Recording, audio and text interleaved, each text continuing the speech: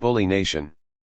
How the American Establishment Creates a Bullying Society. Charles Derber and Yale are MagrasS. Chapter 1. Rethinking Bullying. From the Individual to the Institution. A personal story from Yale MagrasS. It is the 1960s, and I am sitting on a wall during outdoor gym at the middle school I attend. Completely lacking in athletic skills and knowing no one will want me on their team, I do not join the games. At times in the past when I did decide to play, each team would fight about which side would be stuck with me. On this day, somebody grabs my tie. Students were required to wear ties in public school back then. He pulls it really tight as he puts his other hand under my collar and places an ant down my back. The air passages are cut off. I soon find myself getting dizzy, and my head bops back and forth. Someone else asks me, "What are you doing?" For a moment, I regain awareness and answer, "Nothing." I get up and begin to walk across the field, but I soon collapse to the ground. Everyone who sees it starts laughing. The next day, I am in the schoolyard. Someone says, "Knock, knock." Naively assuming this is a joke, I respond, "Who's there?" Wrapping a woman's stocking around my neck and squeezing it tighter and tighter, the boy replies, "The Boston Strangler." I again fall to the ground. He lets go as I rise to my knees, waiting to regain full consciousness. Once again, everyone who sees it bursts out laughing. Fast forward to the high school cafeteria. Someone says my name. Kids next to him start shouting, "Yale, Yale." The people on the next bench join in, "Yale, Yale." Soon, all the students in the entire cafeteria are shouting my name in unison. This happens repeatedly over several days. Another time, 4 boys surround me, each grabbing an arm or a leg. They carry me to an open window on a higher floor of the school, where they wave me around, counting 1, 2, 3, and then hold me out the window. On the bus home from school on a different afternoon, a boy grabs my books from under my arm and tosses them to someone else who throws them to a third guy who then tosses them to another student. I run back and forth, unsuccessfully trying to get my books back. The next day as I get on the bus, the driver warns me, "If you act up again, I'll throw you off." Bullying has been around since time immemorial, yet only recently has it gotten serious attention. A decade or two ago, it was commonly dismissed or minimized, often being seen as cute, as a joke, or as something to get over. The victim needed to toughen up. If he couldn't take it and fight back, then he deserved to be a target of ridicule and harassment. Being a bully could actually be a source of pride, marking the individual as someone triumphant and powerful who was likely to be popular and admired, often by the victims themselves. Only now is it being recognized that chronic bullying can lead to a traumatic childhood, whose scars may be carried well into adulthood. More and more parents worry that their kids will be bullied at school or online, or perhaps they will witness bullying in the schoolyard. Some parents think their kids might have to become bullies themselves just to survive or to be part of the in crowd. Other parents encourage their children to bully in order to get ahead or fit in. Yet others tell the kids bullying is a terrible thing to do, possibly thinking about the horrific mass killings in schools from Columbine to Virginia Tech to Newtown that have been described in popular books such as Rampage 1 and The Bully Society 2 as the tip of the iceberg of a long-standing bullying problem. The current conversation about bullying depicts it as a personal, psychological trouble to be solved by counseling or therapy for both the victim and the bullier. 3 The victim needs better communication or adaptation skills. He may need to tell the bully how he feels, as if the bully does not know he is causing harm or does not intend to do just that. There is little discussion about larger social or cultural forces that may actually encourage bullying or about how bullying may indeed serve certain institutional interests. But as the renowned 20th century sociologist C. Wright Mills points out in The Sociological Imagination, for personal troubles are often public issues. A purely psychological approach to bullying is deeply distorting. We need a larger picture showing how key institutions in society, the economy, military, culture, family, schools all help create and perpetrate the bullying milieu. We need a paradigm shift, with the current micro-focus on individual psychology tucked into a new and larger conversation about America's corporate and militarized society. The psychological paradigm masks the institutional bullying that encourages and reinforces individual bullying. Bullying is carried out by societies and is a characteristic of cultures, economies, and the military. Militarized capitalism is one way of describing the structure of American society. It's a system that gives rise to both institutional and personal bullying. The idea that bullying has societal roots and reflects the dominant values and interests of powerful institutions may have some intuitive plausibility. After all, we speak of politicians such as Donald Trump or Chris Christie as bullies, of the National Football League, NFL, as encouraging bullying on the field to make big money, of large and powerful nations bullying smaller ones, of companies such as Walmart bullying their workers, and of agricultural corporate giants such as Tyson or Smithfield Farms even bullying animals and the environment. But these are seldom the focus in scholarly or popular books and articles about bullying. A few researchers, such as the sociologist Jessie Klein in her book The Bully Society 5, have begun to talk about widening the frame, honing in on gender relations, but we will show that psychologists and psychiatrists have captured bullying as a subject for analysis. They concentrate on personal bullying in schools and treat it as a psychological and individual problem, seldom considering how it reflects structural problems embedded in our society. Even Klein, despite having a chapter on the bullying economy, focuses overwhelmingly on kids and violence in schools. In this book, we take a different path. We shall show how bully nations operate on the world stage, even as they bully their own citizens and, in the age of climate change, the environment itself. Our spotlight is on the United States, the most powerful bully nation in the world today, yet hardly the only one. Bully nations have operated throughout history, but we want to explain why bullying has such a significant part in American life, how it developed, and what can be done about it. Since we need a paradigm shift, we will first look more carefully at the current psychological paradigm and show why it is deeply flawed. We will then turn to an alternative approach. The micro-paradigm, shrinking the bully. Whom do you think of when you hear the word bully? Maybe a big guy in the schoolyard or cafeteria, like the tough jock with a buzz cut who tries to rough up Michael J. Fox's short, small-framed character in the film Back to the Future, 6, or maybe a mean girl in a clique of popular girls who goes around attacking others as fatties or sluts or geeks. And whom do you think of as the victim? Perhaps a gay boy who is taunted for being girly? A girl who is chubby or looks funny? Or maybe a skinny boy who is uncoordinated and weak-looking or geeky, one who would never be captain of the football team? These are certainly the images that are presented in most books, media articles, and movies on the topic, including comedies, among them The Diary of a Wimpy Kid, 7, that treat bullying as something to laugh at. Carrie Goldman wrote a widely read book entitled Bullied that described the not-so-funny experiences of her daughter, Katie, a girl who had been taunted and teased mercilessly because of her looks and so-called geeky interests. 8 Katie came home in tears after a first-grade classmate named Jake called her Piggy. Jake got other boys in the class to call her by that name, and the constant teasing and taunting grew worse. Breaking down in sobs one day, Katie told her mother that she did not want to go back to school. She couldn't take it anymore. Goldman wrote a blog about her daughter's experiences, and it went viral. Thousands of other parents wrote in to sympathize and tell stories about their own kids who were bullied in school and online. Some of the children's supposed crimes were looking funny, wearing the wrong clothes, being nerdy, being gay or a minority, or having a disability. The bullied kids included the boy who was not tough enough to make the football team and the girl not pretty enough to be a cheerleader. By bullying, Goldman refers to the use of power by tough kids to repeatedly taunt, threaten, intimidate, humiliate, or hit her daughter.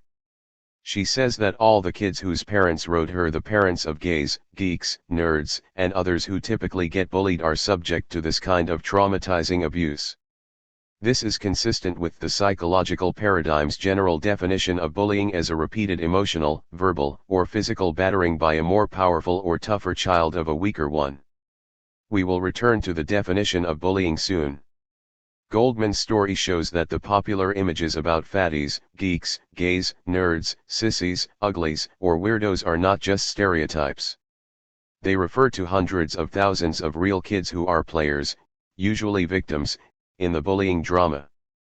But they also reveal only a small slice of the world of bullying, and they highlight the serious limitations of the current way of thinking about bullying. The psychological paradigm is centered on schoolyard bullies and traumatized kids.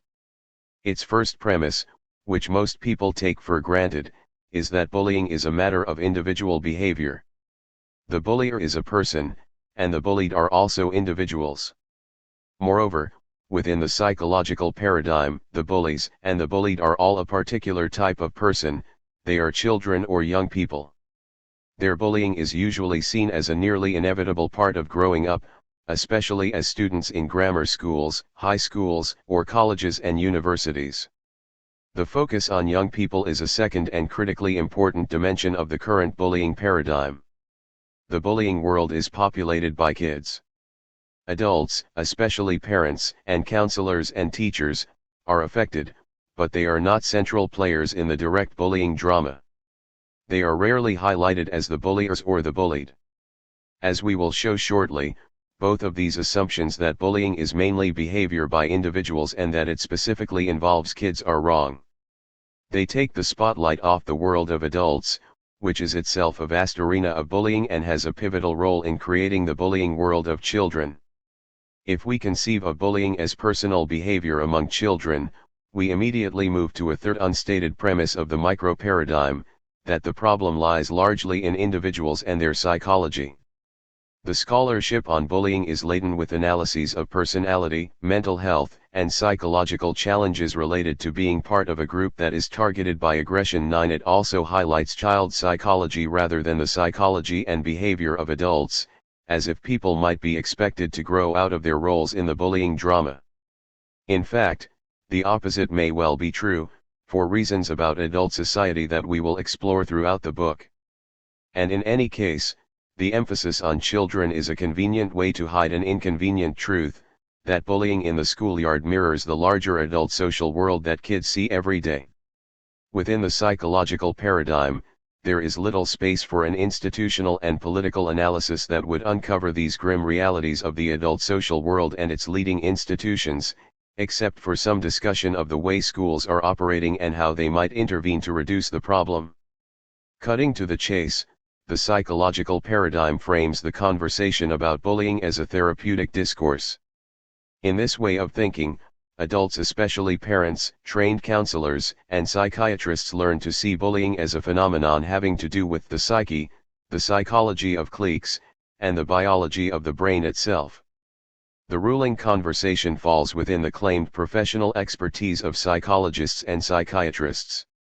Consequently, bullying analysis centers on categories of psychological disorder, and treatment relies heavily on psychiatrists and counselors, with teachers and parents as secondary supporters. This is yet another reason why we need to move beyond the ruling paradigm.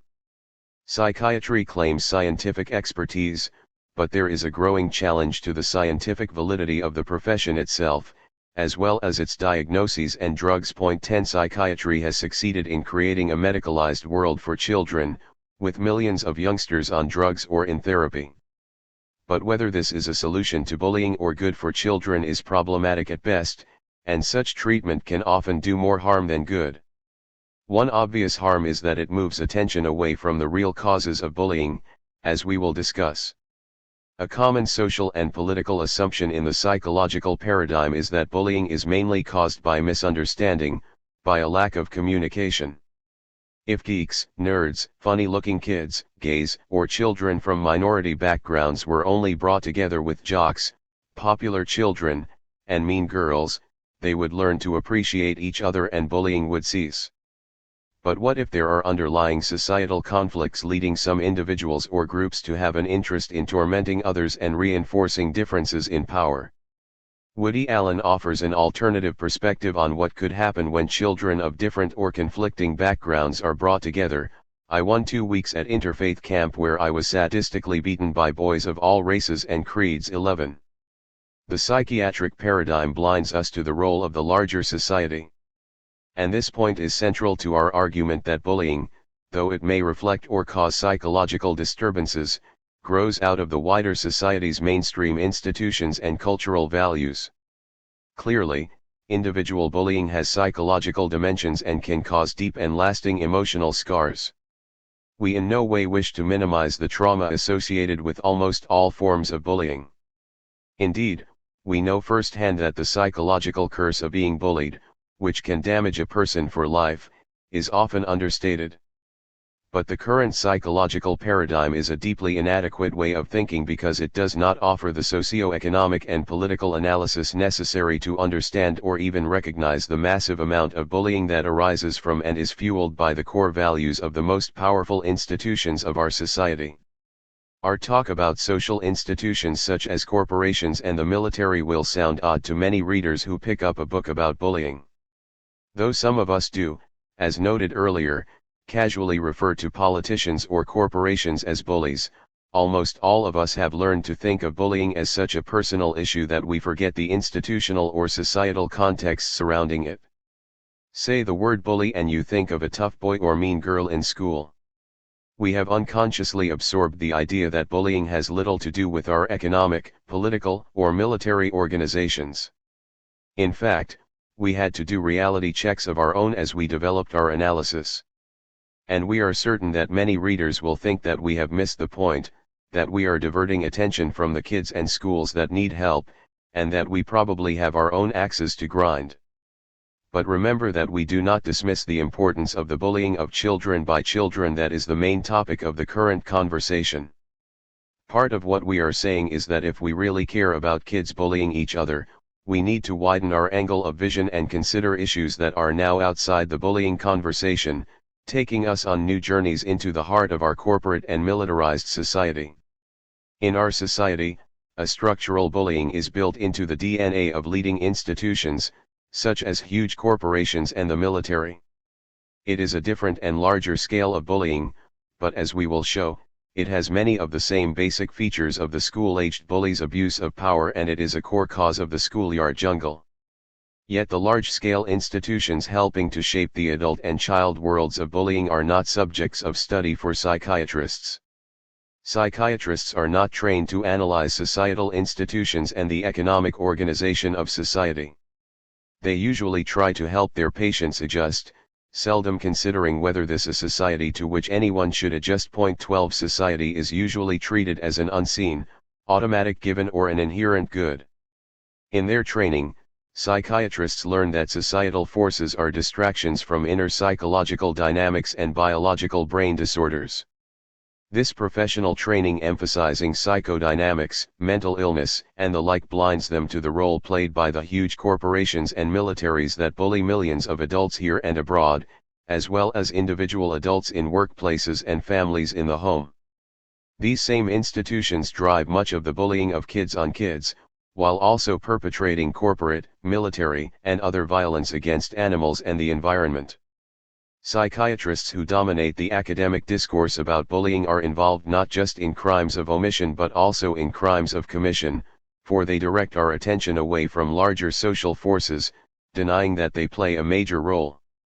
Because the psychological paradigm is dominant, our argument that bullying is rooted in society's major institutions may seem surprising and confusing to some of you. But if you stay with us, you will begin to see how thoroughly the real problem has been mystified and shrouded. Part of the trouble is that we live in a culture that psychologizes almost all social problems. We think of behavior and behavioral problems as being driven by individual rather than institutional or structural causes. This is true of everything from poverty to inequality to individual aggression and violence. And psychological reductionism is nowhere truer nor more misleading than in regard to bullying. It has led to a shrunken understanding, in fact, a nearly complete blindness about the causes of bullying and about what bullying is, who or what the targets are, and who does it. For all these reasons, understanding bullying requires a shift in virtually all our current assumptions and ways of thinking about bullying itself. C. Wright Mills highlighted the psychological reductionism of American thinking that separated personal problems from social and public issues. Point 13 His idea of the sociological imagination was intended to remedy this intellectual warping. And for much the same reason, we argue the need to expand the discussion about bullying from the psychological paradigm to the paradigmatic thinking, following from Mills, that we call the sociological imagination. The macro paradigm, the sociological imagination, institutional bullying, and definitions that help us rethink and refine the bullying concept. The essence of the sociological imagination is to link private problems with public issues, the central theme of Mills's sociological imagination. Point 14 In it, as well as in an earlier book entitled Character and Social Structure 15, he argues that we Americans are taught to believe that our personal problems are separate from our public institutions in the economy, political system, and international relations. The personal and public worlds are planets apart. But Mills contends that personal problems are rooted in societal values, power hierarchies, and the values and interests of economic, political, and military systems. He believes that, contrary to American common sense, it is impossible to separate private troubles and public, and political, issues, and that to attempt to do so would lead to nothing but myths and illusions, a form of cultivated ignorance. In fact, Mills asserts that there is nothing accidental about this artificial segregation of personal problems and public power. His other great book is The Power Elite 16, published in 1957.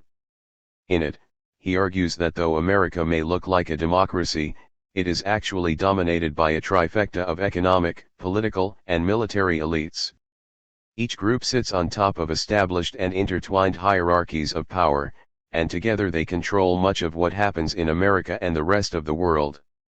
This includes control of the mind and of public discourse. Point 17 The sociological imagination suggests that the psychological way of framing the bullying conversation serves the power and profit interests of dominant institutions.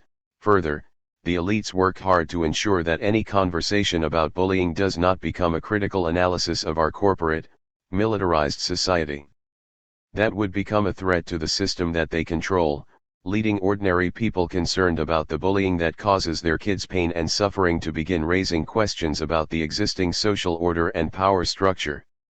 From the perspective of the sociological imagination, then, the psychological paradigm about bullying is predictable and merely part of a larger way in which American intellectual life is conducted. Societal problems are psychologized, social systems are viewed as simply aggregates of individuals, and both personal and social behaviors are seen to be caused by personal, psychological needs rather than by the institutional priorities of the ruling elites. Point 18. The sociological imagination is a broad, critical approach that challenges the way almost all public discourse is conducted in America. In this book, we want to demonstrate how this approach applies to the conversation about bullying. It gives us an entirely different angle of vision, moving the narrow focus on the psychological needs of disturbed children tormenting each other in the school cafeteria or fighting in the schoolyard to the way in which our society is institutionally structured. It shows how our militarized corporate system drives the same kind of bullying in the adult world as in the child world. The corporation and the military are, in key ways, programmed to act like the schoolyard bully, and they actually end up doing much of the programming of the schoolyard bullier. They are responsible for the bullying of millions of adults and children, as well as animals and other species now facing extinction. At the heart of the sociological imagination and bullying itself is the study of power. Power is one of the core realities of all societies, and it creates multiple overlapping economic, social, and political hierarchies. Where each of us is perched on these hierarchies largely determines our power and our prospects for success and status. It also shapes who bullies and who gets bullied and tells us much of what we need to know about bullying that has been rendered invisible. Bullying is, in fact, all about power and the way it is exercised from the halls of the Pentagon, Congress, and corporate suites to the playing fields of the schools. But before moving to the bullying issue, let us briefly look at the broader perspective of the sociological imagination paradigm vis-a-vis power and American society. This perspective gives the context for understanding how and why our paradigm turns America's thinking about bullying in a new direction and why it sees bullying as an expression of the core values and power systems of our society. America, according to Mills, is largely controlled by elites at the top of the economic, political, and military structures. 19 These elites, though very powerful, are not free actors themselves. They must work largely in the service of the institutions they govern, including big global corporations, governments at all levels, and the military. If they don't maximize profits or extend the nation's military influence or sustain public faith in militarized capitalism, they will be thrown out. So, the sociological imagination considers not only powerful people but also the huge institutions seeking power and profit. 20. The sociological imagination goes one step further, arguing that the leading institutions are bound together in a more or less coherent system. In the United States, Mills has described a system that we call militarized capitalism. 21 The idea that America is a capitalist system marked by unprecedented military power is not particularly controversial. Analysts of all political views tend to agree with this assessment. But the sociological imagination does provoke argument by the way in which it analyzes and critiques the values, structure, and role of power within this system. The conventional wisdom asserts the United States is a democracy that is ultimately accountable to the people. Everyone has one vote, and the society is organized around the founding documents, such as Thomas Jefferson's Declaration of Independence, that emphasize the equality and rights of all citizens. Many social scientists and economists view these ideals as a reasonable approximation of American realities and aspirations. The system is not perfect, but it is exceptionalist, tilting, over the long run, toward more democracy and equality than any nation in history. 22. The sociological imagination bluntly challenges this exceptionalist thinking. It argues that although the United States is, like other Western societies, organized around formal democratic procedures such as voting, it is governed by power elites and the institutions they control with enormous wealth and influence. Thus, what distinguishes the United States is not its degree of democracy or equality, which research shows is increasingly falling below that in many European nations. In fact, most Americans are losing power and wealth to their own national elites faster than is the case for their counterparts in most of Europe. In a book whose message has reverberated around the world, economist Thomas Piketty presents data documenting this startling rise in inequality. 23 He contends that this has led to a caste-like stratification of power in which you inherit your place in a deeply divided American society for life and thereby inherit a serious vulnerability to economic and political bullying throughout adulthood, an assessment that is reinforced by many other important studies of growing inequality in the United States. 24 We shall return to Piketty's argument about inequality later.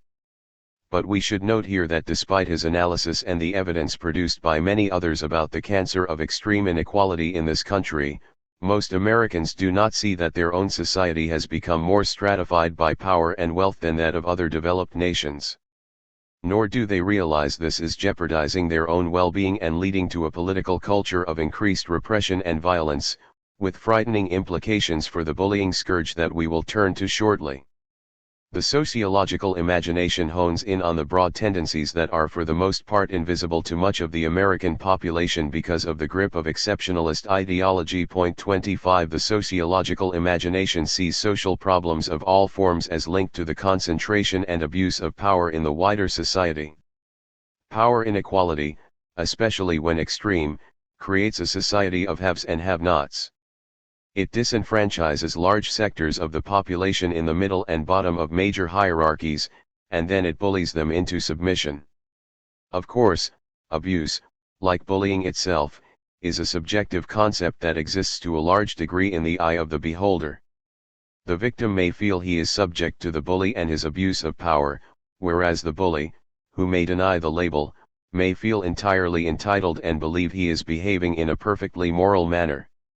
One's position in the power hierarchy will heavily shape such perceptions. The sociological imagination sees bullying as a structural problem. By structural, we mean power inequalities that are built into the DNA of the corporation, the military, and the broader state. Such structural inequalities are fundamental factors not just in the corrosion of democracy but also in repression or violent subjugation in all spheres of life, with bullying being one major illustration. The emphasis on social and political power structures makes clear our difference with the psychological paradigm, for we essentially invert it or turn it on its head.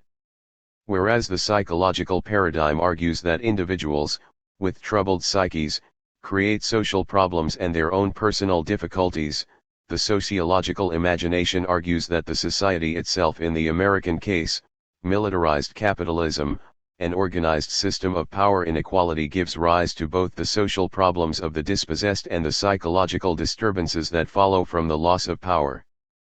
But before turning directly to the sociological paradigm on bullying, let us look at 2 or 3 perspectives it shares with the psychological paradigm. Both paradigms see power and specifically inequality of power as a defining concern. Nearly every definition of bullying by micro-investigators that we have found, you can see them in online dictionaries, begins by saying that bullying involves aggressive, hurtful behavior arising in relations of unequal power. Here is a typical definition of bullying, found in the standard literature. In order to be considered bullying, the behavior must be aggressive and include an imbalance of power. Kids who bully use their power, such as physical strength, access to embarrassing information, or popularity, to control or harm others. Power imbalances can change over time and in different situations, even if they involve the same people. Repetition: bullying behaviors happen more than once or have the potential to happen more than once. Bullying includes actions such as making threats, spreading rumors, attacking someone physically or verbally, and excluding someone from a group on purpose. Point 26. Here is another commonly used definition in the standard micro-paradigm, again highlighting bullying as a form of aggressive and harmful behavior made possible by an inequality of power. Bullying is the use of force, threat, or coercion to abuse, intimidate, or aggressively impose domination over others. The behavior is often repeated and habitual. One essential prerequisite is the perception, by the bully or by others, of an imbalance of social or physical power. Behaviors used to assert such domination can include verbal harassment or threat, physical assault, or coercion, and such acts may be directed repeatedly toward particular targets. Point 27. We think that these definitions, which focus on the way that power inequalities enable repetitive hostile and hurtful behavior, are apt and useful for our macrostructural paradigm. Our own definition of bullying behavior within our new paradigm is in line with the orthodox concepts defined in the current academic microliterature. Bullying is behavior, 1. reflecting an imbalance of power, and 2. involving threats, harassment, intimidation, or attacks, often repetitive, that are designed to secure domination or control and create fear, harm, or submission. The bully seeks to establish a sense of inferiority in the target and reinforce the sense of superiority of the bully, legitimating the power hierarchy on which the bully and the bullied are both perched.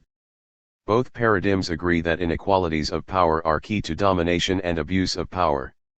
The two paradigms embrace the same basic idea that power inequality is a principal precondition and cause of bullying. The difference between them, though, which we expand on throughout the book, is that the psychological paradigm concentrates on inequalities of personal power, power in cliques and small groups, and the psychological forces that lead individual people, mainly kids, to seek power and abuse it. 28. Whereas the sociological paradigm looks at the larger inequalities of power in the society that lead to institutional power abuse. It shows that children actually seek and abuse power in a way that mirrors and mimics larger institutionalized power relations, threats, and violence in the adult economy and society. The second and closely related parallel between the two paradigms is that they both recognize the victims of bullying tend to be people at the bottom of power hierarchies. Point 29. These include gender hierarchies but also, especially in the sociological paradigm, race and class hierarchies and lifestyle caste hierarchies such as gay and straight or jock and nerd.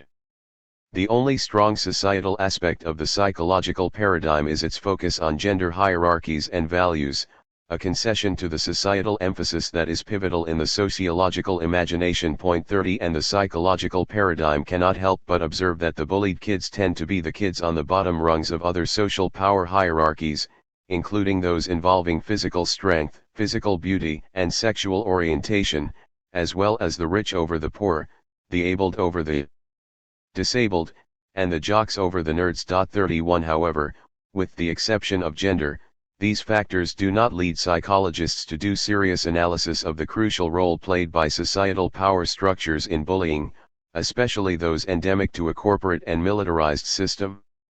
The third parallel is that both paradigms recognize that certain cultural values contribute to bullying, among them toughness, competitiveness, dominance, aggression, and violence. All these values are associated with holding and abusing power, as typified by President Teddy Roosevelt, who gloried in blood, guts, and violence and rejoiced as he rushed into what he called the splendid little war pitting the United States against Spain in Cuba and later in the Philippines. 32. But in the psychological paradigm, these values are interpreted as personal norms and are considered to be psychological symptoms reflecting personality disorders, sometimes tied to masculine values. In a traditionally male-dominated society. In the sociological imagination, we talk not just of values but also of a bullying culture, constructed by elites and leading institutions. The bullying culture is seen as related to gender but rooted as well in other crucial institutional systems of militarized capitalism. A fourth parallel involves serious complexities in the definition of bullying itself. Although the macrostructural paradigm extends our definition of just who bullies are, it shares with the psychological paradigm some commonalities in the complex and tricky questions associated with the definition of bullying. In both paradigms, bullying is defined around unequal power and dominating or controlling behavior, and in both paradigms, the definitions can easily get muddled. In both, bullying is a broad concept and overlaps extensively with violence and competition, particularly in societies with significant power inequalities. It might seem so broad as to encompass all bad behavior or even almost all social behavior, especially in very hierarchical societies. In both paradigms, then, it is important to clarify what is and is not bullying behavior. The issue of motivation helps distinguish bullying from non-bullying, but this has to be carefully qualified. The motive to control, coerce, harm, or dominate the target and create a sense of inferiority in the bullied person is central to the concept of bullying that most Americans hold, and it helps define what bullying is. If the controlling people or institutions say their motive is cooperative or intended to help others, therefore, this might suggest bullying is not involved.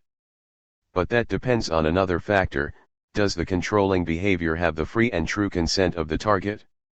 The issue of consent is crucial in assessing motive and identifying bullying. Almost all bullies justify their own aggression as being for the good of the other. When George W. Bush and Dick Cheney invaded and occupied Iraq, they claimed to be helping that country become free and democratic. We would argue, as many critics do, that oil and U.S. power were the real motives, but even if Bush and Cheney believed their own rhetoric, the war would have been bullying because the occupation did not have the consent of the Iraqi people. Motive matters, but so does consent, as the bullying in Iraq illustrates. The same is true of violence perpetrated by bullies in the schoolyard who attack other kids without their consent. But when a person in power, whether a teacher, a manager, or a military officer, demands that a person lower in the hierarchy do something, is it automatically bullying? We have three answers to this question. One is that it depends, again, on motive.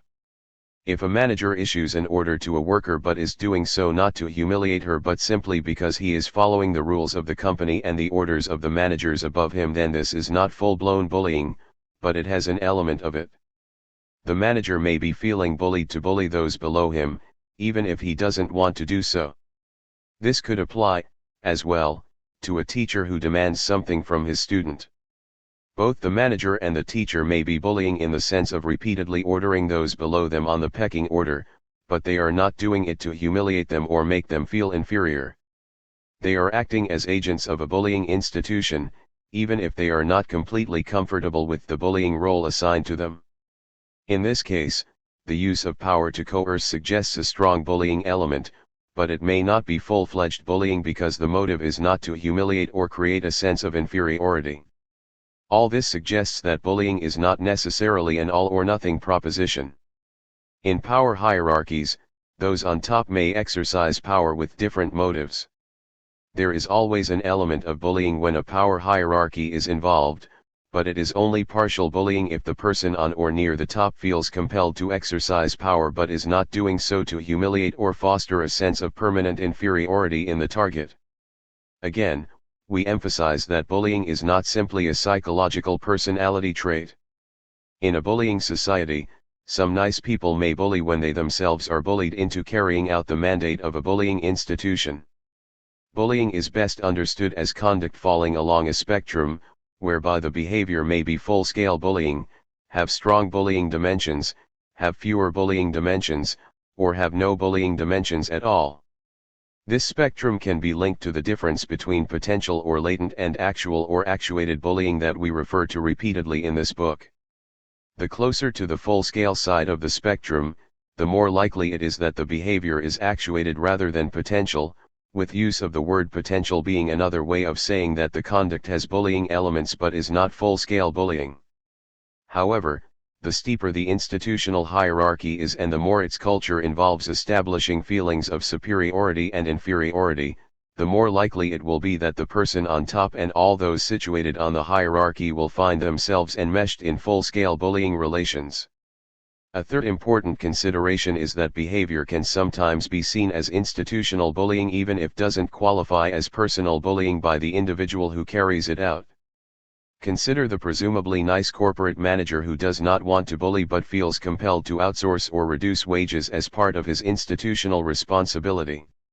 His threat to outsource may be full-scale institutional bullying, since it is a way that the institution is seeking to bully its workers into submission and create the sense of inferiority that the corporation requires. But because the manager does not personally want to humiliate the worker, his behavior may be institutional bullying but not full-scale personal bullying. He may feel guilt or remorse. The subtlety here is that he is acting in a dual capacity.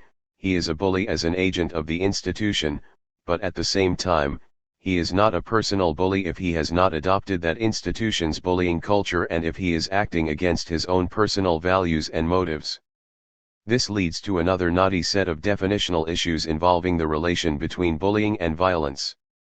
There is a great deal of overlap, but much bullying is not violent, and some violence is not bullying. Often, the bullying in both paradigms is not physically violent. Making verbal threats and issuing insults are examples. In fact, the preponderance of bullying in everyday life does not involve physical violence, as we will illustrate vividly in our chapter on bullying in the family. When bullying is nonviolent, it is frequently more effective, for it is disguised and harder to discern. The fact that most bullying is not expressed in violent acts is a key reason why bullying should not be defined simply as violence. For the same reason, we need to distinguish bullying from crime, since most bullying, whether by individuals or by institutions such as the corporation and the state, is legal. In fact, powerful bullying institutions usually write the laws and are in a position to define what crime is. In both paradigms, there are also forms of violence that are not bullying. For example, self-defense that requires immediate violence to protect one's own life is not necessarily bullying. This, again, must be qualified because bullies typically justify their violence in the name of self-defense, whether they are individuals such as the self-appointed Florida Community Watch team leader George Zimmerman, when he killed Trayvon Martin, and the Ferguson, Missouri, cop Darren Wilson, when he killed Michael Brown, or whether they are American leaders who fight offensive wars in Vietnam or Iraq under the banner of self-defense. Claims of self-defense do not mean bullying has not occurred, for bullies almost always use such claims. But there are situations where a thief or murderer can be stopped only with immediate and violent self-defense, and in rare situations of this type, the violence may not be bullying. By contrast, revenge killing, which is also carried out in the name of self-defense but at a later time, typically would be a form of bullying. Some acts of violence are single, desperate moves made by people who feel they are bully victims, in order to assert themselves. This kind of act can literally be a one-shot attempt to feel the power of the bully. Examples include school shooters, who perceive themselves as tormented social rejects, or suicide bombers, who sacrifice themselves to offset their people's or their cause's lack of power. Another important definitional question involves the relation between bullying and competition. In both paradigms, bullying is often a way to win competitions, whether over status, money, or power. But not all competitive behavior is bullying, even though most bullying involves competition in some form of hierarchy to establish power and dominance. What kind of competitive behavior is not bullying?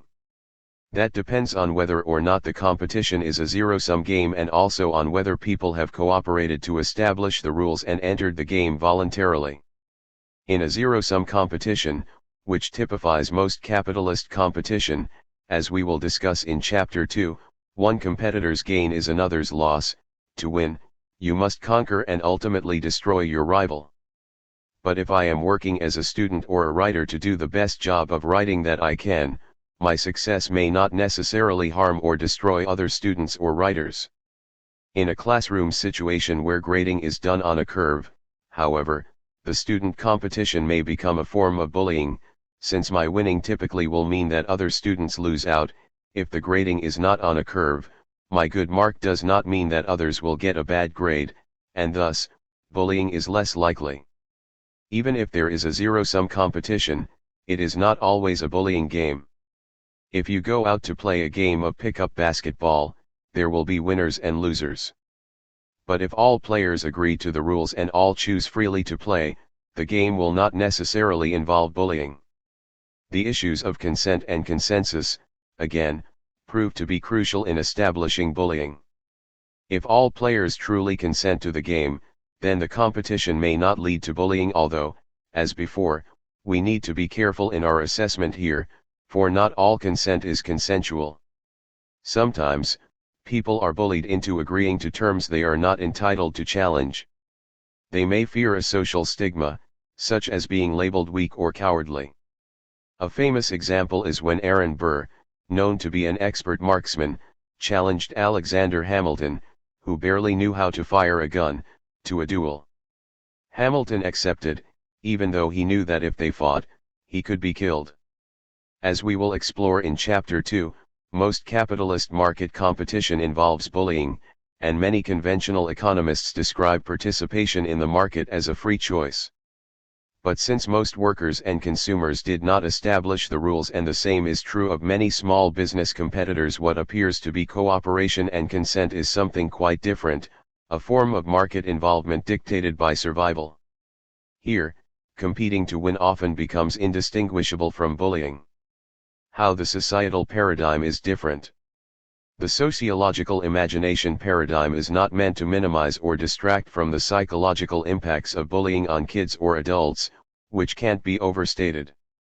But it shows that the roots of those impacts lie in the competitive and violent adult world of militarized capitalism. Let us look at the main new and distinctive points arising out of the macro paradigm we are offering. First, bullying is not a personal aberration or form of deviance. It is programmed into major institutions, endemic to our entire society, and it is useful, if not always necessary, for surviving and prospering in militarized capitalism. If you want to move up the ladder, you are going to have to bully, and you must ultimately embrace without too much questioning the big corporate institutions that bully large segments of the population into submission.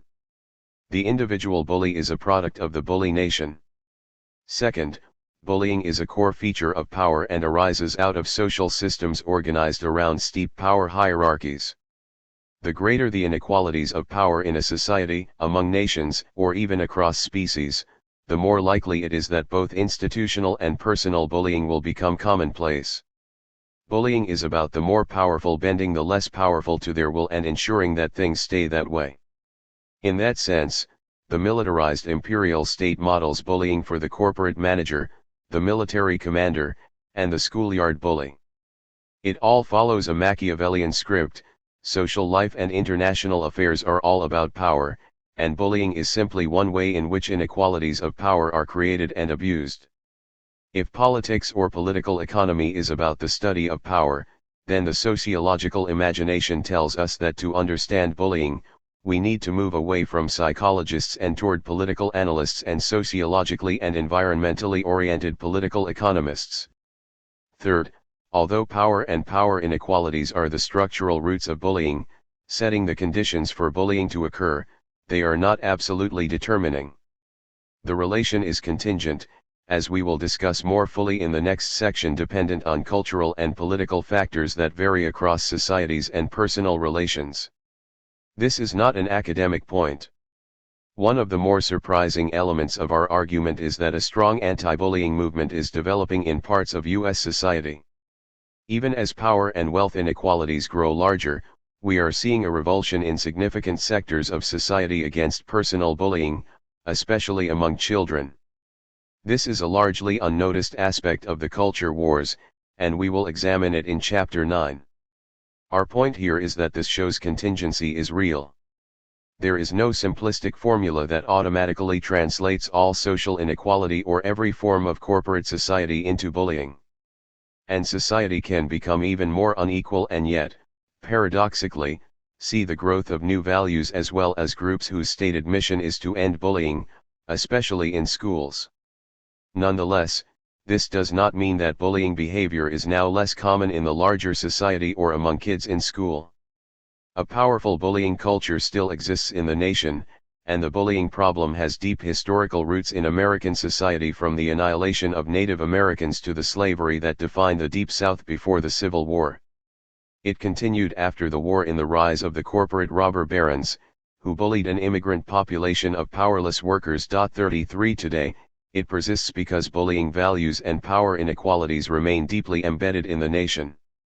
Despite our emphasis on contingency, it is difficult to imagine a society of deep power and wealth inequalities in which the rich do not bully the poor and humans do not abuse the environment. Likewise, it is hard to see historically militaristic societies that do not bully weaker nations or large sectors of their own populations.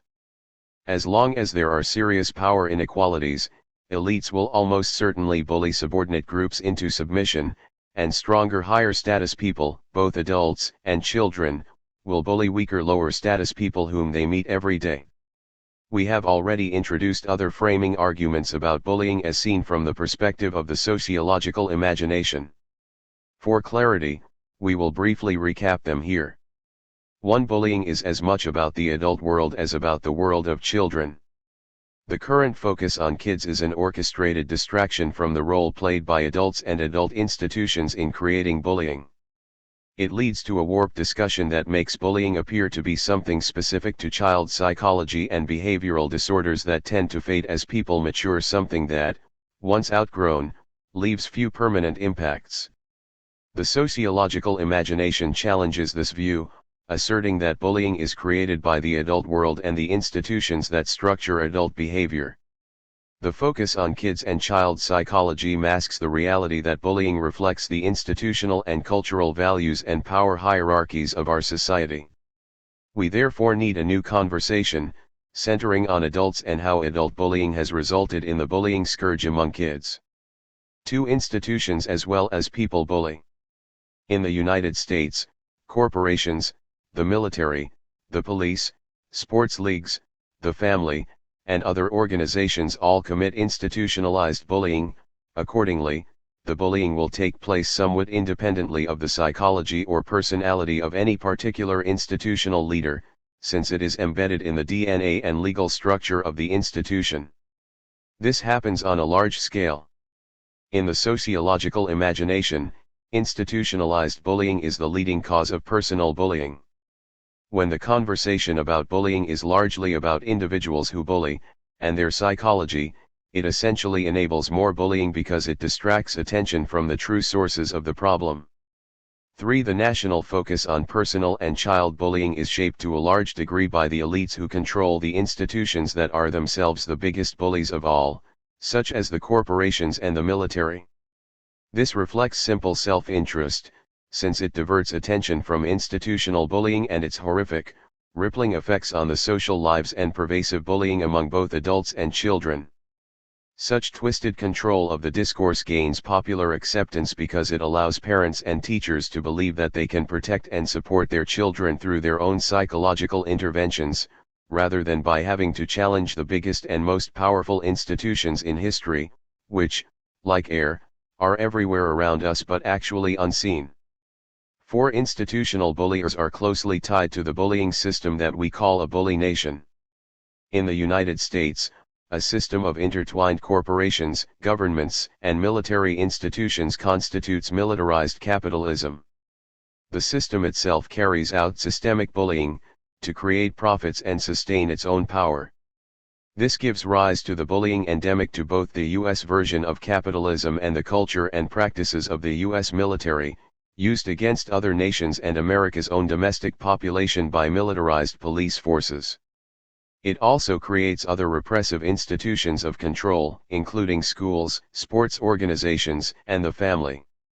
5. The military, sports, schools, and the family are all bridging or transmission institutions.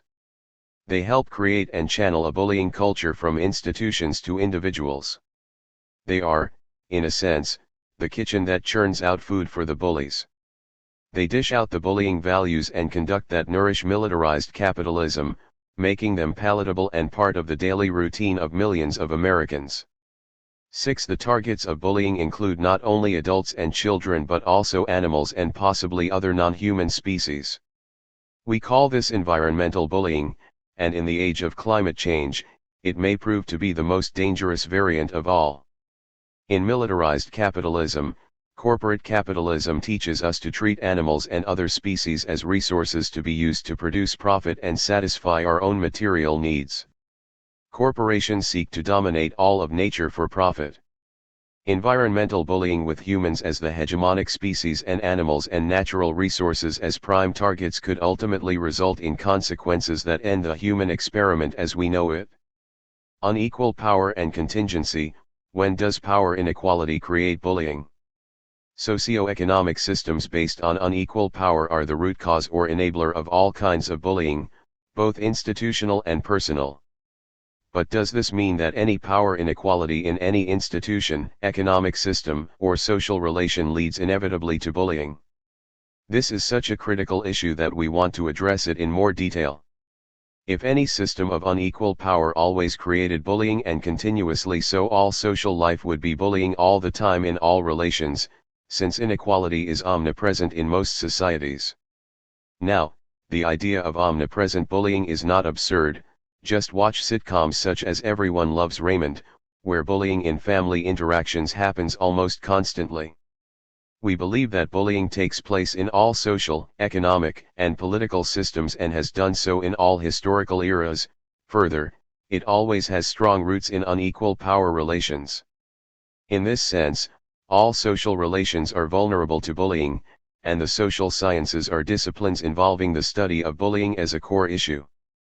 Nonetheless, as highlighted earlier, we also believe in the idea of contingency. The notion of contingency is that there is no iron law dictating that unequal power in all cases leads to bullying. Potential or latent bullying, always present in relations of unequal power, leads to actual bullying only under certain conditions, mainly when the degree of inequality, political norms, social mores, and psychological dispositions encourages it. We do not argue that there is an iron law guaranteeing that power inequality will always lead to active bullying. But we see differences in power and inequality as enabling bullying, making it possible and probable but not guaranteeing that it will move from latent or potential bullying to active bullying. So what are the contingencies that most strongly affect the likelihood that potential bullying will turn into actual bullying? Here are some of the most significant. 1. The power gap. We propose that the greater the power inequality, whether personal or institutional, the higher the likelihood of abuse and bullying. As power inequalities increase, so too do the chances for frequent and harmful bullying. In relations of systems marked by very high power inequality, the more powerful have more certainty they can get away with bullying, achieve their goals, and not harm themselves by bullying. 2. Political norms. Capitalist societies, for example, may legally or politically encourage, tolerate, or even require, by law or custom, bullying behavior that we shall argue tends to be more prevalent in the United States than in many other capitalist societies. In Northern Europe, by contrast, there are legal and political norms that discourage bullying, explaining the low bullying rate in Sweden, which some investigations have shown has the lowest rate in all countries studied. 34 The political culture is shaped historically and will reflect national values that vary by country and from one capitalist nation to another. Of course, policies will not always work as planned, and anti-bullying state or school rhetoric will not always translate into a reduction in bullying behavior. 3. Culture and social mores. Every society has cultural norms that value or discourage different uses of power, including bullying. These differences may reflect family structure, religion, the culture of schools and sports, military values, ideas about domination, and other historical forces and views. Social approval or social mores about bullying behavior may be very different in societies with the same levels of structural power inequality. The potential for aggression and bullying may be part of human biology, but the key factor is whether the culture nurtures this potential or discourages it. Militaristic and competitive societies encourage bullying, whereas other societies discourage it. Our concern is to identify the cultural forces that are crucial in making the difference. 4. Psychological patterns. Dispositions toward aggression and domination may vary by society, and they may be quite different in societies with the same levels of structural inequality. Again, family patterns, school cultures, and biological temperaments may also vary by society, creating different rates of bullying personalities. Again, however, we propose that the greater the systemic inequalities of power, the more likely it is that we will find a higher percentage of such personalities. Nevertheless, in all cultures, biological, psychological, and other factors, combined with power inequalities, create latent bullying. Differences pertain mainly to the frequency and extent of harm created by active bullying behavior, whether by institutions or individuals. Why are these contingencies so important? The sociological imagination points to major institutions, such as corporations and the military, as causes and enablers of bullying. And as we will discuss shortly, it also points to whole systems, such as capitalism itself, as the roots of bullying. This immediately leads to the question of whether capitalism in all nations and all forms is a bullying system. In answering such a charged question, we argue that contingencies always play a large role. In capitalism, as in all socio-economic systems, bullying will occur. But what forms of capitalism are most likely to create high and harmful levels of bullying? And how will those levels compare to bullying in non-capitalist societies? The same questions can be asked about institutions such as corporations, the military, sports, or the family. Bullying will always take place because there is always unequal power, but a crucial issue will be what forms of businesses or sports or families are most likely to create the high and harmful levels of bullying. These are the kinds of issues we will sort through in the rest of the book, and that effort will require understanding both the socio-economic systems themselves and the cultural, social, and psychological contingencies translating potential into actual bullying. Militarized capitalism. The sociological imagination ultimately turns our attention to society. Every society has a particular economic order, political structure, and culture that become part of what we mean by a system. In America, the system is militarized capitalism, and it extends its dominion throughout the United States, across the globe, and into the planetary environment. It is a system primed to create pervasive bullying that affects adults, children, and all species. 35. Militarized capitalism is most fully developed in the United States, which is one of the reasons why we focus on our own society. By looking both at America's history and at its current function, we see how a bully nation can flourish, gaining enormous power and wealth as well as moral legitimacy. But are we looking at a nation or a system as the cause of bullying? In our view, they are intertwined. Militarized capitalism is the commanding structural reality of the United States today, and thus, we cannot disentangle the United States from its own system. Militarized capitalism is hardly the only system that can produce a bully nation. Although we highlight America as a bully nation and concentrate on militarized capitalism, we must not ignore the diversity and savagery of many other bully nations around the world, most of which are not systems of militarized capitalism, even though they may have strong military and financial power centers. These include other giant nations such as Russia and China and most Arab countries, among them Iraq, Iran, Saudi Arabia, Egypt, and Syria. They also include terrorist groups such as the Islamic State of Iraq and Syria, ISIS, and Al-Qaeda, which may or may not identify as states. Both state and non-state terrorism are horrific forms of bullying, whether carried out by brutal groups such as ISIS, which we discuss later in the book, or by states that terrorize their own populations. Whether a state, a group, or a person, the bully always terrorizes, and terrorism is always bullying.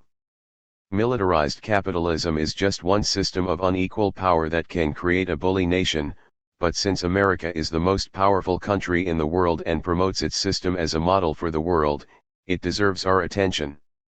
Yet as we see when we discuss the military and militarism, we cannot think of bullying at a purely national level, for bullying operates as a foundation of the American global order. 36. As will be shown in Chapter 2, non-militarized capitalism is very much a bullying system in its own right.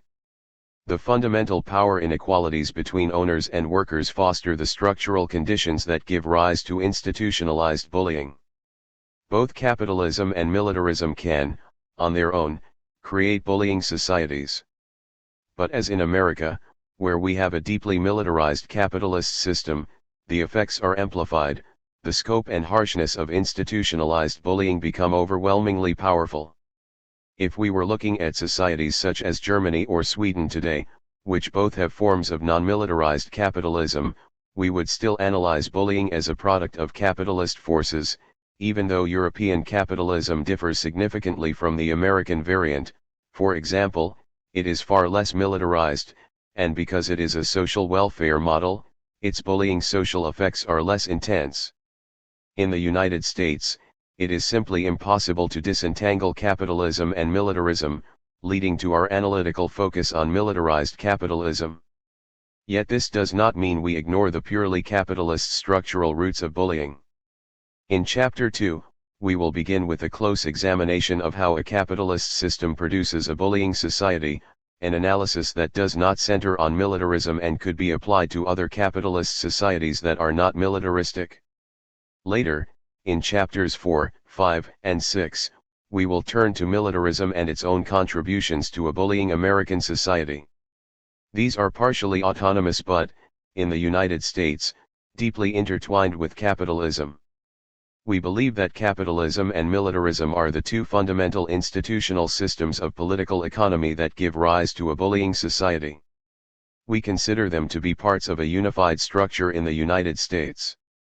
However, we need to make clear that if we extend our macro paradigm of bullying societies to other nations, the conceptual unit of analysis might be capitalism itself, in non-militarized capitalist societies, or militarism itself, in militarized non-capitalist societies. The basic elements of a bully nation are a bully economy, a bully political/military order, and a bully culture. In the United States, these are the defining foundations of militarized capitalism. Note that these are the three interrelated power hierarchies identified by Mills in The Power Elite and the Sociological Imagination. 37 These hierarchies are fundamental to every bully nation, but they take different forms in different countries. What unites them across all nations is the way they divide a society into controlling elites and relatively powerless masses. In each, the powerful are small groups seeking to sustain control over the rest of the population and the natural environment. A bully economy is one with significant wealth and power inequality, where the economy is structured to maximize profit or wealth for the rich and force submission by the rest, while at the same time subordinating animals and all of nature to the will of the wealthy. Inequality is endemic to the bully economic system. If you eliminate the inequality, the economy cannot long endure, as we will address in Chapter 2.38. Corporate capitalism is the American version of the bully economy. It is founded on the basic division between a small ownership class and everyone else. All of the latter are dependent on those owning productive property or the means of production. This can also be described as the difference between those who own capital and those who don't. 39 If you eliminate this division, you no longer have capitalism as a system, it is the system's defining quality, and it ensures a great inequality of power in which the rich bully the rest into submission. This was the basic insight raised in recent times by the Occupy movement, which targeted Wall Street as the headquarters of the capital ownership class and dubbed the chief executive officers, CEOs, there as the 1%. In the process, the movement clearly signaled that wealth concentration and power inequality were burgeoning to unbearable proportions. 40 The Wolf of Wall Street 41 A popular film in 2013, dramatized the growing inequality and the bullying elements of our capitalist economy, as did Oliver Stone's classic film Wall Street 42, which became famous for its motto of the bully economy, "Greed is good," as voiced by Michael Douglas's character, Gordon Gekko. Gekko symbolized the new financial tycoons who were running the economy, innovative mainly in their strategies to bully the world and the domestic workforce to ensure their own massive wealth. In the real world, the bullying is not fully seen because of the ideology and morality promoted by the wealthy and by the economists who wittingly or unwittingly serve their interests. By arguing that the rich are worthy makers who have earned their money through hard work and talent while also creating jobs for the takers, they turn bullying into a moral meritocracy that builds prosperity and rewards virtue. 43 It is hard to see a virtuous elite as a bully. A bully politics is one based on a political ruling elite controlling both global and domestic populations, ultimately through military threats or even invasions. Such bullying may be promoted as a high moral cause and pursued under the guise of maintaining democracy, civil order, and virtue. 44 The United States is by far the most dramatic example of such a militarized political order, both externally and internally. Its military has appointed itself as the world's police, committed to using force to secure American and corporate power. Both the Bush and Obama doctrines, which argue that the United States has the right and the duty to attack countries where it feels threatened or sees a breakdown of civilized order, are classic statements of the principles of a bully military and politics, as historically exemplified by, among others, the British, French, and Spanish empires. 45 The United States has built its own form of empire, and it has routinely resorted to force to ensure friendly client states and bully them into submission. 46 The bullying is again carried out in the name of high moral principles, whether that is pursuing manifest destiny, saving democracy, or fighting communism, fascism, or terrorism. Militarization in the United States has also redefined the relation of the police and the state to the American population, demonstrating how militarism can also be a source of bullying at home. Today, America has the largest population of jailed persons in the world. The 2014 case of Michael Brown, an unarmed black teenager who was shot to death while running away from a Ferguson, Missouri, policeman, illustrates the terrifying form of bullying that confronts many in the most powerless segments of the population. If you are black, brown, or white and poor, just walking on the street or sidewalk in many neighborhoods is to risk being bullied by police, and even many in the middle classes have had their own less frequent experiences of being bullied by cops during traffic incidents or political protests. 47 Meanwhile, Immigrant populations, especially those crossing the border, are subject to intense levels of increasingly militarized bullying. As the police become loaded down with surplus military gear from the Department of Homeland Security, militaristic bullying is becoming more and more a part of daily life in thousands of U.S. cities and towns, as we will show in Chapter 6 when we discuss militarism at home as well as abroad. A bullying culture is the third pillar of the bully nation. As noted previously, this culture's central values and norms of conduct are competition, self-interest and self-defense, material acquisition, power-seeking, toughness, dominance, security, the right to guns, and violence. Many nations incorporate some of these values, but every one of them has had a key historical place in American culture. They were enshrined during slavery and the frontier days, followed by the Industrial Revolution and the application of these values after the Civil War to promote military expansion and maximize corporate profits. The moral justification for these values initially grew out of the social Darwinism of the 19th century's Gilded Age, leading to today's greed is good culture and the view that the virtuous rich have the moral obligation to force the moochers, as Ayn Rand named them, 48 into submission and a disciplined life. 49. Bully culture in the United States is associated with religious ideologies, such as Puritanism, that are related to repressing external and internal evil or hedonism, economic ideologies inherent in market competition and expansion, and military ideologies involving the spread of American values and defending both domestic and foreign populations against external threats. Again, the bullying elements are redefined in public discourse as moral virtues sanctioned by God or nature to ensure the flowering of civilization and prosperity in a world of evil. The bullying culture moralizes violence but hides its bullying dimensions in the language of controlling evil and the unworthy. 50. A bully culture can coexist with other countercultures in a bully nation. In the United States, we have had culture wars almost since the beginning, where different groups or regions assert different value systems. Since the 1960s at least, culture wars have pitted the bully culture against another culture that emphasizes values of compassion, equality, nonviolence, simple living associated with a rejection of consumerism and materialism, peace and harmony with nature. This counterculture, though hardly free of its own violence and bullying, has helped nourish a strong anti-bullying sensibility in parts of the population, as will be discussed in Chapter 9. It has roots in major changes in the economy, demography, and education. And it proves that none of the features of bully nations are uncontested or necessarily permanent. There is always the possibility of change.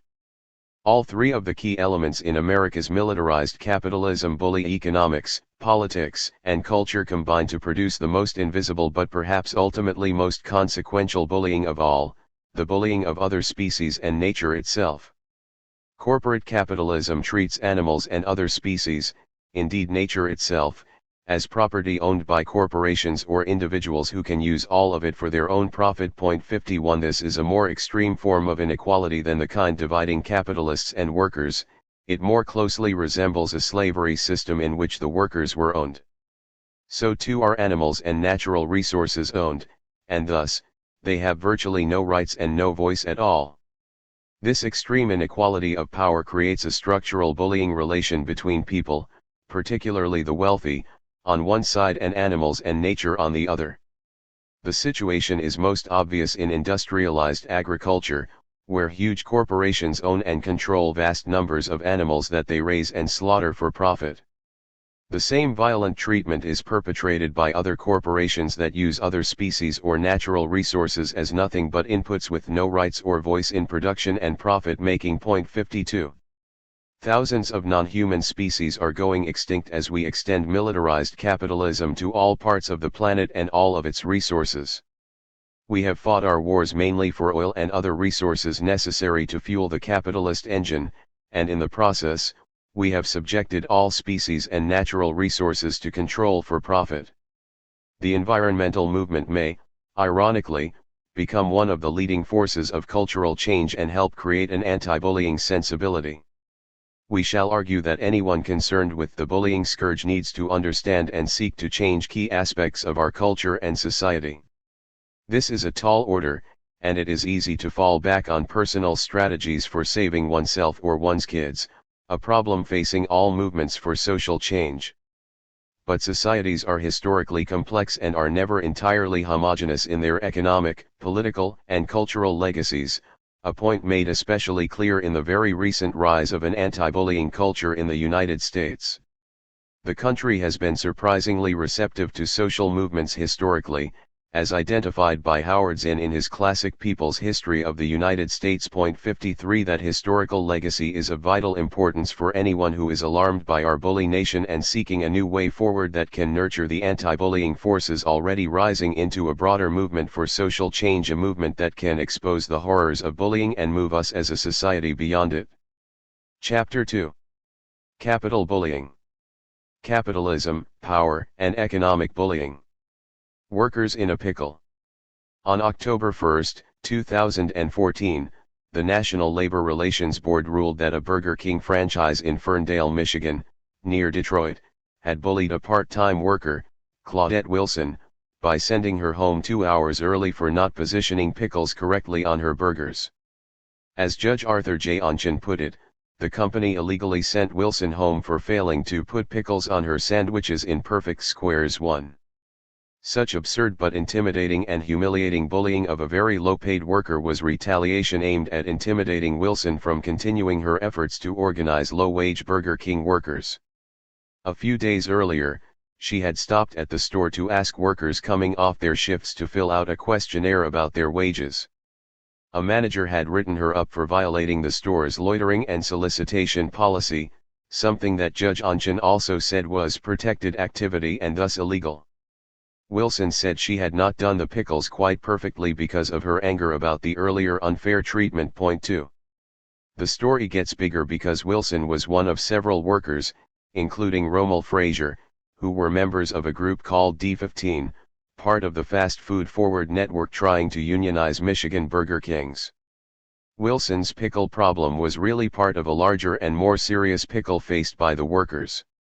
The Michigan Burger King franchisee was systematically going after workers who were part of D15 and threatening them with sanctions, including firing. 3. Frazier, for example, had talked up a union and had spoken about striking to his fellow workers. A manager told him that if he was talking about striking again, he'd soon be picking up his paycheck, a clear threat intended to bully any workers who were engaged in organizing others. The company claimed that it had the right to prohibit workers from talking about unionizing on the job, but such activity is actually protected, concerted activity under the law. It's against the law to punish any workers for discussing unionizing or other forms of organizing. And as Judge Onchin underscored in his decision, the workplace is the particularly appropriate place for such talk and distribution of material because it's the one place where employees clearly share common interests. Further, he said, this is particularly true in the instant case where some of the workers are lower-paid individuals who commute to work via bus. 4. The pickle gets even bigger because the incident took place during a nationwide organizing campaign for fast food workers. D15 and the Fast Food Organizing Network were partly funded by the nation's largest union, the Service Employees International Union, SEU. The union was a leading supporter of the grassroots organizing spreading like a prairie fire among workers not only at Burger King but also at McDonald's, Kentucky Fried Chicken, and other fast food chains. As the workers organized for unions and a higher minimum wage, the big companies were striking back. The threats and retaliation aimed at workers such as Wilson and Frazier might be called capital bullying, a type of bullying that is built into the DNA of corporate capitalism and that occurs at workplaces every day, much like the pervasive bullying happening daily in schoolyards. Capital bullying, capitalism, competition, and winners versus losers, how the rich bully the poor. Though the bullying of vulnerable kids in schools gets a lot of attention, the bullying of vulnerable workers usually is ignored. If the mass media mention it at all, they typically parrot the corporate view that the agitating workers are troublemakers who deserve punishment. The failure of scholars in the bullying field to see even illegal, not to mention legal, Corporate threats, intimidation, and retaliation as bullying is another profound failure of the psychological paradigm that views bullying only as a kid thing in schools. Such scholars are blind to the adult and institutionalized bullying that is endemic to our economic system. We refer to the bullying against workers such as Wilson and Fraser, whether pertaining to something as small as Wilson's pickle bullying or as big as being fired en masse, as capital bullying, meaning bullying inherent to Western and especially American capitalism. We must move from the micropsychological to the macro-societal paradigm to discuss capitalism as a bullying system. Only a macro analysis can analyze capital bullying and help create structural changes to reduce it, a deeply destructive type of bullying carried out mainly by corporations. The bullying problem at Burger King and all the big fast food firms is not a result of the personal psychological problems of the managers, rather, it is something that is systemically dictated and enacted no matter what the psychology of management. In Chapter 1, we explained that any economic or social system based on power inequality creates potential or latent bullying that often translates into active bullying, by institutions and individuals. So this is not a problem exclusive to capitalism. Bullying was brutally manifest in systems claiming to be socialist or communist, such as the Soviet Union, and it is also obviously a major problem in China today. But capitalism is the dominant system currently and has its own, less recognized, institutionalized bullying propensities. They are not discussed in the academic bullying literature, but they are directly or indirectly responsible for much of the bullying we see in American schoolyards and among both kids and adults. In this chapter, we look mainly at institutional bullying by corporations in capitalism. We need to remind the reader of the definitional points we made in Chapter 1. In many cases, corporate institutional bullying should not be viewed as personal bullying because the managers involved, though they are threatening and harming workers, are being required to act as agents of the company. As individuals, they may not deliberately be seeking to humiliate or harm their workers. Such decent or nice managers may cut wages or fire workers, but in doing so, they are carrying out institutional imperatives and orders rather than fulfilling personal motives to dominate, intimidate, and humiliate. In what follows, we primarily concentrate on institutional bullying by corporations, but keep in mind these 2 points. 1. Such institutional bullying may or may not involve personal bullying by the managers themselves, some of whom are being bullied to bully by their superiors, and 2. Even top managers may be bullied by the larger market system, which is structured, as we show, to force corporations to become institutional bullies, even if the CEO is not personally a bully. The greatest early critic of capitalism, Karl Marx, firmly believed that unequal power is inherent in capitalist systems and that this creates power hierarchies and market structures that require institutional bullying. Capitalism puts ownership of capital into the hands of one small group, the capitalist class, often dubbed the 1% today. Most of the rest of the population is part of a huge underpaid working class or a growing poverty-stricken and jobless group, with no or very little capital or power. Marx argued that this unequal class power is the essential capitalist ingredient for profit, enabling capitalists, and specifically their corporations, to bully workers into accepting the wages and working conditions dictated by the owners. Put another way, workers have to accept their inferior position, a hallmark of bullying on which the entire system depends. 5. Thomas Piketty, in his blockbuster bestseller Capital in the 21st Century, has spread public awareness of capitalism as an inequality machine. 6. In his book, Piketty presents data about the distribution of capital ownership in more than 20 countries over the last 3 centuries. He finds that capitalism, with only one exception in the last 300 years, has created wide, sustained, and often extreme inequalities of both income and wealth. Piketty argues that this does not reflect markets gone wrong, rather, it is the way capitalist markets are designed to work. 7. Piketty is very explicit about this. Specifically, it is important to note that inequality has nothing to do with any market imperfection. Quite the contrary, the more perfect the capital market, in the economist's sense, the more likely that inequality will be created and grow. 8 There are no self-correcting market mechanisms to limit inequality, he argues, but only political interventions that are difficult to achieve. It is possible, he says, to imagine public institutions and policies that would counter the effects of this implacable logic, for instance, a progressive global tax on capital. It is unfortunately likely that actual responses to the problem, including various nationalist responses, will in practice be far more modest and less effective. 9. Put simply, inequality in wealth and power is baked into capitalist systems, and it is fundamental to structural and institutional bullying. But why does this inequality lead capitalists to bully workers and the poor, and also other groups, such as consumers, and even other capitalists? The answer has less to do with the psychology of executives than with the structure of the capitalist marketplace. Capitalism is a ruthlessly competitive system in which all capitalists, whether corporations or individual entrepreneurs, have no choice but to compete furiously. Karl Marx argued that capitalists who do not compete with the ferocity of sharks, going for the kill, will be destroyed by rivals who are committed to the economic battlefield and to winning at all costs. This is an economic version of militarism, and it also mirrors the ethic of the schoolyard bully: dominate or die. This systemic competition incentivizes even so-called nice or socially responsible capitalists to bully workers, consumers, and fellow capitalists. As noted earlier, such executives are carrying out institutional bullying but are not engaged in personal bullying, for reasons discussed in Chapter 1.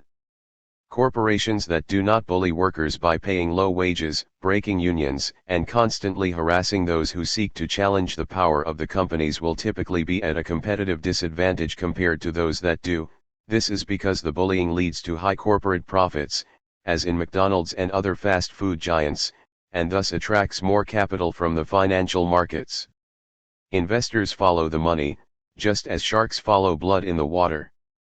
Corporations that do not bleed their workers by cutting wages and benefits and intimidating those who challenge their degradation will tend to see reduced profits and lose out to their competitors in the capital markets. A failure to bully workers into accepting low wages and the loss of other benefits also reduces profits, since increases in wages and benefits are drains on profit. This is a structural reality faced by all capitalists, whatever their personality, and it demonstrates the need to move from a psychological paradigm to one focusing on structural imperatives. The same logic leads capitalists to compete intensely even with giant rivals in the 1%. The system will not be kind to competitors who are unwilling to threaten, undermine, and destroy their rivals. They are vulnerable to being put out of business. This results in bullying within the capitalist class.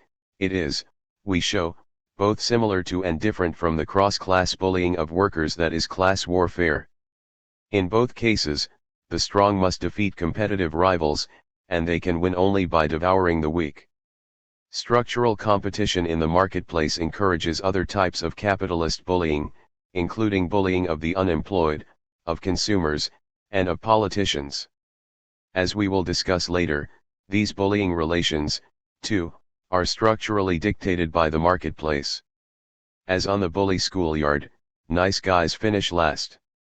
Before moving forward, we must illustrate the generic way in which competition in most capitalist societies leads to the rich, the winners, bullying the poor, the losers.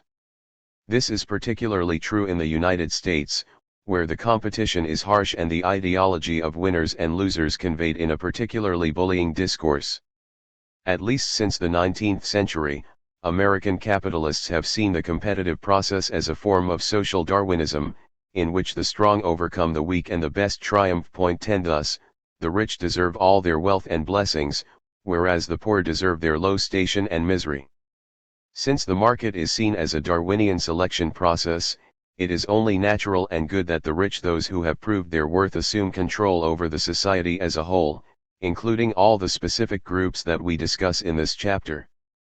The system will not function unless the poor learn that they deserve their fate. Workers must be bullied until they embrace this Darwinian view that they are inferior and deserve their fate.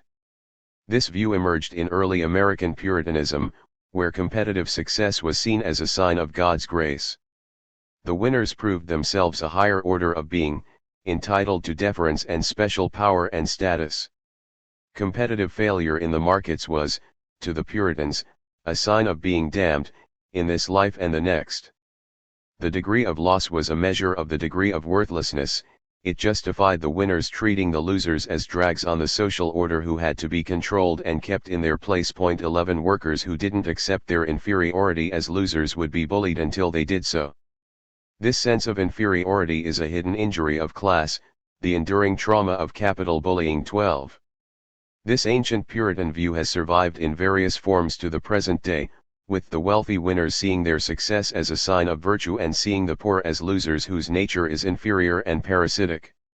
In the 2012 presidential election, Republican candidate Mitt Romney made his famous comment about makers and takers, expressing perfectly his view that the poor were parasites leeching off the wealth created by capitalists like himself.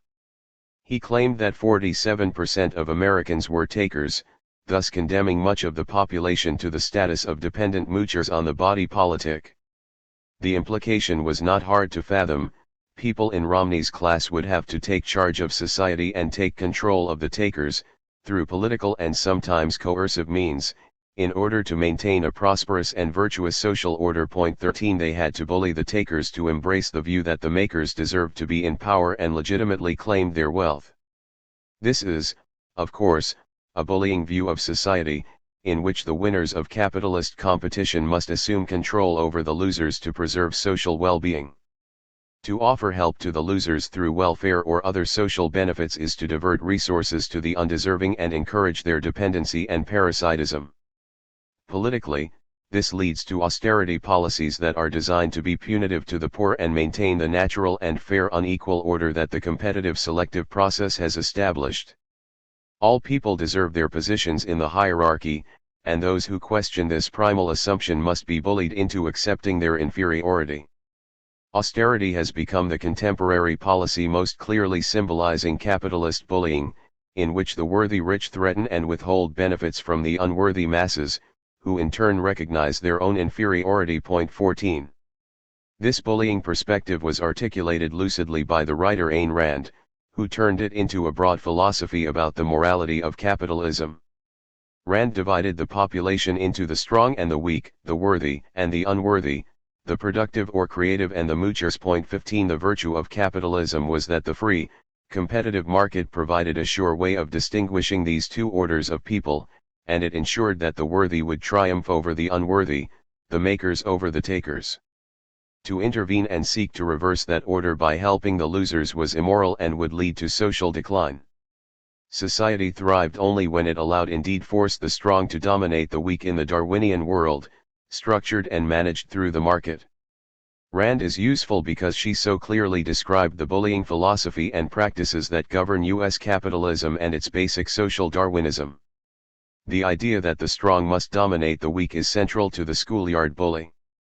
The bully is strong and a winner and therefore entitled to control the weak, who are seen as sissies, cowards, and losers. The weak must accept the definition of themselves as inferior. The bullies in school essentially enforce their own austerity on the outcrowd. The loser kids deserve the humiliation, injury, and ostracism administered by the winner kids in the in-crowd.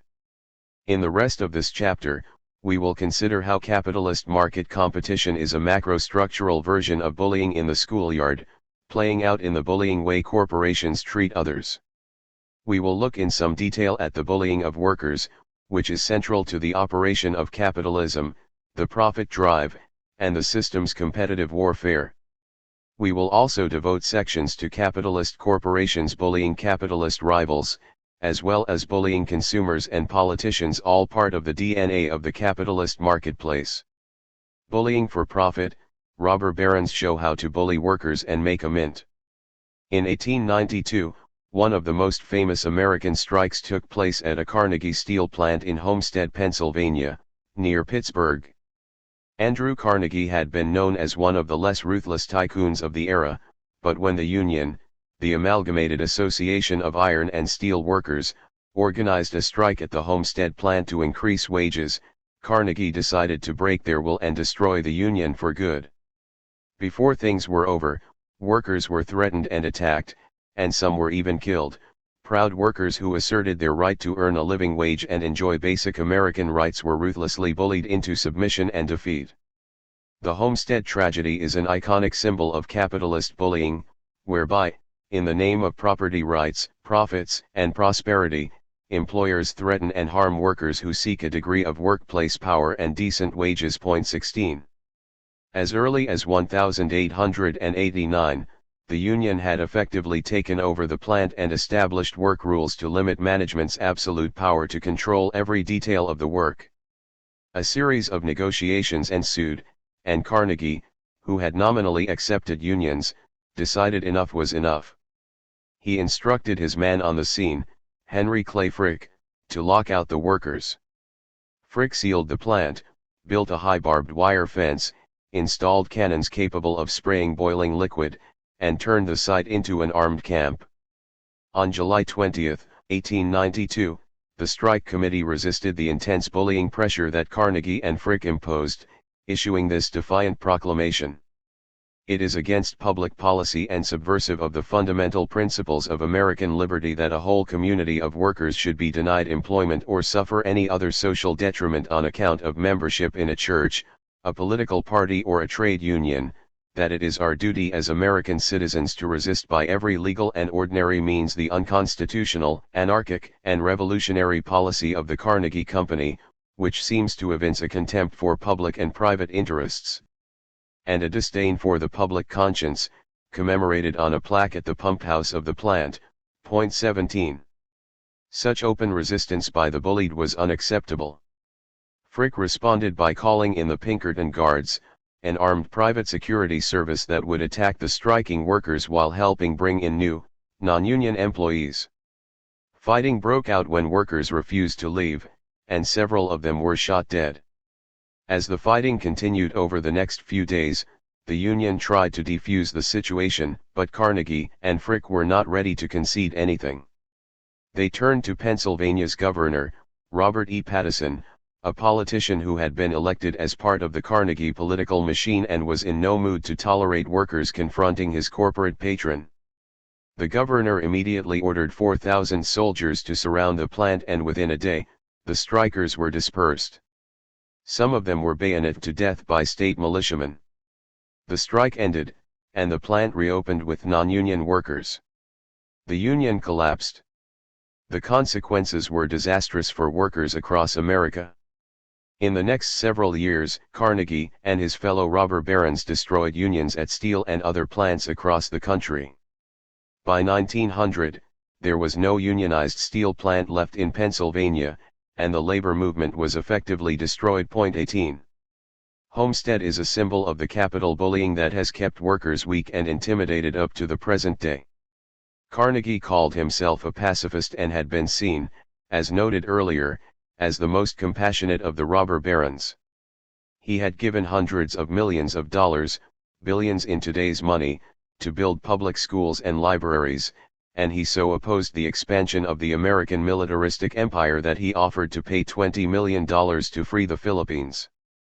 But the crisis at Homestead proved that wages and profits require a bullying system that keeps workers disorganized and submissive, with military force being used when necessary. 19. This is true whatever the personality of the managers, with Carnegie exemplifying a benign capitalist pulled by the imperatives of market competition into bullying. The regime change of the New Deal led to a peak of about 36% of U.S. workers being organized in unions, yet the Reagan Revolution decades later resurrected the work Carnegie and the other robber barons began. As of 2014, some 94% of private sector workers had no union. The minimum wage workers at Burger King and other fast food companies, as well as at huge businesses such as Walmart, are struggling to create a new labor movement to help prevent the return of Gilded Age conditions. They are beginning to see that without the countervailing power of unions, corporate bullying keeping wages low and workers submissive will never end, and that American workers will be like the bullied weak kids in the schoolyard. As we will see later, corporate employment in capitalist societies creates latent or active bullying against all employees, including unionized ones. To work in America is to inevitably experience substantial structural bullying, and those on the lower end of the totem pole suffer the most and yet somehow must learn to view it as a fair situation, much like the kids who are far down on the totem pole of power and coolness in school. Exit power and bullying, globalization as a bully regime. On April 24, 2013, an 8-story factory building called Rana Plaza in Bangladesh, housing 3,500 sweatshop workers, collapsed. The workers were mostly young women, sewing clothes for big companies such as Benetton, Primark, Joe Fresh, and other well-known brands. A total of 1,129 workers died, and 2,500 others lost hands, feet, and arms or suffered head traumas.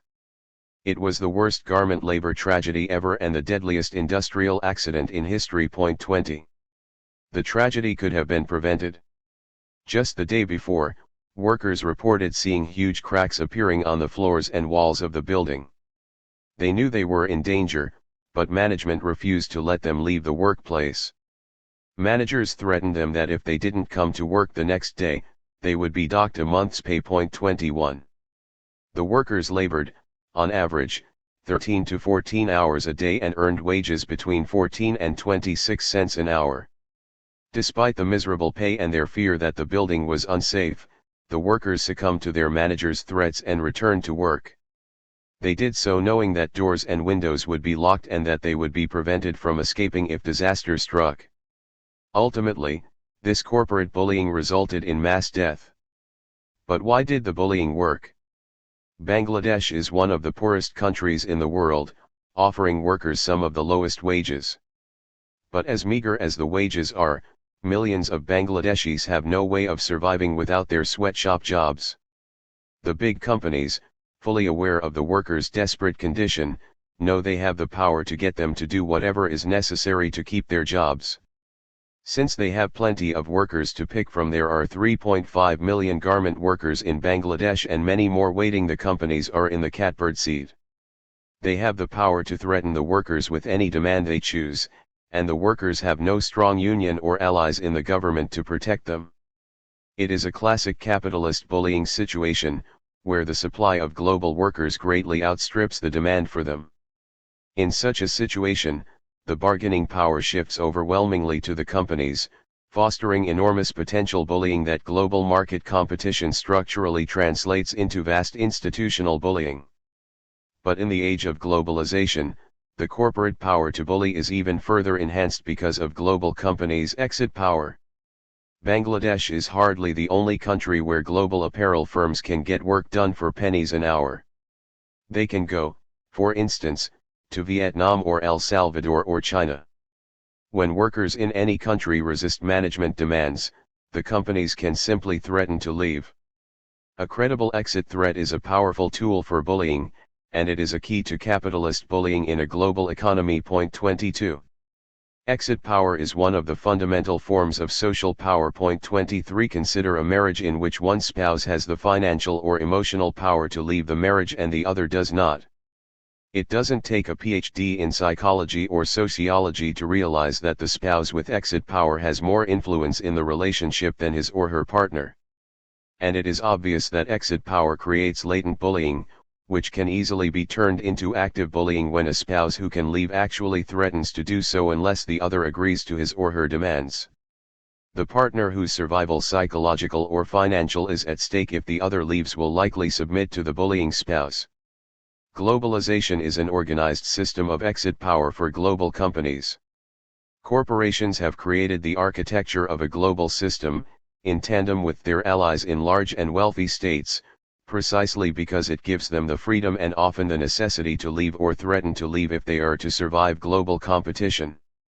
This system enables and often requires bullying on a mass scale, as Derber has discussed elsewhere. Corporate globalization is a game of global musical chairs, a master strategy for maximizing profits by pitting national workforces against one another. Corporations able to hire cheap labor around the world can threaten to leave a community unless workers submit to lower pay or local governments agree to various incentives to keep companies from pulling up stakes. Such intimidation, a vicious form of corporate bullying, has long been one of business's trump cards, played 75 years ago by Massachusetts and New Hampshire textile mill owners, for example, who relocated from New England to the South after Northern workers unionized. But musical chairs became a game plan for unparalleled wilding when the theater shifts from the nation-state to the world and the mill owners can relocate to South Korea or Mexico. 24.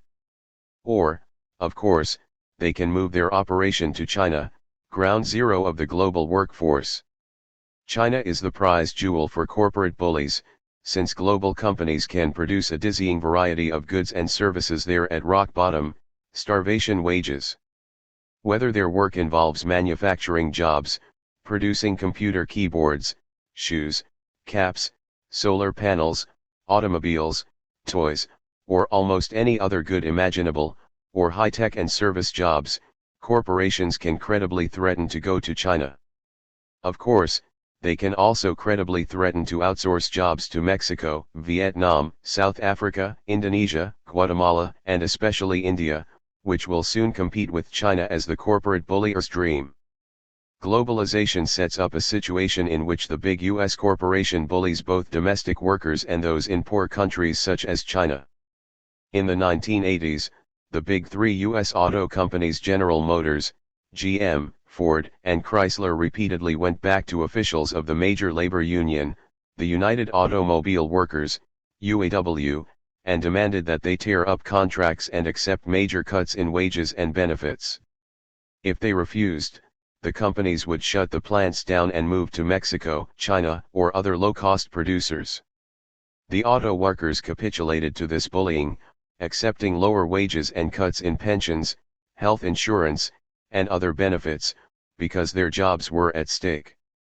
But eventually, the big three moved much of their production abroad anyway, cutting more than 60% of US-based auto jobs with little concern for the impact on the employees or their communities. They transformed prosperous metropolises such as Detroit into impoverished, third-world shells. Like the schoolyard bully, the corporate bully forces the weaker kids' workers in this case to submit and then beats them up or finishes them off even when they give him what he demands. Meanwhile, as in the case of the Bangladeshi worker, those getting the jobs in places such as China are bullied as well. Charles Kernaghan, the most authoritative chronicler of sweatshop conditions in the world, has described the conditions of workers in the Metai factory in southern China, who produce keyboards and other computer parts for giants such as Microsoft, IBM, Dell, and Hewlett-Packard. Workers sit on hard wooden stools as 500 computer keyboards an hour move down the assembly line, 12 hours a day, 7 days a week, with just 2 days off a month. The workers have 1.1 seconds to snap on each key, an operation repeated 3,250 times an hour, 35,750 a day, 250,250 a week and over 1 million times a month. Workers are paid 1/50th of a cent for each operation they complete. Workers cannot talk, listen to music or even lift their heads to look around. All overtime is mandatory and workers are at the factory up to 87 hours a week, while earning a take-home wage of just 41 cents an hour. 25. It's hard to say whether the US worker who lost her job or the Chinese worker who got it is the greater bullying victim. What is clear is that both are subject to bullying that is inhumane and potentially life-threatening treatment. For the corporate bullier, it is the best of all worlds, since the bullying works against both the domestic and the foreign worker, and the exit threat can be used repeatedly against workers in any country. Governments could intervene to lessen the bullying, partly by modifying the terms of international trade treaties, but governments are themselves subject to corporate bullying through the withholding of campaign funds, lobbying, and the like, and typically draw up treaties that increase exit power and lead to ever more corporate bullying. Adjunctivitis, adjunct professors, contingent labor, and structural bullying when latent bullying is actuated bullying. Coleman McCarthy, an adjunct professor who has written eloquently on his own plight, writes that we are the stoop laborers of higher education, adjunct professors. 26. What does that mean? McCarthy gives us a hint: benefits, retirement packages, health insurance? Hardly. Job security? Silly question. An office? Good luck. A mailbox? Maybe. Free parking? Pray. Extra money for mentoring and counseling students. Dream on. Chances for advancement? Get serious. Teaching assistants? Don't ask. 27. And then there is the pay. According to the American Association of University Professors, AAUP, the median adjunct salary is $2,700 for a 3-credit semester course. Coleman puts this in vivid context: hordes of adjuncts slog like migrant workers from campus to campus. Teaching 4 fall and 4 spring courses at $2,700 each generates an annual salary of $21,600, below the national poverty line for a family of 4. This fall and spring I expect to teach 13 peace studies courses. My university pay totals $28,300. 28 teaching 13 classes an academic year is a mighty heavy load, and often, the adjunct will teach at multiple universities, increasing the number of classes even further. This pace would be almost unimaginable to professors on a tenure track, for they normally teach only 2 or 3 courses a semester. Yet the tenured professor is no longer the norm. The AAUP reports that 75% of professors in higher education are now off the tenure track, and more than 1 million professors are adjuncts who have virtually no chance of getting into a tenured job. Most of them will be working beneath the poverty level, and all of them will be, by definition, insecure, since adjuncts have no promise of a job beyond the current semester. 29. The adjunct position is worth examining for 2 reasons. 1. It creates a form of structural bullying in which latent and full-scale bullying converge. Every adjunct is bullied simply by the structure of the job. 2. Adjuncts not only comprise the great majority of the professionate but also reflect the structural position of millions of workers in other parts of the economy, increasingly defining what work in the United States is all about. Consider the first point. The adjunct is in a particular position of being structurally bullied. The position itself creates bullying simply by its own intrinsic dependency and vulnerability. Its core attribute, an absolute lack of job security, translates into uncertainty and anxiety about whether one will have a job or any pay at all when the semester ends. To be an adjunct is to be in a position of such vulnerability that it is virtually certain the person will, 1. be in a state of anxiety about the job, and, 2. do whatever is asked because of the lack of power. To challenge any dictate or order from the department head or dean is exceedingly risky. And to do anything unorthodox in one's teaching, to speak about controversial topics, to deviate from the prescribed teaching lessons even if one's superior is not barking orders or telling one what to do, remains threatening. One toes the line because the consequences are so severe if one does not. The adjunct position creates a bullied professor even when he or she is in a benign department or university. Latent bullying becomes full-scale bullying, and nice department chiefs must institutionally bully even if they personally are not bullies. They are being bullied to bully, required to act as agents of the university against their own values, and thus are engaged in what we described in Chapter 1 as institutional but not personal bullying. All adjuncts are bullied simply by the terms of the job, for latent bullying is built into a structural relationship that has little to do with the psychology of the person in power. The tenured professor who asserts the latent bullying upon the adjunct may herself be bullied by the university to impose rules she does not believe in. She may sympathize with the adjunct professor and be grateful she herself is not in that position. The tenured professor usually has no control over the university budget or university policy, and she may be forced to impose a salary and a schedule she considers exploitative. The adjunct relationship itself creates bullying for 4 reasons. The power inequality between the adjunct and the administration is so extreme. The power inequality always creates insecurity, poor wages and working conditions, and other indignities or humiliation. The adjunct position always creates perpetual threat, no matter what the administration actually does, because the risk of losing one's employment is part of the terms of the position. The adjunct position inevitably creates fear and intimidation, leaving the adjunct always fearing that no matter what he does, the job may disappear the next semester for reasons outside his control. Put differently, the latent bullying inherent in almost all power relations, including employment relations, is also full-scale bullying in the adjunct position. The adjunct position vividly illustrates why we need a structural and institutional paradigm of bullying. The bullying does not require any intervention or overt threat by the superior, it is written into the job and the institution. Perhaps that is why people talk about the disease of adjunctivitis. The replacement of the tenured position with the adjunct position embeds structural bullying deep into the heart of higher education and teaching.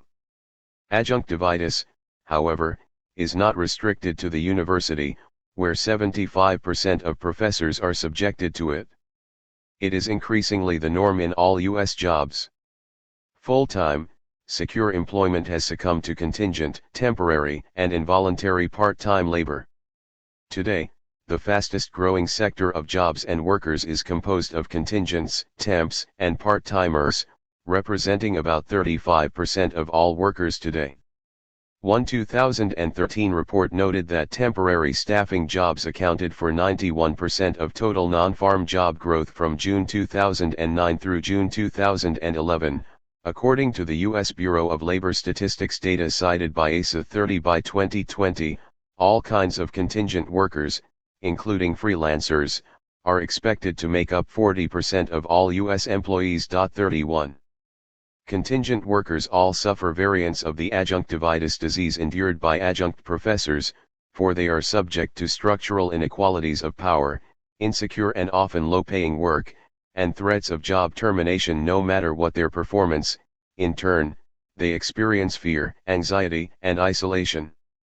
Derber did a series of interviews with contingent and temporary workers and found high levels of anxiety, isolation, and depression among almost all of them. Many reported being invisible to other full-time employees.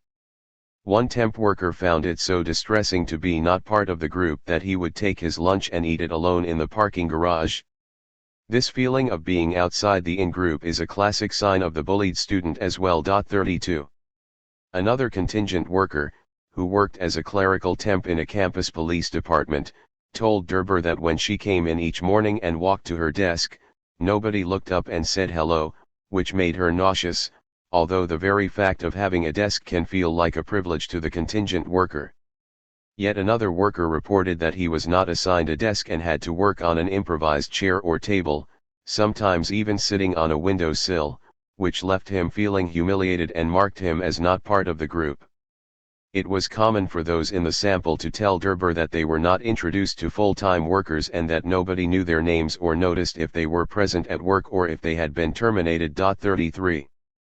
The millions of contingent and temporary workers outside the university are, in some respects, more structurally bullied than adjunct professors are. In contrast to the adjunct professor, they are often not doing work that they love. Moreover, their job security extends as far as the end of the day, not to the end of the semester. One temp told Derber her work was like a one-night stand.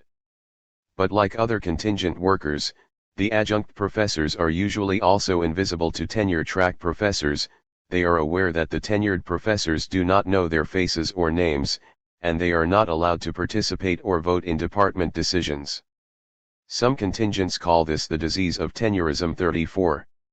All workers or employees in the United States are in positions that create latent bullying because the country has an employment at will legal structure, a feature of most contemporary capitalist economies, though not all, as will be discussed. This means that their supervisors or bosses can fire them for any reason they choose. Except for tenured professors and some civil servants, virtually everyone works in a power hierarchy within the corporation, with a supervisor who has authority over them and can threaten to fire them. One does not have to be a contingent worker in an employment at will capitalist economy to face the possibility of being terminated for lack of merit as judged by one's supervisor, or to have one's job outsourced or to be replaced by a robot. And since the new U.S. norm is high unemployment, fueled by globalization, corporate control of the labor market, and the crushing of unions as well as technological changes, the threat of losing one's job is a serious concern for all U.S. workers and is baked into virtually all work in modern America. The difference between the full-time and the contingent worker is thus largely a matter of degree. Because of employment at will, all workers face structural bullying, for to be employed is to be automatically vulnerable to the threat of dismissal. Most union contracts do not eliminate this threat even for full-time, unionized workers.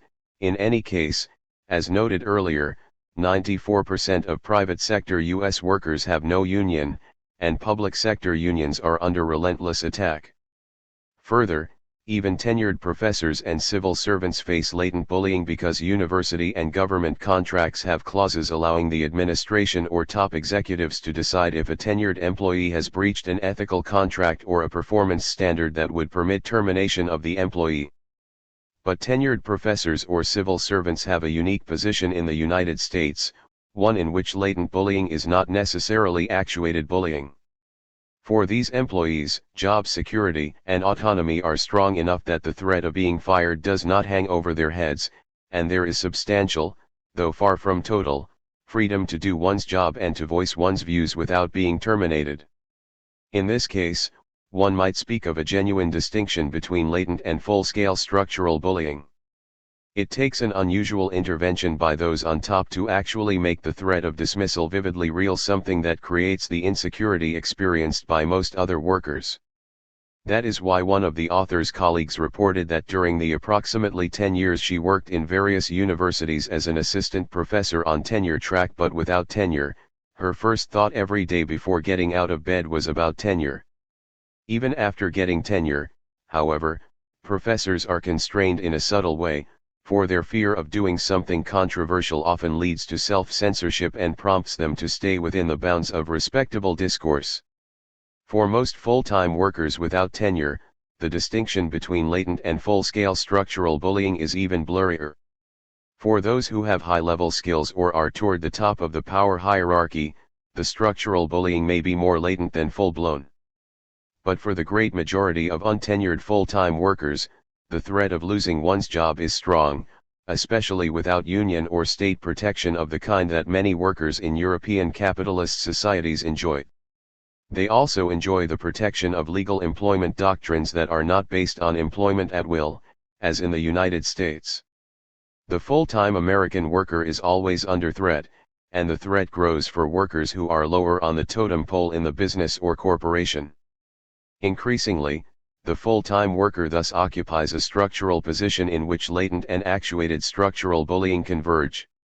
Consequently, adjunctivitis is becoming the condition of nearly all workers, whether they are full-time or contingent employees.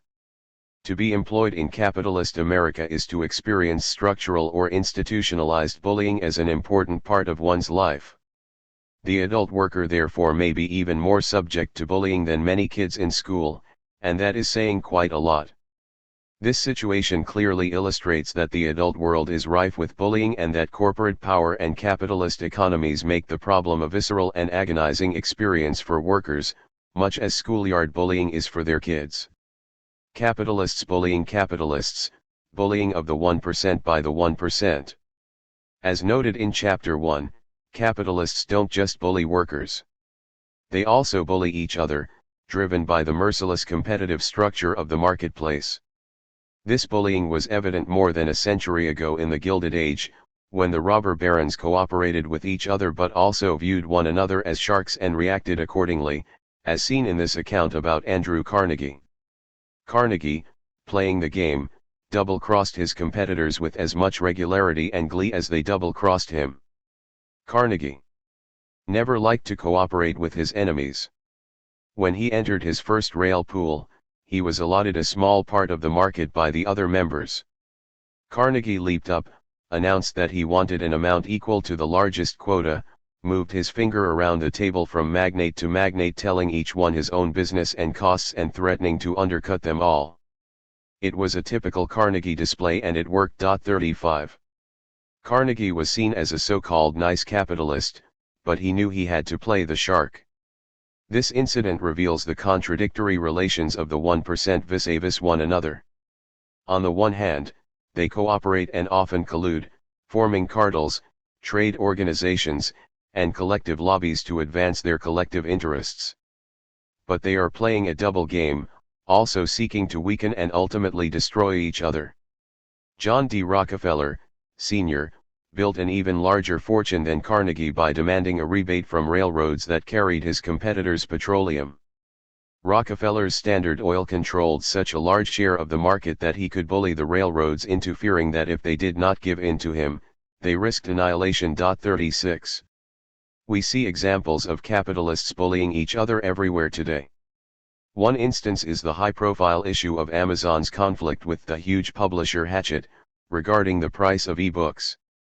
When Hachette resisted the lower prices that diminished its profits, Amazon retaliated by postponing the appearance of new Hachette books, slowing down deliveries, reducing Amazon discounts, and even refusing to display some Hachette books. This was classic corporate bullying, matched by Hachette trying to work with other publishers and its famous authors to degrade and undermine Amazon's reputation as a new high-road mass retailer working for the consumer and authors. 37. Corporations use multiple bullying strategies to get a competitive advantage, increase market share, and weaken rivals.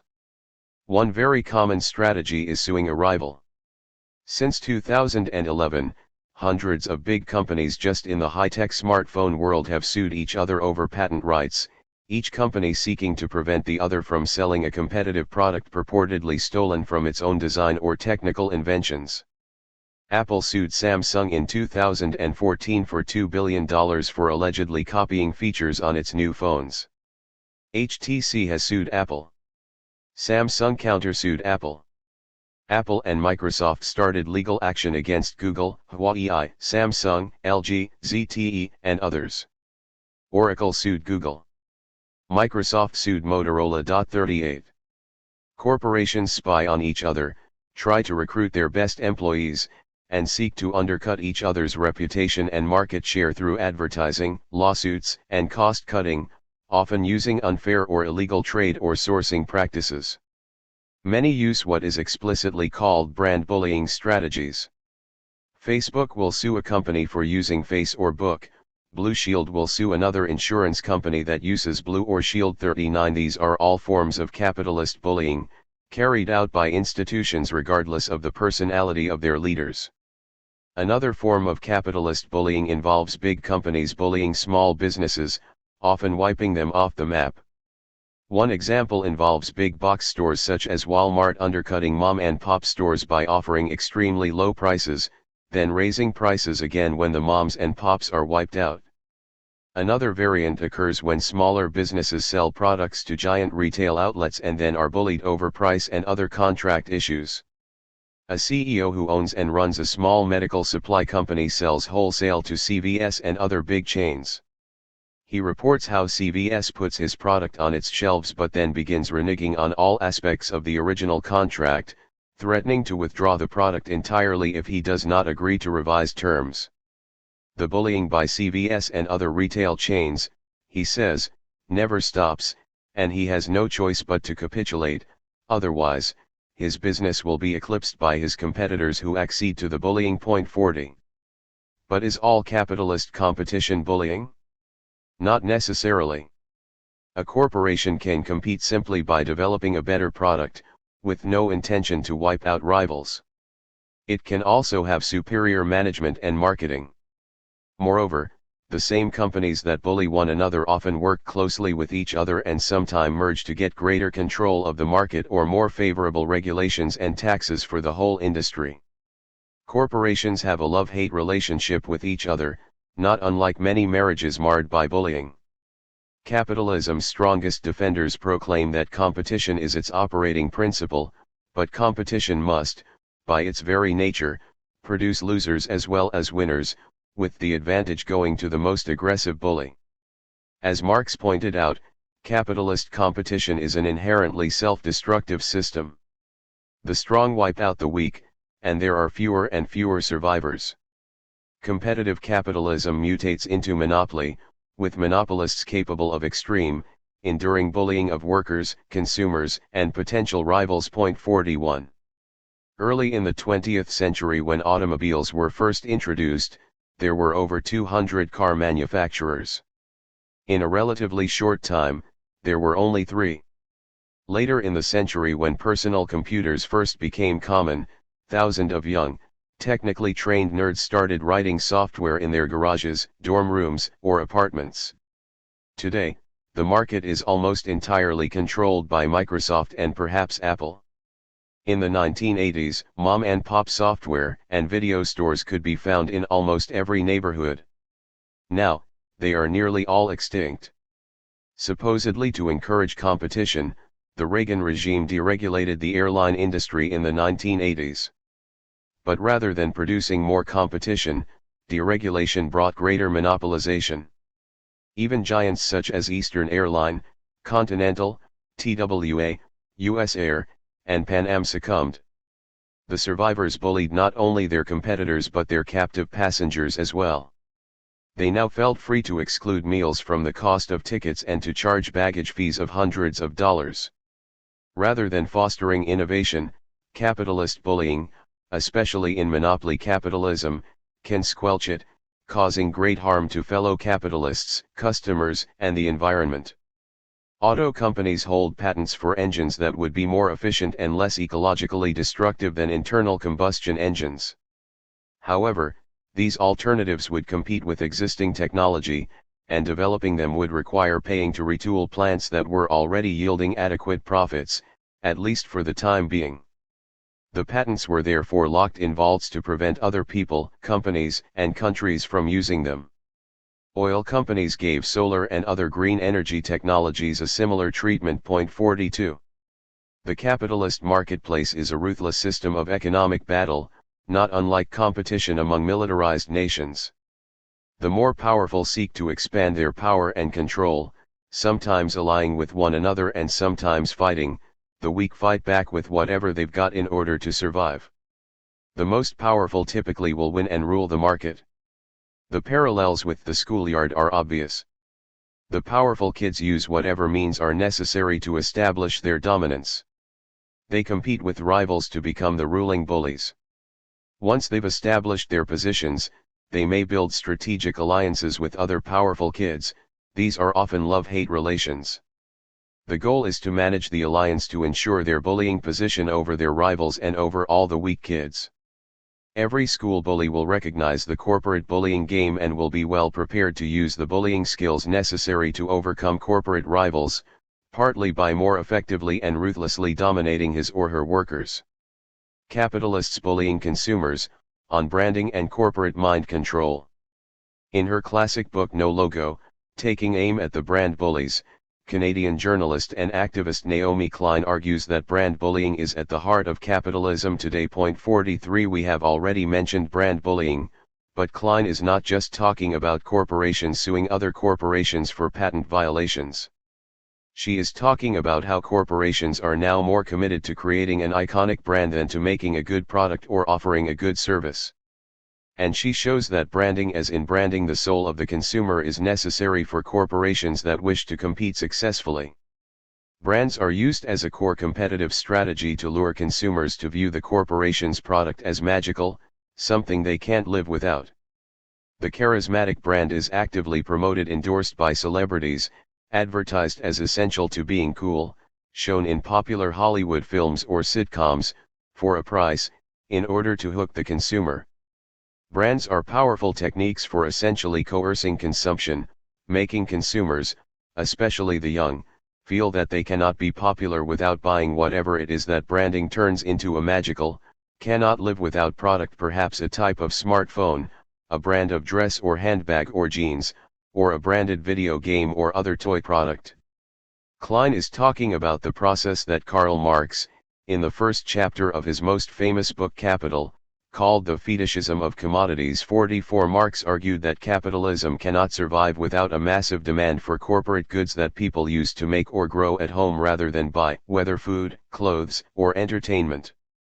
To create that consumer demand, the corporate product has to be fetishized, or turned into something miraculous. Whatever you make at home could never be as magical as a fetishized brand you buy. It could never have the mysterious seduction. Fetishizing the product is profound bullying of the consumers, since it invades their minds, transforms their desires, and creates a potent addiction, a kind of coerced consumption of fetishized goods. 45. Corporations create the magic through endless advertising and strategic marketing, starting with kids at a very young age. Much of this now takes place online via YouTube videos, video games, and sponsored online ads, but much of it is also on the ground. Parents take their kids to McDonald's and the kids will get hooked not just on the golden arches and the burgers but also on the toys placed in the store by Toys R Us. Teenagers see Brad Pitt wearing a certain hat or cologne and race to the store to get it. The bullying may be subtle, but it is a form of power that only Big Brother could approve. It takes over the mind and changes the brain and values and lifestyle of the consumer. Happiness becomes, most of all, a trip to the mall. Corporations have been frighteningly successful in bullying young consumers. Students who do not buy the essential branded product, whether that's a type of sneakers, a certain telephone, or a particular haircut, are highly vulnerable to bullying by other students. They are shunned and ostracized, mocked, and humiliated. Corporate bullying through commodity fetishism has succeeded in creating the conditions for acceptance, success, and self-respect among young people and at the same time creating targets for bullies. 46. The kids are being bullied through a system the great sociologist Thorstein Veblen called conspicuous consumption. 47. Veblen described this as a major stratifying and bullying mechanism in the adult world, with wealthier Americans displaying their money, special breeding, and social prestige by acquiring expensive and ostentatious goods, such as a Rolls-Royce or a private plane. Conspicuous consumption creates in-groups and out-groups, with members of the in-group denigrating and shunning those in the out-group, a classic bullying dynamic. Corporations are now spreading conspicuous consumption into the schools and the youth population. This institutionalized bullying by corporations with kids bullying other kids who can't afford conspicuous consumption and thus can't make the in-group is a major cause of kids bullying each other. The psychological paradigm highlights kids bullying, but it doesn't address the crucial role of corporations in setting up the drama and promoting mass institutionalized bullying of both young and adult consumers. Corporations are dream masters, and they mesmerize and coerce the consumer, exercising a form of mind control that is indisputably bullying. Virtually all corporations engage in branding and fetishism, whatever the personality of their executives, because these strategies have become crucial to winning market share and crushing corporate rivals.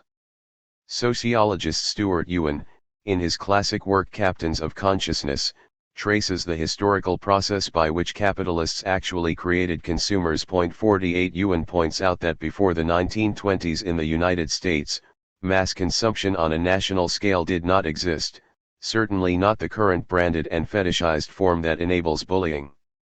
In the 1920s, corporations turned to public relations experts to develop modern, sophisticated advertising.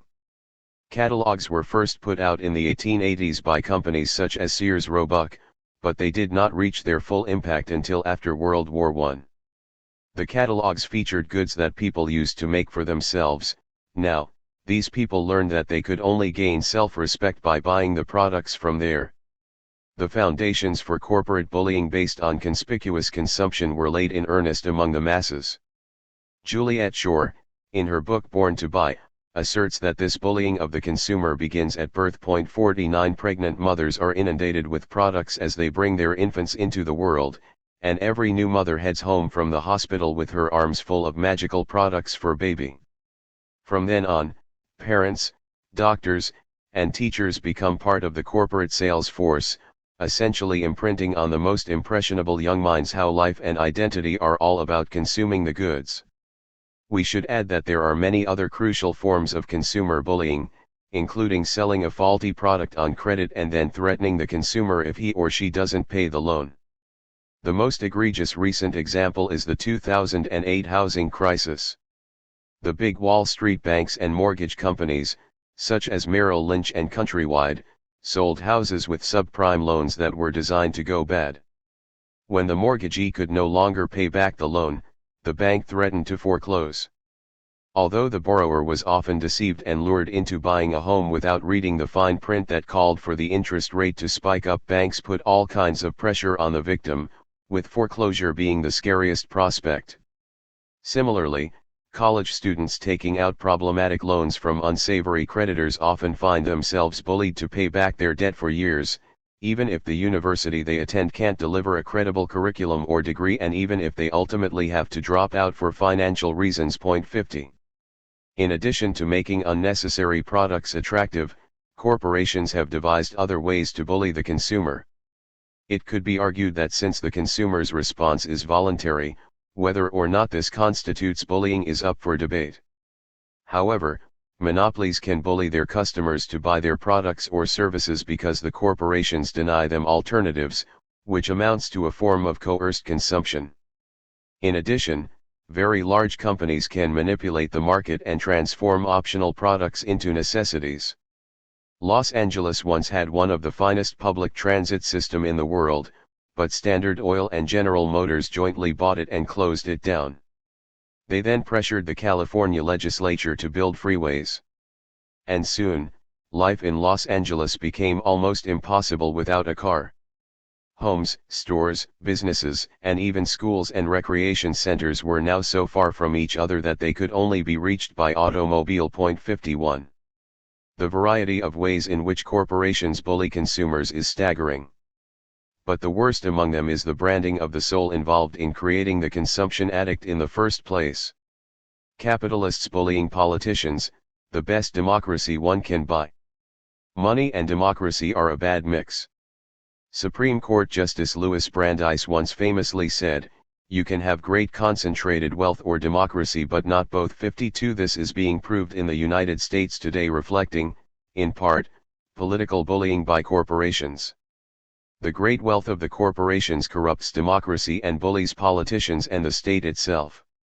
Marx offered a classic quote in observing that the capitalist state or government is the executive committee of the bourgeoisie. 53. He did not mean that capitalists directly run the government, but rather that capitalist wealth soaks into the political and policy process. In recent times, this has happened through campaign donations and lobbying, and it ends up leading top politicians to serve corporate profits as opposed to the general interest. This occurs when political leaders become captives of corporate money and influence and are bullied to implement the corporate agenda. By focusing on the market as self-regulating and self-correcting and as the only source of wealth, neoclassical economic theory has masked the enormous role government plays in creating wealth and shaping the market to meet corporate needs. Corporations rely on the state for everything from favorable tax treatment to billions of dollars in subsidies, often called corporate welfare, advantageous trade laws, union-busting efforts, deregulation, and numerous other benefits. Corporations cannot survive without commandeering the state for their own agendas, and to do so, they must coerce and bully politicians, much as they coerce and bully consumers and workers. 54. How capitalists bully politicians is a fitting subject for a book, but here we will identify just 3 of the most important ways. 1. The Koch brothers strategy. This is shorthand for buying politicians through huge campaign contributions. The Koch brothers, multi-billionaire oil tycoons who are among the 10 richest people in the United States, have spent astronomical sums on elections, mainly to support oil-friendly conservative candidates for high office. The Koch strategy is to exploit the opportunities of the landmark Citizens United and McCutcheon Supreme Court decisions, which allow corporations and wealthy individuals to spend unlimited funds on issue advertising, through entities that do not have to disclose their donors. These shady organizations, with names such as Americans for Prosperity, bankroll the political campaigns of most members of Congress and candidates for the White House itself. Citizens United and McCutcheon are among the most important Supreme Court decisions ever, overturning decades of campaign finance laws. 55. Both are corporate bullying enablers, allowing corporations to dictate agendas to politicians who depend on them for their jobs. The Koch strategy is carried out by hundreds of giant corporations seeking to commandeer national, state, and local governments. The capitalists and their corporations can be conservative or liberal, but they use the same bullying strategy. A candidate cannot be elected to Congress or other high office without spending millions on a campaign. And the biggest donors get the greatest access. Thereafter, their money provides the basis for decisive influence through threats that the funding will be withdrawn. If the politician does not follow orders, she will lose the corporate money and face a real threat of seeing her career come to an end. 56. This applies to both parties. President Barack Obama was elected in 2008 with the help of millions of small donors, but 60% of his campaign funding came from Wall Street firms and other big corporations. In fact, these corporations pour in more than 2/3 of all the money campaigns receive. Money assures access and influence. Ultimately, he who pays gets to play, and if the politicians don't play their own role in the game to carry out the corporate agenda, they won't be successfully playing the political game much longer. Campaign money from big corporate donors is one of the most insidious forms of political bullying conducted by corporations.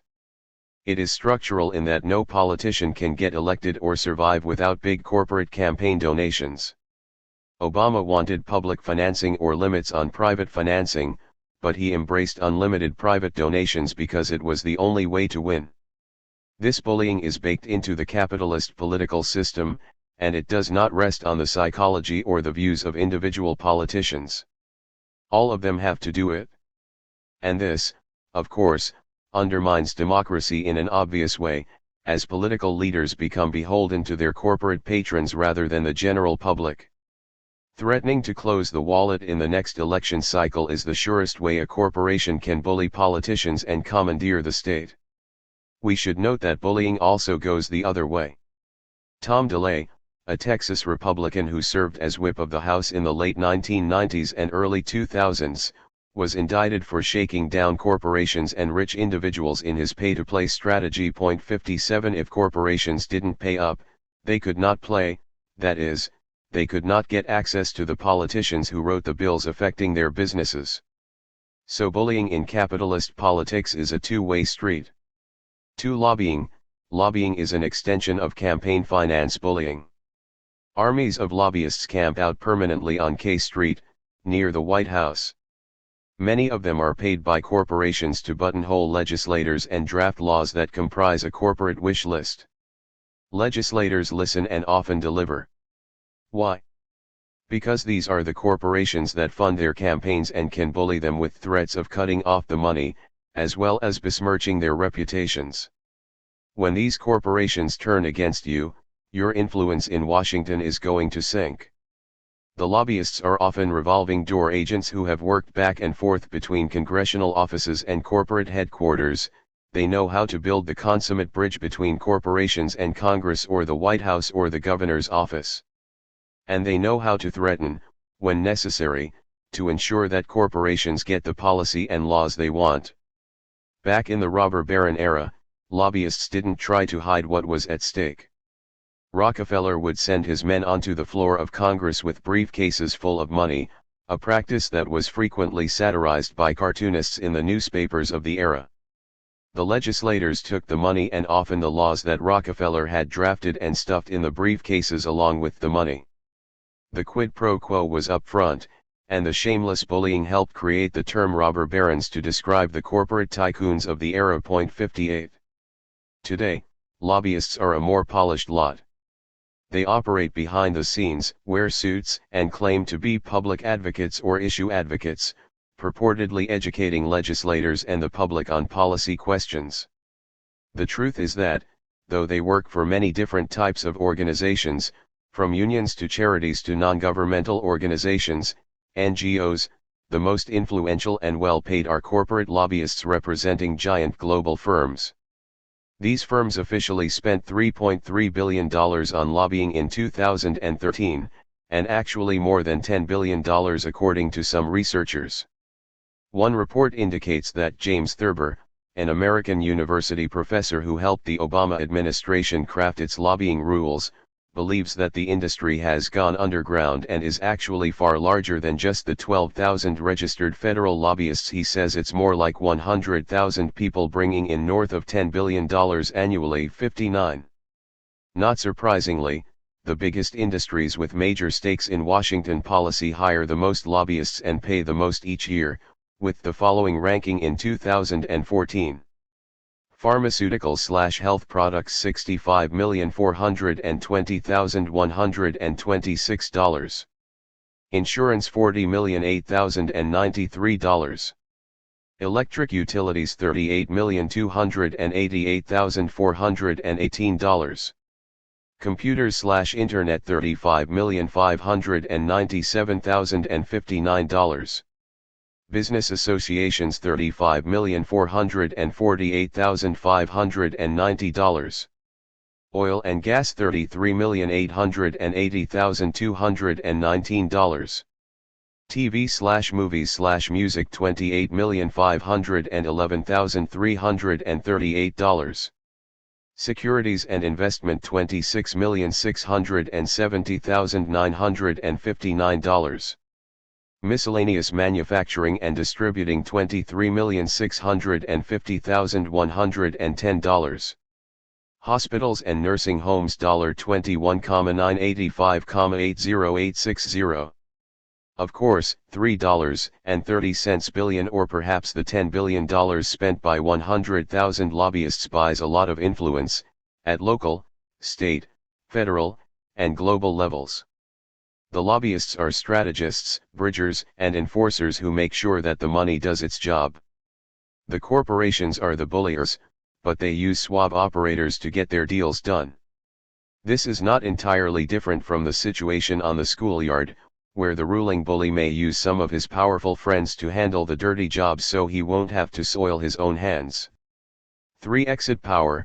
Earlier, in discussing how corporations bully workers in a globalized economy, we introduced the idea of exit power. This is a basic form of power, involving the capacity to credibly threaten to leave a relationship or institutional partnership. Those with the capacity to exit almost always have more power and the ability to bully partners who feel they cannot survive the loss of the relationship. Anybody in a marriage can easily understand this dynamic. Just think of the power of the words "I'm going to divorce you." Globalization is a system designed for corporate exit power. It allows corporations operating in any one country to threaten to shut down operations there and move to another country. Workers can't easily migrate, but money flows seamlessly across national borders. This asymmetry of mobility between capital and labor produces the superior corporate exit power that enables bullying of the global labor force. Corporations can say to entire nations, "I'm going to divorce you." 61. Exit power lets corporations bully nation-states in exactly the same way they bully workers. Nations depend on the capital, jobs, and infrastructure that foreign companies invest in their economies. When corporations threaten to pull up and leave, they initiate a traumatic bullying process against nations that are dependent on them. Corporations make exorbitant bullying demands if the countries want them to stay, asking for such things as tax holidays whereby firms pay no taxes for 10 years, no enforcement of environmental or labor laws in their plants, and special export zones where companies can operate without regulation or public accountability. If the countries don't comply, the corporations' threats to exit carry great credibility. It isn't always simple to leave, but because there is so much outsourcing by companies all over the world from one nation to another, there can be no doubt about the credibility of such threats. One need only think of periods when global banks have invested heavily in nations, as in Thailand and other Southeast Asian nations in the 1990s, and then suddenly pulled the plug, leaving these countries with half-built office complexes and devastated economies. This situation created the Asian flu of the late 1990s that set back Thailand and neighboring nations for years. Any country, rich or poor, should be afraid about the prospect that its economy can be thrown into a depression overnight through decisions by global companies to disinvest and leave. 62 Often, the people who lose their economic security will blame the state, which can easily forfeit its legitimacy. Politicians can lose elections, or the government may risk being overthrown. When Salvador Allende of Chile nationalized the copper mines, which had been owned by Rockefeller-controlled corporations, the World Bank reduced Chile's credit rating. Allende could not raise the capital he needed to manage the mines and was forced to close them. The displaced workers struck, which provided an opportunity for the Chilean military, with the support of our Central Intelligence Agency, CIA, to overthrow Allende. This resulted in a junta, led by Gen. Augusto Pinochet, ruling Chile for the next 16 years. 63. The schoolyard bully uses exit power in a slightly different manner. He can threaten other kids with the withdrawal of attention and membership in the group, that is, total ostracism. He can bully by getting the in-group to exit from any dealings with the kids he is bullying. Such shunning is actually one of the most terrible punishments humans can experience. In ancient China, a severe punishment entailed prohibiting the offender from having any eye contact with others, thereby subjecting the individual to total isolation from genuine contact. Some accounts suggest that it was brutal ostracism that led to rampages by bullied kids such as Eric Harris and Dylan Klebold, the mass killers at Columbine High. Put another way, bullying can have fatal consequences even if it involves no physical violence at all.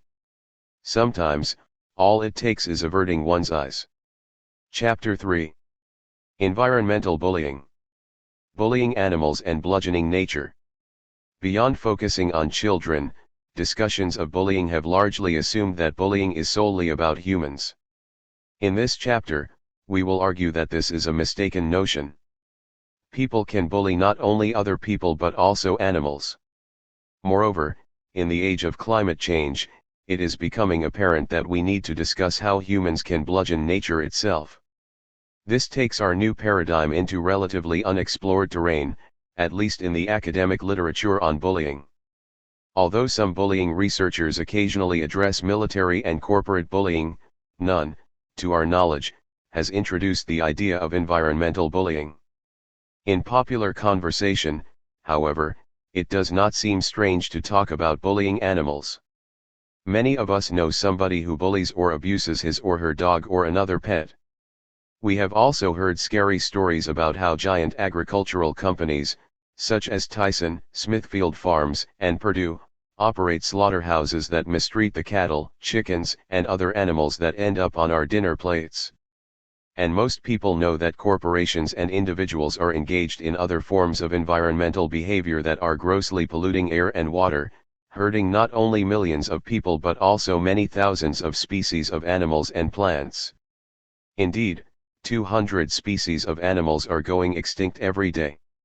The worst environmental destruction is human-caused climate change, which threatens the survival of civilized human life and the ecological balance sustaining all life species, whether human or not. One can readily ask whether such environmentally destructive and abusive behavior should be called bullying.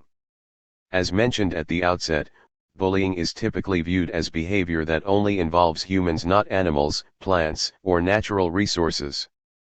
But in ordinary conversation, we also speak of a person who kicks or abuses a dog as bullying, and thus we move beyond human targets to animal ones. We do not, however, generally speak of people bullying plants or air or water, even if they are killing the plants or badly polluting the air and water. Of course, many environmentalists and indigenous cultures think differently, celebrating all of life and nature as precious or sacred. Point 1. Here, we distinguish two distinct types of environmental destruction, bullying and bludgeoning. Environmental bullying is carried out by people or organizations that threaten and harm animals. Environmental bludgeoning is carried out by people or organizations that harm or destroy plants and natural resources such as air or water or soil. Environmental bullying and bludgeoning are closely related, and they share key attributes. First, both involve power inequalities. People who bully animals have more power than their pets or other targets, and the agricultural companies that bully animals have enormously more power than the animals they raise and slaughter. People and corporations that bludgeon plants and natural resources have the same or even a greater power advantage over their targets, at least in the short term. In both environmental bullying and bludgeoning, superior power is used to create harm or destruction. In both cases, there is a mindset of domination, whereby the perpetrators believe in their right and even their responsibility to bully animals or bludgeon plants and natural resources in order to satisfy their own needs. The major difference has to do with the consciousness of the targets and their ability to experience threat and pain. This distinction is crucial to the bullying act. If the animal cannot detect a threat or have consciousness of harm or pain or inferiority, then it is difficult to argue that bullying is taking place. The great majority of animal species have consciousness and can feel pain and violence. Perhaps this is, in fact, true of all animal species. But even though scientists are increasingly finding that plants think and have other forms of sensory consciousness, such as smell and hearing, it is not clear that they have the type of consciousness that would allow them to experience either threat or pain, at least not in the same way that humans and animals do. Point 2. That distinction defines the difference between bullying and bludgeoning. The former is used against targets, animals, with consciousness of threat and pain, whereas the latter is used against targets, plants, air, water, or rocks, that do not, to our knowledge, have that specific type of consciousness. The distinction here revolves around the consciousness or sentient capacity of the target. Plants and inanimate resources have forms of intelligence and sensory awareness and responsiveness that are remarkable, and as indigenous cultures recognize, this constitutes an evolved consciousness, rooted in forms of DNA shared with humans that has largely been unknown despite the unfolding scientific discoveries. Point 3. But we do not know whether they have a kind of sentient capacity involving the experience of threat and pain resembling that of people or animals, though many indigenous cultures have believed they do for thousands of years. Point 4. Since we do not have full clarity about these matters, we reserve the idea of environmental bullying for animals and describe the destruction of plants and natural resources as bludgeoning. If consciousness or sentient capacity is a defining distinction, we must consider questions about which animals have the level of consciousness that would make them vulnerable to bullying. Primates and other mammals obviously have consciousness and awareness of pain and suffering, as do most other vertebrates such as fish and birds. Point 5. Whether invertebrates have this specific form of consciousness is clear in the case of octopuses, but for mosquitoes or fleas, we do not know whether they have a type or level of sentient capacity that would make them vulnerable to what we call bullying. So some animals, those with a very primitive consciousness, could be viewed as vulnerable to bludgeoning rather than bullying. Yet it is also plausible, as Peter Singer's work suggests, to argue that all animals have forms of life consciousness that would incline us to view them as vulnerable to bullying. Point 6. Some might raise the same issue in regard to very young children. Do they have the consciousness or sentient capacity to understand threat and experience pain? If one thinks of the shaken infant syndrome, it seems relatively obvious that even young infants can be bullied. The same is true of elderly demented people in nursing homes who can be mistreated and bullied. So our perspective suggests that humans of any age should be viewed as potential bullying victims. Despite the distinction we draw between bludgeoning and bullying, they often occur together and are closely interrelated. Bludgeoning plants or inanimate objects in nature, such as soil and water, can seriously harm people and animals, upsetting the underlying ecological balance on which all people and animals depend. We shall show that bludgeoning of nature is a major way in which powerful people, companies, or armies bully both people and animals, while simultaneously degrading plants and natural resources. This is one of several ways in which we illustrate that bullying and bludgeoning are tightly intertwined and may, in the end, prove to be indistinguishable from one another. Environmental bullying and bludgeoning are forms of environmental destruction that are integral to both militarism and capitalism. Militarized capitalist societies, such as the United States, embed environmental bullying and bludgeoning in their DNA. They could not function without either form of environmental destruction. Point 7. And as just noted, they reinforce each other. In wars, environmental bludgeoning by bombs, destroying individuals' land and homes, is a major way to bully people. In capitalist industrial agriculture, soil erosion and depletion, a form of environmental bludgeoning, often leads to bullying of people, by forcing them off land or giving them little choice but to eat unhealthy products. Perhaps the most compelling argument today in the discussion of both environmental bullying and bludgeoning is that human-caused climate change, the most existential environmental threat that humans have experienced, is endangering the existence not only of humans but also of thousands of other animal and plant species. Much of the natural world is in peril. And that reflects the enormous power that humans now exercise over nature, as well as the extraordinarily destructive and violent way that power is being used. Point 8. Later in this chapter, we will address the question of how human-caused climate change is a form of bludgeoning that leads to bullying in multiple ways. Here, we will offer just 3 quick observations. First, climate change is tied to actions we humans, the most powerful species in nature, take in order to use power for our own ends, even though this may be suicidal for us and has already killed off thousands of other species. Such actions reflect a practice and mindset of dominance that we see in the schoolyard bully. Second, climate change has historically evolved out of Western corporate capitalism, the subject of our last chapter and a focus of our book. Environmental bullying can be seen as an extension of systemic capital bullying. But we should acknowledge, first, that pre-capitalist society certainly reeked with environmental devastation. Ancient militaristic empires callously burned fields to bully the people who lived off them, pushing them into starvation. Point 9. And bullying through biological warfare is nothing new. Medieval knights would catapult dead bodies over castle and city walls in the hope of provoking plagues. 10. It is believed when humans first reached the Americas, they brought about mass extinctions, including among them most of the larger mammals. Point 11. In some ways, of course, today's environment is cleaner and healthier than in the past.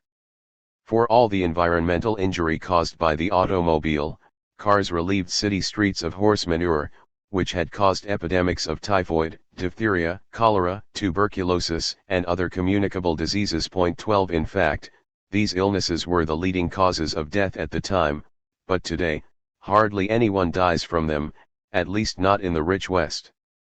The capitalist drive for profit accelerated the pace of technological innovation, with the environment treated as an externality that is, as nobody's responsibility and in any case not something for producers or corporations to worry about or be legally required to pay for. Point 13. Accordingly, capitalism also intensively sped up climate change and other forms of environmental bludgeoning.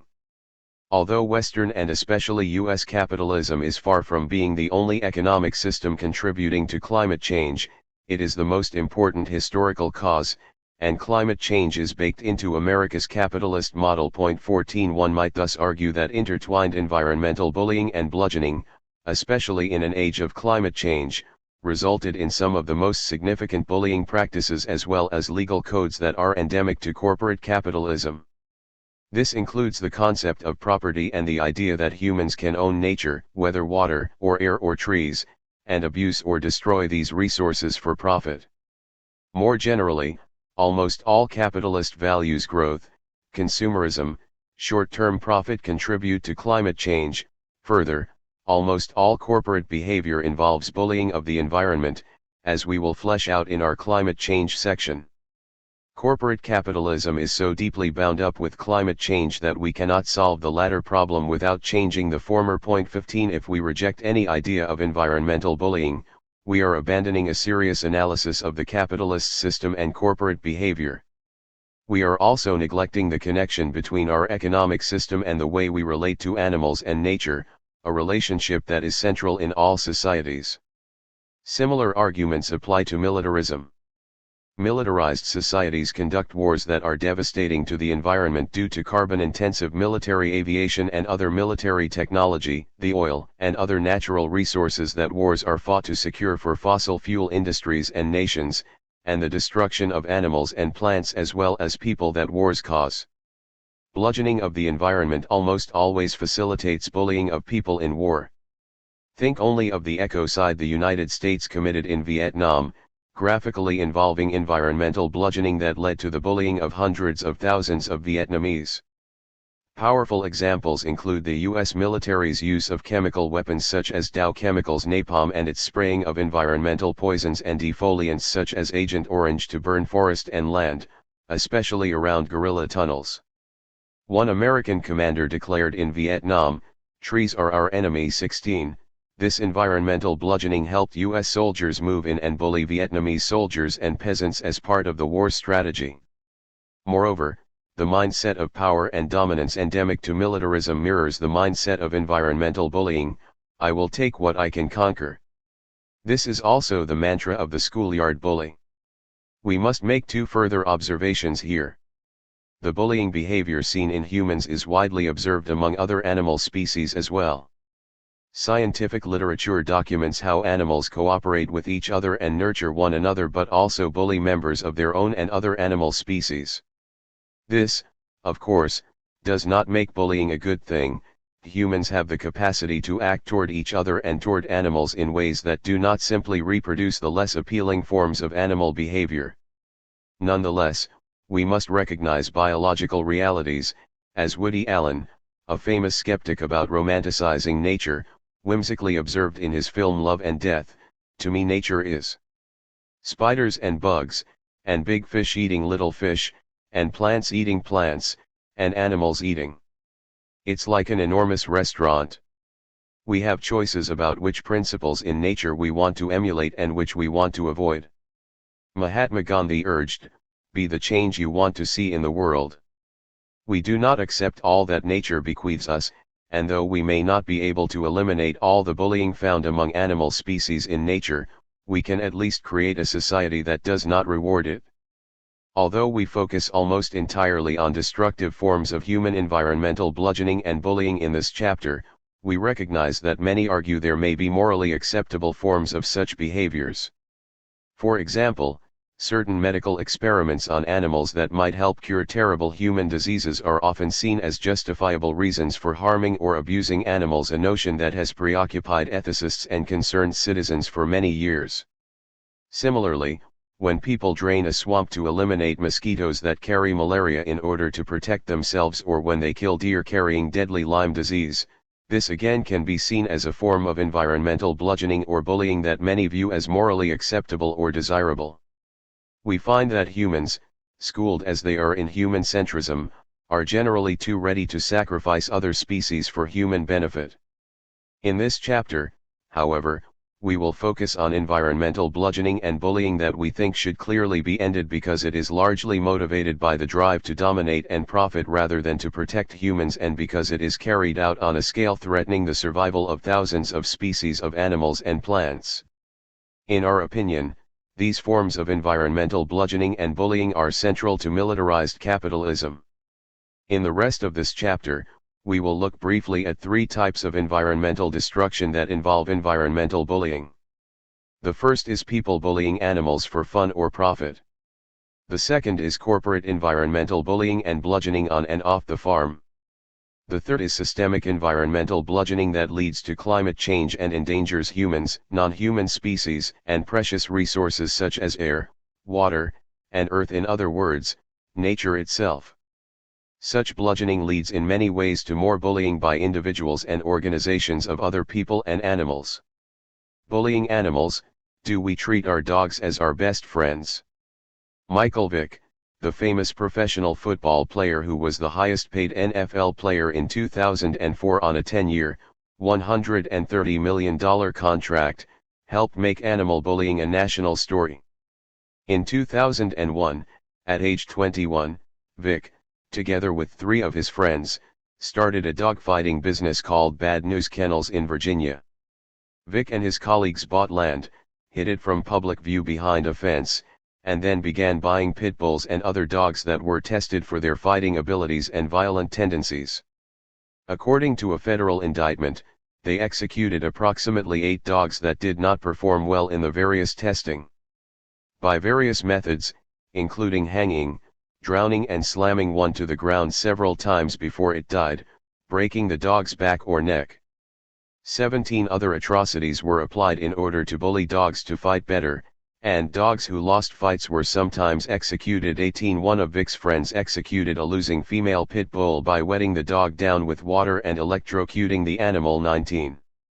The bullying impact of the treatment they received was painfully obvious in many of the dogs that survived. A team from the American Society for the Prevention of Cruelty to Animals, ASPCA found that two had to be put down. One was excessively violent and the other was suffering from an irreparable injury. Then there was a group characterized as pancake dogs, animals so traumatized in their training they flattened themselves on the ground and trembled when humans approached. 20 It was no surprise that the pancake dogs saw people as violent bulliers. Police who went to bad news kennels found a torture chamber where they observed approximately 54 dogs, mostly pit bulls, some with scars and injuries, most were underfed. About half of the dogs were chained to car axles and just out of reach of each other, a typical arrangement for fighting dogs. A blood-stained fighting area. Animal training and breeding equipment, including a rape stand, a device in which a female dog who is too aggressive to submit to males for breeding is strapped down with her head in a restraint. A break or parting stick, used to pry open fighting dogs' mouths during fights. 21 The Vic case clearly demonstrated how dogs and other animals are subjected to bullying both for fun and profit. To enjoy themselves, Vic and his friends would sometimes set the trained pit bulls on other peaceful pet dogs because they thought it was funny to watch the pit bull dogs belonging to bad news kennels injure or kill the other dogs. 22 The many fights they staged had big gambling purses of up to $26,000, so this was a profitable business. Matthew Bershadker, president of the New York ASPCA, has made observations about the Vic case that highlight the bullying aspect of the horror. He writes that dogfighting remains common in all regions and among all classes of people in America, despite being illegal in all 50 states today. He points to the key bullying dimension of dogfighting. It represents the ultimate betrayal of the unique relationship that exists between humans and animals. Manipulating a dog's desire to please its owner to perpetuate a life of chronic and acute physical and psychological pain is the most horrific form of animal abuse.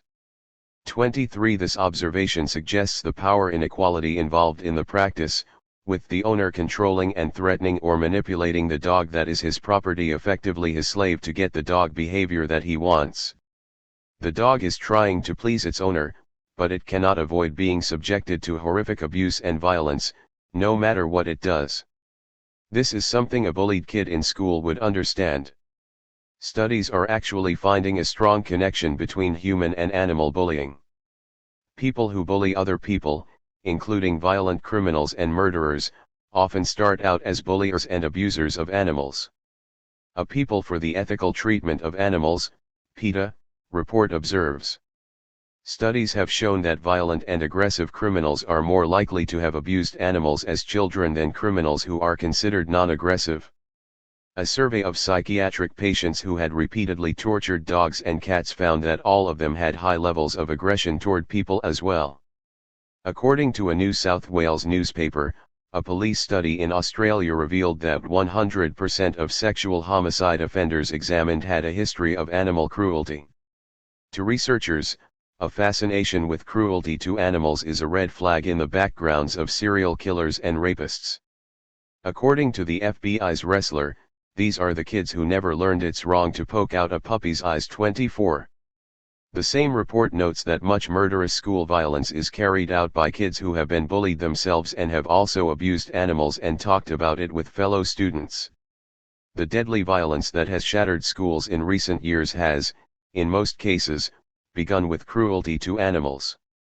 High school killers such as Kip Kinkle in Springfield, Oregon, and Luke Woodham, in Pearl, Mississippi, tortured animals before starting their shooting sprees. Columbine High School students Eric Harris and Dylan Klebold, who shot and killed 12 classmates before turning their guns on themselves, spoke to their classmates about mutilating animals. 25. Likewise, men who batter their wives or children frequently are animal abusers as well. 60% of more than 50 New Jersey families that had received treatment as a result of incidents of child abuse also had animals in the home who had been abused. In 3 separate studies, more than half of the battered women surveyed reported that their abuser threatened or injured their animal companions. In one of those studies, 1 in 4 women said that she stayed with the batterer because she feared leaving the animal behind. 26. Bullying animals may, in effect, serve as a means of transmitting bully values, a way in which people learn to bully other people and come to see bullying as routine and acceptable. The fact that bulliers of people also tend to be bulliers of animals helps confirm the view that animal bullying is closely tied to human bullying. Ultimately, bullying is bullying, whether the target is human or animal. The behavior is much the same, involving power inequality, threats, and harm often associated with violence, all of which suggests that if we stop animal bullying we may reduce bullying by children or adults. What distinguishes animal bullying is the degree of the power inequality. Human bullies, whether at school or at work, have power over their victims. But owners of animals have unfettered power, their victims are their property, and pets or other animals are so disenfranchised that their legal position, as in a slave system, creates a kind of deep and permanent structural bullying. The structural power inequality is so great that, as in the case of the adjunct or contingent worker, not to mention a slave, latent bullying is effectively built in, and that routinely translates into actual bullying. One defender of dogfighting told a reporter the dogs were his property and that gave him the right to do whatever he wanted with the animals. Most pet owners would not say that, of course, but they have extraordinary power as owners, much as slave holders did, since their dogs are their property. Even benign and loving pet owners have latent bullying power because of the structural power vested in them. The schoolyard bully would certainly understand the advocate of dogfighting because he views the schoolyard as his property and embraces his power as a mandate to keep the other kids in line, in whatever way he chooses. Corporate environmental bullying and bludgeoning, on and off the farm. In the last chapter, we discussed how corporations bully workers, competitors, consumers, and politicians. But they also engage in environmental bullying against animals and environmental bludgeoning against plants. And almost all corporate behavior involves polluting the environment, which can be seen as a form of bludgeoning nature that often harms people or leads them to bully others.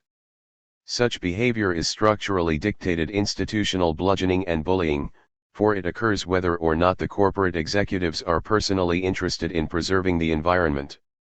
Recall from Chapter 1 that institutional bullying can be carried out by corporate managers who personally are not bullies but act as their firm demands even if that contradicts their own values. The incessant institutional bludgeoning takes place because of the same competitive structure discussed in Chapter 2, which jeopardizes the competitive advantage of corporations spending the necessary money to preserve the environment, something that is expensive and not always possible with many products, from oil to industrial agriculture to aviation. Environmental destruction can be mitigated, but the inner logic of capitalist production, which turns natural resources into private profit and almost everything into a commodity for mass consumption and profit, leads to inevitable environmental degradation. Point 27.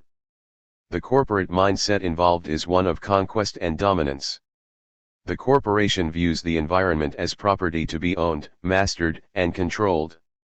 This mirrors the philosophy of the schoolyard bully, but it is written into the DNA of the corporation and is structurally embedded.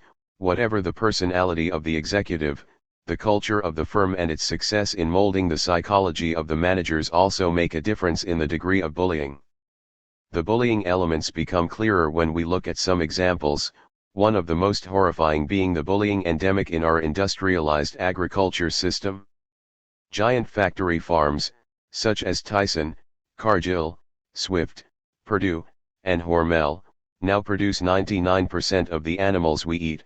They raise animals for slaughter and sale, and the processes they use vividly demonstrate environmental bullying.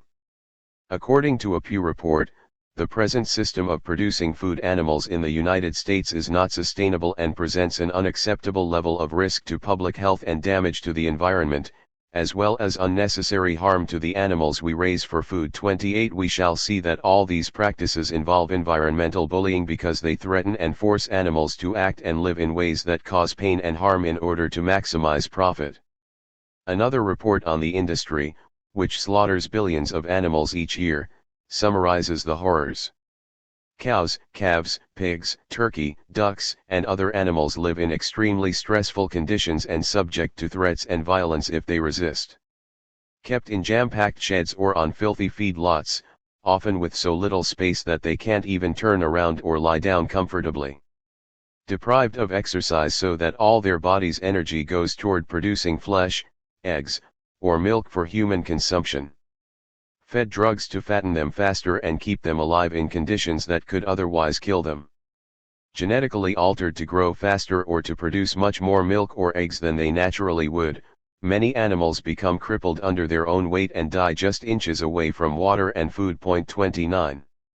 Once the animals are ready for slaughter, corporations ratchet up the violence, clearly reflecting the bullying institutional dictate that the animals must be dominated and intimidated in whatever way necessary to squeeze out more profit.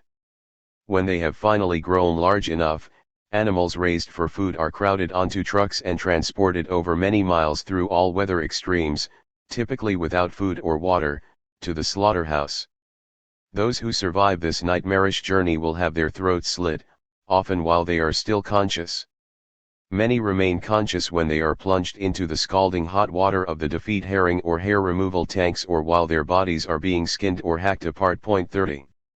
Beyond this terrible bullying of animals, industrial agriculture leads to major environmental bludgeoning of plants and soil, incorporating many of the elements of bullying.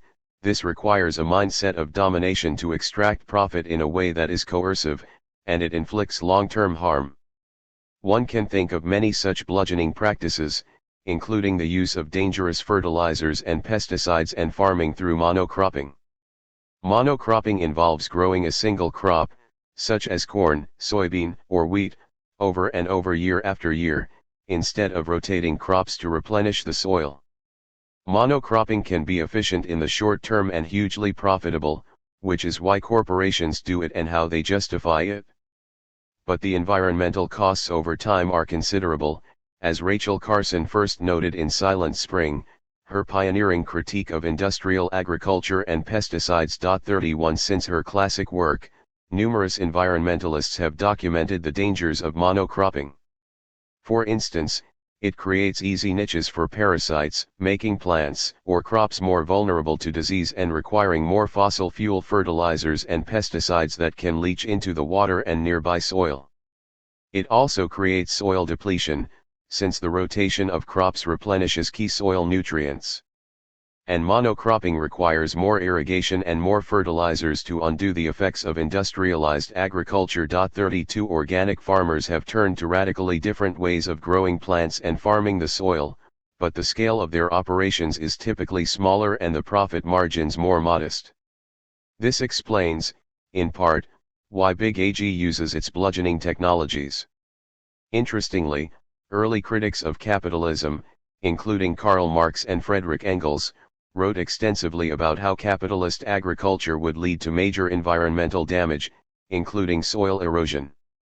Sociologist and environmentalist John Bellamy Foster has written important books documenting Marx's and Engels's focus on environmental exploitation and degradation. 33 Engels wrote, "And the original appropriation, the monopolization of the earth by a few, yields nothing in immorality to the subsequent huckstering of the earth.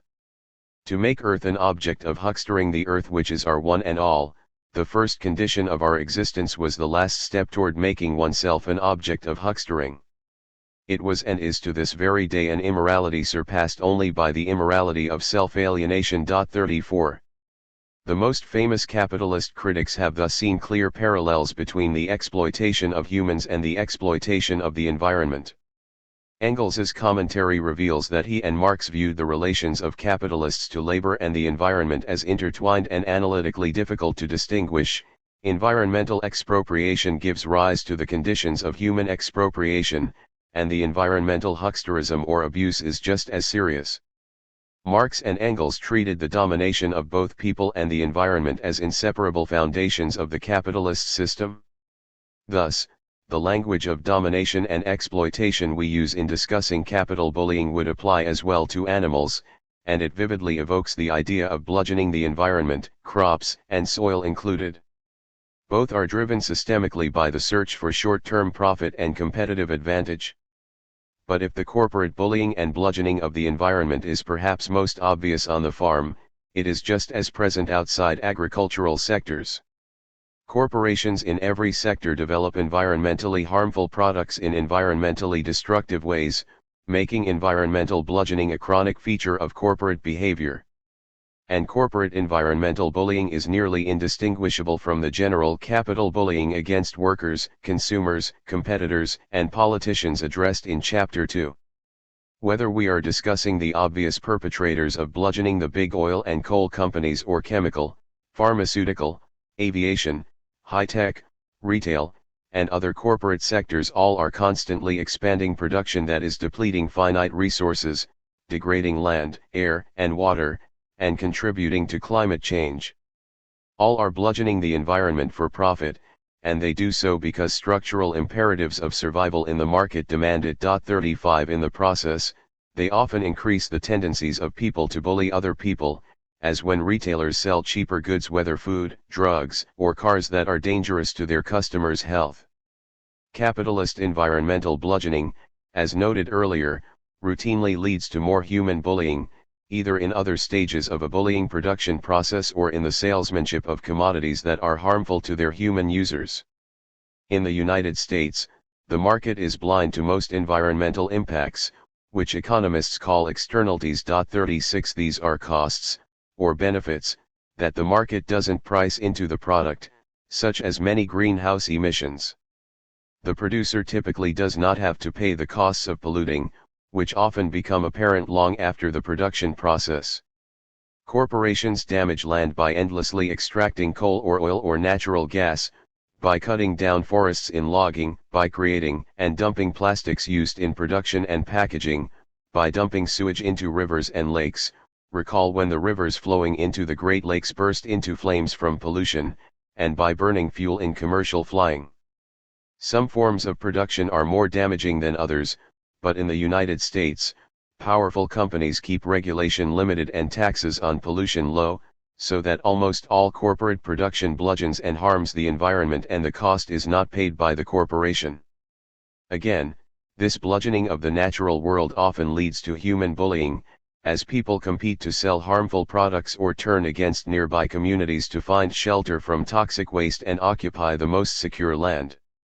Production in all economic systems has harmful environmental impacts, but the problem is greater in some national systems than in others.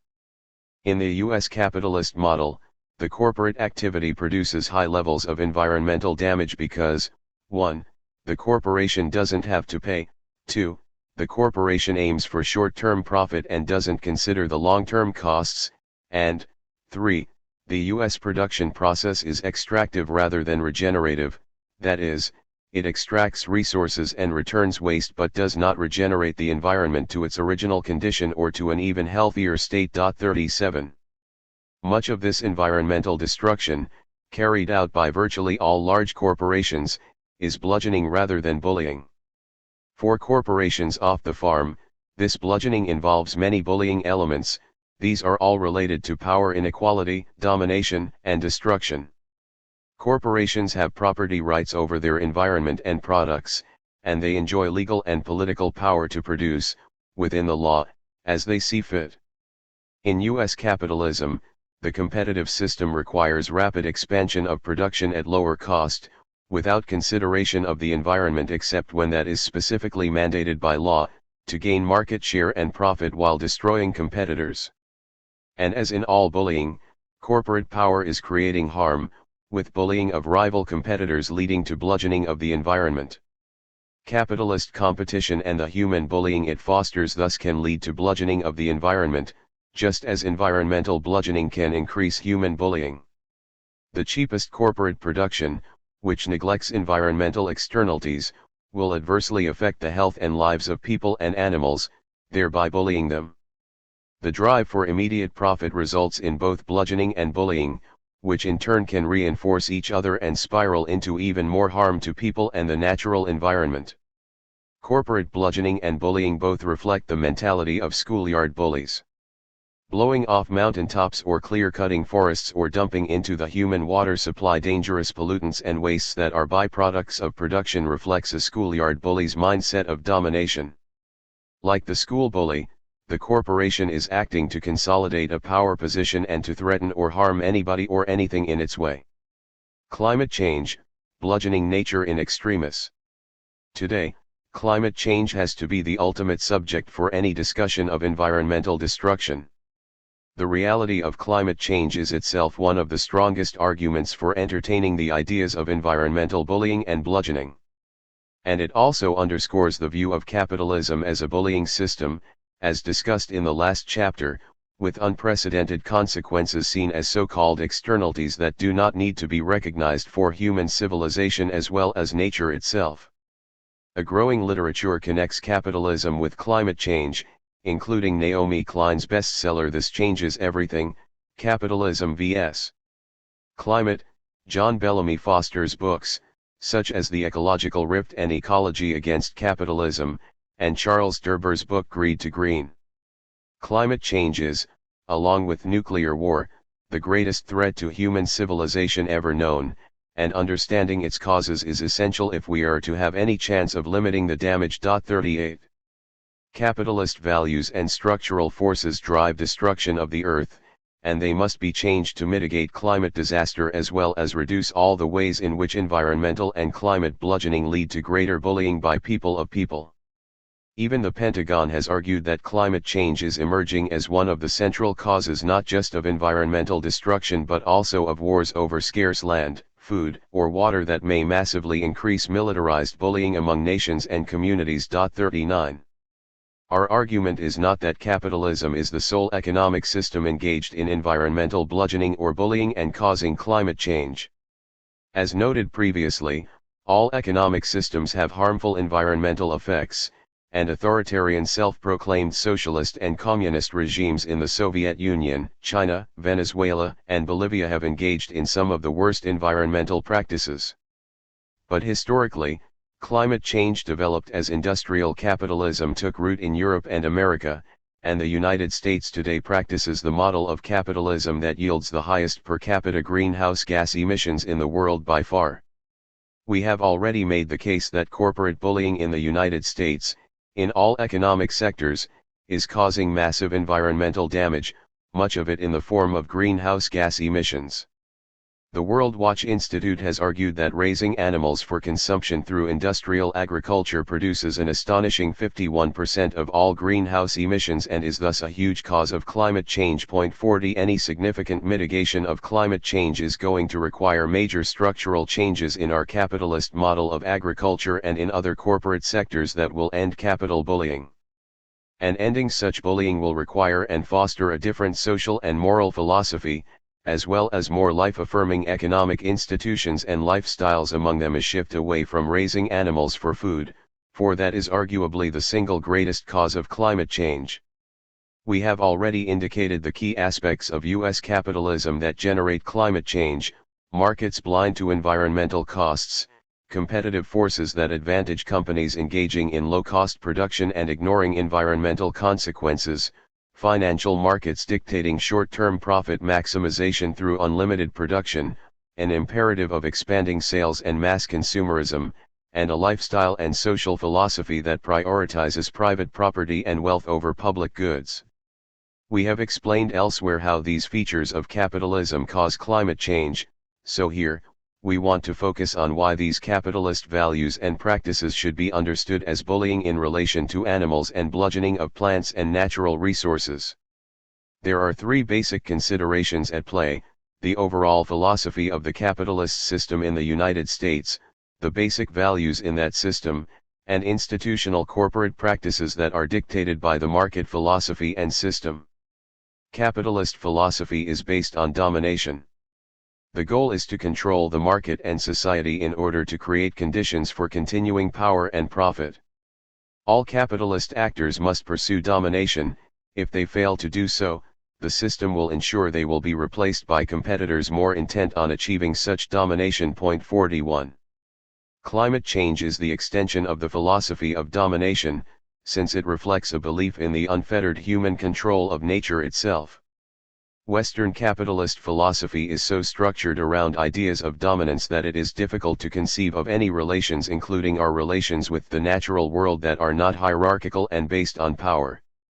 Nature itself generates its own power relations, but humans arguably change the scale and impact by virtue of the extraordinary power they have accumulated. Some cultures, especially indigenous ones, have developed philosophies based on concepts of harmony with nature or seeing humans as part of an ecological balance of life on the planet composed of thousands of interdependent species, with no one species in control. 42 These cultures do not necessarily end all environmental bullying or bludgeoning. For example, Native American tribes that had philosophies less oriented toward domination still engaged in hunting animals such as buffaloes. Some might consider that a bullying of animal species, but such hunting is typically done in restrained ways that maintain natural ecological balances.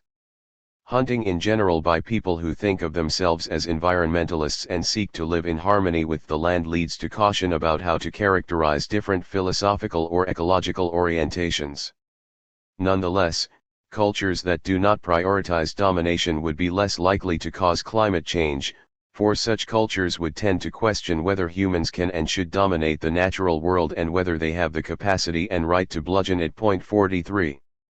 Climate change reflects a mentality of power and control in which nothing is left to the control of others. All means, including violence, are used to get and keep control.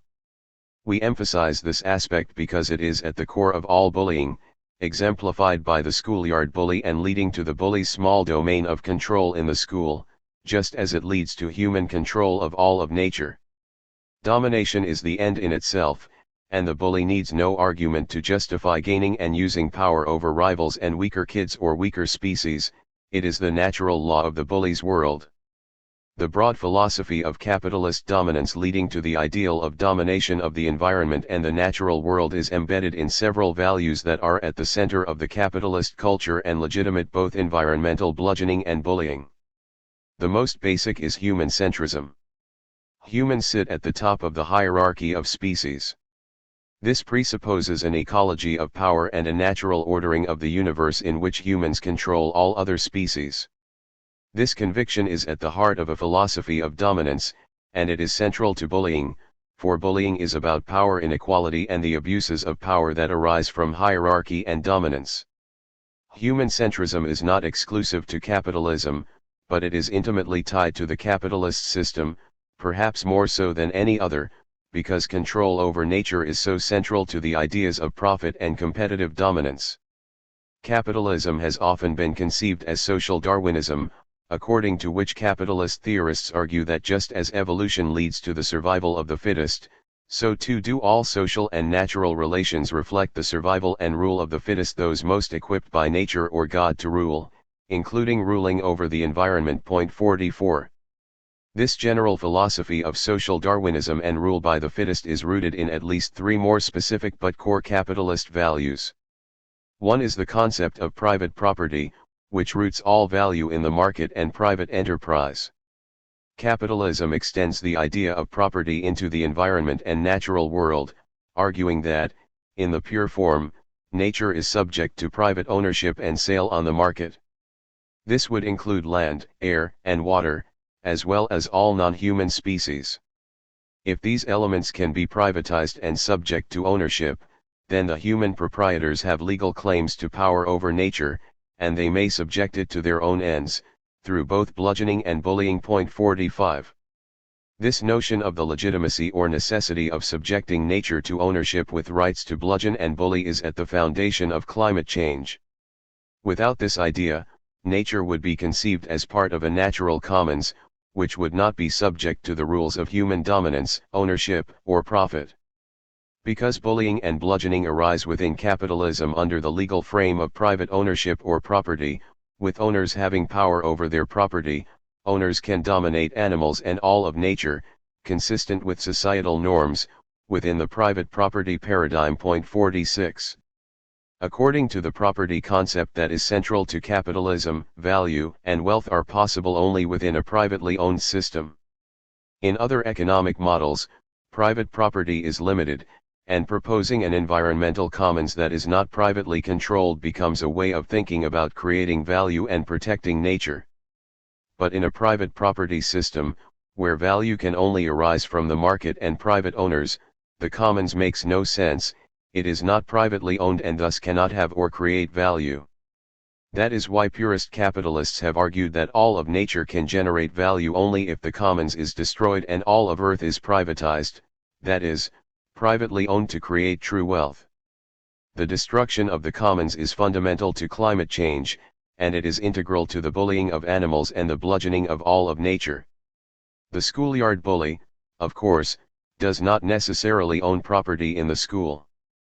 But he creates a de facto school order in which he is the only central property owner. In other words, the bully has the rights to control and deference.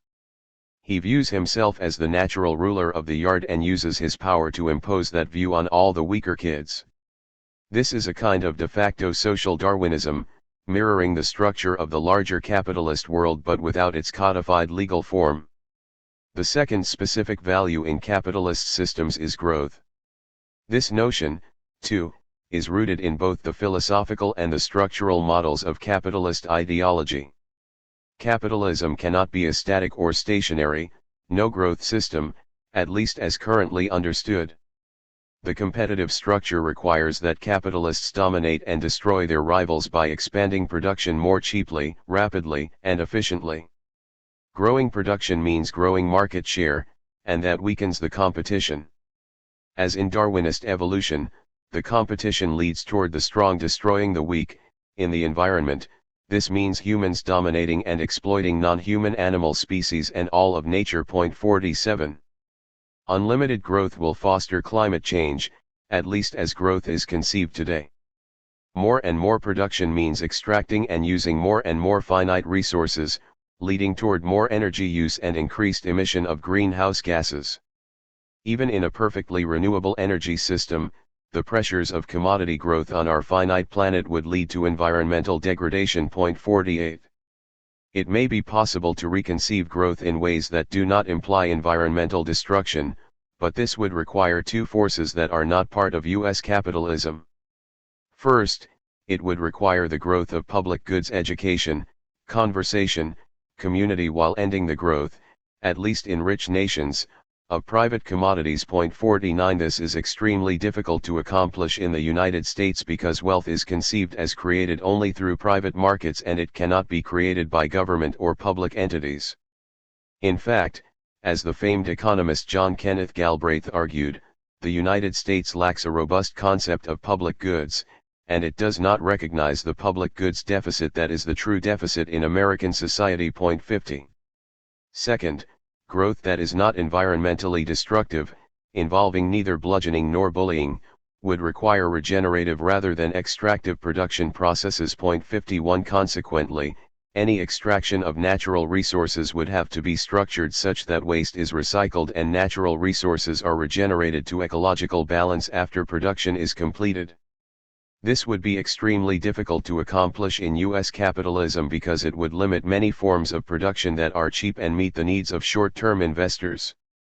Regenerative growth requires a long-term economic framework that accepts the true costs of extractive production with all its environmental externalities and moves toward a more ecologically balanced and steady-state model.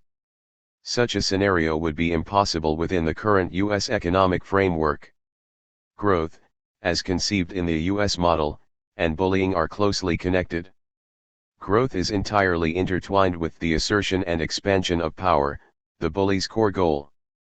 In the schoolyard, the bully's appetite for growth is not easily sated. He seeks, with weaker rivals, to control as much of the school as possible, and that may extend to control over the streets and the neighborhood. The same attitude toward the extension of power and appetite is even more obvious in the corporate bully, with companies constantly seeking to expand their global market share and take over as many rivals as possible. The third core value of the U.S. capitalist system is consumerism. 52. The system's survival depends on it, since if private consumer demand weakens, the entire U.S. economy will falter. Furthermore, if the people's appetite for consumption were to drop dramatically, the U.S. economy would collapse into crisis. Some 70% of that economy is fueled by domestic consumer demand. Ever-expanding consumerism not only drives the economy, it also is a key factor in climate change and environmental bludgeoning and bullying. The more people consume, the more the planet is in peril. Consumerism is thus essential to U.S. capitalism, and it supports the unprecedented environmental damage wrought by climate change. 53 There are no alternatives in the U.S. model, because public investment and consumption, with the exception of military or war-based investments and consumption, are viewed as illegitimate and as portents of socialism. 54 Public demand investment and consumption by the government to expand education, health, or an environmentally clean infrastructure is seen as an unsustainable aberration if it rises to any significant scale, because wealth can only be created by the market, not the state. Consequently, the engine of growth and prosperity must always be the U.S. consumer, who thereby bears the burden of both propping up the economy and fueling climate change. We have already seen in Chapter 2 how capitalist consumerism involves bullying. The corporate culture of consumerism leads to conspicuous consumption, a potent way of distinguishing powerful in-groups and weak-out groups. This dynamic has been widely noted in schools, where the in-groups bully the out-groups. The same is true in the larger society, as discussed in the last chapter, where high-consuming groups buying mansions and lavish jewelry or yachts cluster together and bully down the standing of those who cannot spend extravagantly. Unfettered consumerism fuels the expansion that drives capitalist environmental bludgeoning and bullying. It requires more extraction, more growth, more intensive energy use, and more waste. It makes corporate bullying profitable, and it displaces public goods with unsustainable consumption of private commodities. No discussion of climate change as environmental bullying can end without consideration of the fact that humans, not just other animals, plants, or natural resources, are ultimately also seriously threatened and hurt by environmental damage and climate change. Today, the humans most impacted are the poor, especially in developing nations, who may be described as being politically bullied through environmental bludgeoning and climate change brought on by the richer nations. This climate change and the capitalist bludgeoning of the environment that causes it, and also gives rise to subsequent bullying by authorities of weaker and poor citizens after the environmental bludgeoning has destroyed land or created droughts or floods, clearly show that environmental bullying is also an economic justice issue, reflecting global power and wealth inequalities. Of course, the poor in the United States and other rich countries are also vulnerable to the same fate, reflecting the great wealth and power inequalities in American society. 55.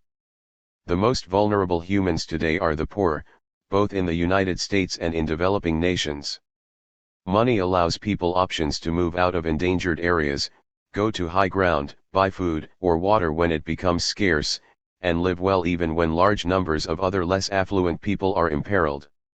Moreover, the most powerful elites design the policies that help lead to climate change and bully the poor after the environmental damage caused by climate change occurs.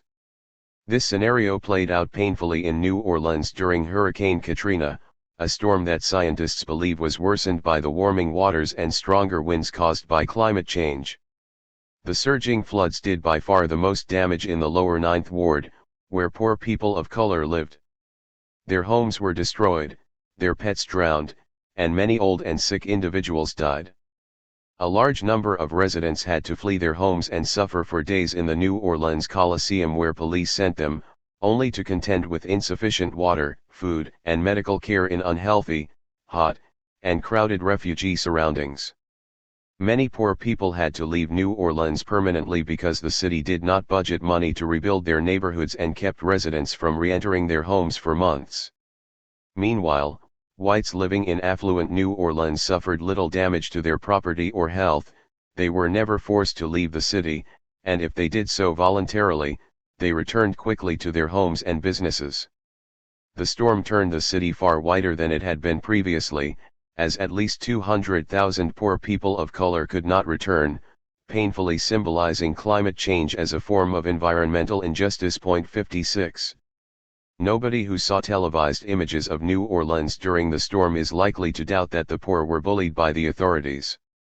Prior to the disaster, the Bush administration had repeatedly cut funding for the levees that could have prevented the flooding, denying urgent requests from the Army Corps of Engineers and thereby making clear that environmental and political bullying are interconnected. Elites created the conditions that condemned the city and its poorest residents. People without food or water standing on their rooftops waving flags for help in their flooded neighborhoods, often to little avail, vividly reflected the bullying elements among the police, local politicians, and national leaders, as well as the indifference of agencies such as the Federal Emergency Management Agency, FEMA. Evangelist leaders claimed that the city's poor deserved the bullying, and then they piled on, arguing that God was punishing them for turning New Orleans into Sin City 57. Internationally, the millions of people impacted today by climate change are mostly located in poor nations, such as low-lying Bangladesh, or very hot regions, such as Africa and the Middle East. Populations in these areas are suffering from drought, a lack of drinking water, crop failures, and the need to move to other areas, causing horrific new conflicts over land and water. Pentagon officials and other observers have argued that the mayhem in Syria, Iraq, and other nations has been exacerbated by climate change in that part of the world, and the same argument has been made regarding the genocides in Darfur and Rwanda. 58.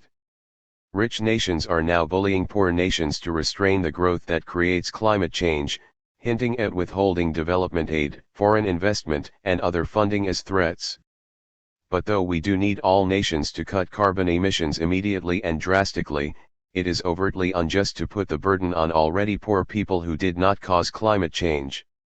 The rich nations that created the crisis through fossil fuel-based industrialization must now pay to prevent looming catastrophe for all by establishing a massive global fund, supplied by taxation on the wealthy and on international financial transactions and carbon taxes, that can subsidize green development in poor countries.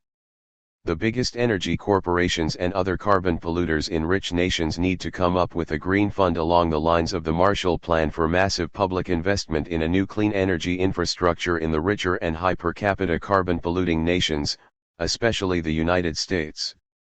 As with all bullying, reducing environmental bullying is ultimately a question of justice.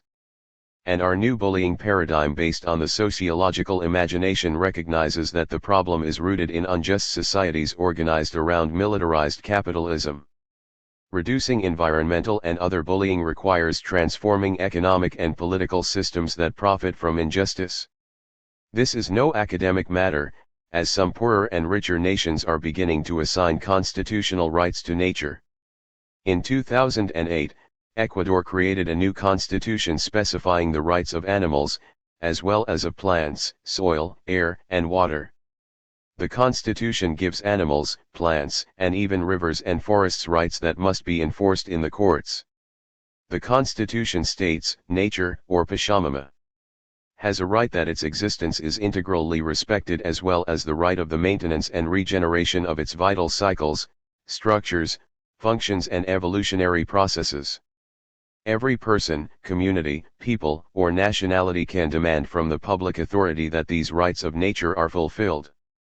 59. The same principles were embraced by 30,000 representatives of civil society from many countries in a People's Agreement crafted in 2010 in Bolivia at the World People's Conference on Climate Change and the Rights of Mother Earth. 60. The concept of the rights of nature is also attracting attention in Europe and the United States. European organizations are working to define ecocide as a crime violating international law. In the United States, cities are taking the lead. In 2010, the Pittsburgh City Council passed an ordinance banning the extraction of natural gas and proclaiming that nature has inalienable and fundamental rights to exist and flourish in the municipality. 61. Since 2000, Thomas Lindsay, a U.S. attorney, has specialized in helping American communities, many in rural Pennsylvania, develop local ordinances that ban corporate factory farms, fracking firms, and other polluting companies from operating in their cities. Although the corporations successfully got the state legislature to pass a law declaring such local actions illegal, more than 100 communities have banded together in a network to move forward anyway in order to defend community rights to ban corporations and protect the rights of nature in their locales. 62. This, of course, sets up a potentially epical debate about constitutional rights and who is entitled to them, while challenging the private property rights that have traditionally been viewed as central to the U.S. Constitution. As climate change accelerates, survival will pit increasingly empowered environmentalists and ordinary citizens and communities against corporations that claim corporate personhood and the supremacy of their property rights over all other rights. These battles may determine the future of not only capitalism but also humanity and the survival of thousands of other species. Chapter 4. Militarism as Bullying. The Superpower and the Schoolyard Bully. Today, in a world full of nations bristling with weapons that are far more potent than ever, we see rampant bullying by all the most powerful nations on earth: Russia in its threats to Baltic nations and incursions in Ukraine, Israel in its occupations of Gaza and the West Bank, Arab Shia and Sunni nations in their threats and vicious wars with each other, Pakistan and India in their mutual nuclear threats over Kashmir, and China in its intimidating military moves against Vietnam, the Philippines, and Japan. And the United States, today's overwhelming superpower, uses the Bush and Obama doctrines to explicitly defend America's right to threaten, strike from the air, invade, or occupy not just Middle Eastern countries but also any other nation on the planet it sees as dangerous or terroristic. 1. A militarized society is a requisite element for a bully nation. If a country is highly armed and is a superpower wielding great military strength, it assuredly will bully weaker countries. After all, one prime motive for building up a powerful military is to threaten, intimidate, and attack other countries. The aim is to demonstrate national power, grab goods or territory, saber-rattle to coerce weaker nations to obey, and satisfy feelings of superiority, including the satisfaction of simply being on top and scaring others into submission. The grand game of nation-states in a militarized world, including terrorist self-styled states such as ISIS, is not so different from the games in the schoolyard. In this chapter, we show how the most powerful militarized nations, concentrating especially on the United States, the greatest superpower, bully in much the same way as the toughest schoolyard bullies, albeit on a grander scale. Militarized bullying goes beyond foreign policy. In the United States, militarily equipped police forces and a huge prison system combine to perpetrate vast and violent militarized bullying against Americans at home. In this chapter, we look closely at the militarized bullying built into U.S. foreign policy. In the next chapter, we will examine the epidemic of militarized bullying carried out by the repressive apparatus of the police, prisons, and other coercive arms of the state, directed especially against poor Americans and people of color. As noted in the opening chapter, militarism in capitalist societies creates a double whammy, integrating two prime structural causes of institutionalized bullying. In Chapter 2, we discuss the core ways in which capitalism causes bullying. In this chapter, we will look at how militarism contributes to the bullying forces within capitalism, intensifying the institutionalized bullying that arises in America's militarized capitalism. The Superpower and the Schoolyard Bully, Part 1. Bullying, we have shown, arises out of power inequality. When a nation, or a self-styled nation such as ISIS, uses superior military power to threaten, intimidate, or attack other countries in order to force them to do its bidding, it is engaging in structural or institutional bullying. The bully is not an individual person but the nation and its armed forces. The personality of the leaders do not have to be psychopathic or of the bullying type, but the institutions require that they act in this manner. 2. President Obama was elected as a peace candidate and was seen as a rational, calm, and compassionate man, even as he acted like his predecessors, including George W. Bush. Militaristic bullying is structural, and though the personality of the leaders may play a role, in the end they are subordinated to institutional imperatives, highlighting the weakness of the psychological bullying paradigm. These observations apply in spades to an imperial superpower, a hegemonic nation with the most dominant military force in the world, where structural forces overwhelm the psychological predispositions of leaders. Bully nations may tend to produce macho leaders such as Andrew Jackson or Teddy Roosevelt, who glorify in aggression and war, but presidents with far milder personalities, whether Woodrow Wilson or Barack Obama, follow the same bullying script. This reflects the vital institutional interests of the military and other elites, whose power and profits cannot be left to hinge on personality. Point 3. The United States has by far the most military power in the world, spending about $500 billion on the Pentagon in 2015 alone, for which is many times as much as all its potential adversaries put together, and this doesn't count much of the trillion-dollar plus cost of the wars in Iraq and Syria or other special appropriations for the CIA and nuclear power. Whenever such a huge inequality in military power exists, it creates the position of a structural bully. Even if the United States does not overtly threaten another country, its immense military superiority intimidates and constrains all other nations. Put another way, even if the state did not intend to do so, the inequality would have a bullying effect. Neoconservatives since the turn of the 21st century, such as President George W. Bush and Vice President Dick Cheney, have ceaselessly advocated for the development of nearly unlimited U.S. power in order to guarantee that other nations will never challenge America's dominance and threats. Their thinking has been codified in classic manifestos such as Rebuilding American Defenses, published in 2000 by the Project for the New American Century, PNAC, a leading neoconservative establishment organization founded by William Kristol and Robert Kagan. Point 5. This work proclaims that at present the United States faces no global rival. America's grand strategy should aim to preserve and extend this advantageous position as far into the future as possible. 6. It calls for the United States to build the capacity to fight and decisively win in multiple, simultaneous major theater wars. 7. This would necessitate a massive military buildup, including an increase in U.S. nuclear strategic superiority. 8. And an overall military plan to preserve and extend the preeminence of U.S. military forces and perform the constabulary duties associated with shaping the security environment in critical regions. 9. The argument for developing a surefire bullying power that no nation could even imagine challenging became an obsession of the U.S. military and political establishment. Just 9 days after September 11, PNAC sent a letter to President Bush urging that even if evidence does not link Iraq directly to the attack, any strategy aiming at the eradication of terrorism and its sponsors must include a determined effort to remove Saddam Hussein from power in Iraq. Failure to undertake such an effort will constitute an early and perhaps decisive surrender in the war on international terrorism. 10. In other words, the United States had to invade and overthrow opposing regimes that had nothing to do with 9/11, including especially Saddam Hussein's government in Iraq, because he had defiantly opposed U.S. power moves for over a decade since the Gulf War.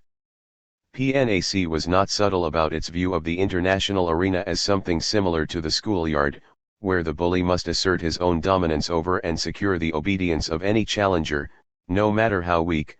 The true cost of not meeting our defense requirements will be a lessened capacity for American global leadership and, ultimately, the loss of a global security order that is uniquely friendly to American principles and prosperity. 11.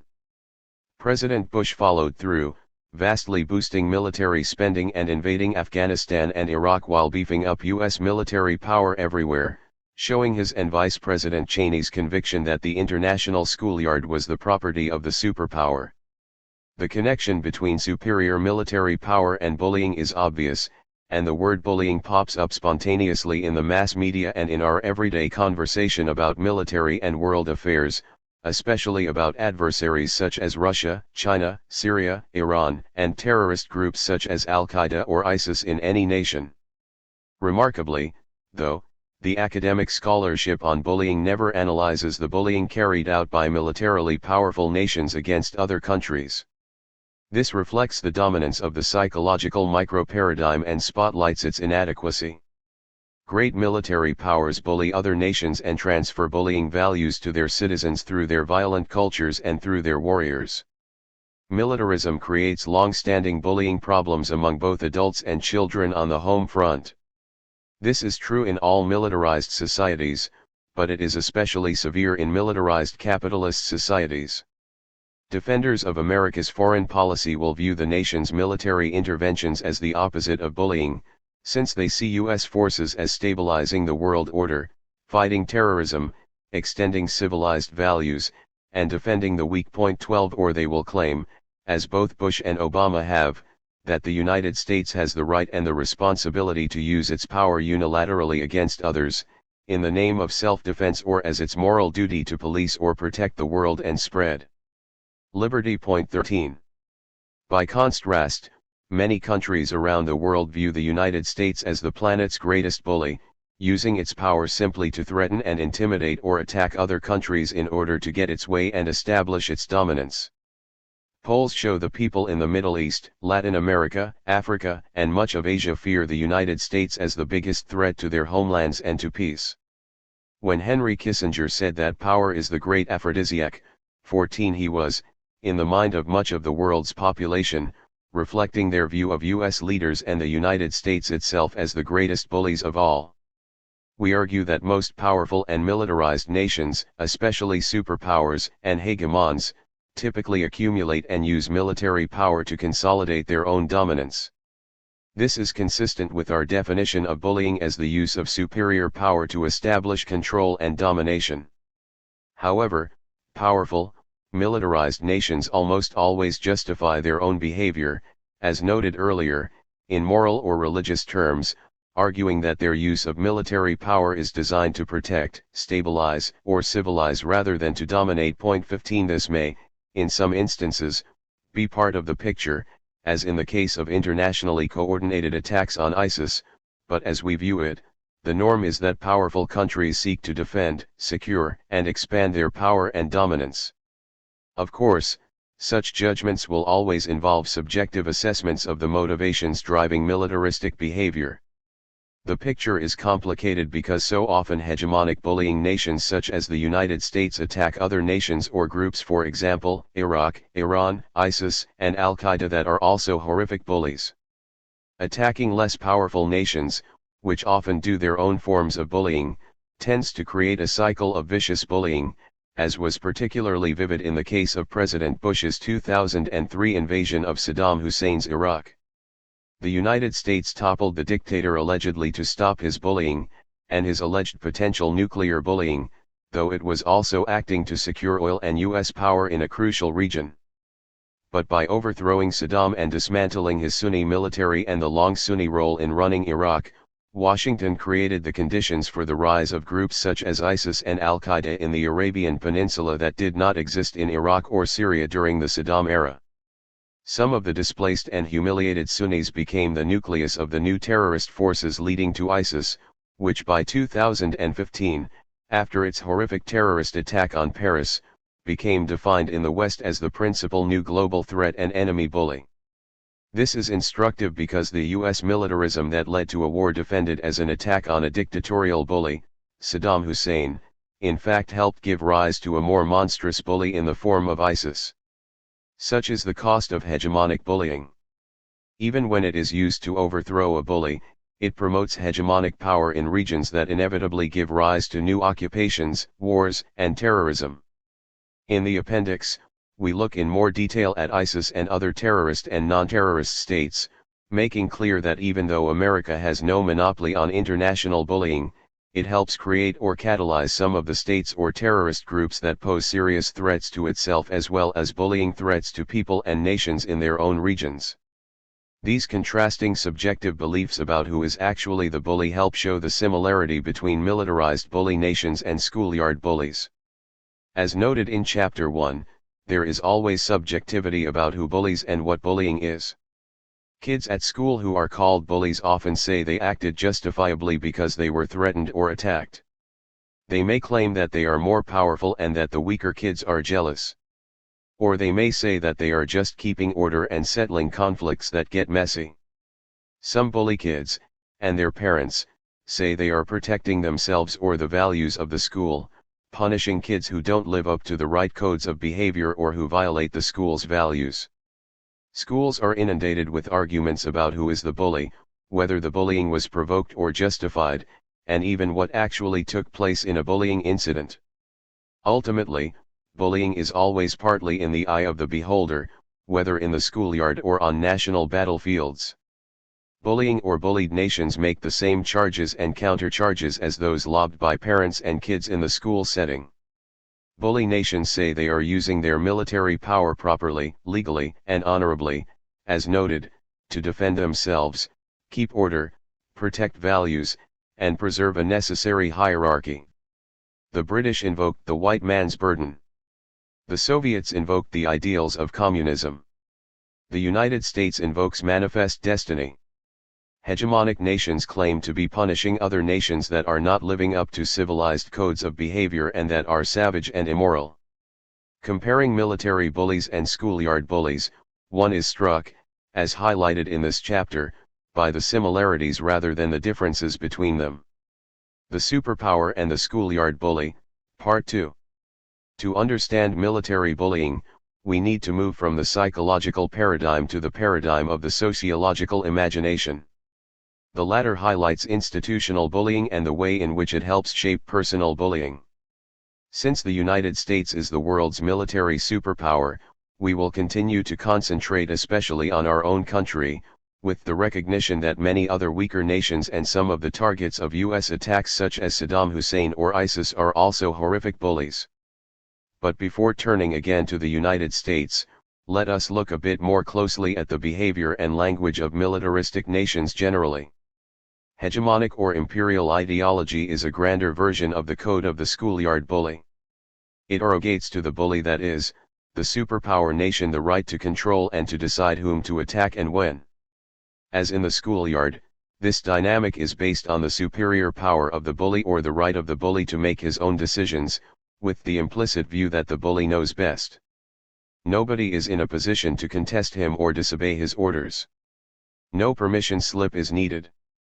Bully nations model and exemplify on a planetary level the schoolyard bully formula.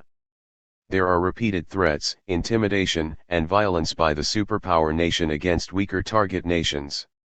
The bully nation may offer all kinds of moral or strategic justifications for its behavior, but ultimately, it acts as it wishes because it has the power to do so, exactly as in the case of the schoolyard bully.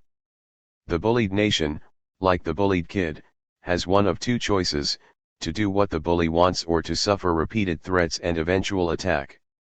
The United States has been the dominant military power in the world since the collapse of the British and other European empires after World War II. American hegemony is widely discussed and debated, but nobody disputes the overwhelming superiority of US military power, sustained after the collapse of Germany and Japan and later the Soviet Union. Since the end of World War II, the United States has routinely used that power to bully on every continent, an argument documented most powerfully and meticulously in numerous books by Noam Chomsky. Right after September 11, Chomsky presented a talk entitled United States, Global Bully, in which he said, "For nearly 200 years the US expelled or mostly exterminated indigenous populations, many millions of people, conquered half of Mexico, depredated the Caribbean and Central America, conquered Hawaii and the Philippines, killing 100,000 Filipinos in the process. Since the Second World War, the US has extended its reach around the world. But the fighting was always somewhere else and it was always others who were being slaughtered. The world looks very different, depending on whether you are holding the lash or whether you have been whipped for centuries. Perhaps that is why the rest of the world, although horrified by the September attacks, nevertheless sees them from a different perspective." 16. The post-World War II bullying Chomsky describes consists of interventions in large and small countries to secure US hegemony. These incursions include interventions in Nicaragua, El Salvador, Honduras, Cuba, and almost every other Central American nation, with the aim of installing or propping up dictators, themselves bullies, using death squads and other forms of state terrorism who were dependent on US backing to stay in power and in turn made their nations wards of the US state. This established friendly conditions for US corporate operations. 17 Conducted under the umbrella of the Monroe Doctrine, these interventions involved issuing bullying threats to any nation or insurgency in Central and Latin America that sought more independence from the United States. Such nationalism posed the greatest danger to the U.S. bully because it raised the specter of democracy or popular control by mainly poor people all over the continent, an assault on the supposed right of American companies to create sweatshop conditions and appropriate resources and profits to send back to the United States. Nationalist resistance, whether by rebel groups such as the Nicaraguan Sandinistas or the Salvadoran Farabundo Martí National Liberation Front, FMLN, guerrillas, can be seen as a kind of assertion of rights that schoolyard bullies themselves never tolerate. They threaten and beat up kids who challenge their rights, much as the United States beats up any nation or the democratic revolt staged by Nicaraguans, Salvadorans, Guatemalans, or Hondurans. 18. Chomsky shows that the United States uses the same bullying dynamics on every continent to hold on to its global hegemony. But Chomsky, though he is the most cogent and comprehensive in his magisterial critique, is hardly the only one to document U.S. bullying. One need only think of writers on America's militarism and empire such as Chalmers Johnson, Daniel Ellsberg, Stephen Kinzer, and Andrew Bishvik, to name only a few. In his book Overthrow, America's Century of Regime Change from Hawaii to Iraq, former longtime New York Times bureau chief and international correspondent Stephen Kinzer has documented 14 military interventions and regime changes carried out by the United States in the 20th century that fit the bully model. 19 These include the 1953 CIA overthrow of democratically elected Iranian President Mohammad Mossadegh, when he refused to submit to bullying over control of Iranian oil fields. They also include numerous U.S. interventions in Central America as described by Chomsky, not only in Nicaragua, El Salvador, and Honduras but also in tiny Grenada and Panama, where these very small nations were forced to submit to U.S. economic and political dominance in our region. Another example is the 1973 overthrow of Chile's democratically elected president, Salvador Allende, who was killed after he refused to submit to American threats about ownership of mining companies and the design of the Chilean economy. In 1954, the United States ousted democratically elected Guatemalan President Jacobo Arbenz, who refused to back down from his plans to nationalize United Fruit's banana plantations. Arbenz's sin was that he refused to be bullied into acquiescing to Guatemala's status as a banana republic, a crime that spelled certain death for him. 20 After reading Kinzer's work, one Amazon reviewer wrote, "The United States may currently be the big man on the international campus, but it ought not be the big bully in the international schoolyard." 21 Kinzer's assessment of U.S. foreign policy can be summarized as follows: power used and abused for selfish gain and corporate profit, the superpower threatening and invading nations on every continent, regime changes achieved, mission accomplished, no apologies and no permission slips needed. Both President Bush and President Obama have claimed presidential authority to strike preemptively or preventively against any country in the world they deem a threat, with Islamic terrorism now defined as the central threat. Although Obama often uses the rhetoric of multilateralism, he, like Bush, has often acted without the permission of other nations or of the U.S. Congress. Leading constitutional scholars, such as Yale law professor Bruce Ackerman, have argued that Obama has exceeded Bush's executive power doctrine, claiming he has the constitutional authority to act entirely on his own, to attack and wage wars solely on his own judgment. As Ackerman writes, Mr. Obama is now taking the lead in an open-ended campaign, extending from Iraq into Syria, that could last years. If this isn't commencing hostilities, what is? Ackerman continues by noting that Obama is acting on the proposition that the president, in his capacity as commander-in-chief, has unilateral authority to declare war. In taking this step, Mr. Obama is not only betraying the electoral majorities who twice voted him into office on his promise to end Bush-era abuses of executive authority. He is also betraying the Constitution he swore to uphold. 22. A schoolyard bully could only look on in envy as U.S. military leaders are heralded as heroes by many of the same Americans who would harshly condemn the bully in the school. But in reality, both the school bully and the military leader bully at will, one on the micro level and the other on the macro level. Nuclear bullying. As the United States evolved into the most powerful militaristic empire in the world, it imposed ever more perilous forms of bullying upon the rest of the world. A particularly dangerous form of militaristic bullying emerged at the end of World War II, as the world entered the nuclear age. In 1945, the United States used the first nuclear bomb to attack another nation, decimating Hiroshima to force Japan to surrender. Shortly thereafter, the United States exploded a second nuclear bomb over Nagasaki, killing and radiating thousands of civilians as a means to end the war rapidly. Many historians argue the bombing was done to prevent the Russians from reaching Japan before surrender, bullying Japan for immediate capitulation.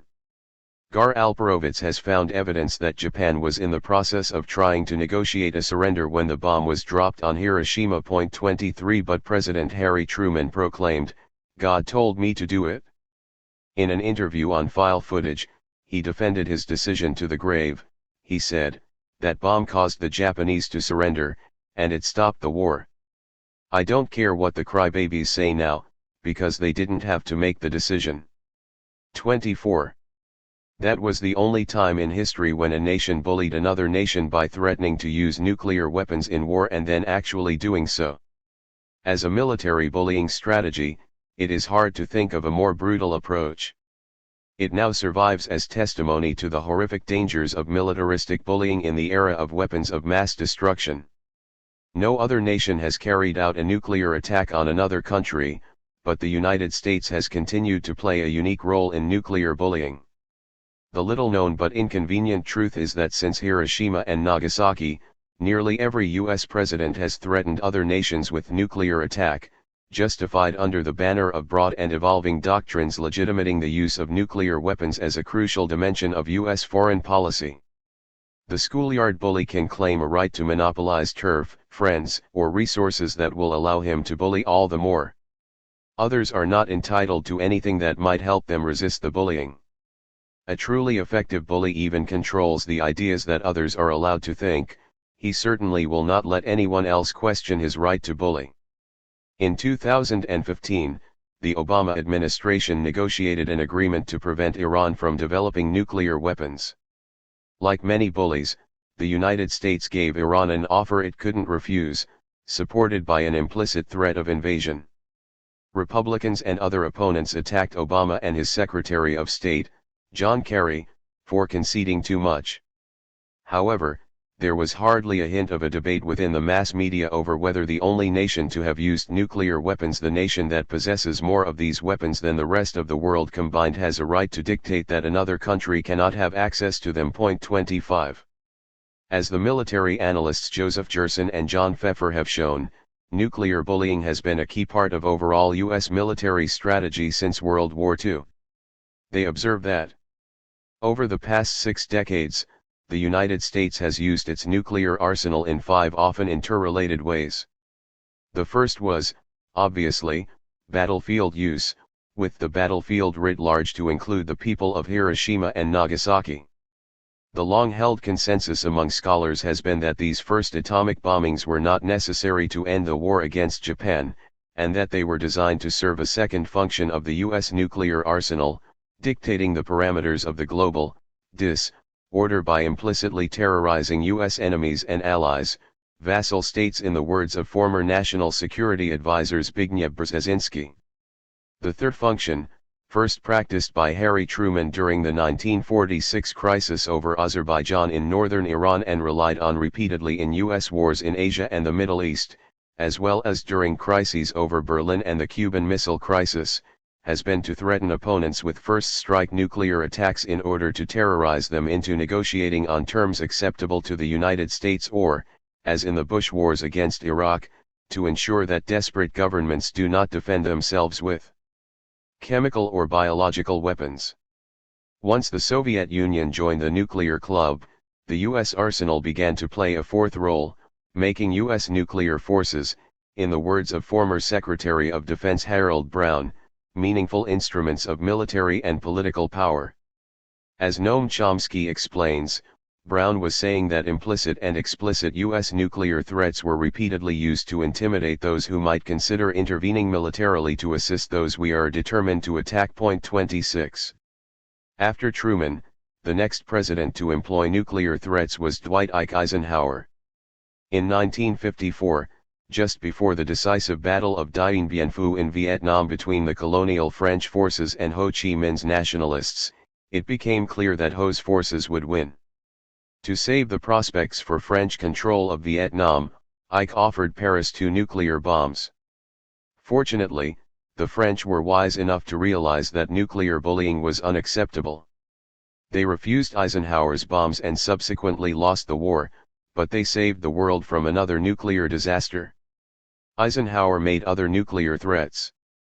During the conflicts over the future of the small islands of Quemoy and Matsu off China, his administration let it be known that it was prepared to use nuclear weapons to preserve Taiwanese control of the islands and Taiwan's sovereignty.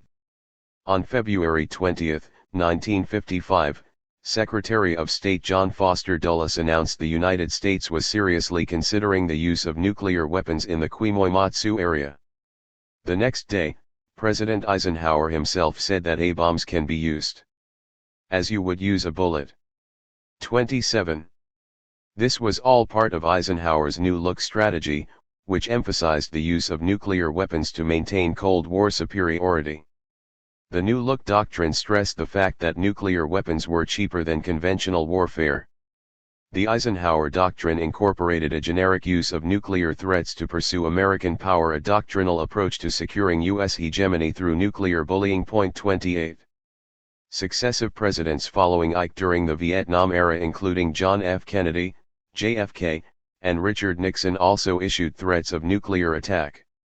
The most famous nuclear bullying incident was the 1963 Cuban Missile Crisis, in which President Kennedy threatened the Soviet Union with a nuclear attack if it didn't withdraw the missiles it had secretly placed in Cuba. Kennedy's most hawkish advisors advocated an immediate nuclear first strike on the Soviets, and others advocated the view that if Nikita Khrushchev didn't withdraw his missiles, Kennedy should launch a nuclear attack on the Soviets. Kennedy himself made it clear that if the Soviets tried to break through the U.S. naval blockade of its Cuba-bound ships, he would move toward war and the possible use of nuclear weapons. After an American spy plane was shot down over Cuba, a nuclear attack on the Soviets seemed almost inevitable. It was forestalled only by Khrushchev's agreement to remove the missiles. Many view this as a successful form of nuclear bullying by Kennedy. But in combination with the Soviets' own bullying move, putting missiles covertly in Cuba in violation of existing agreements, it created the greatest threat ever of global annihilation, with many analysts putting the odds of a nuclear war at that moment at 1 in 3.29. After the missile crisis, the most dramatic nuclear bullying by the United States in this era was President Nixon's repeated threats to attack North Vietnam with nuclear weapons. Nixon concocted the madman theory. He believed he could persuade Ho that he would actually use nuclear weapons against the North because he was losing control of himself and was increasingly possessed by the impulse to use nukes. Nixon threatened that he would bomb Haiphong Harbor with nuclear weapons and flood much of the country. During a 1972 spring offensive by the North Vietnamese, Nixon told Kissinger, "We're going to do it. I'm going to destroy the goddamn country, believe me, I mean destroy it if necessary. And let me say, even the nuclear weapons if necessary. It isn't necessary. But, you know, what I mean is, that shows you the extent to which I'm willing to go. By a nuclear weapon, I mean that we will bomb the living bejesus out of North Vietnam, and then if anybody interferes we will threaten the nuclear weapons." 30. He continued on this theme when speaking with Kissinger a week later. Nixon, "I'd rather use the nuclear bomb. Have you got that ready?" Kissinger, "That, I think, would just be too much." Nixon, "A nuclear bomb, does that bother you? I just want you to think big, Henry, for Christ's sake. The only place where you and I disagree is with regard to the bombing. You're so goddamned concerned about civilians, and I don't give a damn. I don't care." Kissinger, "I'm concerned about the civilians because I don't want the world to be mobilized against you as a butcher." 31. The nuclear doctrine became aggressive under President Ronald Reagan, as he greatly expanded military spending and argued for a defense shield that might make it more plausible that the United States could use nuclear weapons without fear of commensurate retaliation. Reagan believed that he could bully the Soviets into a full global retreat and then bankrupt them by forcing them to spend huge amounts on all types of weapons to keep up with his own madcap military escalation. Nuclear weapons also played a major role in Reagan's military strategy, including his embrace of a nuclear first strike policy that Truman and Eisenhower had endorsed initially and that was later embraced by President George W. Bush. The Bulletin of the Atomic Scientists editorialized, "Not since the resurgence of the Cold War in Ronald Reagan's first term has U.S. defense strategy placed such an emphasis on nuclear weapons." 32 Shortly after September 11, Bush's nuclear bullying policy was laid out in his Nuclear Posture Review, NPR. As Joseph Gerson and John Pfeffer observe, the NPR reiterated the U.S. commitment to first strike nuclear warfighting. For the first time, 7 nations were specifically named as primary nuclear targets: Russia, China, Iraq, Iran, Syria, Libya, and North Korea. 33. The Obama Doctrine and the Bully Nation. On September 23, 2014, President Obama made a speech at the United Nations in which he laid out more clearly than before the Obama Doctrine. Not surprisingly, it had to do with his starting of a new war in Syria and Iraq, the latter having been subject to constant U.S. military bullying over the previous 25 years. Referring especially to threats from ISIS, the extremist Islamic group taking over northern and western parts of Iraq and Syria, the president said, "I know many Americans are concerned about these threats. Tonight, I want you to know that the United States of America is meeting them with strength and resolve. Last month, I ordered our military to take targeted action against ISIS to stop its advances. Since then, we have conducted more than 150 successful airstrikes in Iraq. First, we will conduct a systematic campaign of airstrikes against these terrorists. Working with the Iraqi government, we will expand our efforts beyond protecting our own people and humanitarian missions, so that we're hitting ISIL targets as Iraqi forces go on offense. Moreover, I have made it clear that we will hunt down terrorists who threaten our country, wherever they are. That means I will not hesitate to take action against ISIL in Syria, as well as Iraq. This is a core principle of my presidency: if you threaten America, you will find no safe haven. 34. The last sentence is key and might be paraphrased as, "My most important belief as president is in the American right to militarily strike any nation in the world I choose, if I see it as a threat." This is hardly a new idea. American presidents have been acting on it since the beginning of the nation. But it is illuminating in its framing. First, it screams out in the language of the bully, "I'm in control and can threaten any country anywhere. And I can do it without getting anyone's permission." The president's statement carries weight because, like the schoolyard bully, he has the power to carry through on his threats.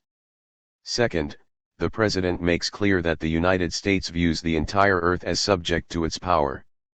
Any nation is a legitimate military target, based solely on judgments made by the president about threats it poses. This effectively makes the planet one big American schoolyard, with the United States its bully-in-chief. Third, Obama's speech justifies U.S. bullying based on the language of threats, in this case terrorist threats. Threats are the currency of the realm of bullies themselves, whose modus operandi, MO, is to threaten repeatedly and ruthlessly. Obama is essentially arguing that the world is full of bullies and wannabe bullies, both nations and non-state actors such as ISIS. It is the existence of other bully nations and organizations that justifies the U.S. right to threaten and use military force. Fundamentally, the president is arguing, and he is not entirely wrong, that the international system is a Hobbesian jungle. States and many non-state groups are bullies who listen only to more powerful bullies. The only way to survive and prosper is to be tougher than anyone else and bully the others into submission. This is more or less the way schoolyard bullies see their world. To survive and prosper, you have to be the toughest dude on the block. Elsewhere, The president also claimed authority to act without congressional authorization for the new long war that he foresaw. He declared that the 2001 and 2002 authorization of force agreements empowering George W. Bush to wage war after September 11 gave him, Obama, the power to act. But he had earlier argued that these agreements no longer had legal validity for new wars. He thus essentially made the case that he could go to war without permission from the United Nations, America's allies, the U.S. Congress, or the American people. 35 This is precisely the schoolyard bully's logic: I can act freely without authorization from anyone because I have the power to do so. The development of drones offered a new technological means for Obama to carry out his threat globally, posing little risk to U.S. lives but putting civilians around the world at great risk of being killed as collateral damage. Drones give the United States the capacity to bomb any country in the world without declaring war. The rationale for using drones is typically to strike at terrorist groups, but in practice, drone strikes can be a means of bullying any nation to submit to U.S. demands. First employed after September 11 in Afghanistan, drones have been used extensively in Iraq, Syria, Yemen, and other Middle Eastern nations, as well as in Libya, Somalia, and other African states. The civilian casualties have been particularly significant in Yemen, where one strike in September 2012 killed 12 civilians in a town market, including a pregnant woman and a 12-year-old child. After the attack, Yemeni civilians said, "We live in constant fear. There is no assurance that we would not be the next target. The U.S. government should come to the region to see what targets it has hit." 36 Drones are proving to be a consummate weapon of a hegemonic bully nation such as the United States. In the U.S. case, they are cheap, they save American soldiers' lives, they put civilians at risk, and they create fear around the world, exerting enormous pressure on national leaders globally to defer to U.S. demands. President Obama adds a strong moral discourse. Highlighting ISIS, the extreme terrorist group that beheaded Western journalists, he argues that the other bullies are often savage terrorists, whereas the United States as bully is good because it is saving the world from their evil. 37 He is certainly correct that the nation-state system is full of bully nations and organizations, but his notion that the United States can be viewed as morally elevated while using the most powerful and lethal bullying as its core principle is hardly rational. One need only read the comprehensive report on CIA torture released by the Senate on December 9, 2014. The report, thousands of pages long, catalogs instances of chronic waterboarding, rectal feeding, sleep deprivation, forcing detainees to sit and sleep naked on the floor in their own feces, slamming prisoners against the wall hard enough to break bones and sometimes kill, locking naked prisoners in freezing cells, some of whom froze to death, making it clear that the United States was embracing the moral principles of its savage enemies. 38 The CIA's chief of interrogation said these techniques were all ways to wield total control over the detainee. 39 Showing that torture is one of the most extreme forms of institutional bullying imaginable. The overall U.S. imperial foreign policy mimics the implicit morality of the schoolyard bully, who essentially equates power with righteousness. Vietnam, militarism, and the culture of bullying, credibility, never back down, and never show weakness. The Vietnam War remains one of the great illustrations of militaristic bullying. It tells us a great deal about the culture of militarism and the coin of the realm in international relations. It shows how militarized nations bully in world affairs, acting with the same values and practice as bullies in school. The United States supported the French during their century-long colonial occupation of Vietnam, and it funded most of the French war against the anti-colonial forces led by Ho Chi Minh in Vietnam after World War II until 1954, when he defeated the French at the decisive Battle of Dien Bien Phu. The United States then bullied Ho Chi Minh to divide his nation into North Vietnam and South Vietnam, installing a military puppet dictator, NGODM, to run the South as a friendly regional base for America.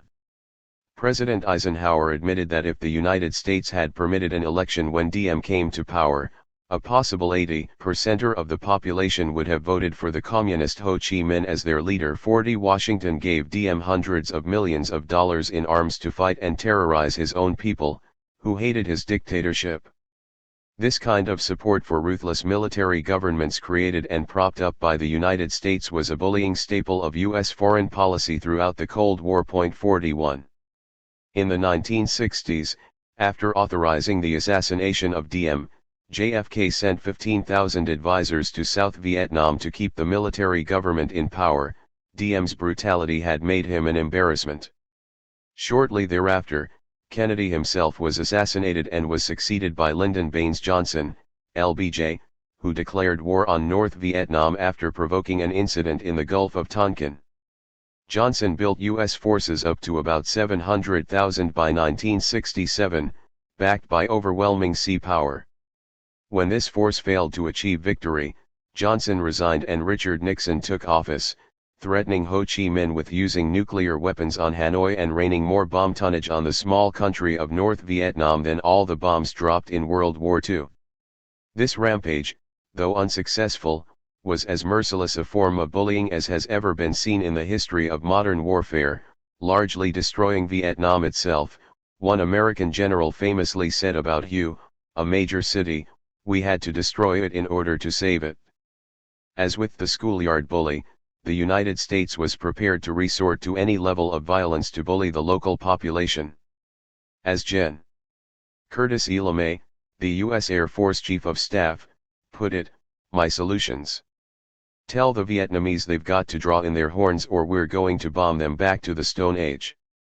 42. This attitude became, in fact, the mindset of the U.S. commanders and soldiers. With Vietnamese guerrilla fighters embedded in the rural villages, the people of Vietnam themselves became the enemy, and victory would require bullying them into submission with ferocious violence. Villagers would supply the NLF National Liberation Front with soldiers, food, and assistance in the planting of landmines. What many U.S. soldiers feared most were landmines and then ambushes. Soldiers would become demoralized by weeks of mundane patrolling and then they would be hit unexpectedly by the explosion of landmines or an ambush. Enraged soldiers would go back to the nearest area they had just been through and brutalize the villagers in a racist fury. The effect of fighting a total war on an entire population was to create a situation where all Vietnamese people were seen as fair game to kill. The most famous case of this, but by no means the only one, was the My Lai massacre in March 1968, where Charlie Company, led by Captain Ernest Medina and Lieutenant William Calley, murdered over 350 unarmed women and children. 43. An army psychiatrist reported later, Lt. Calley states that he did not feel as if he were killing human beings, rather they were animals with whom one could not speak or reason. 44. This attitude became common among the American soldiers in Vietnam. One machine gunner, James Duffy, described another My Lai type incident. "I swung my machine gun onto this group of peasants and opened fire. Fortunately, the gun jammed after 1 or 2 rounds, which was pretty lucky, because this group of peasants turned out to be a work party hired by the government to clear the area and there was GIs guarding them about 50 meters away. But my mind was so psyched out into killing gooks that I never even paid attention to look around and see where I was. I just saw gooks and I wanted to kill them. I was pretty scared after that happened because that sort of violated the unwritten code that you can do anything you want to as long as you don't get caught.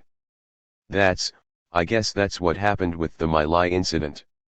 Those guys just were following the same pattern that we've been doing there for 10 years, but they had the misfortune of getting caught at it. 45. When Johnson resigned in 1968, it was obvious the United States was losing the war. But Nixon simply ramped up the threats and violence, refusing to accept defeat. Even though it was clear he would not achieve victory, he never relented in his use of ever more brutal force, saying repeatedly that the United States never backs down because to do so would jeopardize the security of the nation and the world. As President Johnson said in 1964, "Surrender anywhere threatens defeat everywhere," precisely the schoolyard bully's philosophy. 46. Historian Gabriel Calco has clarified what Johnson and Nixon really meant. Calco observes that both presidents were dedicated to U.S. global dominance. Such control could never be compromised by shows of weakness. To back down would reveal the United States as a paper tiger, and to let it be defeated by a leader of a poor nation such as North Vietnam would be a crushing blow to U.S. power and stature. 47 In the parlance of the time, it would unleash a domino effect, leading all the US-controlled nations in the region to rise up and challenge the paper tiger. Calco argues that what was really at stake in Vietnam was credibility. A nation's credibility is measured by the fear and respect it inspires in adversaries and among all other nations. To remain a superpower, the United States could only maintain its credibility by using whatever force was necessary to subjugate Vietnam and other nations that might rise up against it. If it backed down, others would be encouraged to rebel in the nationalistic spirit of the Vietnamese. As President Kennedy said, "Now we have a problem in making our power credible, and Vietnam is the place." 48. This notion of never backing down and using all possible force would be fully understood by the schoolyard bully because it is precisely his own formula for maintaining his personal control and power. These, too, depend on credibility. Another way of putting this is to show that the game of international relations is played like a game of chicken. In this old high school game, two students go out to a country road and drive their cars directly at each other. The one who drives off the road first loses. The one who doesn't blink and risks a head-on crash is the winner. In Vietnam, the United States was playing the game of chicken against Ho Chi Minh and the Soviet Union. The game was all about credibility. The nation that blinked or backed down would lose its credibility. If it sought to retain power, it had no choice but to bully its opponent using whatever means were necessary, to ensure that all adversaries would themselves back down and accept the superpower's dominance and credibility. John Kerry put it this way: "Someone has to die so that President Nixon won't be," and these are his words, the first president to lose a war. 49 Summarizing the aims of the United States in Vietnam, Assistant Secretary of State John McNaughton said in 1965, U.S. aims, 70% to avoid a humiliating defeat to our reputation as a guarantor. 50 In other words, win at all costs to ensure that nobody messes with your power. The schoolyard bully plays the same game, with the culture of chicken and the pursuit of credibility comprising the operative value structure. The school bully retains power only by never backing down from a fight and never showing weakness. Any such display could forever destroy his credibility. And that could create a domino effect, rippling down the school corridor and yards and encouraging others to challenge or taunt the bully. Because this situation would be intolerable, it guarantees that the schoolyard bully, like the superpower, will never blink and will use all power necessary to conquer and crush any challengers in the yard. The concepts of the chicken game and credibility give us a way of thinking about both the structure of the military international system and the culture of militarism. The system operates as a contest of power in which credibility is the central tenet. The aim of the game is to preserve credibility and all the power that it brings. This creates the core culture of bullying, whether among nations or in the schoolyard. The central values are power and credibility, requiring the bully to never back down or show weakness. Toughness and fear are the coin of the realm. The bully is the toughest and most ready to risk anything to dominate and win. Chapter 5. The Land of the Slave and the Home of the Bully. Race and Militarized Bullying. U.S. militarized capitalism combines racial and class bullying, and militarized domestic police bullying is a mirror image of America's militarized bullying over other nations. Both forms of bullying by U.S. elites have the same aim, to maintain control of subordinate races and classes, at home and abroad. American global power depends on global systemic bullying of a world mostly populated by poor people of color, the same category of people subject to the most brutal militarized bullying at home. As in the schoolyard, the U.S. state bully uses meritocratic ideals to justify the violence and underlying bigotry of the racial and class hierarchies. The schoolyard bully says, "I have the right to control you because I am stronger, smarter, and cooler." The U.S. authorities exercising power through the police or the military use the same legitimating argument toward poor people of color at home and abroad: we have worked harder, we have proved our talent, God has blessed us with the rights to impose our civilized order and values on you. In this chapter, we offer a historical perspective on racial militarized bullying. We show that race has been integral to militarized bullying since the founding of the nation, employed both here and in other lands. Racial militarized bullying is part of the DNA of U.S. militarized capitalism and has evolved from Native American genocide to slavery to Jim Crow to the 21st century institutionalized racism integral both to the United States and the global corporate order. If genocide, slavery, segregation, and xenophobic exclusion of people because of their country of birth are not bullying, then the term may have little meaning. The only good Injun's a dead Injun. From the very beginning, even while still a British colony, America planted the seeds of a militaristic empire that would be free to subjugate other peoples, especially peoples of other races, to its will.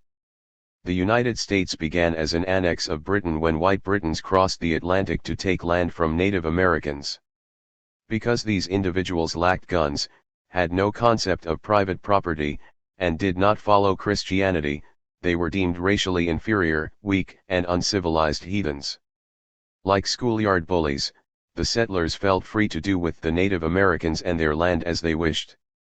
At first, the British tried to enslave these people, but that proved impractical as the native population declined because of European diseases and because healthy individuals were able to escape into a land they knew better than the whites did. The white settlers essentially reproduced British culture on this side of the Atlantic, but as they prospered, they developed their own industries, commercial networks, and resources. They then came to feel less and less need for the home mother country. The first of a series of British acts that led to the American Revolution was the Proclamation of 1763-1, which restricted white settlement across the Appalachians. Whatever the British believed about the native people, in the short run Britain's offense was protecting them and their land from white settlers.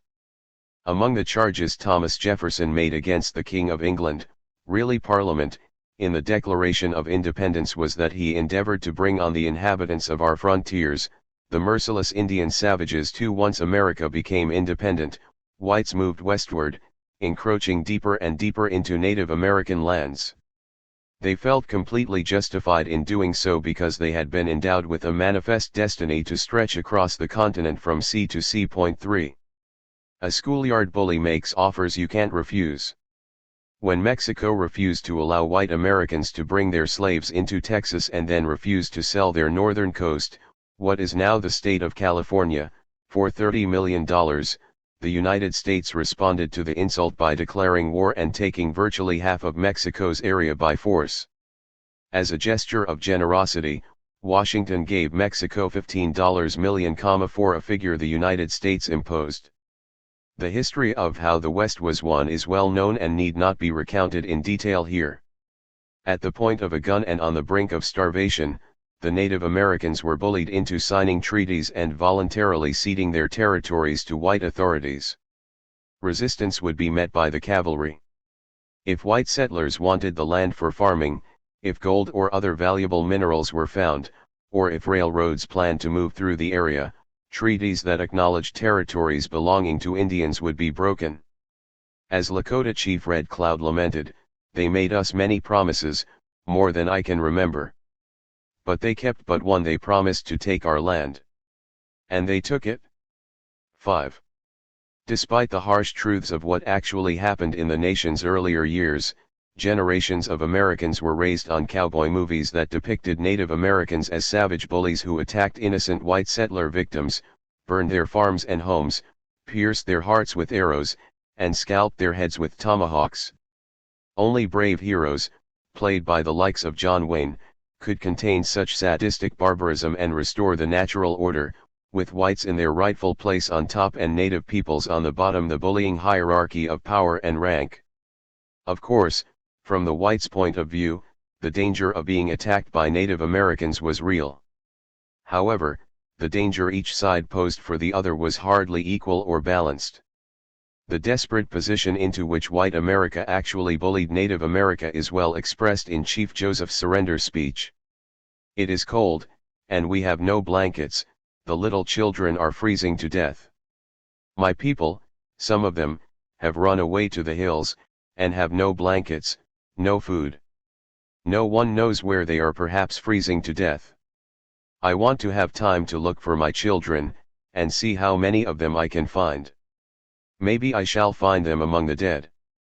Hear me, my chiefs. I am tired, my heart is sick and sad. From where the sun now stands, I will fight no more forever. 6. There ain't no singin' in dem fields." As early as the 1600s, when Native Americans failed to adapt to slavery, they were replaced by Africans. It is estimated that 20 million Africans were seized from their homes in the slave trade and shipped across the Atlantic, with half of them dying during the Middle Passage before they could reach the Americas. 7. One survivor told of the experience of being human cargo on a Middle Passage ship. "I now saw myself deprived of all chance of returning to my native country. The stench of the hold while we were on the coast was so intolerably loathsome, that it was dangerous to remain there for any time. But now that the whole ship's cargo were confined together, it became absolutely pestilential. The closeness of the place and the heat of the climate, added to the number in the ship, which was so crowded that each had scarcely room to turn himself, almost suffocated us. This produced copious perspiration so that the air became unfit for respiration from a variety of loathsome smells, and brought on a sickness among the slaves, of which many died, thus falling victims of the improvident avarice, as I may call it, of their purchasers. This wretched situation was again aggravated by the galling of the chains, which now became insupportable, and the filth of the necessary tubs toilets into which the children often fell and were almost suffocated. The shrieks of the women and the groans of the dying rendered the whole a scene of horror almost inconceivable. 8. Once survivors reached the Americas, they were transformed into commodities to be bought and sold. They were stripped of their identity, their religion, their language, their culture, and their history. Some images of the era depict a benign slavery, with cheerful blacks singing in the fields, and certainly there were slaves who identified with their masters and saw their inferior position as natural and appropriate, just as there are schoolyard bully victims who identify with the bully. Yet even nice masters who regarded their slaves as family held latent bullying power. Whatever the owner's personality, slaves knew they were chattel, without rights, and if they became too uppity, their master could always sell them to a more vicious owner or become more brutal himself. Solomon Northrop, a free black man who was captured and forced into more than a decade of slavery, told his story in 12 Years a Slave. He described the bullying that occurred on the not-so-benign plantations. The hens are required to be in the cotton field as soon as it is light in the morning, and, with the exception of 10 or 15 minutes, which is given them at noon to swallow their allowance of cold bacon, they are not permitted to be a moment idle until it is too dark to see, and when the moon is full, they oftentimes labor till the middle of the night.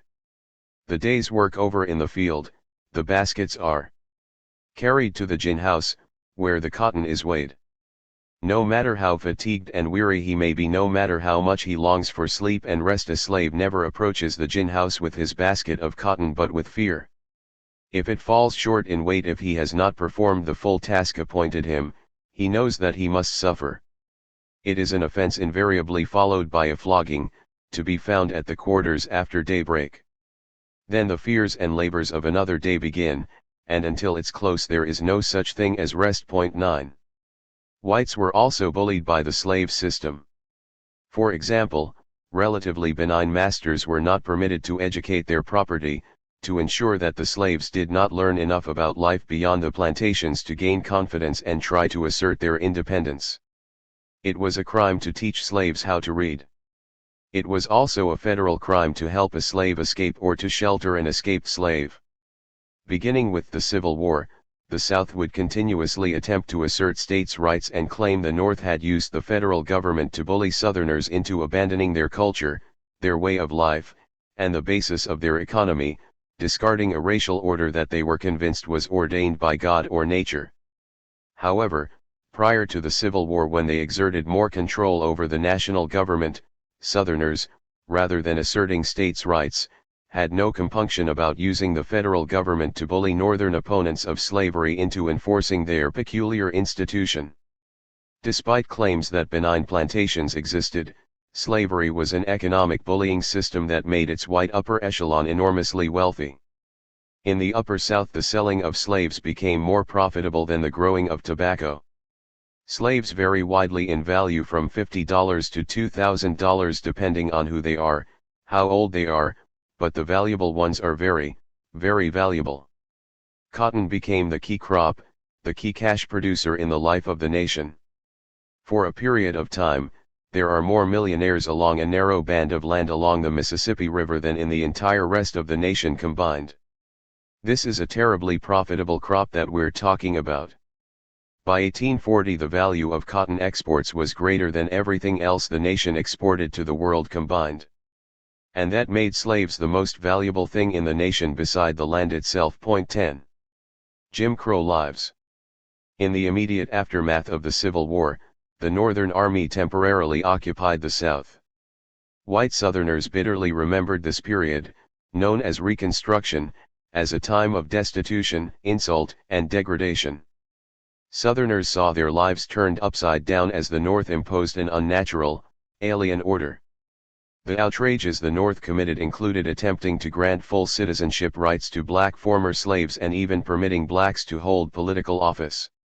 Blacks and sympathetic white Northerners viewed Reconstruction as an effort to protect newly freed blacks from their former bullies, but white Southerners saw it as a time of being brutally bullied by greedy Northerners and their black lackeys. These diverse perceptions illustrate how subjective the concept of bullying can be. When Reconstruction ended and the Northern Army withdrew, the federal government would not permit white Southerners to restore slavery. However, a new bullying system was devised to restore the racial hierarchy and deprive blacks of most of their citizenship rights: segregation, nicknamed Jim Crow. Segregation had a long series of rules. Here are just a few of them. 1. Black and white children had to attend separate schools. 2. Blacks and whites had separate bathrooms and drinking fountains. 3. Blacks could not be served in the same section of restaurants as whites. 4. Blacks could not initiate handshakes with whites because that might imply racial equality. 5. Blacks were to sit in the back of buses. And 6. Black men could not approach white women. Point 11. In this way, the powerful white bully established written rules to ensure black subordination, much as the young bully establishes his unwritten code of conduct in the schoolyard. Official white police forces in the South certainly embraced Jim Crow, but segregation was doubly enforced by violent private militias, especially the Ku Klux Klan, KKK. Birth of a Nation, often acclaimed as the greatest silent movie ever made, glorifies the Klansmen as heroes and ends with rows of hooded members preventing blacks from entering the voting booths at gunpoint. The movie implies that the Klan was composed of brave men who were needed to contain the vicious bullies invading the South, that is, the Northerners arriving during Reconstruction and their black minions, who had unrestrained lust for white women. If not stopped, these interlopers, savages, would bully white women into submission. The movie asserts that whites, both of the North and of the South, had to unite in defense of their Aryan birthright. 12. The exact term the German Nazis would use. The surest way to defend their Aryan birthright would be to lynch their enemies. From 1882 to 1968, a total of 3,446 blacks were lynched. Point 13.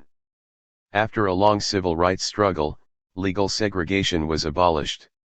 Yet as of 2011, the median wealth of white households was 20 times that of black households, and the disparity has been rising dramatically since the beginning of the 2000s. Point 14. Today, racial profiling and harassment of blacks by the police are still routine practices, as demonstrated by the 2014 shooting of an unarmed black boy, Michael Brown, in Ferguson, Missouri.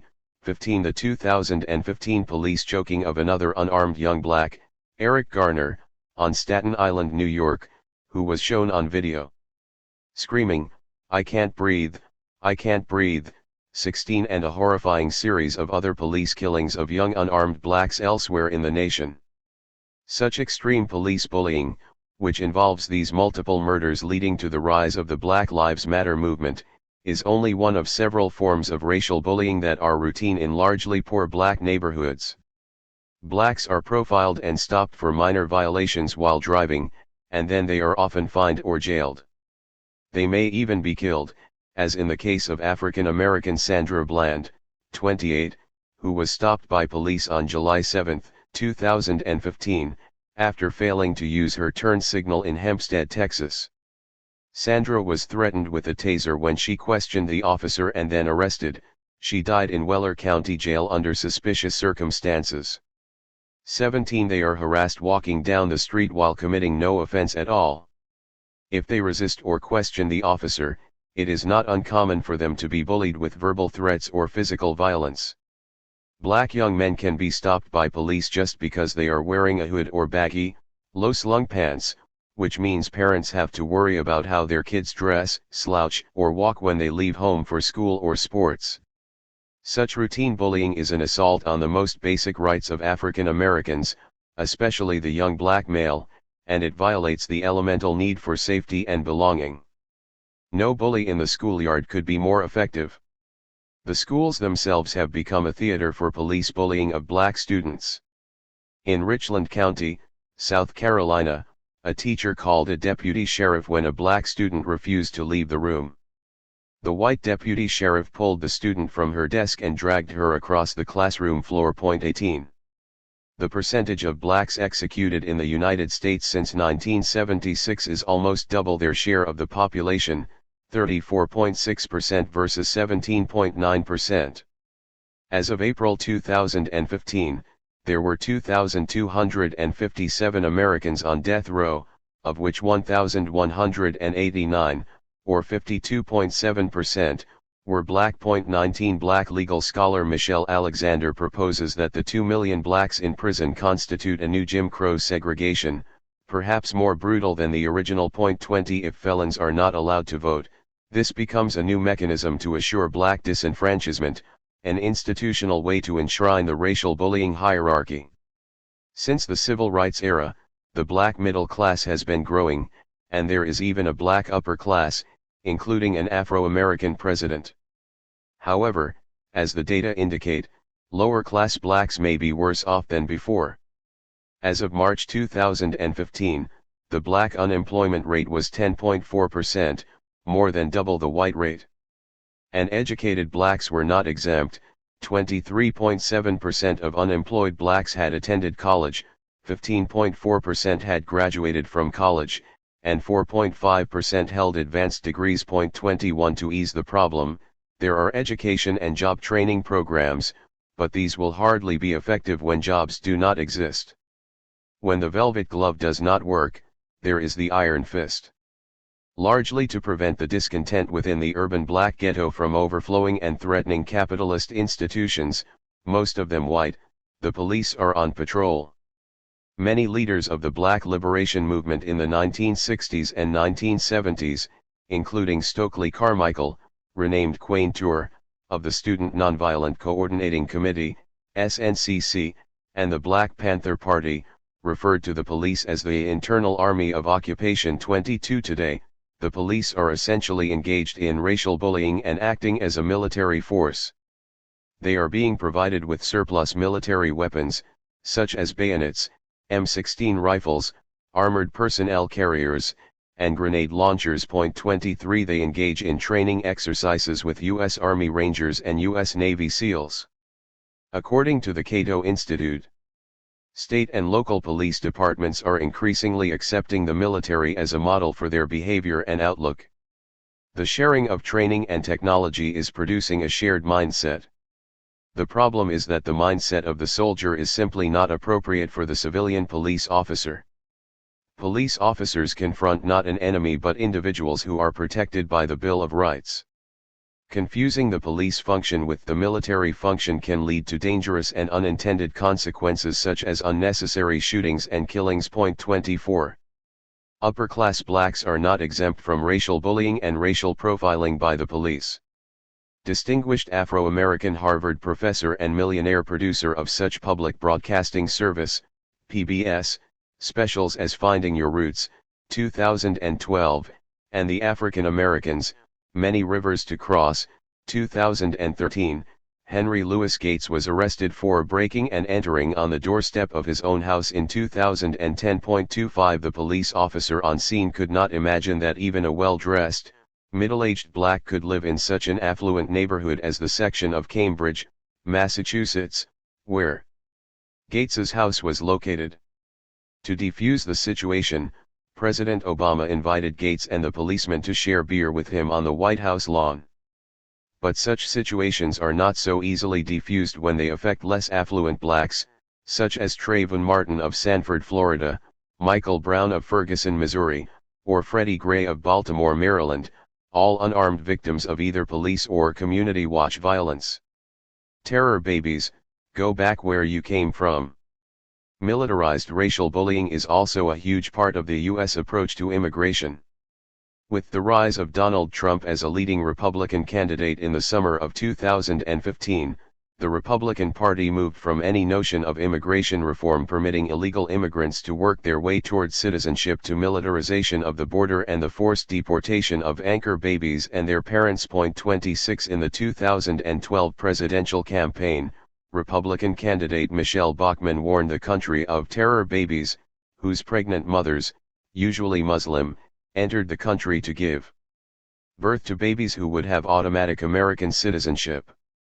The babies could be raised as terrorists and grow up to attack the country of their birth from within its borders. 27 Trump, Bachmann, and other Republicans were proposing a de facto policy that would result in the militarized bullying of immigrants crossing the border and of millions already living and working in the United States. The aim, to make crossing the border and living here so tortured that the immigrants would, as Mitt Romney had pronounced in 2012, choose to self-deport. 28. At least one conservative radio host contends that immigrants who did not leave in a few months would become property of the state, that is, legal slaves. 29 They would be forced to work as state assets, laboring at jobs for subsistence-level food and lodging without possessing any human rights. That host, Jan Mickelson, openly asked, "Well, what's wrong with slavery?" This signaled at least a lurch toward a return of Jim Crow, if not an actual slave racist bullying system, now extended from African Americans to encompass mainly Mexican illegal immigrants. In the midst of the Republicans' xenophobic proposals, President Obama and the Democrats continued to defend immigration reform, but the policies they advanced actually represented their own form of militarized racial bullying. The Obama administration deported more illegal immigrants than any prior regime. 30 And it took seriously the task of militarily securing the border. Obama provided border patrols with assault weapons and other military hardware, including surveillance drones. Many discussed using the drones to shoot at Mexican border crossers, whom Trump had called rapists. The rise of Mexicans as a new prime target of militarized racial bullying calls up the image of Native Americans as well as African Americans. Native Americans were militarily bullied into giving up their land and sovereignty, a form of military conquest and genocidal exile and murder implemented to accommodate settler colonialism. Similarly, recall that Texas, California, and other southwestern states were once part of Mexico, conquered by the United States in the 1848 Mexican War and other conflicts. In militarily bullying Mexican immigrants to leave the country, the modern authorities are actually repeating a version of the Indian removal genocide, by telling people whose ancestral home had been Texas and California to go home. They actually are saying, "Don't stay where your ancestors came from." The militarized bullying of Mexicans, with xenophobic Republicans shouting "Go home," is really a second merciless and brutal forced exile, this time compelling Mexicans to leave their native lands. Chapter 6. Marching to Bully. How the military trains bullies, both inside and outside the services. As we have demonstrated, American militaristic capitalism is a bullying system that draws upon bullying traditions found in, for instance, the Roman and British empires. Our approach to the study of bullying is different from that of other investigators because we do not emphasize its psychological causes. But that does not mean we negate psychological and even biological influences. Clearly, a bullying society needs bullying personalities. There is no contradiction between focusing upon individual or psychological bullying and the study of institutional or structural bullying. Rather, both aspects depend on and reinforce each other. Elites depend upon institutions that build attitudes, values, and behaviors that make the rest of the population docile, willing to accept their subordinate position and to act and think in ways that maintain the status quo and enhance the wealth and power of the dominant people. This requires institutions that mediate between the elites and everyone else, conveying the appropriate attitudes and behaviors and making them normal and expected. Such institutions effectively transmit values and expectations. The next 3 chapters will look at various transmission belt institutions, starting in this chapter with the military itself along with its allied institutions. Bullying is woven into the very fabric of the military. Using violence and aggression to impose its will on others is the fundamental purpose of the military, even if it presents itself as a defender, a paragon of moral virtue, and the protector of the weak. In the schoolyard, the weak who resist the protection of the bully face his full wrath. The military behaves in similar fashion. Consider the brutality that confronted people in Vietnam, Afghanistan, and Iraq who resisted America's protection, or the lot of the colonial peoples who resisted the civilization offered them by white America or Britain. Empires cannot survive without the military, whose role is to bully weaker nations into submission. No wonder, then, that President Obama promised, "So long as I'm commander-in-chief, we will sustain the strongest military the world has ever known." 1. The United States openly views itself as the world's police force, morally ordained to impose its interests and values across the rest of the globe and justified in whatever it does, be that bombing villages, killing civilians, or overthrowing governments. America committed genocide against the Native Americans, raided Africa in search of slaves, seized about half of Mexico's territory, conquered Hawaii and the Philippines, and invaded Vietnam, Iraq, and Afghanistan. The victims may have viewed these acts as brutal bullying, and we shall see that they reflect the core values and dominance of the schoolyard bully. The U.S. government claimed its actions were morally justified under the doctrine of manifest destiny or for several other reasons. For instance, it had an obligation to bring civilization to the savages, it was the duty of the strong to protect the weak, and it was a matter of self-defense on a global scale. All themes that, as we show shortly, also reflect the implicit mindset of bullying kids. After World War II, when the United States gave itself the world's sheriff's badge, it renamed the Department of War as the Department of Defense. The term defense may sound less aggressive than war, but war is sporadic whereas defense is permanent too. It can be argued that small countries such as Switzerland and Sweden need defense, but in dominant empires such as the United States, the military plays a very different role. American capitalism revolves around the military. The Pentagon underwrites many of the largest corporations through weapons contracts, and it protects US-based corporations as they abandon American workers in favor of plants abroad and as they secure foreign raw materials and markets. America's militaristic empire cannot exist without people who support it and are even willing to kill and die in its battles. Accordingly, it must transmit militaristic values, which are essentially forms of violent bullying values, either through the military itself or through other institutions. The words civility and civilian have the same root. Capitalism depends upon the armed forces, but militarism is in contradiction with the basic rules of everyday civil life. People generally agree that the most basic rule of common morality is "thou shalt not kill." The armed forces must make killing acceptable, in fact, glorious and heroic, and have those values pervade the entire society. Other institutions, such as the National Rifle Association, NRA, the Boy Scouts, professional sports teams, and even some schools, as we shall see in a following chapter, also convey these values, often through direct or indirect cooperation with the military. Even before World War I, President Theodore Roosevelt, the president who used the bully pulpit to truly express bully values for all of society, insisted that elite universities such as Harvard had to enhance their football teams if America was to dominate the world. He declared, "We cannot afford to turn out college men who shrink from physical effort or a little physical pain. The nation needed men with the courage that will fight valiantly against the foes of the soul and the foes of the body." 3. The Boy Scouts, another leading proponent of military and bullying values in civilian life, promises that their alumni will be able to proudly declare, "America, here I stand, my body strong to fight your battles. My mind trained to keep your democracy virile." 4. Military values appear to be inherently contradictory. The military needs individuals who are violent, aggressive bullies but simultaneously willing to submit to a chain of command and otherwise be docile and obedient. Militarism is caught in this dilemma: how do you build bullies but control them so they will only attack people deemed enemies and not turn against the very people who made them into bullies? In other words, bullies are fine as long as they are good guys who subdue bad guys. As the NRA's executive vice president, Wayne LaPierre, put it, "The only thing that stops a bad guy with a gun is a good guy with a gun." 5. This raises the question of how we can distinguish good guys from bad guys, especially if they both act the same way as gun-wielding bullies. Of course, this is not a problem that the ordinary soldier is allowed to worry about.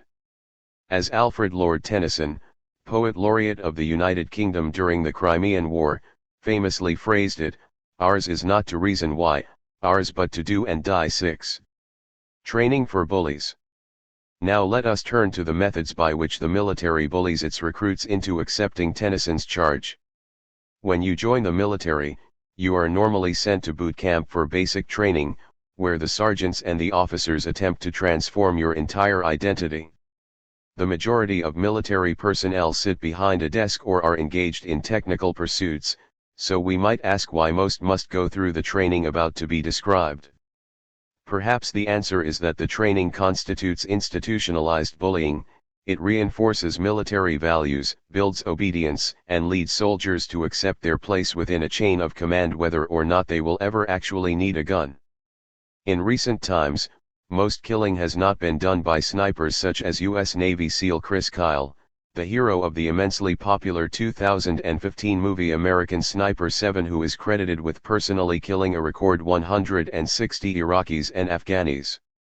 Instead, most killing is done by unmanned drones or by tanks whose control panels look like video game consoles. These weapons require technical skills that are likely to be possessed by so-called nerds, many of whom have spent their childhood and adolescent years as bully victims.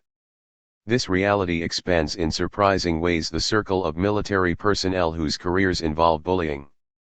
Physical strength is becoming less important in the modern military, leading to a broader range of potential military recruits and the infiltration of its bullying values into new groups. Today, women and gays are staffing the military, often going into combat. Until recently, though, military culture relied heavily on homophobia and masculine identity to bully the recruits into proving they would be worthy, obedient soldier bullies. For the most part, it still does, but these traditions are being challenged. As it seeks recruits outside its traditional population, the military itself has become a battlefield in the culture wars we have discussed in other chapters, see especially Chapter 9, with a war about bullying itself emerging within the services.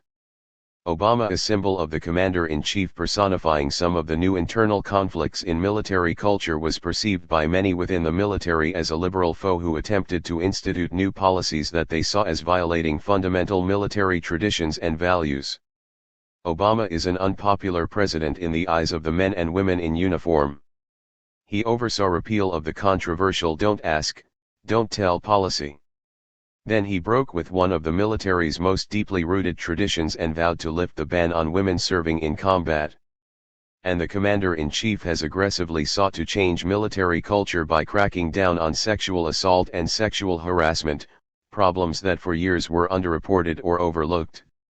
To his critics, his moves amount to heavy-handed social engineering that erodes deep-seated traditions and potentially undermines good order and discipline. 8.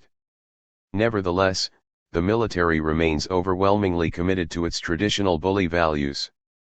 Despite the repeal of Don't Ask, Don't Tell, the U.S. Marine Corps still relies heavily upon homophobia to intimidate enlistees into proving they are not namby-pamby wimps but belong among the few, the proud. We're called faggots 10 to 50 times a day. You think that's yelling? That's sweet, faggot. Yeah, you would think that's a push-up, faggot, etc. You stupid fucking thing. That's more wrong than two boys fucking.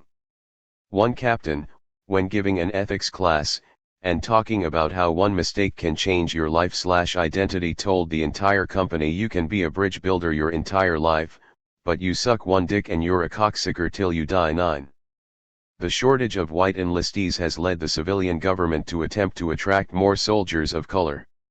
When the United States invades Middle Eastern countries, it actively needs Muslim soldiers who would be sensitive to local cultures.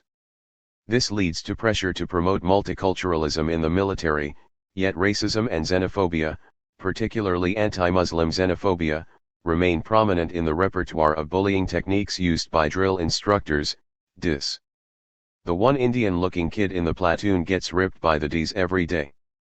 Name: are you a fucking terrorist? No sir. Well, if you were a terrorist, you wouldn't admit to it now, would you? No sir. So you're probably a fucking terrorist. I sir, because you look like a fucking terrorist. Why aren't you driving a fucking cab like the rest of your people? 10. Typically, the bullying practices used in basic training are many decades old. Repeated humiliation is standard. One recruit reports, I had to stand in front of the mirror, point at the mirror and say, "You're an idiot." Then point back at myself and then say, "No, I'm an idiot." Forced to keep that up for 30 minutes. 11. One of the first things that happens to a male recruit is that his head is shaved, something for which he must pay money. Women recruits are exempt from this requirement. This is intended to strip him of any personal identity, to reduce him to a cog in the larger military machine, indistinguishable from anyone else, to turn him into someone without personal desires or needs who will just blend in and do his assigned task. Paying for the haircut represents his consent and participation in the process. Further, in contrast to the expectation of civilian etiquette to maintain a soft voice, enlistees are expected to shout. From now on, you will speak only when spoken to, and the first and last words out of your filthy sewers will be "sir." Do you maggots understand that? Recruits: sir, yes, sir. Bullshit. I can't hear you. Sound off like you got a pair. 12. Challenges to masculinity are regularly used to spur males to prove they are traditional men who have the stuff, men who can simultaneously be tough and able to take it but not think on their own or question authority. It has long been standard practice to address male trainees as ladies. In Stanley Kubrick's film Full Metal Jacket, we hear recruits being told, "If you ladies leave my island, if you survive recruit training, you will be a weapon, you will be a minister of death, praying for war. But until that day you are pukes.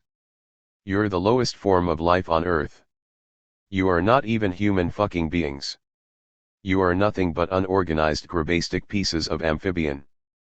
13.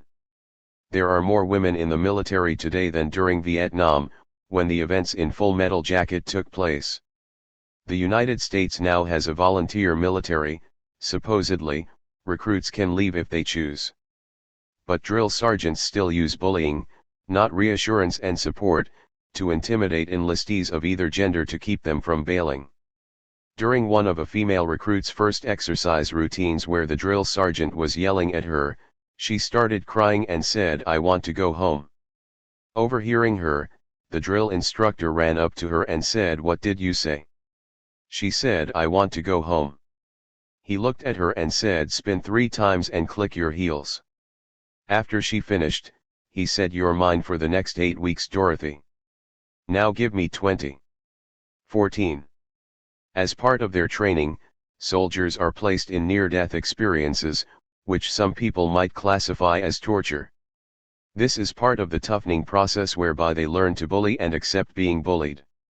Now, for the army at least, one of the first hardcore tasks you get in training is being sent to the gas chamber. Think a concrete box filled with God damn it, it's in my eyes. So, we march into the suck square, and they close the doors. We rip our masks off and breath in that sweet hookah from hell. This shit burns your eyes, your nose, and especially your lungs like you deep throat Satan's member against your will. Anyway, everyone's puking, or crying, and they finally open the doors to get out, so we stumble out. 15.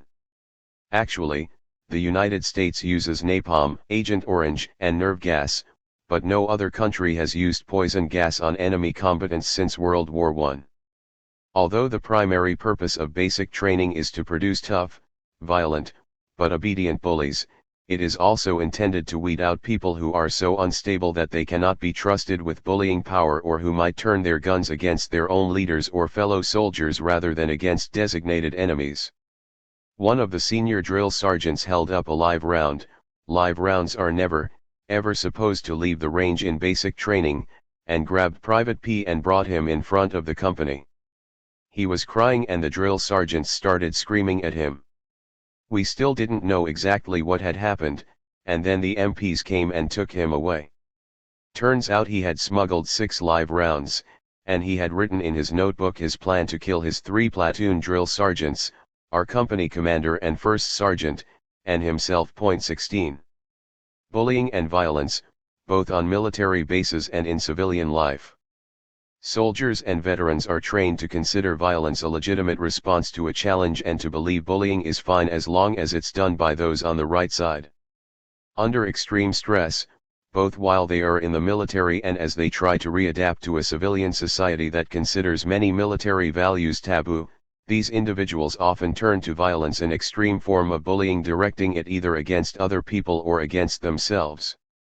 22 veterans commit suicide every day. 17 Christopher Kyle, the hero of American Sniper, was killed on a shooting range by another veteran whom he was trying to help cope with his alleged post-traumatic stress disorder, PTSD.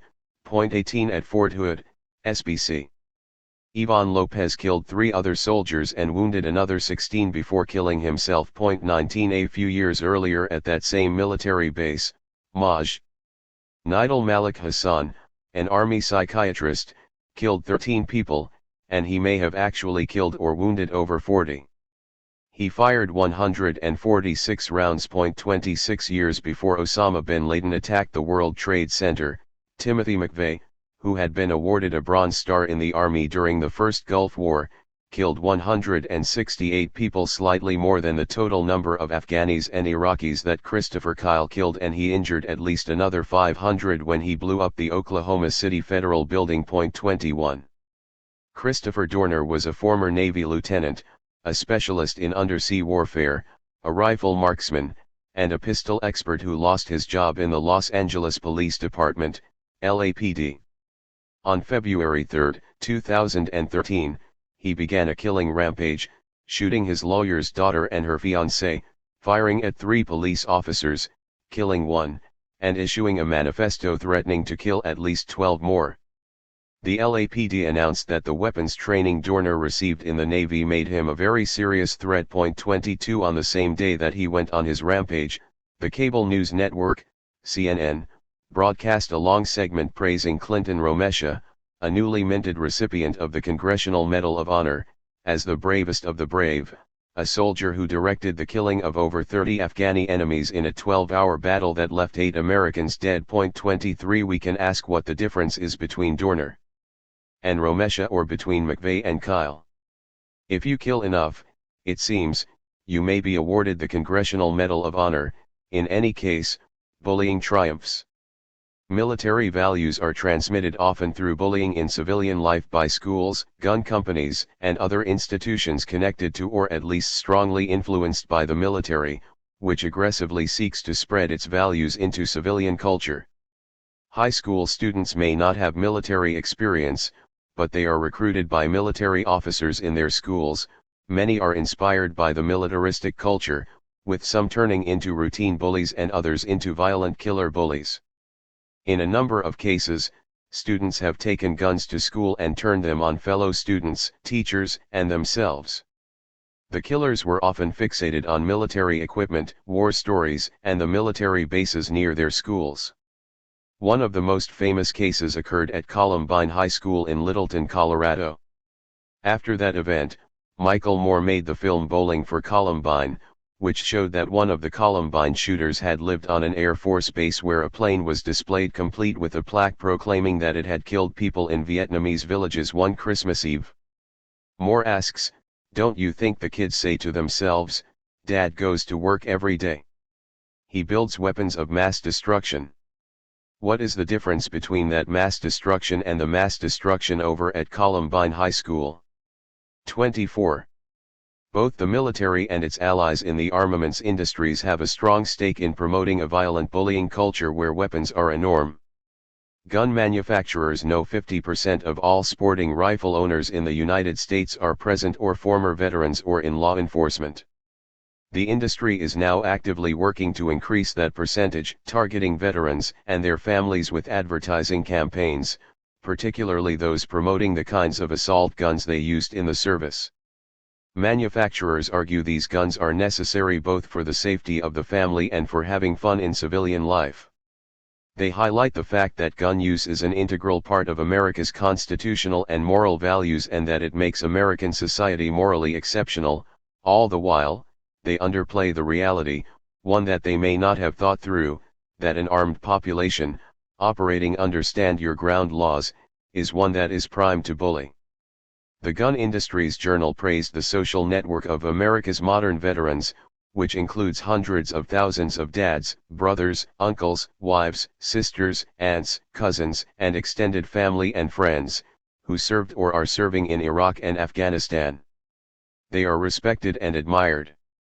They carried firearms to protect our country. That factor, that imagery, has had a huge positive impact on how firearms are viewed in our country. 25.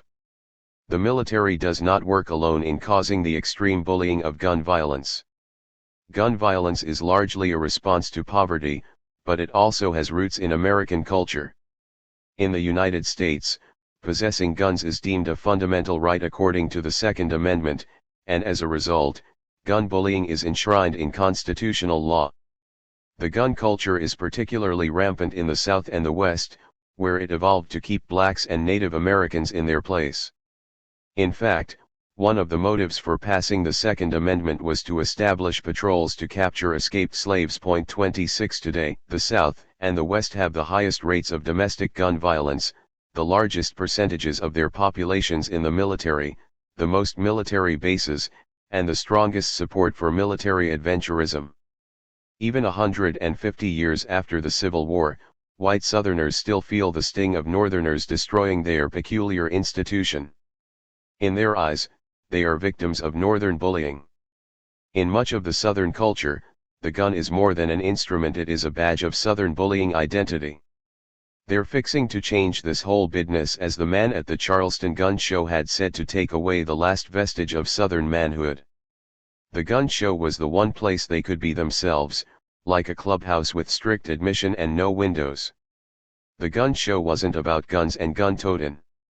It was about the self-esteem of men, white men, mainly the dominant ethnic group of the South, animated by a sense of grievance, the heart of the Southern identity, according to one shrewd historian, who felt defeated and still persecuted, conspired against by hostile outside forces, making a symbolic last stand. 27. McVeigh, Dorner, and Lopez can be called deranged or pathological, but pathological individuals do not develop in a vacuum. They live in a society, and American society has one of the highest murder rates in the world. Some societies stimulate people to kill more than others. The United States has almost 8 times the murder rate of Switzerland. 28 A militaristic empire must inspire people to commit violence. It must reward the most extreme forms of bullying. It cannot guarantee that violent bullies on the battlefield will be nice, healthy, peaceful citizens on the home front. A society that routinely bullies other people cannot avoid having its own citizens bully each other. The military, the most violent bullying institution of all, can hardly expect to compartmentalize violent bullying. It will see it on its own basis, in the society from which it recruits members, and among its veterans as they return to civilian life. Treating violence and bullying as individual pathology cannot end it. This is a pathology that rests with the society, not the individual. The military and the psychological paradigm. In recent years, heavy emphasis has been placed on providing psychotherapy for soldiers and veterans.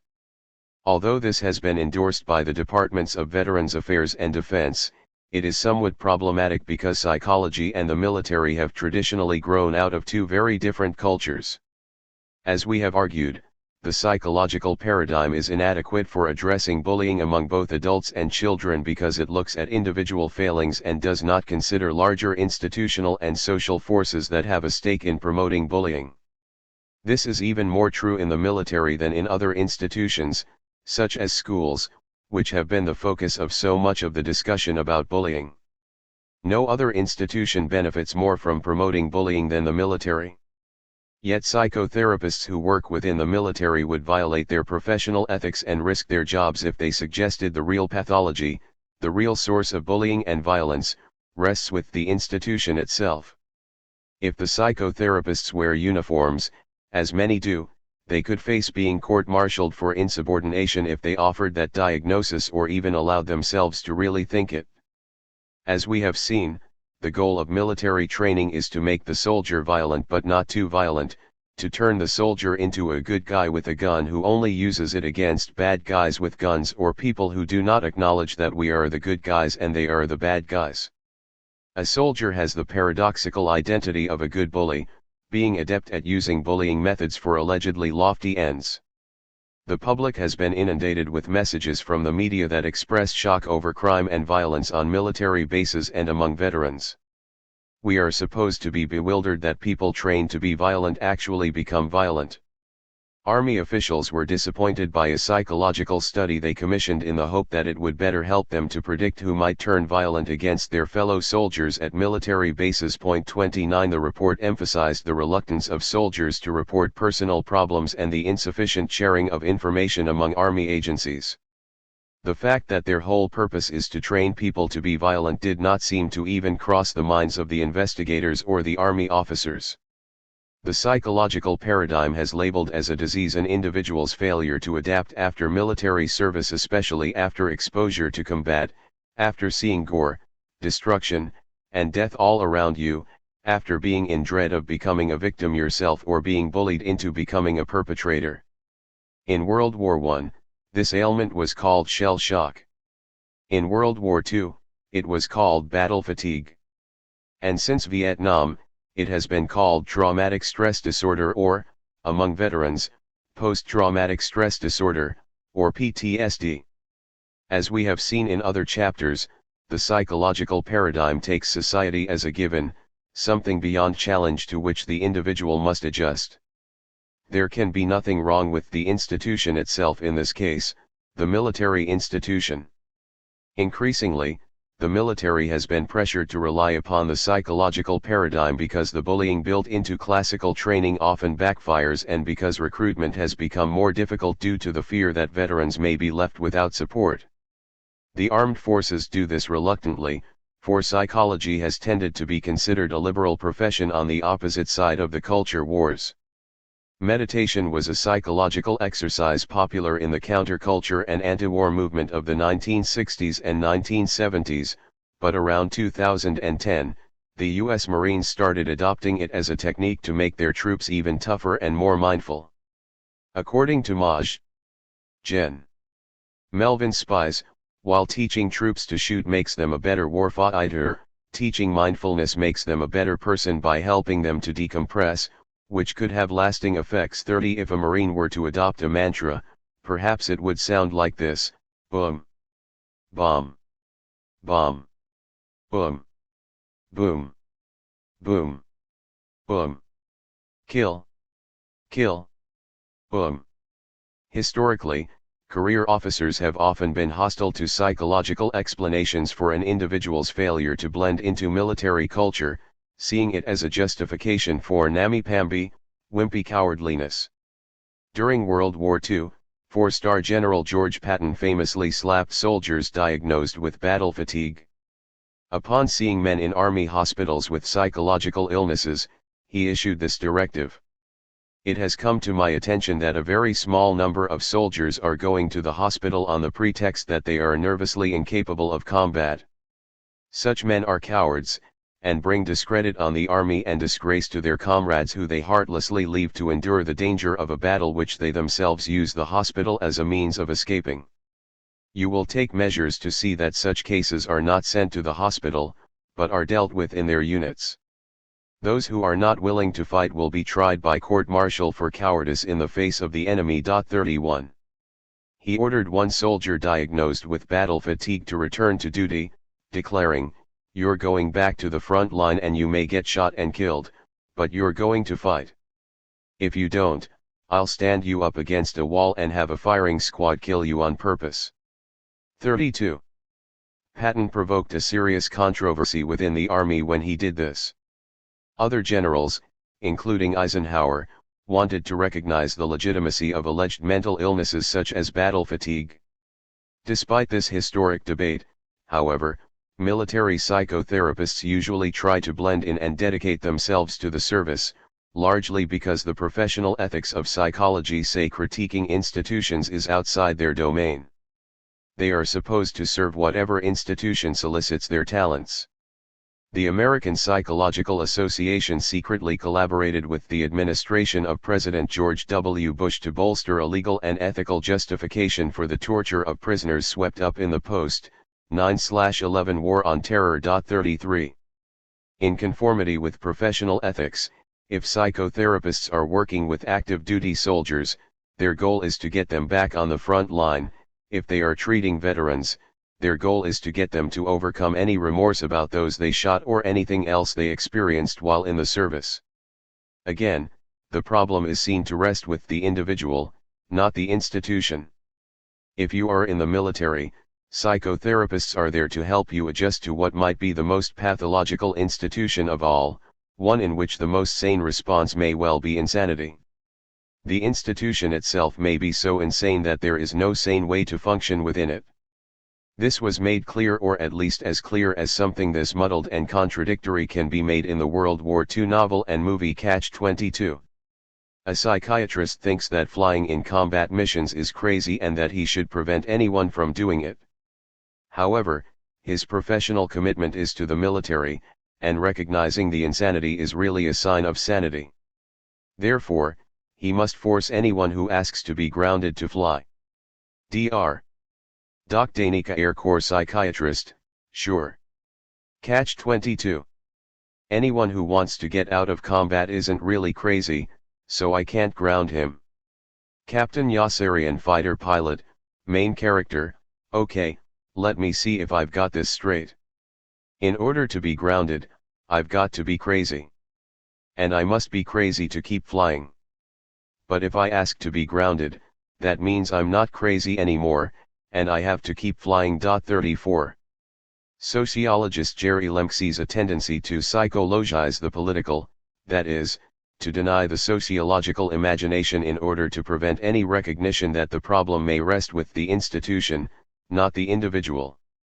Using psychological labels can be a way of transforming rational responses to inherently irrational situations into diseases. We can infer that the way to cure the real diseases is to transform the entire society and possibly to abolish certain institutions. As a case of psychologizing the political, the construction of PTSD is a textbook case of how badness can be reframed as sickness. 35. In no sense did the neo-Freudian perspective on shell shock imply that the illness of veterans needing to be understood was not real. Rather, it shifted the diagnostic gaze from causes external to the victim, like exploding shells, to causes that were internal to the mind and emotions of the veteran. What the patient was really afraid of was his own shortcomings. 36. News stories about wartime atrocities that are couched as the failure of individual soldiers to meet the national standards, or reported as forms of personal breakdown, are a kind of spin put on violations of human decency so as to shift the blame away from public policy and social norms. 37. Soldiers and veterans certainly do act in ways that can be considered pathological. However, the response has, for the most part, been either to treat them as criminals who must be arrested, jailed, and maybe even executed, or to label them as mentally ill and advocate for improved mental health services to help them rehabilitate and better adjust to society. Whether this is a society to which one should adjust is seldom asked. What are we to make of a country that spends more on armaments than the next 10 countries with the largest militaries combined, 38, a country where the CEOs of the biggest corporations typically earn over 350 times more than their average employee, 39, unless we address the pathology within the society itself and consider the possibility that certain institutions are inherently pathological, we can hardly expect to contain individual bullying and violence. Culture wars, peace movements versus militarists. The real search for a cure for bullying and violence should begin with movements to transform society. Individual bullies and their prey are victims of a society that encourages aggression, competition, violence, and bullying. Their personal problems are real.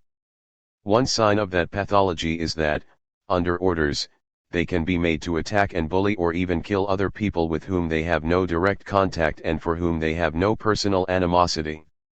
Enabling such individuals to adjust to pathological institutions will not solve their traumas. If we want to stop or at least control bullying, rehabilitating individual bullies and their victims by helping them to adjust to their situation could well be a self-defeating approach. The psychological literature on bullying rarely considers peace movements, but perhaps they are the real anti-bullying campaigns, with the goal of ending the policies that encourage and reward bullying. These movements are neglected for two reasons. One is that they are not something psychotherapists are trained to look at. A second and perhaps more important reason is that elites have a stake in promoting bullying, violence, and competition, and as a result, they will strive to make these behaviors seem normal, even admirable, under some circumstances, particularly when they are directed against peoples whom elites deem enemies, not the elites themselves and their allies. Hence, we can expect to see conflicts over how to understand bullying and violence, which will manifest themselves in culture wars. For decades, actually centuries, there have been peace movements to end the bullying brought on by war, the military, and their impact on the rest of society. Activists in such movements have been met by efforts to discredit them, to treat them as treacherous, cowardly enemies of the patriotic and valorous. Militaristic elites have considered the peaceniks as responsible for the suffering and death of frontline soldiers, troops who would achieve victory if only given the right support. This attitude is a way of deflecting responsibility away from the elites who forced the soldiers to face such traumas and transformed them into aggressive but compliant bullies. The conflict between peace movement activists and their militaristic opponents can be called a culture war, one that is part of the broader culture wars and central to the fate of military and bullying values. The real anti-bullying movement is the peace movement and its allies in their efforts to end capitalist exploitation, the alienation of everyday life, and other forms of oppression that divide people who should be natural allies. Not surprisingly, though, given the control of the bullying discourse by psychologists, no expert on bullying has ever, to our knowledge, even suggested that the peace movement might be the front line or at least a part of the anti-bullying movement. To do so would require endorsing the paradigm shift in understanding bullying that we are offering here. From the point of view of militaristic capitalist elites, one of the greatest dangers is that the peace movement could reach the front-line soldier. There is a risk that soldiers at the front may see their opponents as fellow victims, also bullied into acting against their will. They might come to feel they have more in common with the people they are ordered to kill than with their superiors. Early in World War I, at Christmas 1914, British and German soldiers heard people singing Silent Night on opposite sides of the trenches they occupied. They waved bottles at each other, climbed over the barbed wire separating them, shook hands, and started drinking, singing, dancing, and playing games together. Had they continued, the war might have ended and both empires might have collapsed, an outcome that would have been decidedly detrimental to officers, aristocrats, and capitalists, but possibly beneficial to ordinary people bullied into fighting for a cause they did not understand. The officers of each side threatened to court-martial their own troops for treason, an offense for which the soldiers could be shot by their own country's guns. Then the men were ordered to return to their trenches and resume killing each other, which they did. At that time, they succumbed to their own country's elite bullies, who were arguably their real enemies, not the fellow soldiers who wore different uniforms. 40 When Russian troops turned on their officers, the Tsarist regime collapsed. The war did end when, 4 years later, German sailors refused to leave port. As the US government and capitalist class contemplated entering World War I, they had to manipulate popular sentiment to support the war effort and fight their battles. Opposition had to be suppressed. But songs such as "I Didn't Raise My Boy to Be a Soldier," which implied the war was little more than a pointless waste of blood, a ruthless bullying ritual, were popular. "I Didn't Raise My Boy" alone sold 700,000 copies. 10 million soldiers to the war have gone, who may never return again. For the ones who died in vain, I didn't raise my boy to be a soldier. Who dares to put a musket on his shoulder, to shoot some other mother's darling boy? It's time to lay the sword and gun away. 41. When the United States finally joined the war in 1917, the population was enticed with patriotic rhetoric, designed to control the mass mind and make resistance to the effort simply un-American and unimaginable. Though a large percentage of the white American population was of German ancestry, and though, prior to the declaration of war, few Americans harbored hostile stereotypes about Germans, the state and its allies in the media instantly transformed the German into the Hun, a savage and insatiable barbarian, intent on destroying all that was civilized, decent, pure, and holy.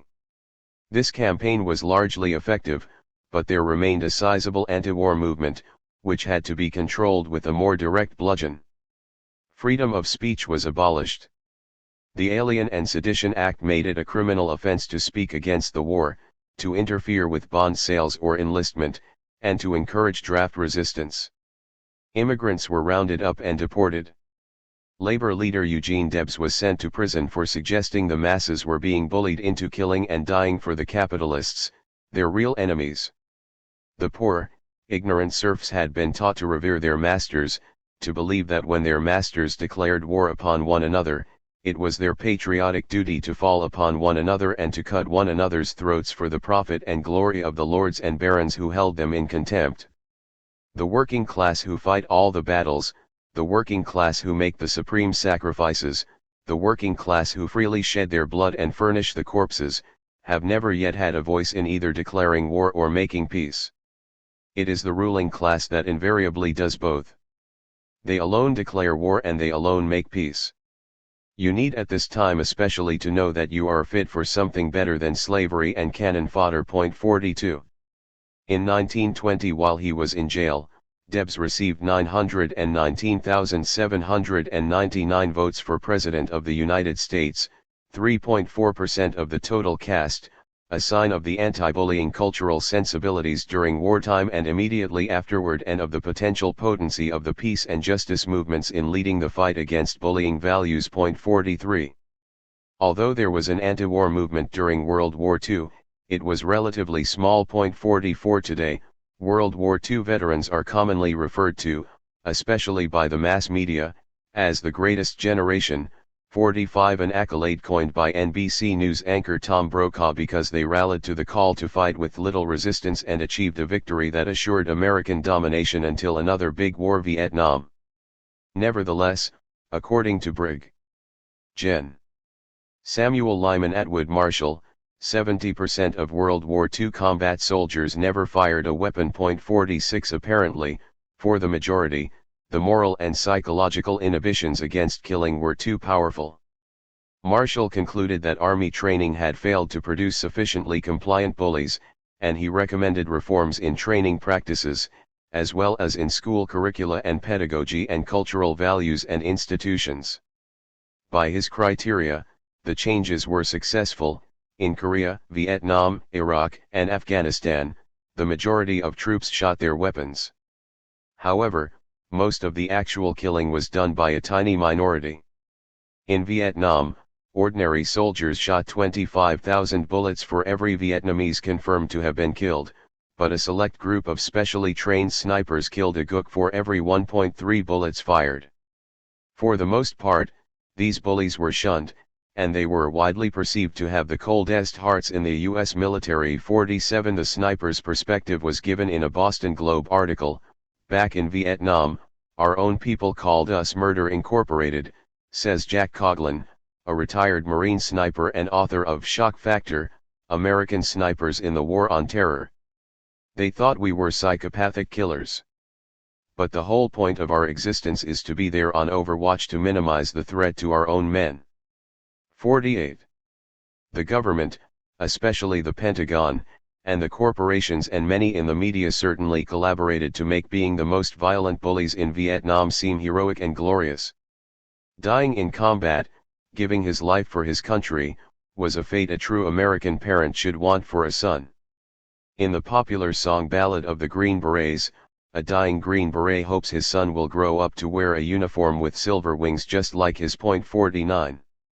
During the Vietnam era, despite the best efforts of the Pentagon and the increase in combat soldiers who fired weapons, the consensus that had emerged since World War II that soldiers were heroes who were to be admired and emulated collapsed. It became apparent that the military's attempt to convey its bullying values throughout society had failed, at least temporarily. Hundreds of thousands of young men resisted the draft, sought asylum in Canada or other countries, or deserted. 50 Some anti-war rallies drew nearly 1 million participants. As the war came to a close, the peace movement reached the front line. Many troops ignored orders to seek out the designated enemy and instead passed out marijuana joints. The culture wars we referred to in other chapters were at their greatest intensity during the Vietnam era. As in World War I, the military establishment struggled to bully the anti-war movement into silence. Like Debs, acclaimed pediatrician Benjamin Spock and Yale University chaplain Sloan Coffin were indicted for encouraging draft resistance. 51 Meanwhile, the security apparatus tried to discredit the movement by sending agent provocateurs who would attempt, sometimes successfully, to intimidate pacifists into turning to violence. 52. The divisions of the culture wars have given rise to two very different interpretations of the lessons of Vietnam. One side has understood it as proving that there are limits to American power and that a militaristic empire cannot bully and impose its will on another people with impunity. To the other side, it has shown that the greatest country in the history of the earth must never lose its will, must never hesitate or display signs of weakness, and must use its full might to guarantee success.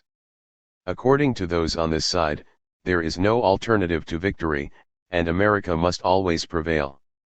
As the most powerful and the most moral nation on the planet, the only thing that can defeat America is Americans. In Vietnam, therefore, the troops were betrayed. To deny the valiant dead their victory is to allow them to die in vain. The other side, the so-called peaceniks, have interpreted this assertion as tantamount to claiming that the way to make sure they did not die in vain is to have more die in vain. However, beginning with the Reagan regime in 1980, peace activists fighting post-Vietnam militarism often found themselves bullied into silence or irrelevancy. One consequence of this is that the wars in Iraq and Afghanistan, though unpopular, did not provoke a mass movement on U.S. streets as Vietnam did. Reagan spoke of the Vietnam Syndrome, a disease that sapped America of its confidence. For too long, we have lived with the Vietnam Syndrome. This is a lesson for all of us in Vietnam. If we are forced to fight, we must have the means and determination to prevail, or we will not have what it takes to secure peace. And we will never again ask young men to fight and possibly die in a war our government is afraid to let them win. 53. According to many on the right during the post-Vietnam era, the troops were betrayed. They were stabbed in the back by protesters and politicians at home, an interpretation very similar to one Adolf Hitler used to explain Germany's defeat in World War I. 54 Hitler thought Germany was always good. Reagan and his followers thought America could never be wrong. Beginning with Reagan, the remnants of the left and the peace movement were bullied into not questioning the overall purpose of America's militaristic empire. At best, they could say mistakes might have been made, but the nation's ultimate intentions, whatever the bullying techniques, were always magnanimous. Today, as in World War I, there are some people who cannot be bullied into silence, such as Chelsea Manning or Edward Snowden, who showed the American people the Pentagon's own records in Iraq and Afghanistan along with its surveillance of millions of American civilians. But these very people have been bullied with threats of military prison sentences if they should be found within American jurisdiction. To be listened to and be allowed to challenge an aggressive, bullying foreign policy in recent years, even if that means being threatened with arrest, it appears you need military credentials, which is an implicit sign of the continuing power of the military and the tenaciousness of its bullying culture. Chelsea Manning, born male and formerly known as Bradley Manning, was an intelligence analyst for the Army in Iraq. 55 Edward Snowden was a system administrator for the Central Intelligence Agency and a counterintelligence trainer at the Defense Intelligence Agency. 56 Liberal CNN turned to generals to criticize the wars in Iraq and Afghanistan. Generals might question the wisdom of a particular policy, but they would never question the underlying purpose of the American military establishment. One opponent whose opinions were heard in the media was Cindy Sheehan, but she was a Gold Star mother who had lost her son in Iraq. 57. Some people who were prominent figures in the peace movement shrank from their past in later years.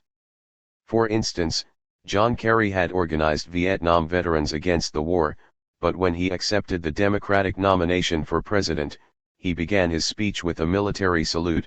Then he announced he was reporting for duty and filled the stage with veterans, whom he referred to as brothers.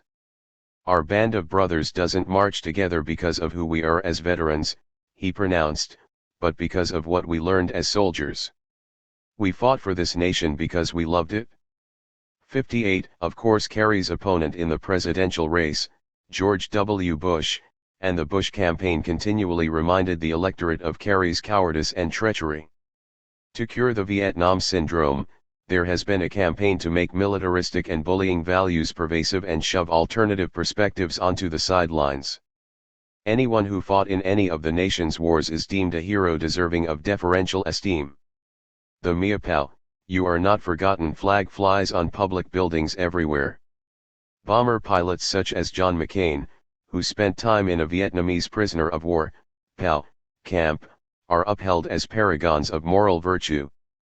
Films and other mass media outlets play a major role in the resurrection of this militaristic bullying culture. The movie American Sniper presents Christopher Kyle as the ultimate heroic savior of all that is pure, holy, and vulnerable. 59 Other soldiers call him a legend.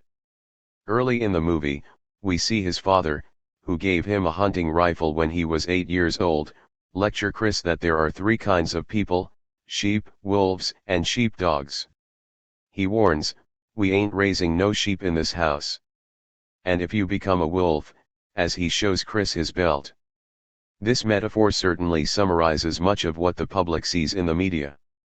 It does not apply just to the military but to domestic security forces such as the police as well. Turn on the television and you will find a police show conveying the idea that the more aggressive a cop is, the more heroic he is. We should not restrain him because there are lots of wolves out there and we need our sheepdogs to protect us sheep. Just as the military must not be grounded by hesitant, nervous politicians or peaceniks, the police must not be handcuffed by civil libertarians, otherwise, the wolves will run rampant. In urban black ghettos, the police have been anything but handcuffed, although they certainly have used their handcuffs. In 2015, police violence against black young men created a national crisis, as highlighted by the protest movement known as Black Lives Matter. In the St. Louis suburb of Ferguson, a police officer fatally shot an unarmed black man who allegedly had robbed a store. After a grand jury acquitted the officer, massive protests erupted over a sense that black lives were not valued and that the police were in the ghettos primarily to protect capitalist institutions, not black lives. Many of the demonstrators felt the police were in their neighborhood to intimidate and bully residents, not to improve the quality of life. The first concern of Missouri Governor Jeremiah Nixon was to bring in the National Guard to ensure protesters did not threaten homes or corporate or government property. More than 2,200 members of the Guard, he said, had been called for possible duty, and 1,200 were in and around the St. Louis region on Tuesday evening, protecting homes and businesses. A night earlier, 700 members of the Guard had been largely limited to protecting government buildings, including a police command post. 60. Similarly, Baltimore was placed under a curfew as the National Guard was called up over violent demonstrations following the death of a black man while in police custody. Allegedly, the police had fatally injured his spine, and 12 days later, the Baltimore District Attorney indicted 6 Baltimore police officers on charges ranging from second-degree murder and manslaughter to false imprisonment. It can be argued that beyond the horrific alleged police bullying, the rioters were themselves guilty of bullying, but it is clear that Maryland Governor Lawrence Hogan wanted to protect business interests. He noted that 200 businesses were destroyed in rioting. 61. Despite the bullying on the part of the police in real life, the media, with few exceptions, encourage us to applaud when we watch television programs that show fictional police, soldiers, FBI agents, and CIA personnel breaking into buildings and waving submachine guns. They are to be acclaimed as heroes, like Chris Kyle. Convinced that the sheepish public craves heroes, the former commander of the Green Berets, retired General William Boykin, praised Kyle and the movie about him. I think Americans are so fed up in terms of what they see as a lack of leadership in the Congress and the White House and every sector of our society that they are drawn to a movie like this because it shows a real hero, a real leader, a person who understands what their transcendent cause is, what's worth fighting, sacrificing and even dying for. That's a very strong and powerful message, and I think it attracts Americans to it. When you make heroes out of people that are clearly patriots, I think it's just too much for the left. But who cares? A good sniper is irreplaceable.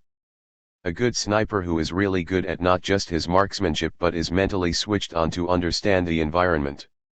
I hope they understand that veterans have paid a dear price, and I hope that translates into programs to hire veterans, to supports veterans and their families. I hope that it gets America fired up to want to have a strong military and to want to take care of our veterans. 62. Movies such as American Sniper are intended to encourage the public, the sheep, to become sheepdogs or, if that's not possible, at least be grateful to the sheepdogs for protecting them from the wolves. The question remains, who is the bully? Put another way, how do we distinguish the sheepdogs from the wolves? The military has found outlets throughout civilian society to drive home its values and answers. During the wars in Iraq and Afghanistan, we continually heard the mantra, support the troops. You can drive down highways and see posters with that slogan, along with American and Meow flags, yellow ribbons, and the names of veteran and dead soldiers hanging from the overpasses. The Boy Scouts organization features the Ballad of the Green Berets on its website and offers merit badges in firing rifles and shotguns, although it now requires Eagle Scouts to earn a merit badge in environmental science or sustainability. At major sports events such as the World Series or the Super Bowl, there is a call for a pause to honor the troops, as color guards from each of the armed services carry the flags of their branches onto the field.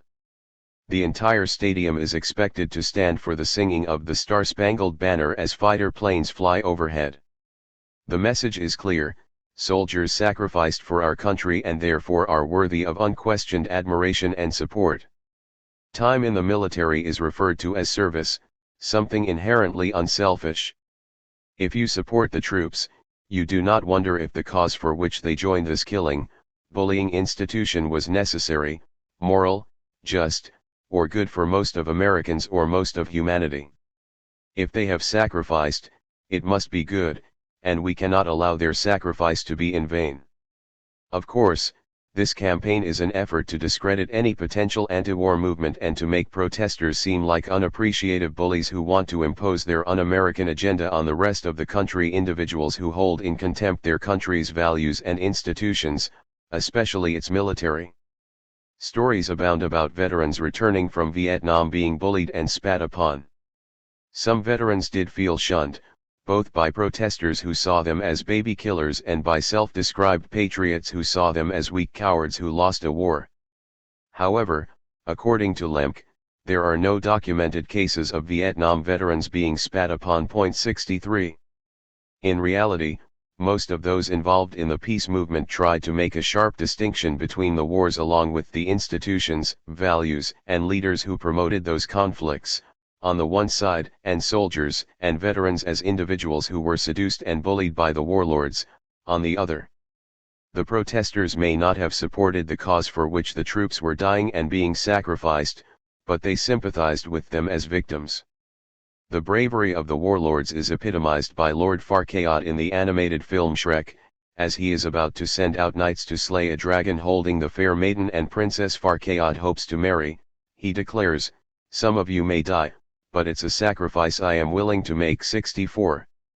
In World War I, the song "One Didn't Raise My Boy to Be a Soldier" and Debs's speech revealed a profound desire to save lives as well as compassion for the individual frontline soldier. During Vietnam, the slogan "Support the troops, bring them home now," was widely popular. If the troops were dying in vain, then having the war continue would just mean more would die in vain. Demonstrators mourned the deaths of American soldiers in Vietnam. In 1969, during the March Against Death that went from Arlington National Cemetery to the White House, every participant held a placard with the name of a U.S. soldier killed in Southeast Asia. Each soldier's name was read aloud in front of the White House. It took 2 days to read all 45,000 of them. 65 In solidarity with conscripted soldiers during the Vietnam War, peace activists opened dozens of coffee houses near military bases. They were places soldiers could go for support and to get organized, and were part of the huge groundswell of anti-war resistance in the military that saw mutinies, fragging of officers and a mass campaign against the draft. 66 Although these coffee shops closed down for a number of years after Vietnam, they were revived during the wars in Iraq and Afghanistan near bases such as Fort Hood, Texas. While there was a draft during the Vietnam War, opponents would go to selective service offices early in the morning and distribute leaflets to draft victims as they were about to board buses heading for the induction centers. By the time Nixon abolished the draft, there were more resistors than inductees. 67. To undermine the opposition, leaders of the military establishment gave up their most powerful bullying tool, the draft, in 1973. That one tool had shown they truly ruled the society, for it enabled them to seize a citizen, against his will, and force him to do their killing and dying for them. In the absence of a draft, they had to find new ways to bully, to intimidate the civilian population into serving them. As we have seen, one technique was to malign the opposition, portraying opponents as treacherous bullies who were trying to undermine the greatest nation that ever existed on the planet. The history of the World War I peace movement has been substantially rewritten and almost erased from memory. There is a danger that the same may happen to the Vietnam anti-war movement as Mia-Pow flags fly everywhere. For the foreseeable future, the military establishment and its allies will continue to attempt to control and indoctrinate the population. The only thing that can reduce the effectiveness of these efforts will be an opposition peace movement, which must be prepared to face hostility in a militarized capitalist society.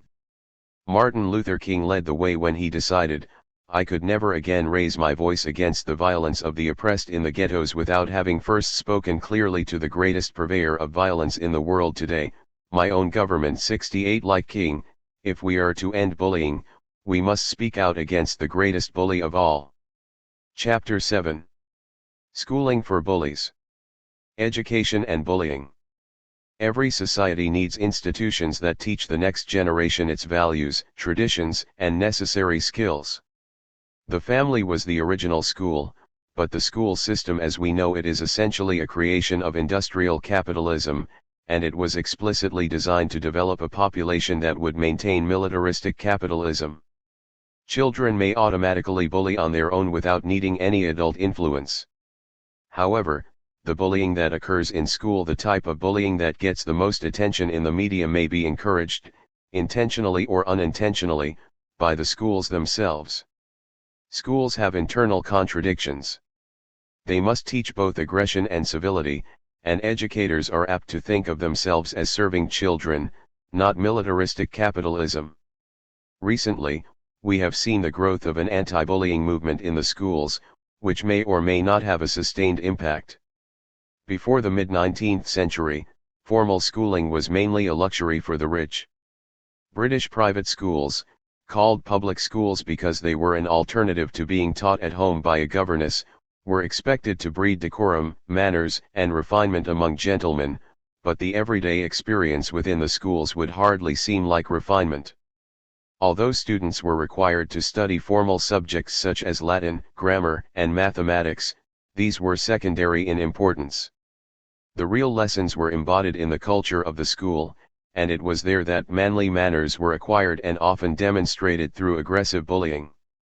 One of the most memorable descriptions of this type of school appears in Thomas Hughes's disguised autobiography, Tom Brown's School Days. 1 At Rugby, Tom Brown's school, students' popularity depended upon how stoically they could endure bullying, take their medicine like men, and then become bullies themselves when given the opportunity. Those who could not meet these challenges were apt to be labeled as young mammy sick. Younger students became fags to the older students. As such, they were virtually slaves who faced routine beatings, and they were expected to obey the older boys' every command, even doing their homework. In the British public school, younger students might accept the brutality and perceive this as a just system because they could anticipate that as they grew older, they, in turn, could bully their fags. The confidence that a bully victim could one day be a bully master was an upper-class privilege that most victims, outside the elites, could never achieve. Hughes was convinced that brutality carried out in a manly spirit was not bullying. Rather, it was something that would produce better men in the future, precisely the type of men needed to maintain the British Empire and assert power and control over the native peoples in the colonies. This attitude was parroted by Bertolt Brecht in the Threepenny Opera when he showed former British officers reminiscing about their army experience. If we get feeling down, we wander into town. And if the population should greet us with indignation, we chop 'em to bits. Because we like our hamburgers raw. 3. Schooling for militaristic capitalism. Public schools in the American sense, that is, state-sponsored schools for the general population, became the norm in the United States in the late 19th and early 20th centuries.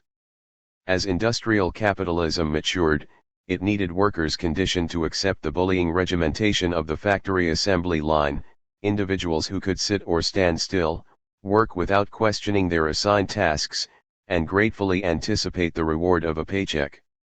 America may envision itself as a melting pot, amalgamating people from diverse backgrounds into a common culture. But former black slaves and immigrants from Southern and Eastern Europe and, later, Latin America, Asia, and Africa had to be taught patriotism and capitalist values. To help achieve this, Andrew Carnegie established the Carnegie Foundation for the Advancement of Teaching. The industrialist confidently declared, "This true panacea for all the ills of the body politic bubbles forth education, education, education for." Like the British public, private, schools, America's true public schools taught formal subjects, but the form of the education, the pedagogical style, may have been the real lesson, not the content. There was a hidden curriculum, more powerful than the official, overt curriculum. Unlike British public schools, designed to breed gentlemen, American public schools and even British state-run schools were developed to produce a labor force. With some exceptions that will be discussed shortly, students were typically expected to sit silently in rows and focus their attention on one authority figure, the teacher. The teacher conveyed facts that students were expected to spit back, having hardly reflected on their meaning. In the modern school, the teacher, whatever her intentions, clearly acts as a bully as she carries out the imperatives of the larger bullying institution and conveys its values and expectations to her students. She may appear to bully gently, but she is expected to bring students to accept authority, seek her approval, and comply with her views and directions. As a reward for docility, students receive good grades, something directly parallel to receiving paychecks in the adult world. Ironically, the desire to get high marks can negatively impact learning. First, as motivation to get good grades goes up, motivation to explore ideas tends to go down. Second, students try to avoid challenging tasks whenever possible. More difficult assignments, after all, would be seen as an impediment to getting a top grade. Finally, the quality of students' thinking is less impressive. One study after another shows that creativity and even long-term recall of facts are adversely affected by the use of traditional grades. Point 6. Grades teach that learning is not something intrinsically valuable but an external reward for learning information for a test and then promptly forgetting it. Moreover, students have to turn against each other, competing to see who can best impress the bullying authority. Students must act like bullied workers, not question authority, and let the rulers rule.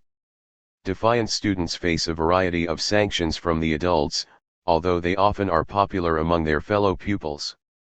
They will receive poor or even failing grades, or they may be compelled to repeat a year. For punishment, they will be given detention and required to stay after school. Today, they will be sent to the school guidance counselor or school psychologist. In the past, they may have been spanked or hit. Corporal punishment in schools is now illegal in the Northeast, yet it is still practiced in the South. An institution whose ostensible purpose is to promote education is not designed to instill a love of learning in most students. If anything, it produces the attitude that learning is something to avoid. From a corporate point of view, that may make sense because learning can lead to questioning. From the perspective of a military, which expects blind obedience, it makes even more sense. The No Child Left Behind Act, NCLBA, considers high schools that send their graduates to the Army to be as effective as those that send them to college. It also requires schools that receive federal funds to actively assist the military in recruiting students. The new NCLBA military recruitment provisions require high schools that receive federal funds to provide, on a request made by military recruiters, the same access to secondary school students as is provided generally to post-secondary educational institutions or to prospective employers of those students. Schools that fail to comply risk losing federal funds. 7. In high schools throughout the United States, there are over 3,000 Junior Reserve Officer Training Corps, JROTC, units, each proudly organized under a chain of command. 8. In some high schools, students are bullied or coerced to join this group. In a Buffalo high school, one student was exempted from the requirement only after the New York Civil Liberties Union sued the school. Other students in the school were still bullied to attend. 9. According to the federal statute authorizing the JROTC, these programs will enable cadets to better serve their country as leaders, as citizens, and in military service should they enter it. The JROTC are not, of themselves, officer-producing programs but should create favorable attitudes and impressions toward the services and toward careers in the armed forces. 10. At the height of the Vietnam War, Frederick Wiseman filmed everyday occurrences at a Philadelphia high school. During an assembly, the assistant principal read a letter she received from a recent alumnus who had been a subavirage student. When he wrote the letter, he was about to go on a bombing mission over North Vietnam, and he had left his GI insurance to the school in the event he did not make it back. He thanked the school staff for the values they had taught him, and he asked them not to mourn for him because he realized he was only a body doing a job. Near tears, the assistant principal announced that when she received such a letter, she knew that we are very successful at Northeast High School 11. Someone who accepted that he was a body doing a job, who would not reason why, just do and die was a success for Northeast High School. He was bullied by the educators and military officers above him to proudly bully, that is, bomb those below him. This is an attitude that the military expects high schools to cultivate, since it is crucial to military recruitment and success. Right from its inception, the school system was replete with contradictions. To serve militaristic capitalism, children from diverse backgrounds had to be Americanized. Families, especially immigrant or rural families coming from places where the family unit was more powerful, believed their children were theirs to raise as they saw fit, teaching them the family's values and culture. Schools whose purpose was to Americanize their children might have opposed this purpose. Many parents saw little need for formal schooling and indeed may have been hostile to it. Until the early 20th century, the child may well have been more valuable as an economic asset, to help on the farm or bring money home from the factory. To end child labor and weaken the power of un-American families, schooling was made compulsory. The founders of the school system saw themselves as rescuing children from bullying families, but families often saw themselves as being bullied into giving up authority over their children. That is not to say that children cheerfully went to the schools. Although some viewed school as an escape from the factory or an authoritarian family, many saw being forced to attend as being bullied by their parents, the state, or the school system itself. This remains true today. If young children enter school with enthusiasm, they tend to lose it as they advance to higher grades, evidence that schools may succeed in their real goal, which is to destroy, not build, a love of learning. According to one study, the love of school diminishes with each passing year, going from almost 100% who love being in kindergarten to about a third who feel the same way about 9th grade 12. In preparing students for the labor market, schools typically teach that learning is work, not fun, and they take the pleasure out of learning. One year in the early 2000s, the State Board of Education required every 4th grader in Massachusetts to write an essay on this topic, a dream come true. It is snowing and there is no school. What would you do on that happy day? The people who run the education system cannot imagine that any child would choose to be in school if she could be someplace else. Children may see teachers and school administrators as bullying enemies who could not possibly have their best interests in mind. Bullying teachers. One popular book that resonates with children is Roald Dahl's Matilda 13. It describes a sadistic principal named Agatha Trunchbull who hates children and runs a school so she can indulge in her greatest pleasure, torturing them. Young Matilda is rescued by a teacher, Miss Honey, who, although she is bullied by Trunchbull and terrified of her, strives to make children love learning. Thus far, we have indicated that contradictions are embedded in the school system, but we have not fully discussed them. One contradiction is that teachers usually chose their profession not to make children hate learning but to bring them to love it. When Secretary of Education Arne Duncan asked teachers on the web why they chose to teach, he got responses such as the following. I want my students to love to learn. I want my students to know that history is filled with ordinary people doing extraordinary things and students can do anything. Create lifelong compassionate learners motivated to improve themselves and this country. And change the view of this profession.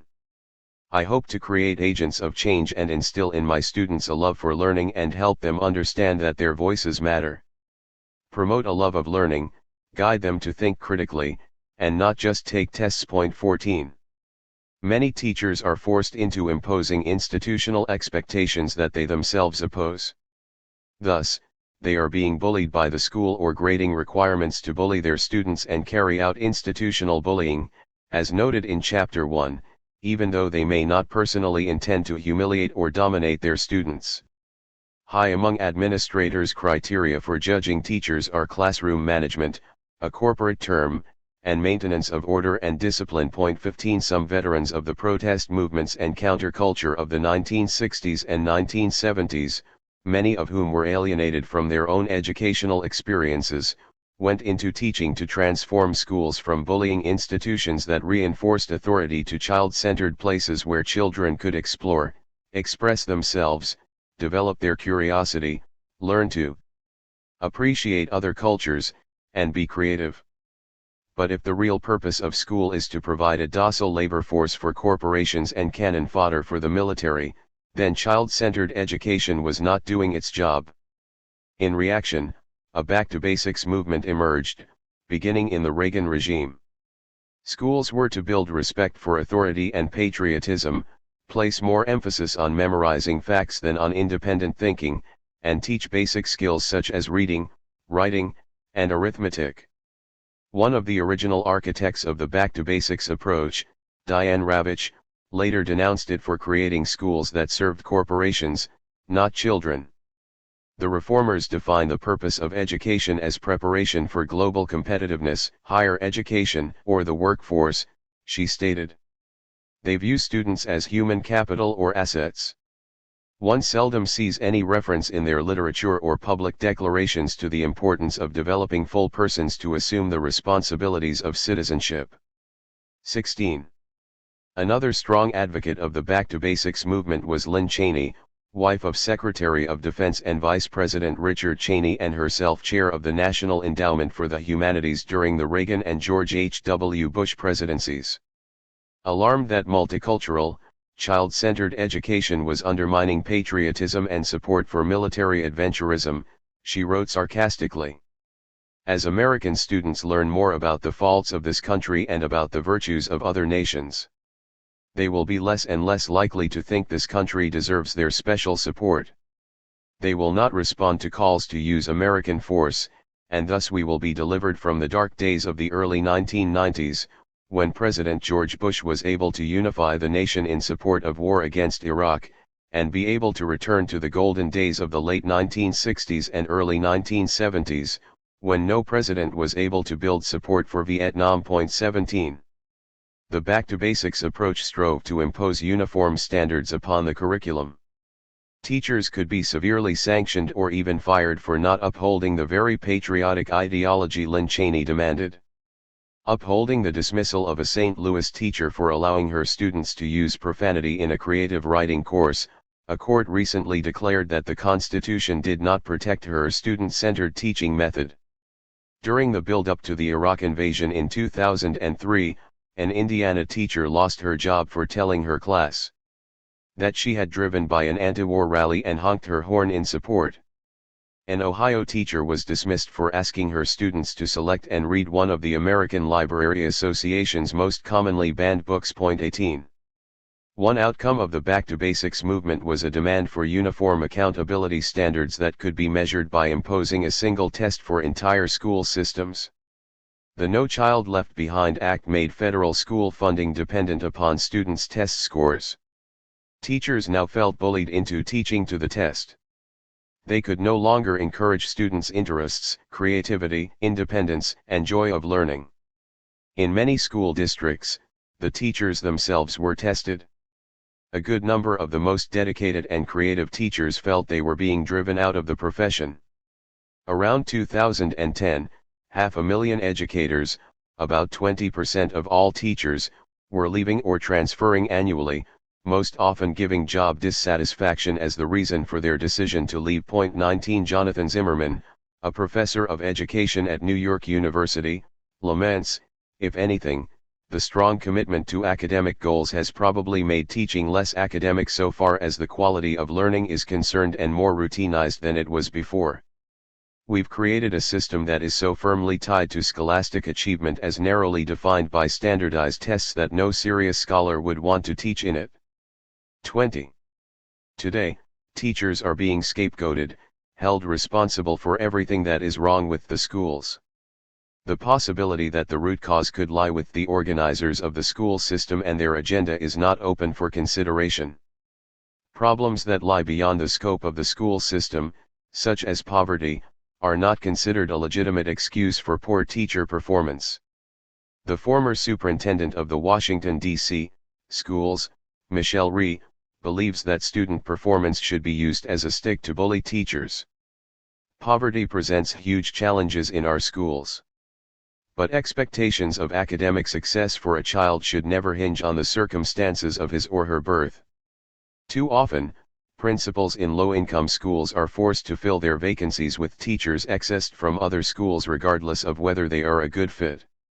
These teachers may not be performing particularly well but have to be retained by the system because of seniority-based job protections. 21. Ravitch now feels that the whole Back to Basics movement has become self-defeating, bullying both teachers and students and undermining the schools.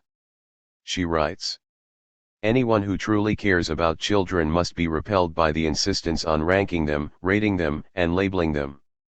Whatever the tests measure is not the sum and substance of any child.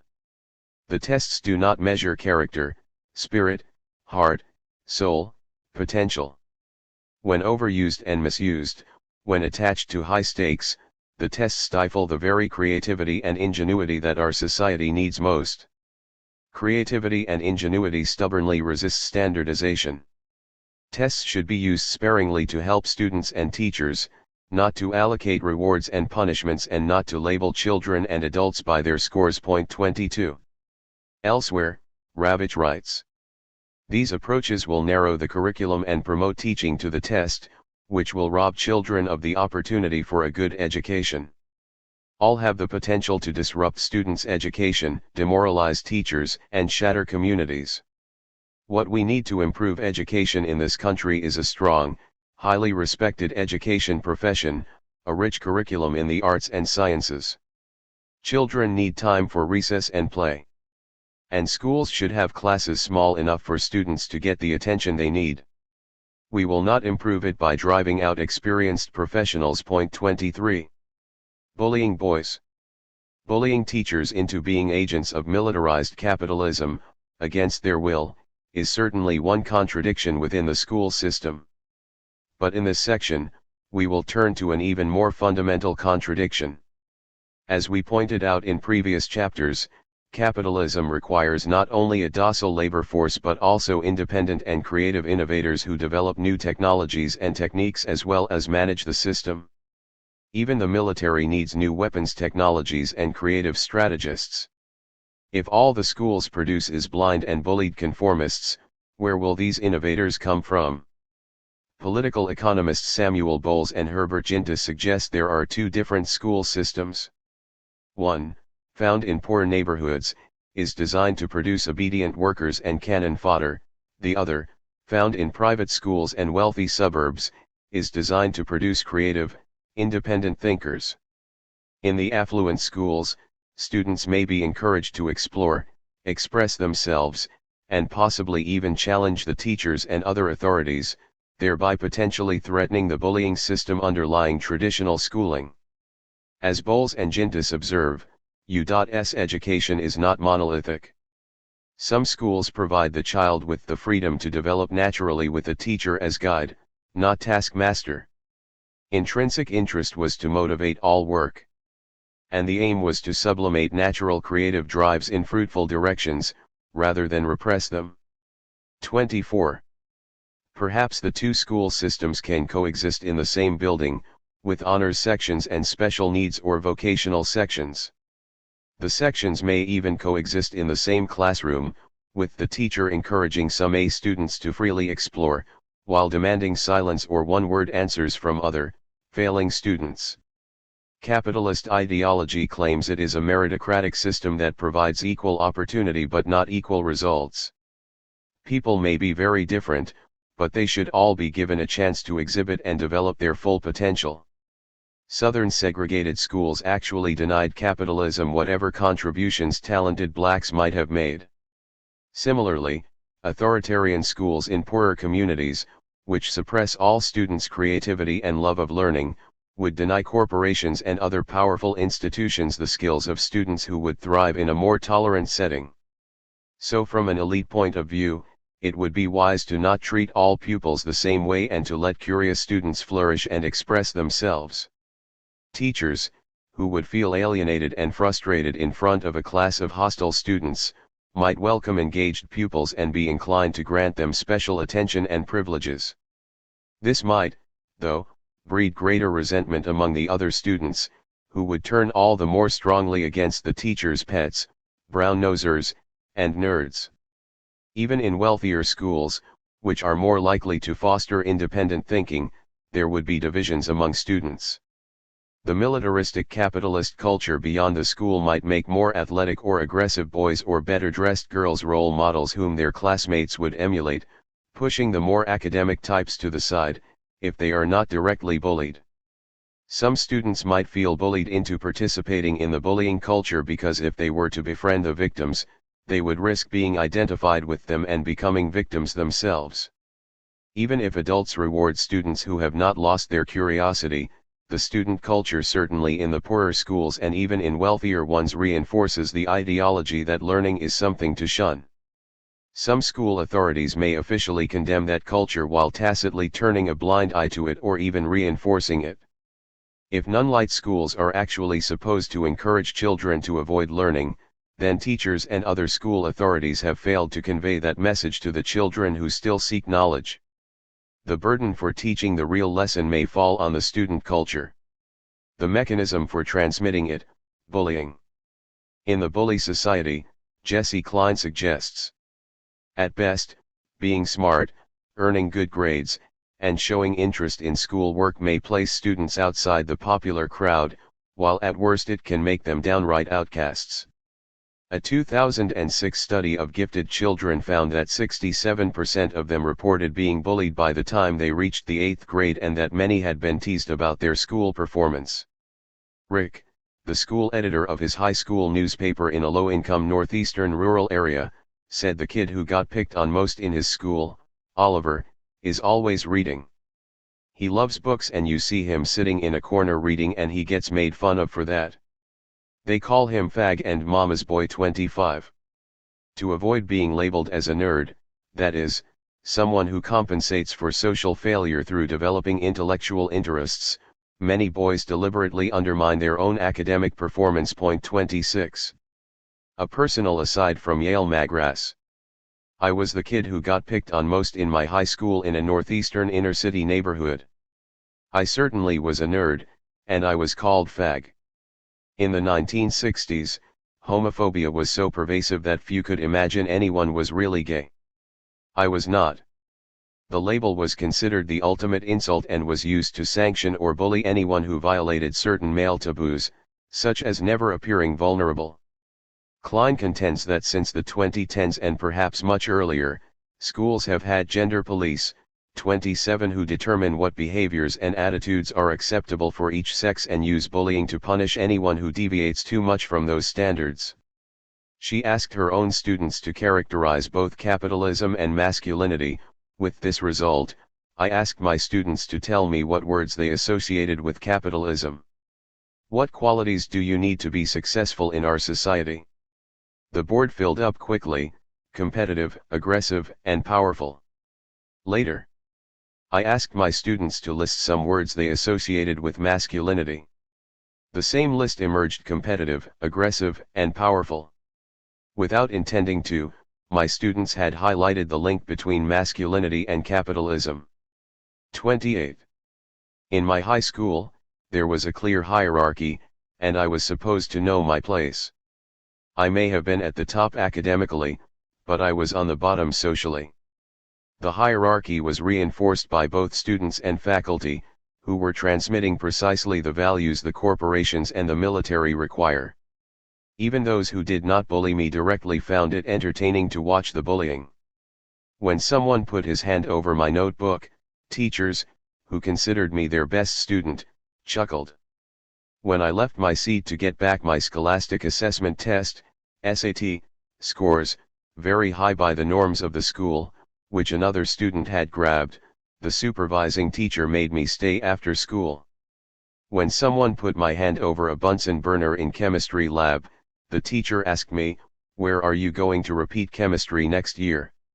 Years later, I was invited to describe my experience before a group of handicapped people, and even they reacted by saying that anyone who can be so bullied must deserve it.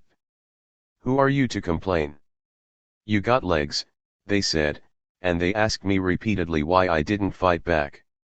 British sociologist Paul Willis observes that many students, especially working-class boys, express their anger over the alienation, boredom, and tedium of school by bullying nerds. Boys whom American students might call nerds, Willis's British working-class students, or lads, call ear-holes. Willis notes, attitudes toward the ear-holes are also expressed clearly through physical aggression. Violence and the judgment of violence is the most basic axis of the lads' ascendance over the conformists. There is a positive joy in fighting, in causing fights through intimidation, in talking about fighting. 29.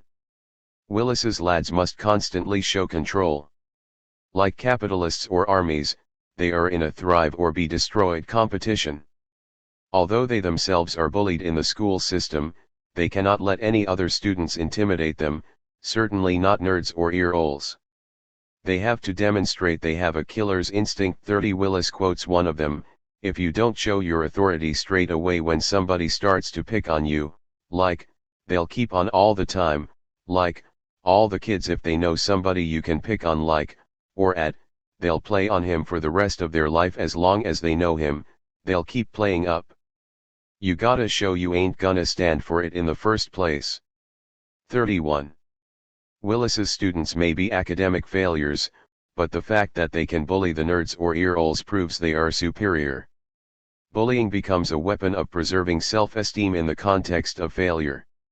The nerds may have book smarts, but Willis's lads have the intelligence that really matters, street smarts or life smarts.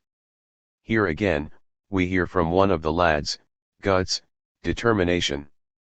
We know more about life than they do. They might know a bit more about math and science, which isn't important. It's important to fucking nobody. That they've got to try and find out. They ain't clever in life. 32. Even teachers do not have to be listened to because they also lack street smarts. As one lad puts it, they do not know the way of the world, because they have been in schools or colleges all their lives. What do they know telling us? 33. These working class boys define success as making money, essentially the same way capitalists do, but most of them will end up working on a factory assembly line or in Walmart or McDonald's, others will be in the army or unemployed. So by their own criteria, how street smart or life smart are they really? They are rebelling against the confinement and regimentation of school and the stratification system that locks them into poverty and lack of status. Ironically, though, it is a rebellion that serves the very authorities against whom it is fought. With their intellectual interests destroyed, working-class youth compete against each other to show their indifference to school and to be cool, often by becoming sports heroes and sometimes by being aggressive or even violent.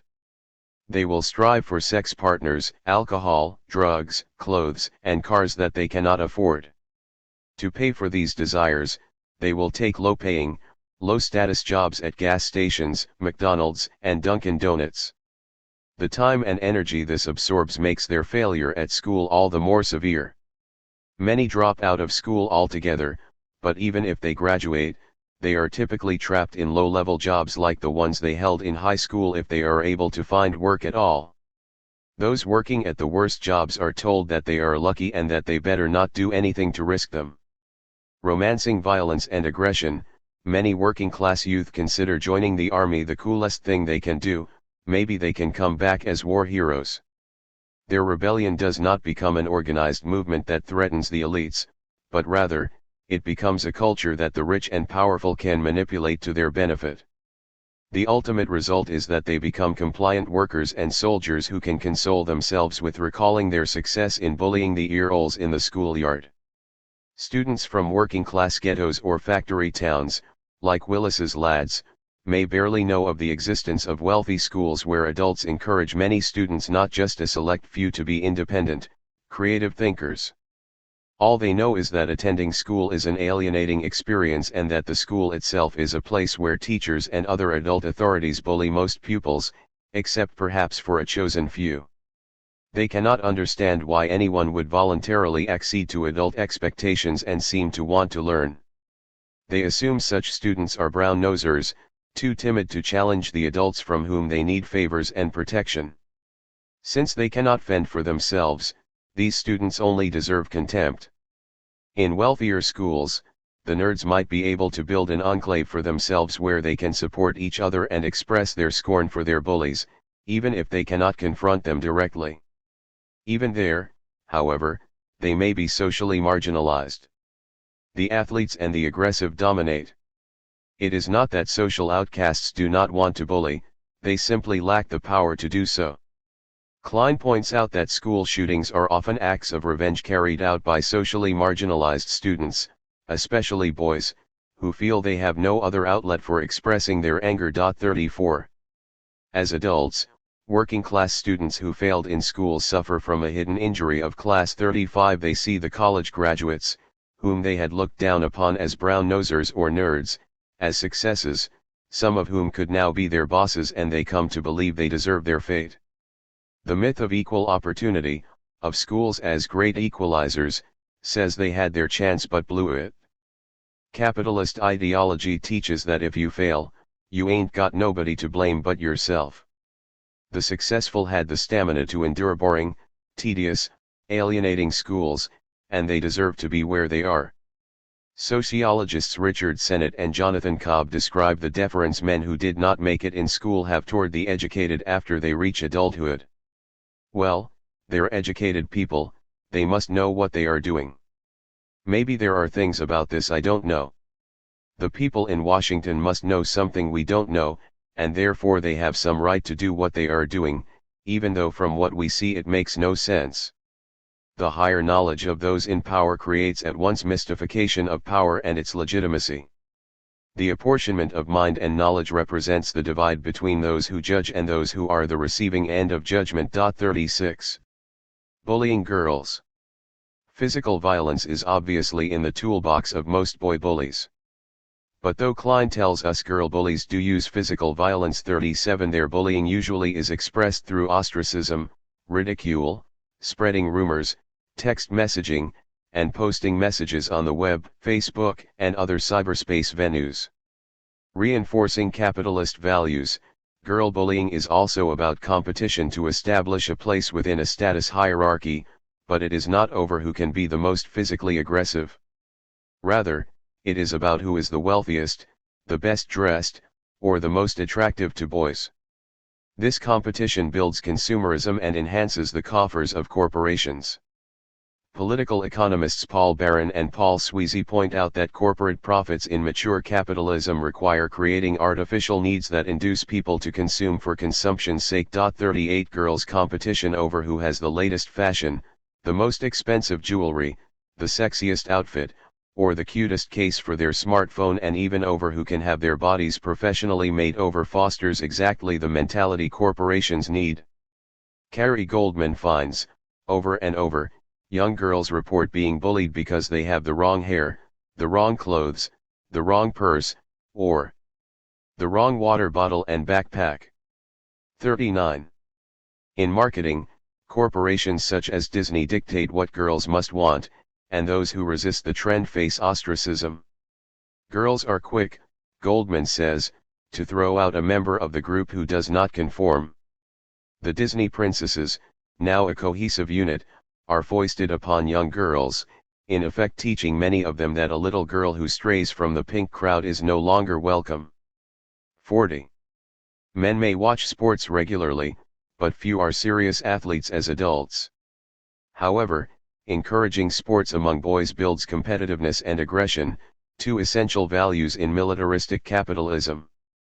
What matters is that they learn these values, the way they acquire them is secondary. In other words, the form of the lesson is more important than the content. Similarly, anything that cultivates capitalist values in girls serves the same purpose. If bullying each other over boys' appearance, clothes, and other possessions fosters hierarchy, competition, and aggression, it helps mold girls for militaristic capitalism. Until the 1970s, it was possible to support a family on one income, usually the husband's. This was true even in the working class, when factory jobs were more available and offered better pay. Today, although women of all classes are more likely to seek employment, working-class girls are being trained primarily to have babies for working-class boys or to become waitresses, maids, or store clerks. Like Willis's lads, they are not expected to be academically engaged or financially successful but to accept their place within a capitalist hierarchy that has clearly defined gender roles. They may compete with each other over who has the most attractive clothes, jewelry, and makeup, but they are far less able to do so than girls who attend wealthier schools. Furthermore, even if girls in wealthier schools have more opportunities to be creative and independent, the competition over boys and possessions in their groups may be just as intense, perhaps even more so. As in the boy hierarchy, Academic performance does not enhance a girl's status. In fact, she may deliberately downplay it in order to increase her popularity. As with boys, Klein observes, there are gender police among girls who impose standards of femininity. This situation may have served American capitalism in the immediate post-World War II years. During the war, women staffed the factories while the men fought overseas.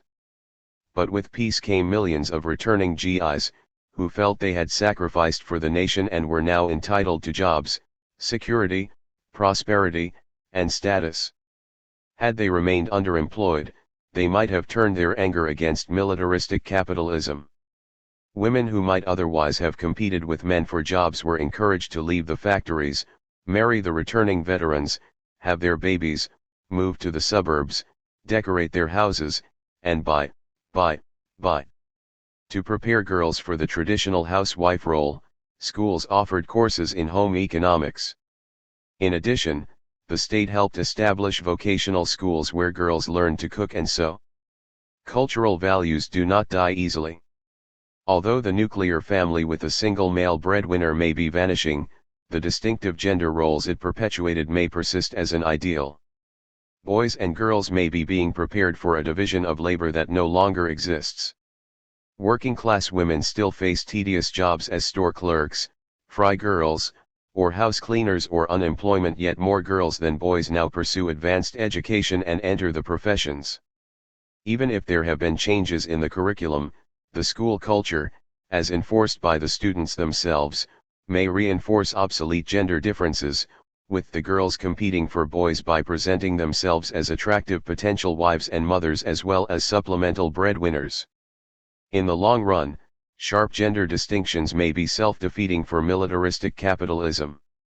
The traditional division between gender expectations allows boys to be cool, detached, and analytical, but girls are supposed to be emotional, expressive, and artistic.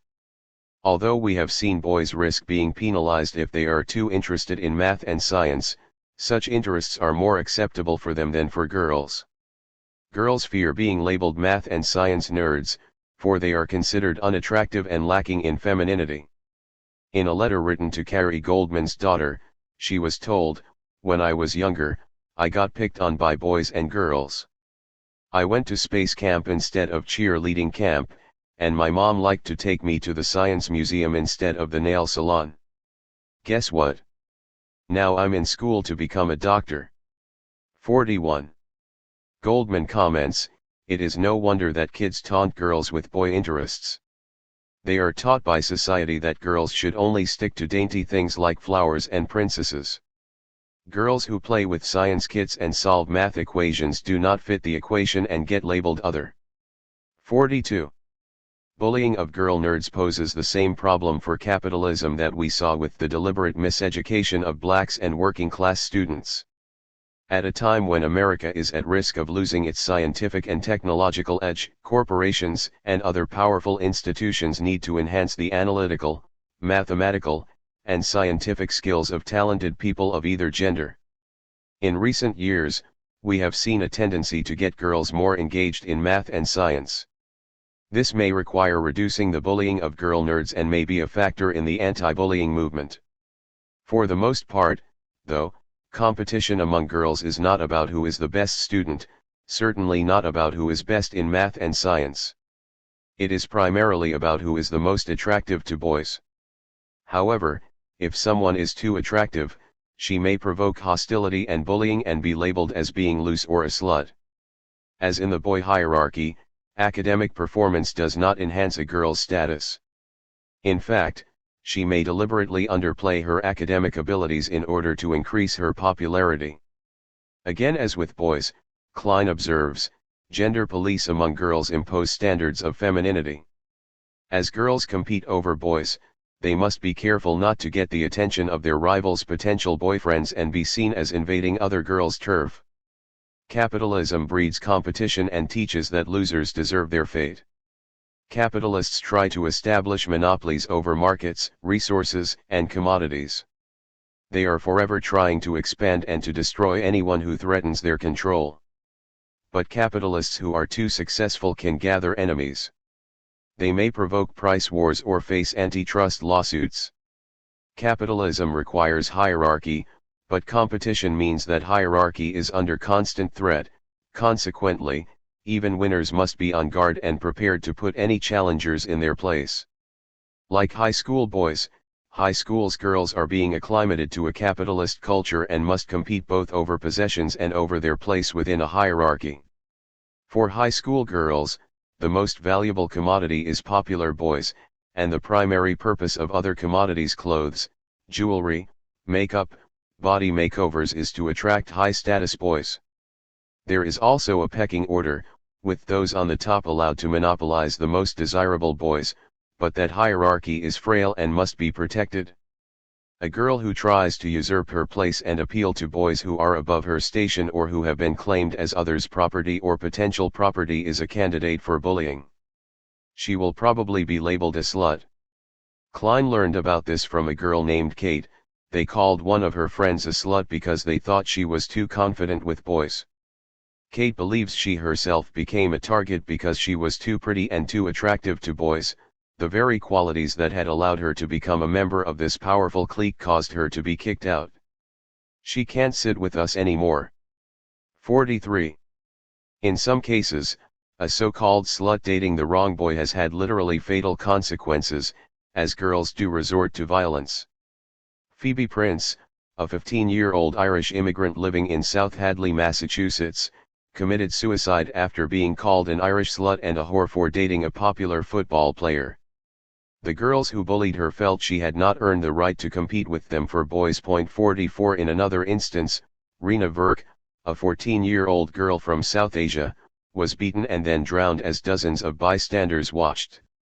Two girls trapped her in a park to teach her a lesson after she had used one of their phone books to find the number of a boy whom she then called. 45. As in capitalism, status among girls depends on possessions, not just boys. Of course, possessions help attract boys. Thus, consumerism and competition over boys converge. Klein learned about Lauren from 13-year-old Vanessa, who reported, "When we were friends, she made me think of other things, made me act differently to my other friends. I started acting like her because I thought it was cool, but it made me feel terrible. She would drone on about the places she went to: Alaska, Hawaii, Venice, and things she was getting. It made me feel bad, like I wasn't cool, since I didn't go anywhere. I just felt terrible, like she was much better than I was." 46. When Vanessa didn't conform, Lauren physically attacked her. It appears that dress codes are imposed on girls not only by other girls but also by teachers. In this way, teachers help bully girls into not appearing too slutty. As related by Klein, they sent girls home for wearing a skirt that was too short or a strap that was too thin. A lot of teachers would pull a student out of class and they wouldn't be back. "You need to come with me," they would say. "Your tank top is too revealing." 47. Cyberbullying involving girls' gossip has become so routine that even celebrities treat it as an expected part of high school life. When nude pictures of Jennifer Lawrence were distributed on the web without her consent, she remarked in anger, "The internet has scorned me so much that I feel like it's that girl in high school that I'm like, oh, you want to talk about her? Yeah, I'll do that. Take my hoops off. I'm ready to go." 48. Bullying of boys has been treated as cute and funny. So has bullying of girls. And though there always is a risk of trivializing the trauma, comedy can be a way of mitigating the pain of reality. Tina Fey decided to illustrate the torment of girl bullying by transforming a serious book about it, Rosalind Wiseman's Queen Bees and Wannabes 49, into a comic movie entitled Mean Girls. 50. In it, Fey shows a culture among high school girls that is almost a microcosm of capitalism, complete with constant bullying and brutal competition over status, boys, and possessions to display. The movie takes place in a wealthy suburban high school where independent and creative exploration might be encouraged. Nevertheless, the main character, Caddy, played by Lindsay Lohan, new to the school, is warned that joining the math team is social suicide. Despite being an outstanding math student, Caddy deliberately tries to fail calculus in order to impress a boy. In the cafeteria, there are clearly defined cliques with student-imposed rules about who can sit with whom. Caddy is initially befriended by two nerds, who explain the various cliques and point out a table of girls they call the plastics. Nerds and social outcasts of both genders often have their own pejorative terms for popular winners. One of the nerds, Janice, played by Lizzie Kaplan, who is perhaps motivated more by jealousy than by reality, harangues, "You're plastic. Cold, shiny, hard. That's the thing with you plastics. You think that everybody is in love with you when actually, everybody hates you." In response, the plastic girl tells Janice, "You know what? It's not my fault you're like, in love with me, or something." Homophobia lives among the girls just as it does among the boys. Boys may call each other fags, but girls call each other lesbians, even if they do not believe they are really gay. The plastics rule the school's social scene in Faye's movie. They, in turn, are ruled by Regina George, played by Rachel McAdams, the Queen Bee.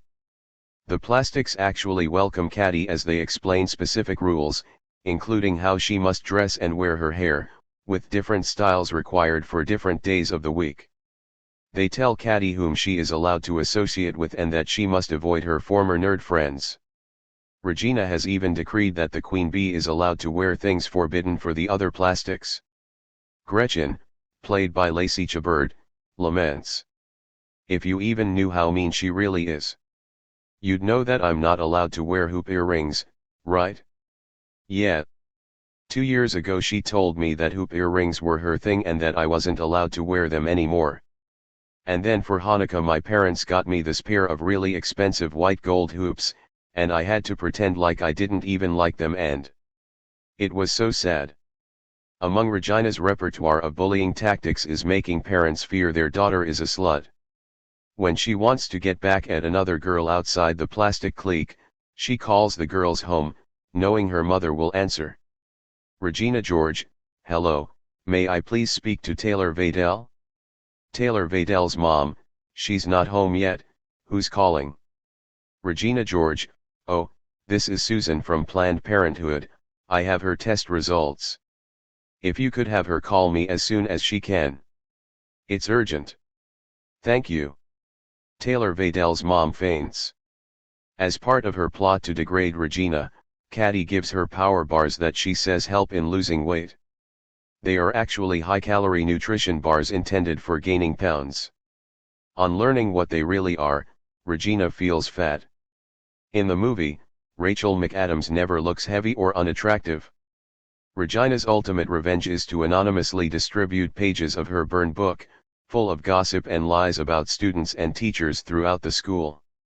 For example, math teacher Ms. Norberry, played by Tina Fey, is accused of distributing drugs.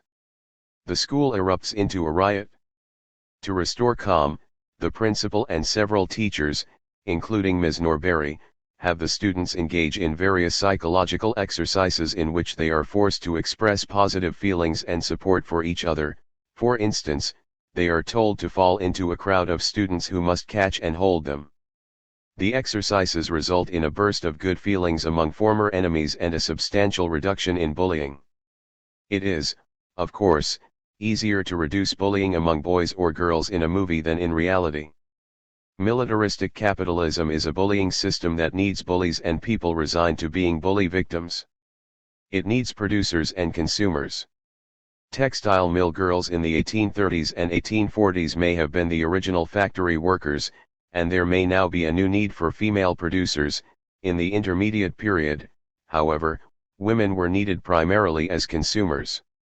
They were expected to attract men, look pretty, have babies, and decorate houses. As we have seen, some schools offered courses in home economics that taught them the skills needed to meet those expectations. But the everyday culture within the schools, more than academic subjects, may actually have taught those lessons far more effectively.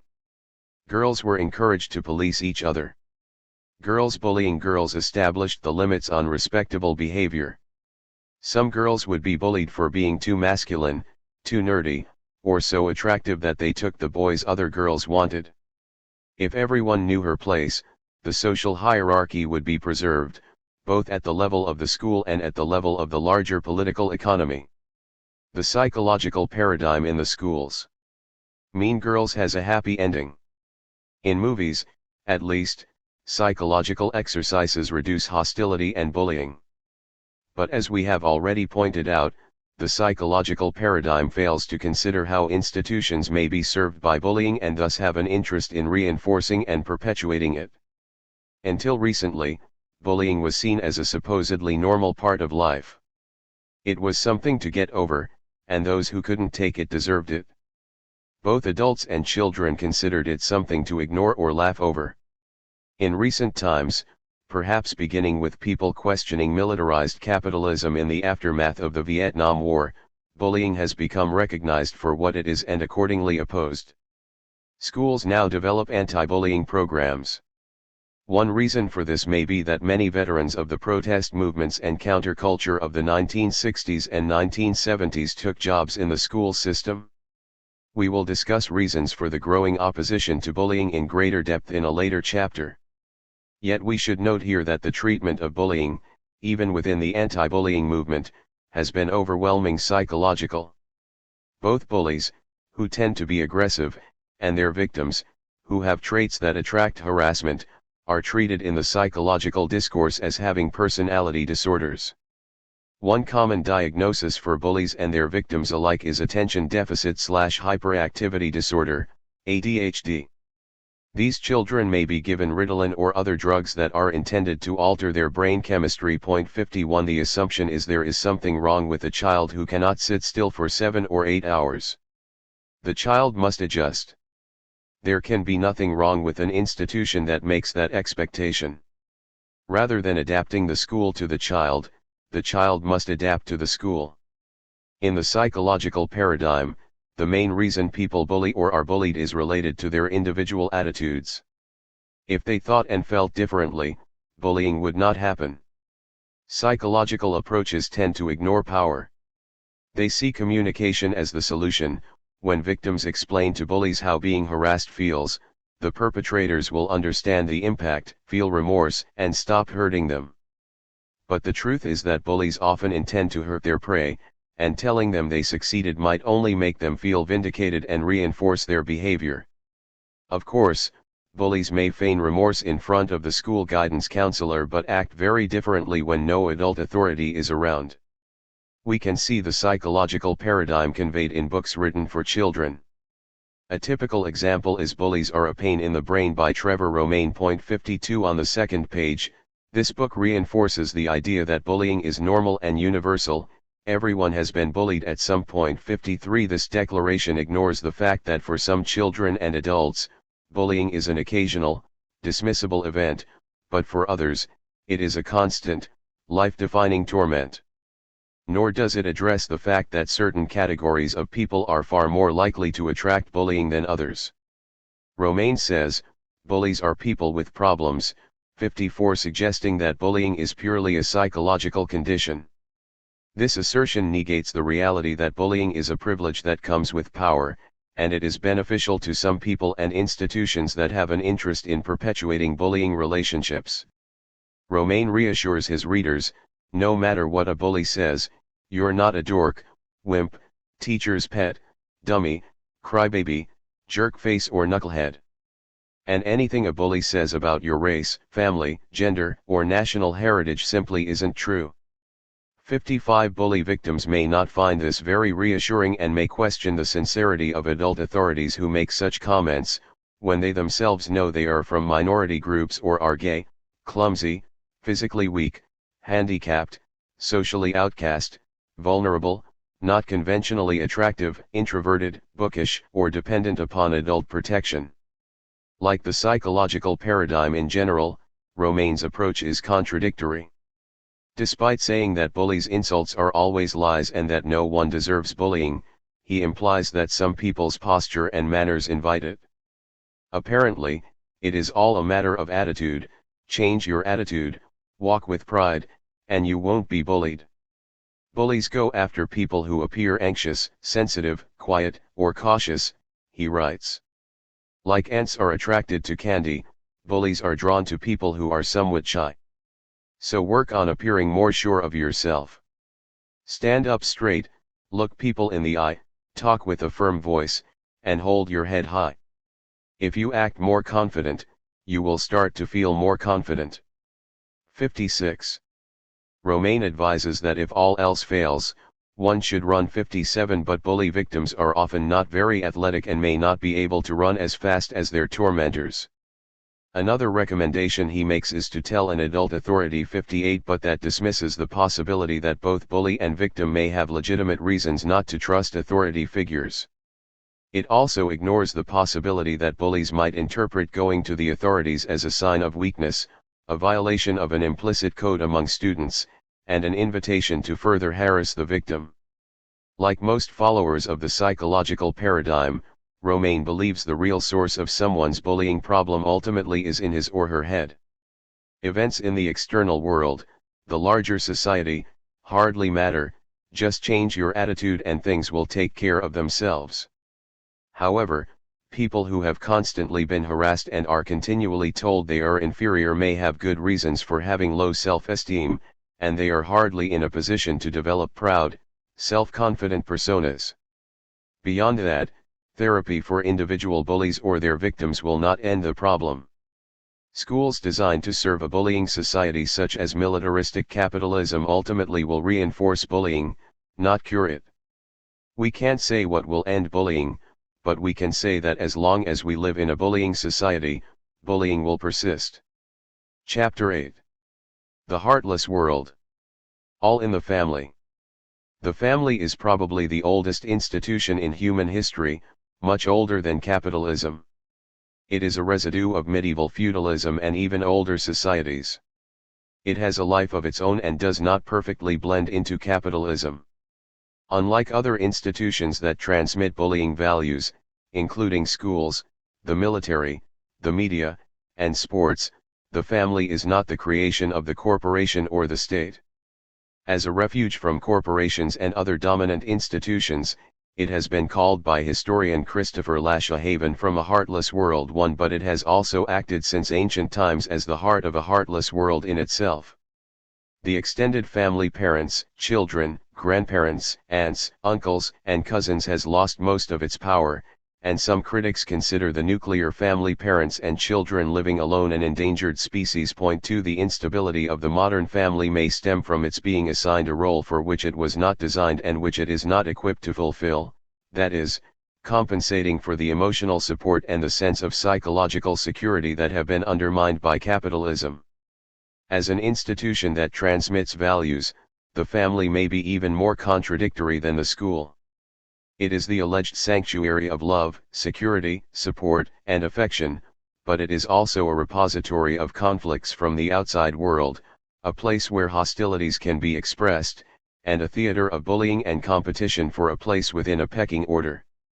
Early capitalists tried to circumvent the family altogether. In the 1830s and 1840s, the first textile mills in Lowell, Massachusetts, recruited girls from local farms, separated them from their families, and had them live in company-owned dormitories. There, they were fed and provided minimal recreation as a relief from their 70 hours plus work week. They were also given books, and they even worshipped in company-owned churches. The factory owners tried to completely replace the family and directly control their employees' emotional, psychological, and social lives. Eventually, the owners found this system too costly to maintain, especially as the women organized for higher wages and shorter work weeks, and when the Civil War made cotton scarce and drove their prices up. Point 3. As capitalism matured, members of the 1% came to accept the family, but they still tried to control it and manipulate it to serve their own ends. Because employees needed to support their families, they did not risk losing their source of livelihood by defying their bullying bosses. The family is not a capitalist institution. It is ancient, although it blended well into feudalism. Early industrial capitalists experimented with abolishing the family. Immediately after the communist revolutions in Russia and China, the new regimes made even stronger attempts to eliminate it. Early Israeli Zionists, who wanted to create new Jews, also tried to replace the family with the kibbutz. However, in all cases, the family proved to be too resilient. Today, capitalism is stuck with it, and it therefore tries to manipulate the family to benefit the corporation and the state. The bullying that occurs within the family would go on with or without capitalism or, for that matter, socialism.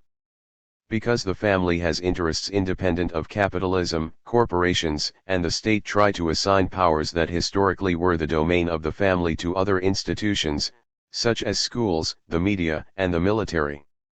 Since the family is unreliable as a tool for transmitting capitalist bullying values, due to the contradictory family pressures discussed earlier, whole professions, among them social work and psychology, were created largely to police it. The family bullies and is a conservatizing institution.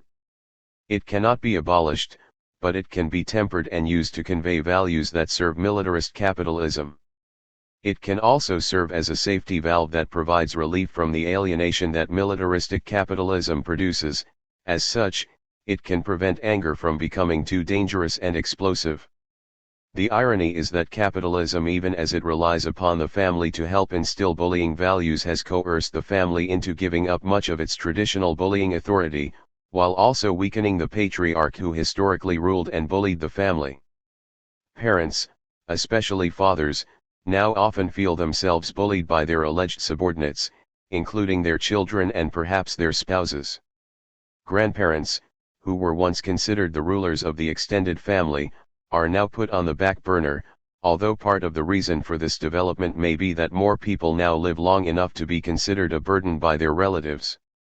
These changes have been sources of great resentment and generational conflict, weakening traditional patriarchal bullying but at the same time expanding the number of family members who seek to empower themselves against everyone else. People for whom capitalist institutions, including work, have been heartless often seek a haven where they can be loved, respected, and powerful. Many expect their families to give them psychological gratification, but families are not fully equipped to do so. People may seek the bullying authority they imagine their parents or grandparents had, though that may be a nostalgic myth. Unfulfilled outside the family, parents may try to tighten their hold on their children. With their traditional bullying authority eroded, they seek a new bullying strategy. Ironically, infantilizing their children, indulging them, and preventing them from growing up and leaving home becomes a way to bully them. With access to school, the media, and friends, children have outside resources. It is not clear who needs whom more. Children can fight back, even counter-bully. It is debatable if wives ever gave husbands the deference traditional patriarchal ideology said they were entitled to.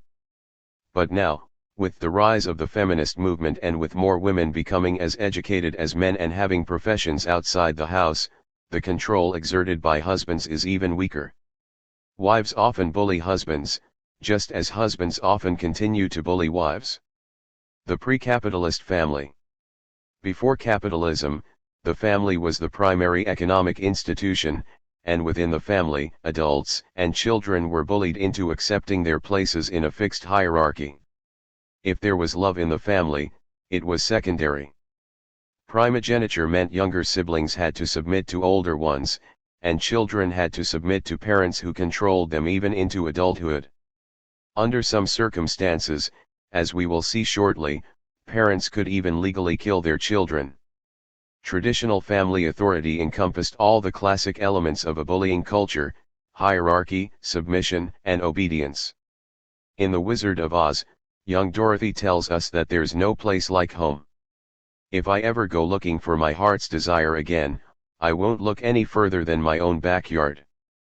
For in earlier stories, however, there was little pretense that the family was where you would go to find love and affection. In the Bible, siblings often hated each other, tried to destroy each other, and sometimes killed each other over shares of family wealth and position within the family hierarchy. Think of Cain and Abel, Esau and Jacob, and Joseph and his brothers. 5 According to legend, Rome was founded by two brothers, Romulus and Remus, but in a dispute over where to locate the city, Romulus murdered Remus and anointed himself king. 6 And as Shakespeare's play Hamlet begins 7, Hamlet learns from his father's ghost that his uncle, now king, had assassinated his father to gain the crown. Throughout history, when aristocrats and monarchs held real power, siblings would plot against each other, sometimes killing or waging wars against one another to determine who would inherit the manor, the title, or the throne. Aristocratic families, especially royal families, often gave absolute legal authority to the husband. Henry VIII felt free to divorce 3 of his wives and behead 2 others for adultery, even as he consorted with an unknown number of mistresses. 8. Before the Industrial Revolution, the family was the primary economic institution. Its emotional function hardly mattered. Adults and children typically worked on the family farm or in the family business, nominally controlled by the patriarch. Whether family members loved each other or hated each other, the institutional and legal relationships would not change. Children were economic assets whom parents could exploit or bully for their labor. With children serving as unpaid workers, big families were desirable, especially because it was assumed a large percentage of the offspring would not live to adulthood. Primogeniture was the rule, with the oldest son inheriting most or all of the family's wealth and authority. Until the mid-19th century, husbands in Britain and the United States had complete control over all the family's wealth, including anything the wife earned or inherited before the marriage. 9 Under British law, the royal children of the oldest son override their adult uncles and aunts. Even in 2015, 2-year-old Prince George, followed by his baby sister, Charlotte, would inherit the throne before their 30-year-old uncle, Prince Harry, who in turn would receive the crown before his 54-year-old uncle, Andrew, the Duke of York. Primogeniture meant the family fortune could not be divided. Younger siblings would be bullied into never leaving the extended family unit and thus were dependent upon their parents or older siblings well into adult life. Primogeniture, with a bullying hierarchy built into the structure of the family, was hardly unique to the West. Chinese Confucianism taught that virtue was maintaining order and harmony through fixed positions, which empowered the aged at the expense of the young. The family was a sacred entity bound by tradition, and ancestors were worshipped. 5 obligations specified who was supposed to submit to whom. 3 of them focused on the family: son to father, younger brother to older brother, and wife to husband. 10 The obligations continued for life. Even as adults, younger siblings were supposed to defer to and accept bullying by their parents and older siblings. As in many, if not most, other cultures, including the pre-capitalist West, marriages were not a personal choice but were arranged by the parents, who would try to maintain control for life. Love, affection, and romance hardly entered into the equation in choosing marriage partners. Indeed, husbands and wives often met for the first time on their wedding day. In China, the bride could be a little girl, whose birth family would force her to live with her husband's family.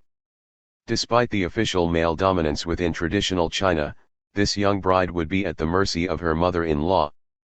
These mothers-in-law were notorious for turning the girls into virtual slaves, whom the older women would beat if they disobeyed. The child bride could look forward to someday brutalizing her own daughter-in-law and ruling her own household. 11. In the West, a child who defied parental authority and bullying could also face severe consequences.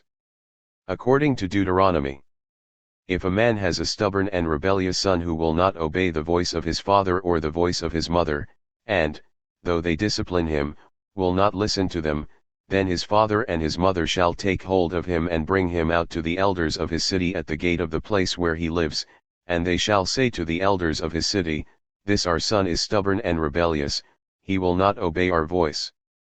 Then all the men of the city shall stone him to death with stones. 12. The next chapter of Deuteronomy firmly establishes that daughters are the property of their parents, commodities to be sold to other men, and this was written in a society where, compared to capitalism, relatively few things were commodities. As a commodity, the daughter had to retain her value by remaining pure and unused a virgin. She did not own her body, until they sold her, her parents did, especially her father. If she lost her virginity without her parents' consent, she was damaged goods with no worth, and she should be killed. If any man takes a wife and goes into her and then hates her and accuses her of misconduct and brings a bad name upon her, saying, I took this woman, and when I came near her, I did not find in her evidence of virginity, then the father of the young woman and her mother shall take and bring out the evidence of her virginity to the elders of the city in the gate. And the father of the young woman shall say to the elders, I gave my daughter to this man to marry, and he hates her, and behold, he has accused her of misconduct, saying, I did not find in your daughter evidence of virginity. And yet this is the evidence of my daughter's virginity. And they shall spread the cloak before the elders of the city. Then the elders of that city shall take the man and whip him, and they shall fine him 100 shekels of silver and give them to the father of the young woman, because he has brought a bad name upon a virgin of Israel. And she shall be his wife. He may not divorce her all his days. But if the thing is true, that evidence of virginity was not found in the young woman, then they shall bring out the young woman to the door of her father's house, and the men of her city shall stone her to death with stones, because she has done an outrageous thing in Israel by whoring in her father's house. If a man meets a virgin who is not betrothed, and seizes her and lies with her, and they are found, then the man who lay with her shall give to the father of the young woman 50 shekels of silver, and she shall be his wife, because he has violated her.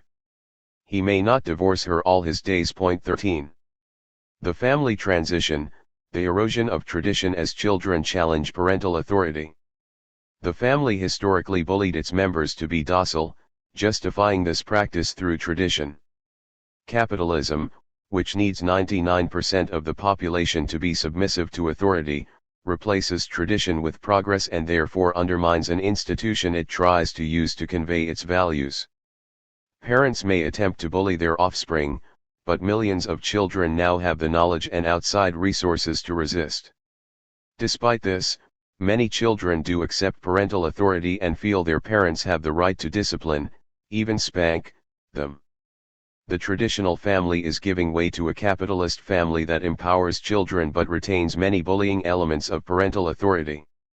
As capitalism developed, the family was transformed, but this transition took over 2 centuries to unfold and may still not be complete.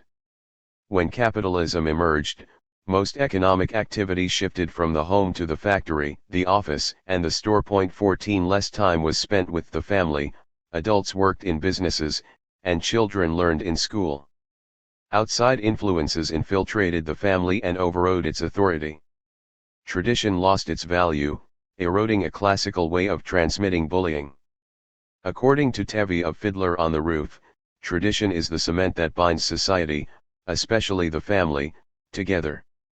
On the one hand, tradition establishes a hierarchy with fixed roles, assigned places, and a chain of command, specifying who can bully whom. On the other hand, it also provides a sense of stability, meaning, purpose, direction, and even love. Because of our traditions, every one of us knows who he is: father, mother, son, daughter, and what God expects him to do. Without our traditions, our lives would be as shaky as a fiddler on the roof. 15. Karl Marx, writing over 50 years before Fiddler on the Roof was supposed to have taken place, had no such faith in tradition or the family and actually praised capitalism for undermining both. It has put an end to all feudal, patriarchal, idyllic relations. It has pitilessly torn asunder the motley feudal ties that bound man to his natural superiors. It has drowned the most heavenly ecstasies of religious fervor, of chivalrous enthusiasm, of Philistine sentimentalism, in the icy water of egotistical calculation. It has resolved personal worth into exchange value. In one word, for exploitation, veiled by religious and political illusions, it has substituted naked, shameless, direct, brutal exploitation. The bourgeoisie has torn away from the family its sentimental veil, and has reduced the family relation to a mere money relation. Point 16. One of the contradictions of capitalism is that it can use the ideology of the traditional family to reinforce its need to have the 99% submissive to authority, but it undermines the traditional family. Capitalism prefers progress to tradition. Profits depend upon technological innovation, changing consumer tastes in style and fashion, and ever more subtle forms of population manipulation and control. In the old-fashioned family, the authority of parents and grandparents rests on the assumption that the old are wise simply because they have lived longer, and the past is a good predictor of the future. That presupposes a stagnant society in which each generation will live essentially the same way as the one before. Families assert the right to arrange marriages because they claim they know what their children need. They can predict how they will live as adults better than the children can themselves. The family bond is permanent. It is not to be broken by children growing up, moving out, and establishing a life of their own. However, in a rapidly changing society, children may sense what is appropriate for their generation more than their parents and grandparents do. The knowledge of the old can become obsolete, quaint, and maybe even comical. This certainly happened when science replaced religion and capitalism replaced feudalism during the American, French, Russian, and Chinese revolutions, in the cultural revolutions of the 1920s and 1960 to 1970s, and when improved birth control led to changing sexual mores. It also happens when family members move continents or oceans away from each other, either to escape oppression, perhaps the oppression of the family, or to seek the opportunity promised by the capitalist dream, whether real or myth. As Marx implied, the one freedom capitalism does provide is escape from the rigid bonds of tradition, family, and caste. Another force that can undermine the authority of the older generation is new technology, especially when the young are more comfortable with it than the old. The young find computers, smartphones, remote controls, and the internet perfectly natural facets of everyday life, whereas the old struggle to adjust to them and may never succeed in doing so. In fact, they often have to ask their children or grandchildren for help. The cable company provides a code that parents can use to prevent children from watching programs the parents do not approve of, but children may use their techno-smarts to turn the tables on them. MagrasS' son, for instance, used the code to prevent his parents from watching their choices, while he looked at whatever he wanted. What is progress for one side can be degeneration for another. In some households during what remains of the family meal, children spend their time on their cell phones, text messaging with their friends. For a while, America was evolving into a society not divided by families but by generations, with the young living in college dormitories or apartments with roommates and the old living in retirement communities or nursing homes. But in recent years, this tendency has been reversed by the economic collapse, as people in their 20s and even 30s have moved back to live with their parents because they can no longer afford to live on their own. In the traditional family, parents were right by virtue of their being parents, they were right because they were right. They had a wisdom that children could not understand and dared not question. These ideas persist, at least implicitly, today. When MagrasS students are asked how their folks would react if they did something their parents didn't like, they almost always begin their response by saying, "If I did something wrong."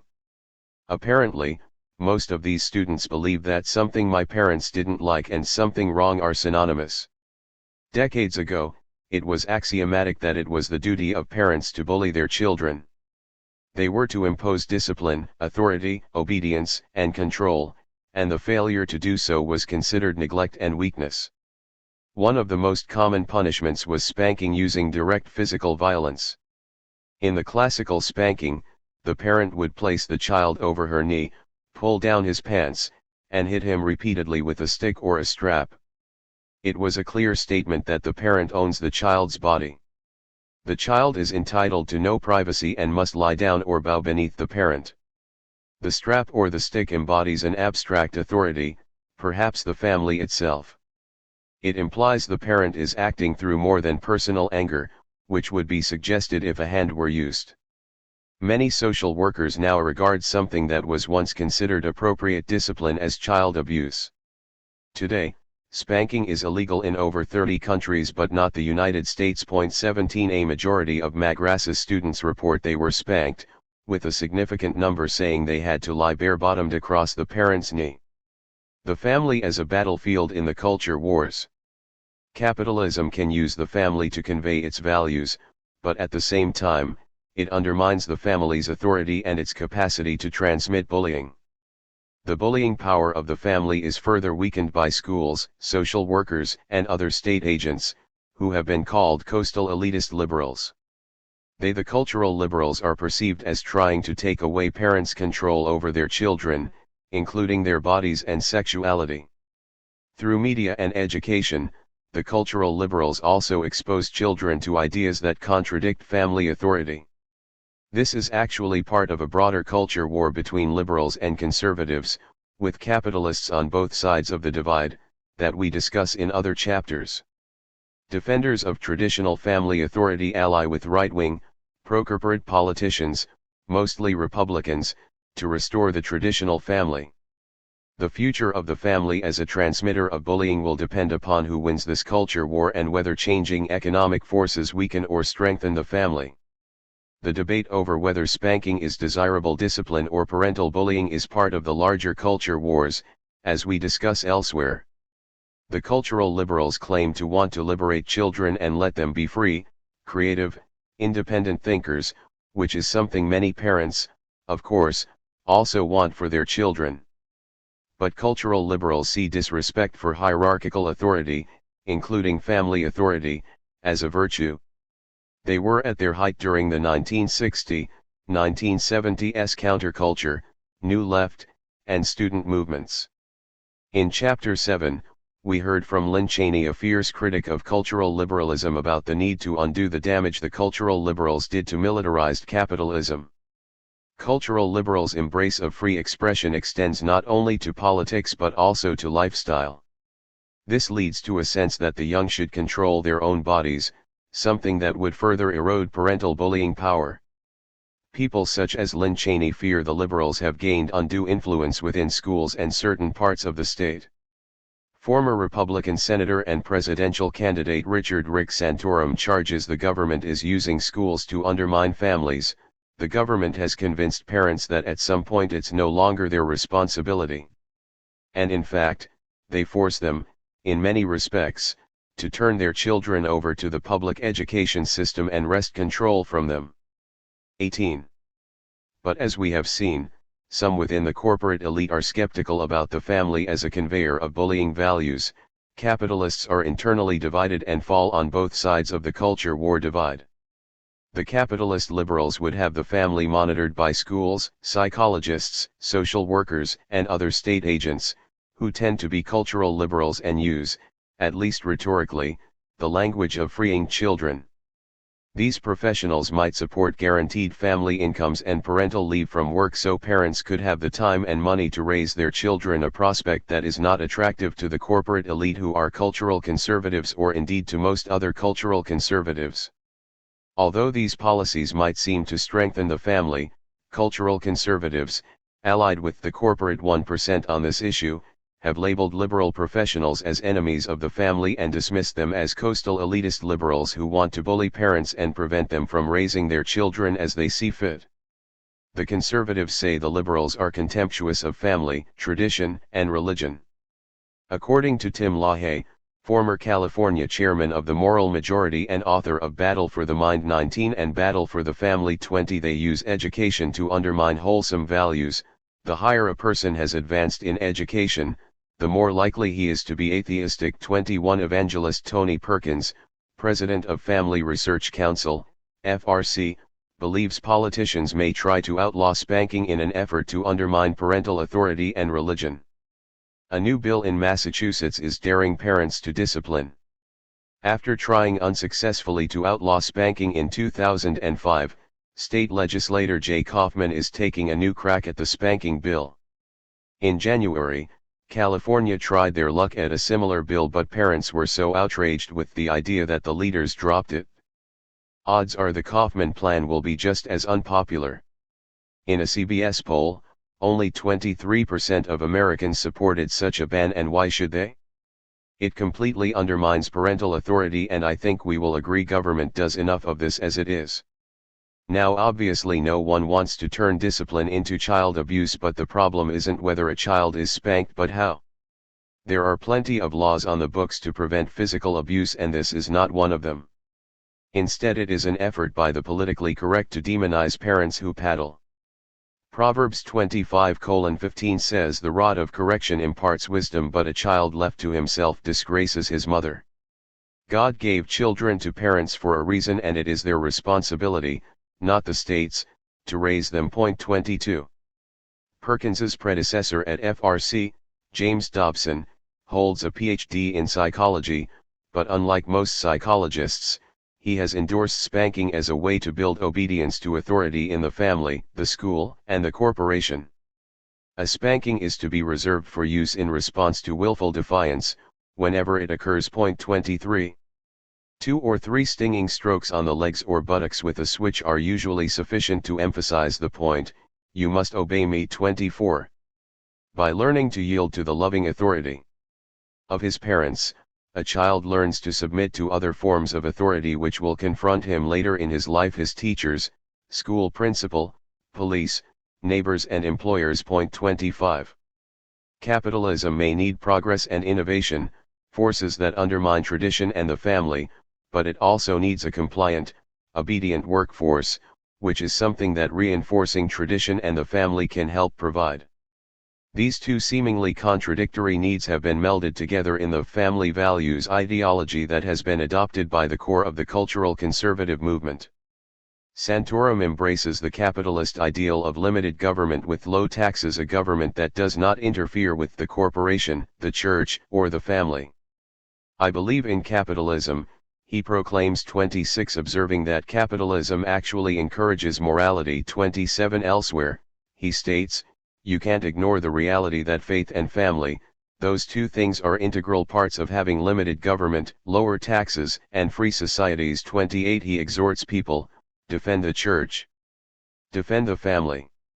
Defend them against a government that wants to weaken them. 29. With spokesmen such as Perkins, Leahy, Dobson, and Santorum, the cultural and religious conservatives claim to adopt so-called family values. They endorse two seemingly contradictory ideas. One is the notion that the family is an independent entity with a life of its own, whose interests override those of the individual. The other is the capitalist principle that you are on your own and the master of your own fate. We see these two principles blurred together in a simultaneous belief that a young woman's body is the property of her family whose members can bully her as they see fit, a position we found in the Bible, and that the young woman is responsible for what she does with her body and must face the consequences of her actions, an idea consistent with capitalist ideology. Many of the staunchest Protestant, evangelical right-to-lifers oppose welfare, family leave, and government services for parents of young children because they fear they limit parental authority and bullying, although Catholic opponents of abortion are usually more accepting of social services. Forcing a pregnant daughter to carry an embryo to term illustrates how cultural conservatives expect parents to bully their children. If you get pregnant with a child you can't afford, that is your problem, but abortion is not an option. Being forced to raise a baby is part of an appropriate punishment for promiscuity. Some evangelists would call it the wages of sin. Michael Huckabee is a former Baptist preacher turned Republican governor of Arkansas turned presidential candidate turned talk show host on Fox News. He is convinced female promiscuity leads to poverty and misery unless the government intervenes, though that contradicts the capitalist and biblical principles of self-reliance. Most single moms are very poor, uneducated, can't get a job, and if it weren't for government assistance, their kids would be starving to death and never have health care. And that's the story that we're not seeing, and it's unfortunate that we glorify and glamorize the idea of out-of-wedlock children. 30. If the Democrats want to insult women by making them believe that they are helpless without Uncle Sugar coming in and providing for them a prescription each month for birth control because they cannot control their libido or their reproductive system without the help of the government, then so be it. 31. Birth control and abortion would allow the daughter to hide what she is doing from her parents. They remove control of her body from parental authority. She can play and not pay. Teenagers may be sexually active, but they fear the consequences of their parents finding that out, although parents today may be more accepting than in the past. Of course, some religious parents and other opponents of abortion are motivated by their faith and moral code. There is an irony here. Supporters of abortion often endorse the right of children, especially daughters, to act independently of their parents. Yet people who believe fetuses are children can argue that abortion is the ultimate statement that children are the property of parents and thus that abortion is an extreme form of bullying. Conservative parents frequently reacted with horror over pregnant daughters, severely bullying them, long before the recent culture wars. We see an example of this in the movie Wedding in White. 32 It takes place during World War II, before legalized abortion and the development of the birth control pill.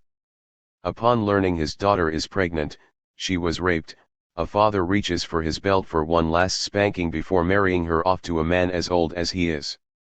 The movement to restore traditional values is largely a reaction against a sense that the family is being bullied into surrendering its authority or perhaps being forced to adopt what is considered politically correct. Professionals who are seen as cultural liberals, social scientists, psychologists, and social workers, often acting as agents of the state, specify how parents may raise and discipline their children. With government funding, Planned Parenthood has given teenage girls access to birth control and abortions without their parents' consent or even knowledge. Experts and professionals may think they are protecting children from being bullied by their families, but parents are told by cultural conservatives that they are being bullied into forfeiting control over their offspring. Structural forces eroding the family. Even as capitalism tries to use the family to convey its bullying values, it builds other institutions that challenge the family: schools, media, and professions such as psychology and social work. Feeling less in need of the family, the young develop their own generational culture and network of friends, all of which makes them feel even more independent. The student movement of the 1960s and 1970s was a rebellion not only against militaristic capitalism but also against the family.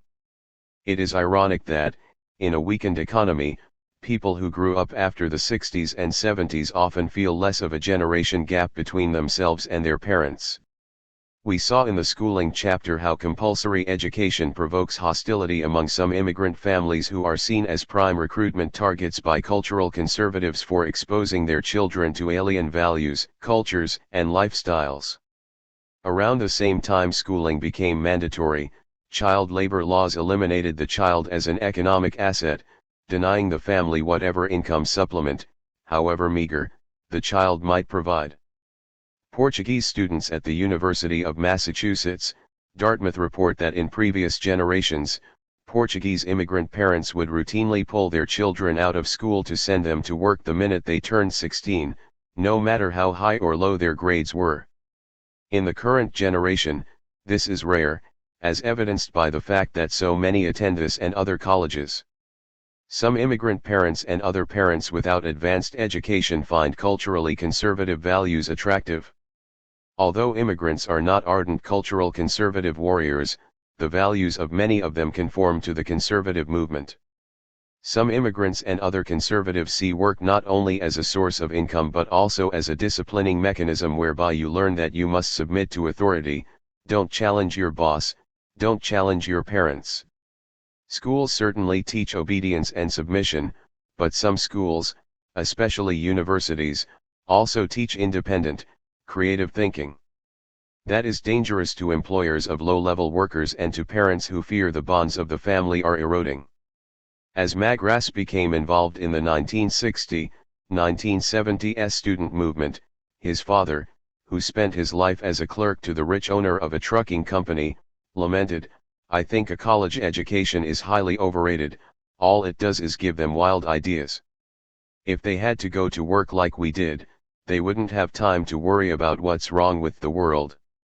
Despite his resentment, however, he felt compelled to pay his son's college bills. The student movement of the 60s and 70s was not only a reaction against militaristic capitalism, it was also an assault on the family. Even as parents were trying to stop the deterioration of the family, their children were trying to accelerate it. More forces weakening family authority. In the 1960s and early 1970s, children were free to rebel because it was a time of relative prosperity when they did not really feel they needed their parents. They could move out to college dormitories or off-campus apartments and feel independent, even if it was only an illusion, because if things went wrong, Daddy and Mommy could pay the bills. Ironically, their independence from their parents depended upon their dependence. Since that time, college costs have risen much faster than the rate of inflation, and the overall economy is weaker. As a result, parents have a much harder time paying those college bills, assuming they wanted to in the first place. For students of this later generation, the consequences of breaking with their family may be more dangerous. Many will stay close to home, both physically and emotionally. Another irony is that because the family is in a more precarious position, its bonds are tighter, for people need each other all the more. Despite children being more of an economic liability than an asset today, aging parents may eventually become dependent upon them financially. As of 2010, a semi-private room in an average nursing home costs $74,820 a year, 33 substantially more than the 2014 median family income of $51,939.34, and because nursing home expenses are so high, nearly 10 million adults take care of aging parents, with 25% of the adult population either providing financial support or physically caring for their parents. 35 The family appears to be growing more tightly bound together, even if its long-term prognosis is dubious and its ability to transmit bullying values is weakening. To be sure, there are momentary glitches when the family seems to be re-solidifying. But most critics agree that the family is being undermined by outside forces. Both conservative family advocates and liberal psychologists and social workers deplore peer pressure, likely meaning that children listen to each other rather than to adults.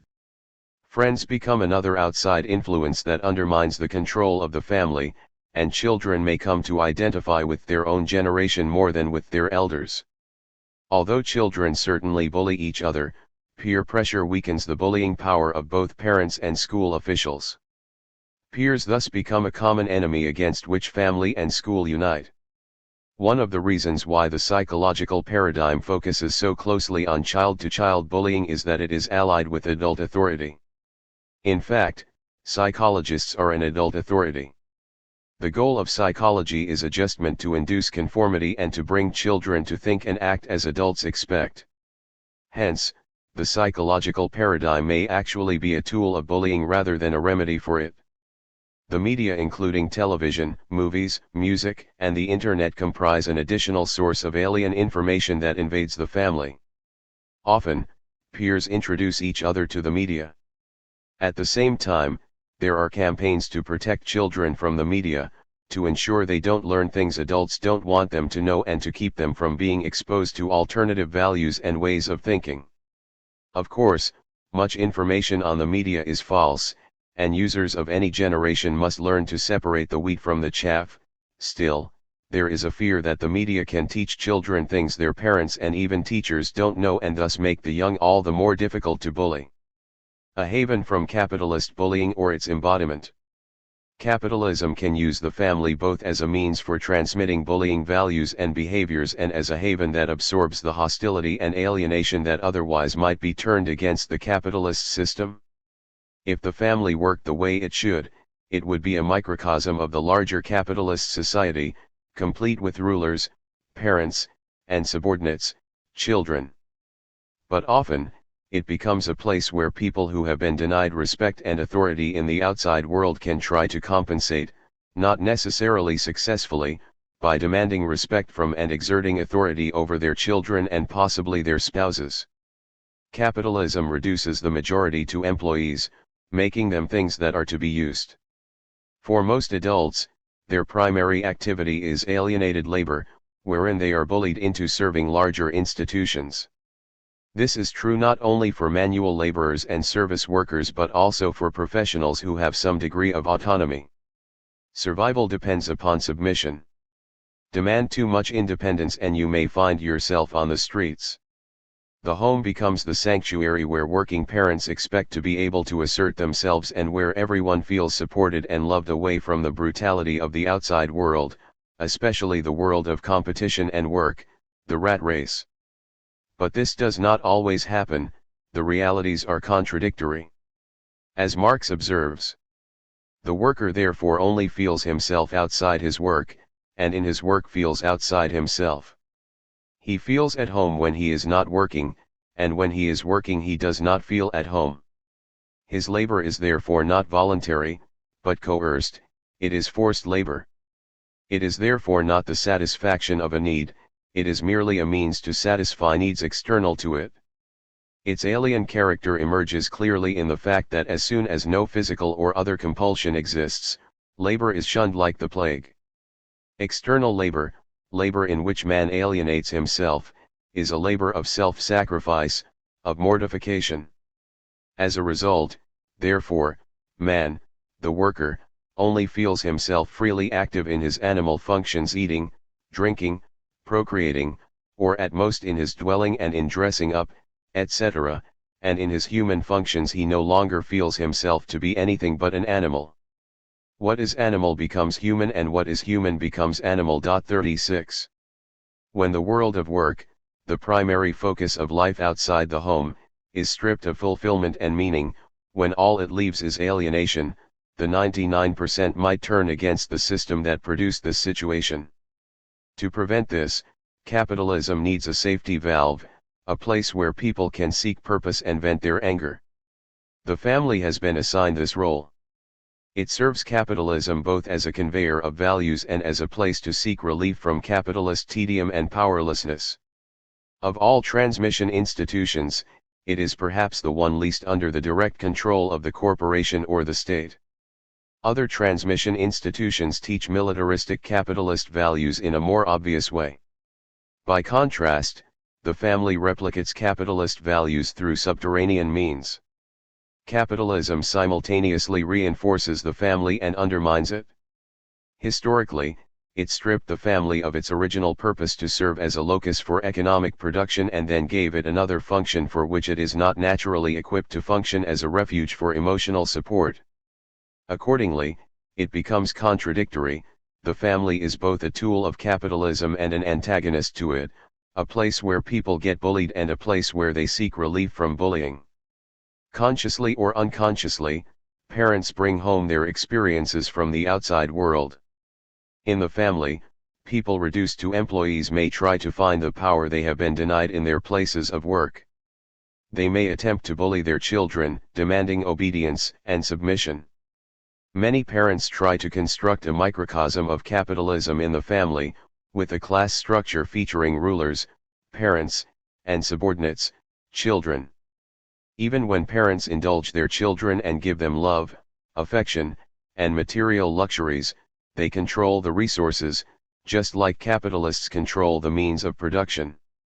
In creating this micro-hierarchy, parents, like schools, are preparing their children for an adult world where, beyond certain limits, you must not challenge authority, or if you do, you face dire consequences.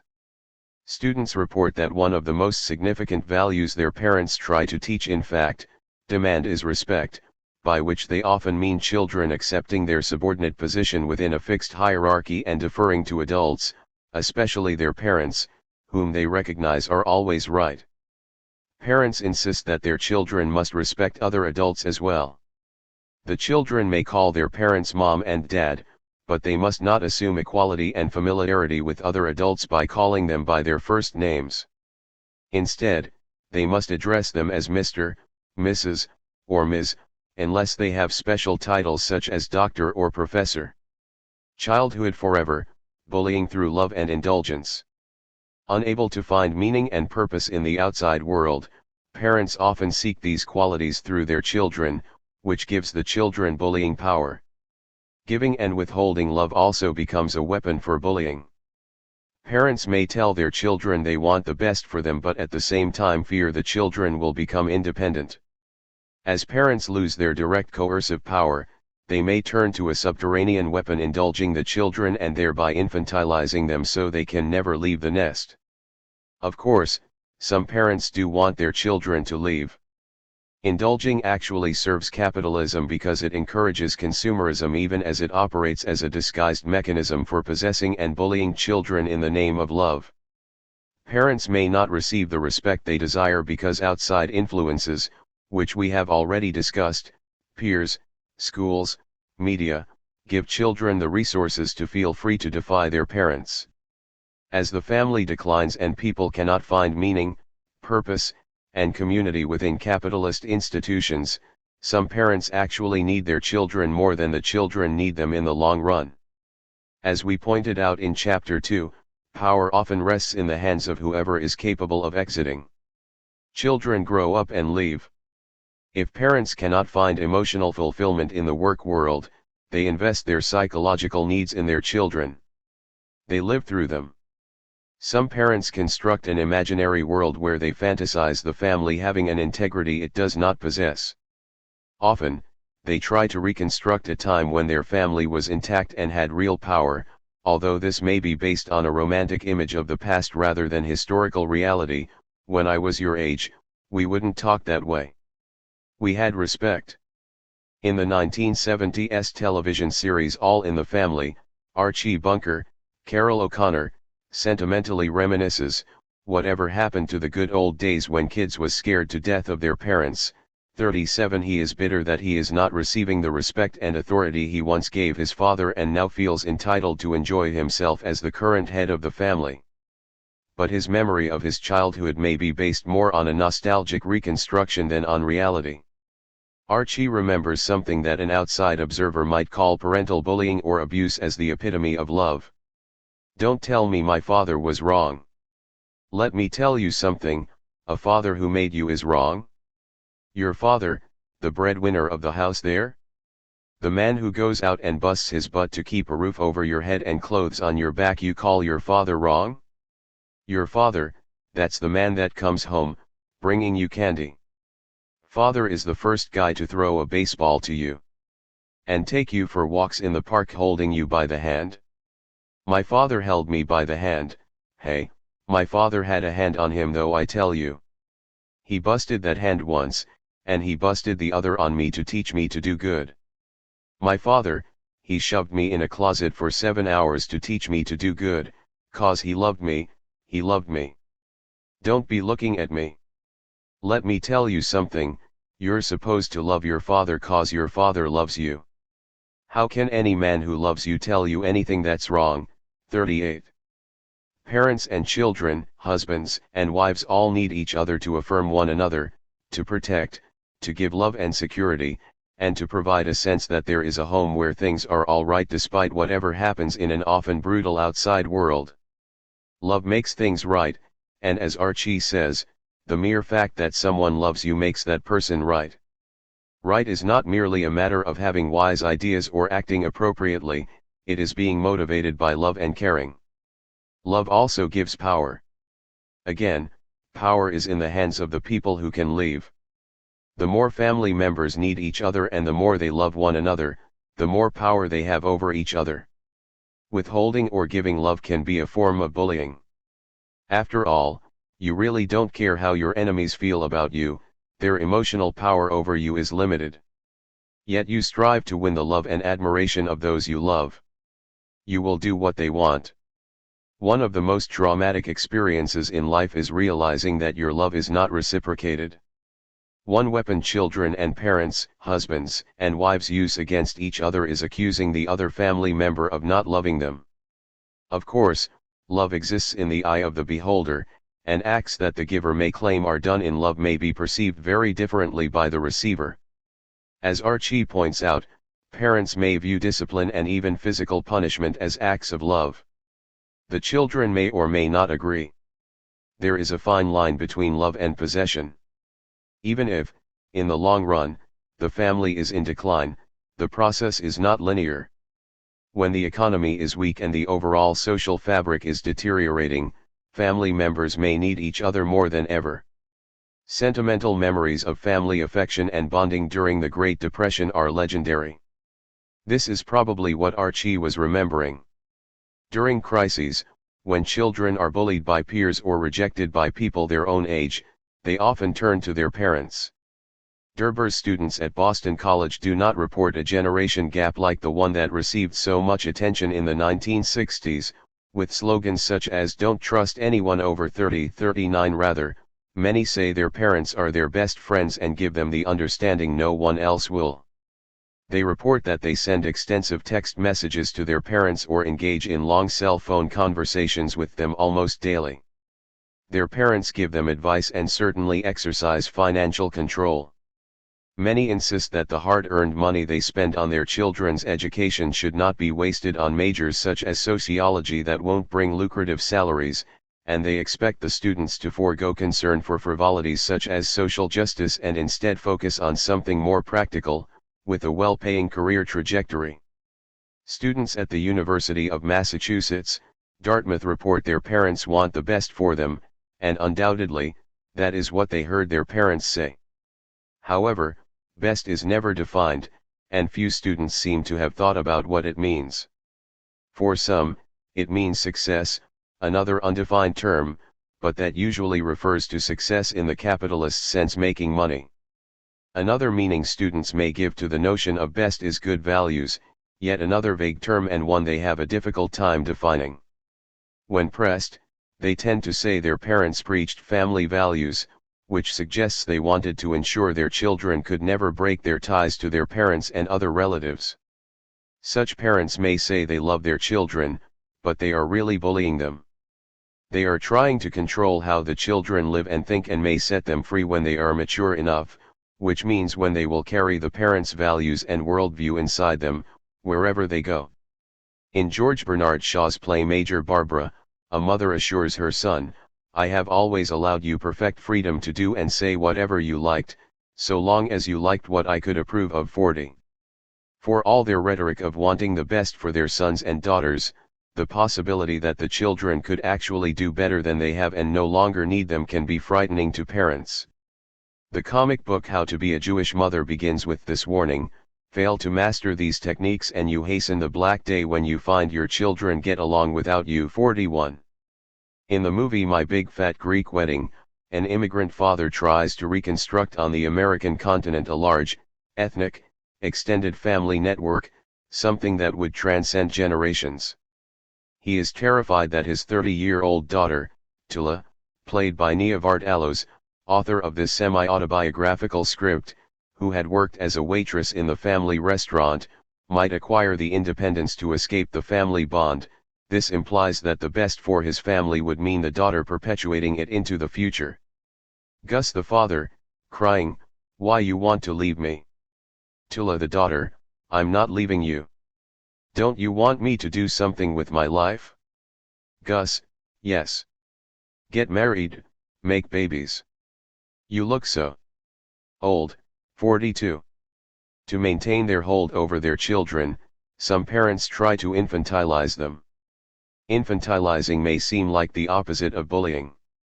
It usually involves indulging the children, giving them material things, food, entertainment, and attention, and providing an environment so comfortable that they will never want to leave. However, its real purpose is to guarantee the children never acquire independence and leave the parents with an empty nest where they have no further purpose in life. It serves the parents at the expense of the children. Of course, some parents find their children so difficult to get along with that they hope they move out, others even throw their kids out themselves. In another movie, Failure to Launch 43, the parents, played by Terry Bradshaw and Kathy Bates, decide that it is unhealthy for their 30-something son, Matthew McConaughey, to live with them. They hire a combined therapist prostitute, Sarah Jessica Parker, to seduce him into leaving. But their real motive, conscious or not, is to ensure he never leaves. The mother irons and folds his laundry with precision. She makes him elaborate gourmet breakfasts, lavishing his pancakes with strawberries and whipped cream. When the son does move out, the parents must confront the emptiness of their lives. They realize the son was the bond holding them together and that they must relearn how to get along with each other, a task the son had helped them avoid for years. Children, especially indulged children, are the ultimate consumer good. The more people consume, the more profit for corporations. Political economists Paul Barron and Paul Sweezy have argued that as capitalism matured, encouraging consumption became a more serious problem than maintaining and enhancing production. Though children may no longer produce wealth for the family, they certainly consume it. According to the U.S. Department of Agriculture, in 2010 it cost, on average, $226,920 to raise a middle-class child from birth to age 18.44. That figure excludes the cost of a college education, which can easily exceed another $200,000. Whole industries devoted to producing toys, certain kinds of clothes, music, and entertainment, theme parks are almost completely dependent upon parents indulging their children. Thus, December holiday gift buying virtually sustains the entire retail industry. In December 2013, shoppers spent $600 billion.45. The new democracy of family bullying. Capitalism needs the family to convey bullying values and behaviors. The fact that the family bullies is more important than who bullies whom. Husbands can bully wives, wives can bully husbands, parents can bully children, or children can bully parents. Bullying can be violent or verbal, conveyed through taunting and sarcasm. Husbands and parents who try to bully can be counter-bullied by being mocked by the very people they try to control. They can be forced to either accept their powerlessness or lose the people they love. The father was the main bullier in the traditional family, but bullying is dispersed in the contemporary family, ironically leading to bullying by all family members. Fathers and mothers both have a stake in controlling and bullying their children, even well into their adult lives, yet there is also substantial jockeying for power between husbands and wives. Occasionally, it ends in violence, but usually it does not.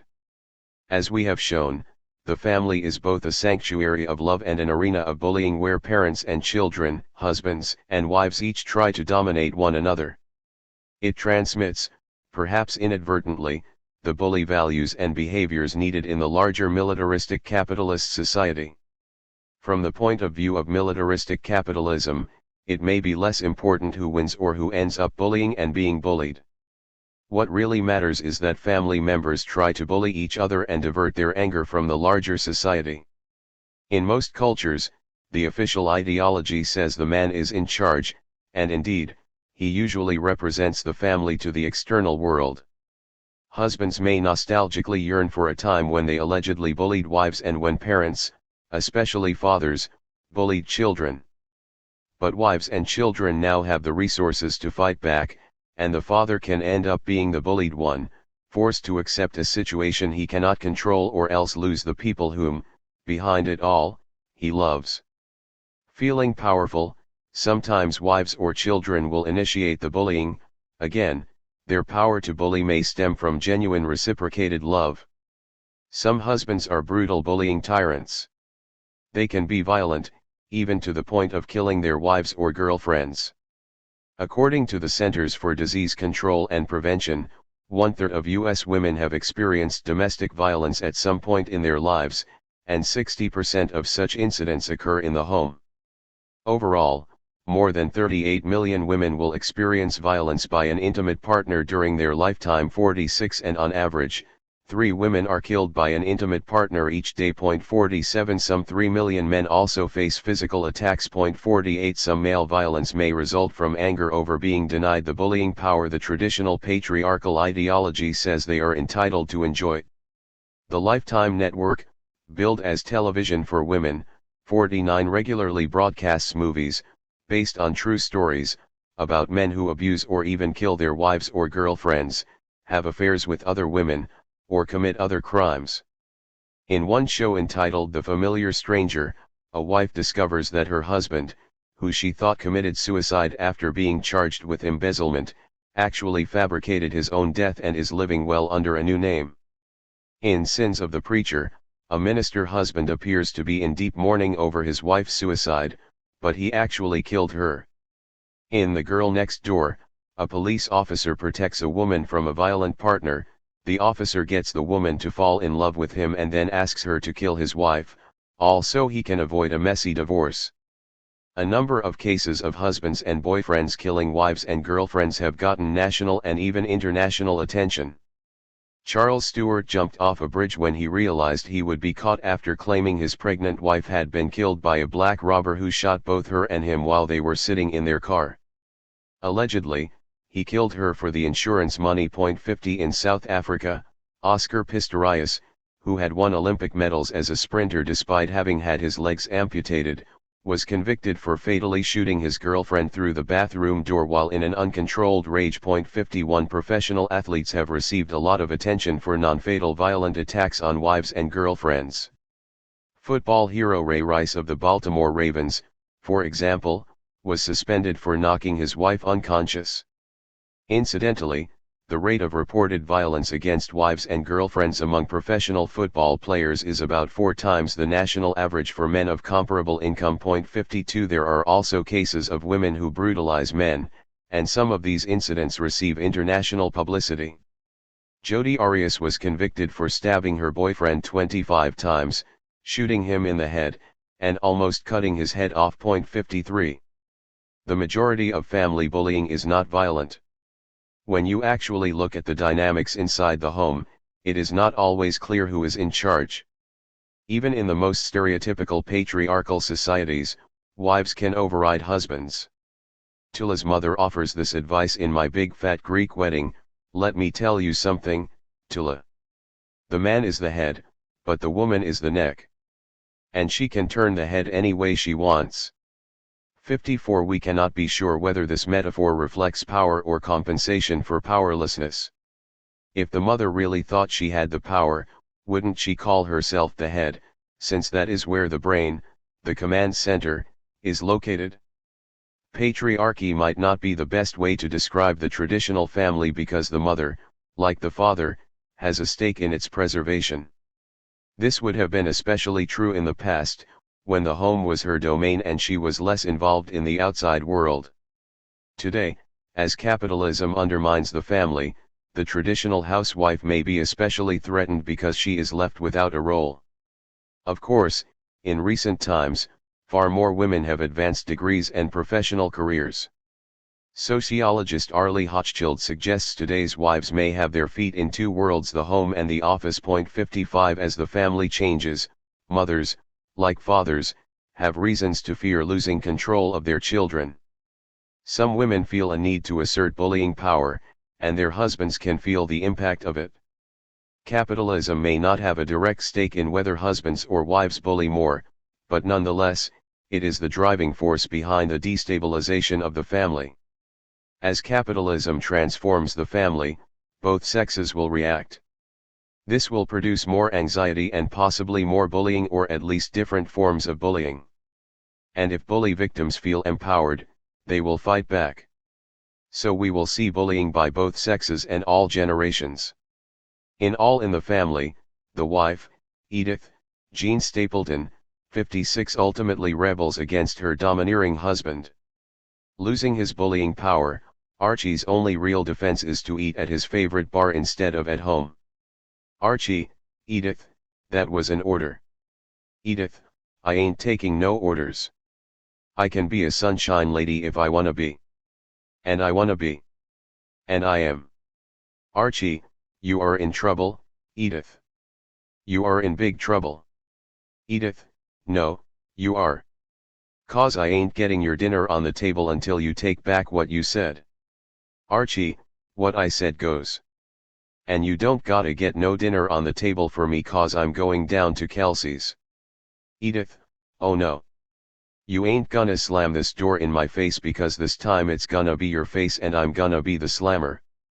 When they are not fighting, Edith makes her motive for putting up with Archie quite clear: I wash your clothes and iron your shirts and make sure they're all folded in the right drawers. I love you, Archie. That's why I do all those things for you. the official ideology of the Jewish state in late Tsarist Russia, where Fiddler on the Roof takes place, is extremely patriarchal. As the play begins, Tevye tells us he has the final word at home, and he can pick his daughter's husbands. Furthermore, only men can read the holy books. Capitalism was fully developed in America and Western Europe when the events in Fiddler occurred, but it was an embryo that was about to be aborted in Russia at that point. As the Tsarist regime deteriorates, the Jews are scapegoated, and Tevye sees his world collapse. Although his people have faced brutal bullying under the Tsar, and although the collapse of the Tsardom might be good for the Jews, political instability undermines the institutions of the shtetl, including the family. Tevye reacts angrily as he realizes he does not have the authority he thinks he is entitled to: tradition. Marriages must be arranged by the Papa. This should never be changed. 57. Reluctantly, Tevye accepts two of his daughter's choices of Jewish husbands, but even though he proclaims himself the master of the house, he fears his wife's reaction. What shall I tell Gold? He may fantasize about having control, but his wife and daughters sometimes ignore and even mock him. When his son-in-law Motel the tailor gets a sewing machine, the entire town comes to see it. Just as Gold leaves Motel's shop, she sees Tevye approaching it. Gold, oh, you're finally here. Come, let's go home now. Tevye, I want to see Motel's new machine. Gold, you can see it some other time. Let's go home now. Tevye, quiet, woman, before I get angry. Because when I get angry, even flies don't dare to fly. Gold sarcastically, I'm very frightened of you. After we finish supper I'll faint. Tevye angrily, Gold, I am the head of the house. I am the head of the family. And I want to see Motel's new machine now. He opens the door a crack, peeks inside, then closes it. Tevye, now, let's go home. 58. Tevye and Gold's marriage was arranged. For 25 years, they almost never thought about love, but through all the fighting, they ultimately realize they do love each other. When Tevye's third daughter, Chava, marries a Gentile, he refuses to accept it, but he is powerless to stop it. Despite all the claims he makes about the power of tradition, the authority of the family is purely voluntary by Tevye's time. As much as he may want to, he cannot bully his daughter. All he can do is lose all relations with her. He gains nothing. Chava is dead to us, he declares. We'll forget her. He is tormented by his decision, and his daughter laments it, but she lives her life. In My Big Fat Greek Wedding, Gus, the father, recognizes he no longer has the power to arrange marriages, but he invites Greek men to the house in hopes his daughter, Tula, might be interested in one of them. However, she loves a white Anglo-Saxon Protestant, a WASP. All Gus can do is grumble about his declining authority and the changing sex roles. As much as he may want to, he cannot prevent Tula from being exposed to the outside world. Didn't I say is it mistake to educate women, he asks. But nobody listened to me, now we have a boyfriend in the house. Is he a nice Greek boy? Oh no Greek, and Zeno. 59, here, he uses the Greek word for stranger or non-Greek. Bullied into accepting the WASP fiancé, Gus pays for an elaborate wedding. He does, though, preserve some Greek traditions, including announcing the parents' gift at the wedding reception, which turns out to be the house next door to his. This may appear to be a very generous gesture and the opposite of bullying, but in reality, it prevents Tula and her husband from establishing a life on their own and escaping the family watch. Despite her complaints, in the end Tula feels loved, comforted, protected, and secure. They're my family.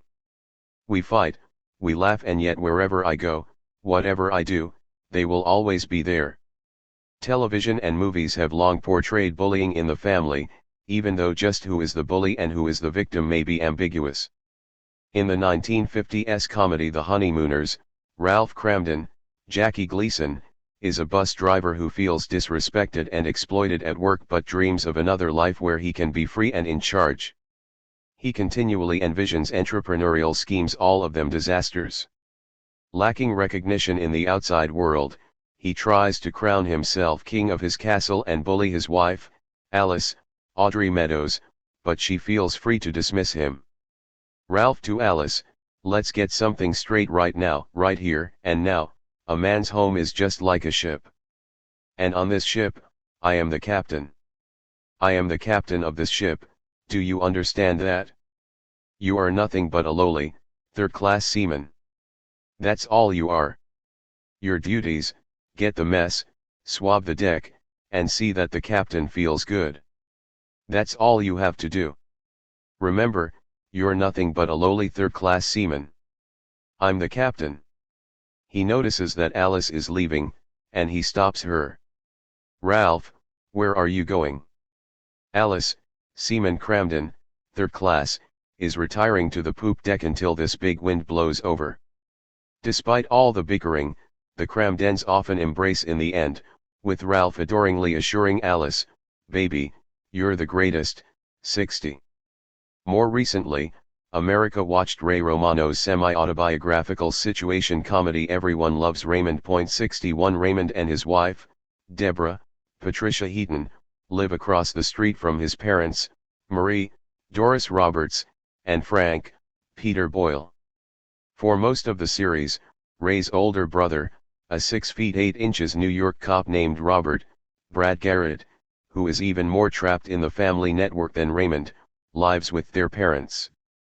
Deborah, who is always belittled by Raymond's parents, especially Marie, chose the house where they live even though her husband warned her it was not a good idea. Marie challenges Deborah's housewifely skills, badgering her for not keeping her home as clean as Marie's and, more seriously, for failing to prepare delicious meals for Raymond as Marie has always done. Although Raymond is married and self-supporting, Marie regularly cooks for him in a deliberate attempt to undermine his marriage and make him dependent upon her. Deborah is furious when Raymond agrees his mother is a better cook, and Raymond is afraid to do anything but placate her. Deborah, I don't get why you couldn't see my side of this. You're so busy defending your saint of a mother that you made me out to be some kind of ungrateful nutcase. Well, who's the nutcase now, Ray? Who's the nutcase now? Ray responding to Deborah, the meatballs are not exactly like my mother's, and I am saying to you, we have a house. We have a car. Our student loans are paid off. You should be able to sleep. Despite his 6 feet 8 inches height, Robert constantly complains about being unnoticed. He is jealous of his younger brother, who he thinks got more of their parents' attention, even though he, not Raymond, lives with them. Here's how Robert describes his situation: I'm a cop and live with my parents. I'm on a constant diet of human suffering. 62. In one episode, Robert has an opportunity to apply for a job he really wants with the Federal Bureau of Investigation, FBI. To emphasize his dependence upon her and to seem helpful, Marie, who is so proud of her housekeeping skills, tries to iron his favorite suit but destroys it. Because of his problem in finding an appropriate replacement, Robert is late to the interview. Despite the emphasis on machismo and control in the law enforcement culture, Marie calls the interviewer and explains why it was his mother's fault that Robert was late. Robert does not get the job. Marie then goes to see the interviewer and openly admits that she deliberately subverted his application because law enforcement is dangerous and causes a mother to worry too much. She wants to keep 40-something-year-old Robert as her baby, unable to escape from her or rebel against her. 63. In the last few pages, we have seen how television and movies can display the inner dynamics of everyday life and show us, often through humor, a reality that it is sometimes taboo to discuss directly. Humor may deliberately exaggerate in order to focus attention. There are male and female perspectives that lead to different ways of seeing the bully and victim. Most of the male script writers we cited are reacting to declining patriarchal authority. Female scriptwriter Neavart Allows also sees a growing ambiguity in roles and hierarchies as father figures respond to wives and children usurping their power. As the family declines and the outside capitalist world produces ever greater alienation, people turn to the family for relief. Consequently, husbands, wives, parents, and children make increasing demands on each other, which can result in more bullying and anger rather than love and support. There is probably no more bullying within the family today than in the past, maybe less, but family bullying dynamics appear to have taken a different form. Everyone seeks bullying power: husband, wife, parent, and child. Traditional patriarchal family ideology provided a clear bullying hierarchy, and though it may never really have existed in the form rhetorically extolled by patriarchal champions, it certainly is in the process of breaking down. As roles become more ambiguous, husbands seek new ways to assert authority, but wives feel empowered to counter-bully. Meanwhile, children now have more access to outside resources and can resist parental bullying. The old lose their purpose and may try to maintain it by keeping their offspring as perpetual children. There is resentment and anger between the generations, for parents cannot get along with their children but nonetheless want them under their watch. A popular bumper sticker suggests that if you live long enough, there is hope for revenge. Get even. Live long enough to be a burden to your children. 64. This bumper sticker actually references a romantic image of a lost time when children took care of their parents.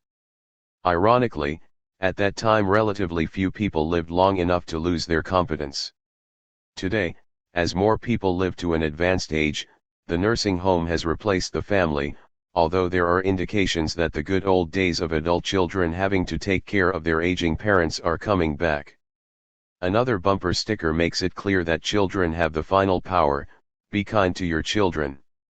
They'll choose your nursing home. 65. Although there is love in the family, it is not and never has been a haven of unlimited love. It has always, at least in part, been a theater of hostility, competition, and bullying. Capitalism undermines much of whatever support there once was while simultaneously making family members more psychologically dependent upon one another. In coming years, the family may prove to be in irreversible decline, or it may have a renaissance or even assume a new form. It may also deteriorate with nothing else emerging to bind people together, provide an emotional sanctuary, and offer a refuge from bullying. The result would be ever greater alienation and angst. No matter what, we could see increased bullying. A stronger family will revive the bullying forces within the family unit, whereas a weaker family could result in more isolation, leaving people all the more vulnerable to bullying. What the prognosis is, we cannot say. Chapter 9. The Anti-Bullying Movement. The cultural contradictions of the bully nation. Despite or perhaps because of the bullying scourge discussed in this book, an anti-bullying consciousness is emerging in America. This is a new development in American history, evolving on a large scale only since the 1990s. It is surprising because the systemic forces causing bullying are getting stronger. But it is also potentially hopeful because it may reflect a growing revulsion against bullying in certain sectors of the population. This could change the conversation and perhaps help change values and behaviors as well. Bullying has always been with us and will remain so, but the extent to which society rewards or condemns it can change, reducing the scale of suffering.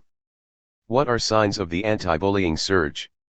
Bullying has become a focus of discussion across America, especially in schools. Since the late 1990s, 49 of 50 states have passed anti-bullying laws. The exception is Montana.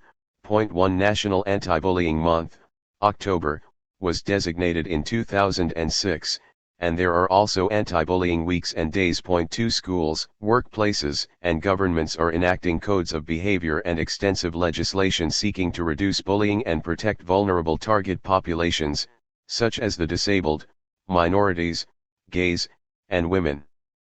Bullying politicians, among them Donald Trump and New Jersey's Governor, Chris Christie, have been called out. There is the Federal Congressional Anti-Bullying Caucus devoted to bills addressing bullying. movements against bullying have arisen among parents, students, workers, and many other groups. Moreover, a new culture of anti-bullying is taking shape in plays, songs, novels, blogs, and other venues. Point 3. One of the early signs of the emerging anti-bullying sensibility was the emotional national reaction to the gruesome murder of a gay student at the University of Wyoming in 1998. Matthew Shepard died 6 days after being attacked by 2 other young males in Laramie, Wyoming, on October 6, 1998. He had been taken to a remote area in a car and tied to a fence, then robbed, pistol-whipped, and tortured, his skull fractured after being ruthlessly beaten. During the few days he survived in intensive care, people held candlelight vigils for him all over the world. Since then, the Matthew Shepard Foundation has reached 300 million people in its efforts to memorialize the young man, end the bullying against the lesbian, gay, bisexual, and transgender, LGBT, community, and build a new culture devoted to peace and diversity. Point 4. The foundation is dedicated to quelling hate and bigotry of all forms, and Shepard's name is now seen as an iconic symbol of a new anti-bullying movement. That movement extends beyond the core mission of protecting gays and is advocating for new anti-bullying conversations and laws to protect all marginalized groups. Point 5. In this chapter, we will consider why this anti-bullying movement is taking place and whether it might help reduce both personal and institutional bullying. Is it addressing the root causes of individual and structural bullying that we discuss in this volume? Does it portend the beginning of a truly deep change in the values and institutional power structures of our militarized, corporate society? Does it have legs? A few initial qualifications are in order. First, the rise of anti-bullying protests is not a sign that bullying is diminishing in America. As noted earlier, it may instead reflect the spread of bullying, evoking disgust among millions of Americans who are beginning to think about the scale and trauma of this problem. The anti-bullying sentiment is, at this stage, largely rhetorical, starting a new American conversation but without reflecting any clear record that bullying has declined. Nor has it transformed or even put on the radar screen the structural and institutional forces that we have argued lie at the heart of the bullying problem. This situation partly reflects the newness of the movement. All change efforts start with attempts to put new issues on the table and raise consciousness. Over time, those seeking change may deepen their analysis and move beyond rhetoric into serious critiques and movements for structural change. But in the case of bullying, much will depend on how widespread and resonant the anti-bullying surge is in the population. Those supporting an anti-bullying culture are, we believe, only a small slice of the entire population. They are deeply divided from other sectors that tacitly endorse the bullying culture, reflecting the larger culture wars that increasingly polarize the nation. Moreover, the anti-bullying movement appears to be constrained by the micro-individual paradigm of bullying that we have critiqued. It stresses personal bullying and mainly involves conversations and policies that deal with young people and the schools. Its discourse, in other words, is largely captured by the psychological and therapeutic view of bullying. As a result, it fails to reflect the sociological imagination and our macro paradigm that sees bullying as a product of structural forces, carried out by institutions such as corporations and militaries. The exception is the concern with cultural hierarchies associated with gender, sexual orientation, and race, as discussed widely in the case of Matthew Shepard and more generally in the scholarly literature on psychological bullying. These identity issues are connected to critical macro-political power systems. But as with the gender and race movements themselves, the new anti-bullying discourse does not call attention to militarism and capitalism as root causes of bullying. None of these limits, however, mean that the anti-bullying discourse is insignificant. It is genuinely new, and it challenges deeply held values and practices in American society.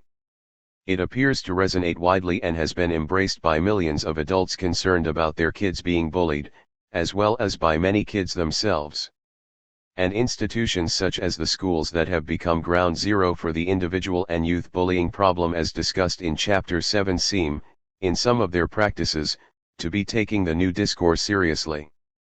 The anti-bullying movement reflects emerging contradictions in capitalism and militarism growing out of new values, technologies, and competitive trends. And it also reflects developments in the culture wars themselves. In the rest of this chapter, we will look at these causes of the anti-bullying surge and end by assessing its potential to reduce the bullying scourge. The new contradictions of capitalism. Capitalism has always been driven by basic contradictions. One is the wage paradox. To make more profit, each capitalist will set wages as low as possible, which is one of the bullying forms endemic to our economy and a rational move for each individual employer. But when all capitalists reduce wages at the same time, creating a collective bullying of the workforce, they also endanger capitalism itself, for the workers will not have enough money to buy the goods that generate profit. This is the contradiction Henry Ford feared in 1916 when he paid his workers an amazing, for the time, minimum of $5 a day, telling his scandalized fellow capitalists that this was the only way that workers would be able to buy his cars. 6. The contradiction that we want to highlight here is different, it might be called the bullying paradox. As shown in Chapter 2, capitalism is a system of competition that requires the bullying of many actors on the capitalist battlefield. Capitalist competition is a form of social Darwinism in which the toughest survive. The fundamental value is dominance of the market, of competitors, of workers, and of society itself. As capitalists see it, the makers must control the takers, leading to all the forms of capital bullying described in earlier chapters, involving the subjugation of workers and competitors. It produces a bullying culture of conformity and obedience to capitalist authority, with the mass of workers and poor people being bullied to adopt a feeling of inferiority and to submit because the rich are superior to them. But capitalism has also always required, as noted in Chapter 7, a contradictory set of values linked to innovation and competitive advantage. These values require challenges to authority and a willingness to think outside the box. Such a willingness to rebel against established ideas, products, and technologies is key to winning the competition because it is one way in which capitalists can beat their rivals, allowing them to innovate more quickly and efficiently with better products. The rebellious spirit clashes with the bullying culture and requires a new corporate culture that rejects the dominance and obedience of the bullying culture. This is one plausible explanation for the anti-bullying surge emanating from within the corporate system itself. Capitalism has always depended upon a culture of conformity and submission to authority, but it also needs a parallel culture marked by innovation and the rejection of traditional authority. Most workers historically have been bullied into submission, only a small number have been encouraged to be creatives, or individuals who innovate and do things their own way. Without innovation, there can be no new products and techniques, but innovative workers are independent and hard to control. The culture of the innovators is not a bullying culture, though it may be competitive. It encourages fresh and critical thinking and a willingness to challenge authority and existing ways of acting, a kind of occupational disobedience that is out of sync with the bullying culture. This bullying paradox in capitalism, though always present, has become a much more serious problem for the system in recent decades. The transition to a high-technology, knowledge-based economy has shuffled the deck in terms of the types of values and workers that maximize competitive advantage. In post-industrial economies, more grounded in knowledge than in low-skill manufacturing, the need for creatives has expanded dramatically, as creative thinking has become the key to market success. 7 A much larger percentage of the labor force, even in the manufacturing sector, must learn computer skills and use creative thinking on the job. 8 A high percentage of workers need advanced education and are expected to adopt an autonomous and critical mindset, an attitude that conflicts with the emphasis on dependency and dominance in the bullying culture and traditional capitalism.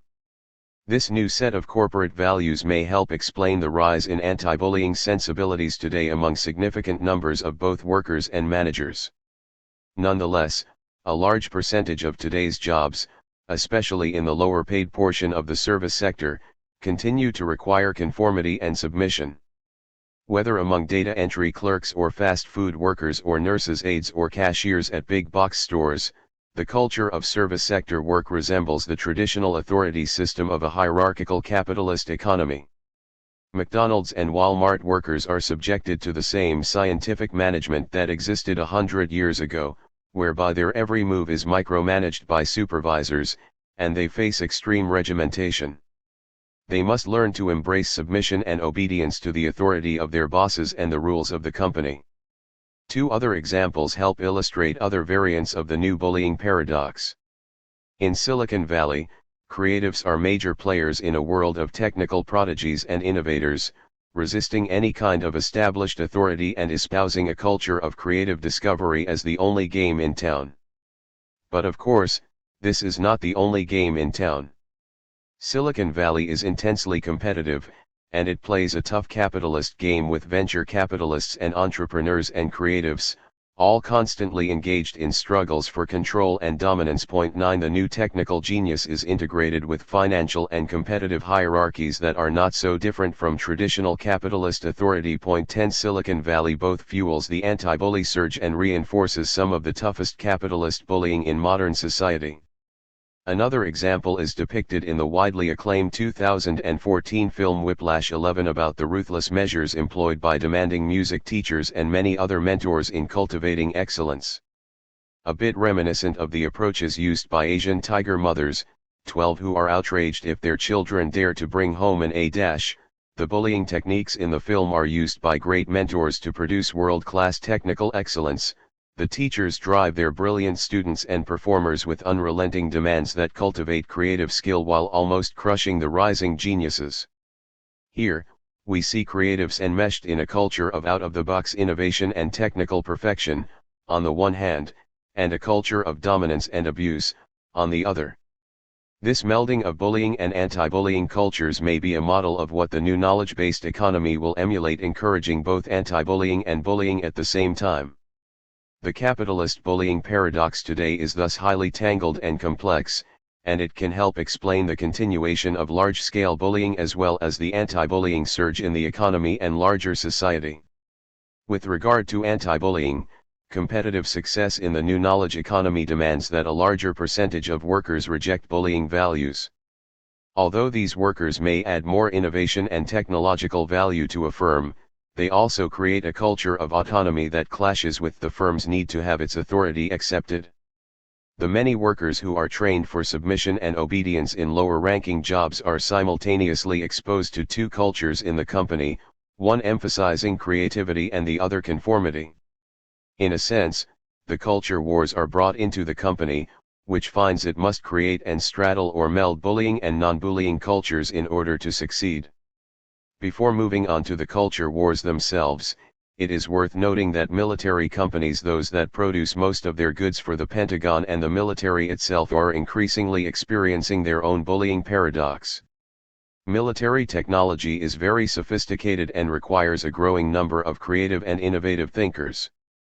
The electronic revolution in warfare has made intellectual power as important as brute strength both in military companies and in the military. Military contractors and the military itself are under pressure as a condition of national security and sustaining American dominance of the world to cultivate technological innovation demanding so-called nerd skills rather than jock skills. Yet both military companies and the military remain institutional bastions of hierarchical authority, and they continue to cultivate obedience and dominance as central values. Point 13. Although the infantry still needs to train hardened bullies who will enter villages in Iraq or Syria and destroy them in order to save them, the weapons controls inside a tank resemble a video game or a more complex computer, which is likely to appeal to nerds. As in the corporation, creating new weapons and strategies requires innovation, with all the challenges to authority that can entail. This may be especially problematic in a culture as grounded in blind obedience to authority as the military. The bullying traditionally used to breed unquestioning cannon fodder may no longer serve to build the skills the military needs today. This has led to an especially complex contradiction in the culture of the military sectors, as discussed in Chapter 6. On the one hand, these sectors continue to require an unquestioned acceptance of authority and violence, the core pillars of military institutions. Some top generals may get PhDs and meditate in the Pentagon, but they still wage brutal wars.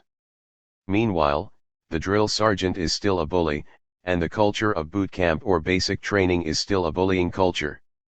On the other hand, the new military is a high-tech machine requiring its own immense cadre of creatives. They introduce a wild card into the traditional military, since they are expected to exhibit original and innovative approaches to their work and upset the apple cart in their take on military weaponry and strategy. The military creatives may be the most surprising group of all, for they have an affinity for the anti-bullying sentiments in the larger society. The culture wars is a new counterculture in the spirit of the Enlightenment and the 1960s, challenging the power elite bullies and the schoolyard bullies. In this section, we want to look more closely at the groups of Americans who are active in or sympathetic to the anti-bullying movement.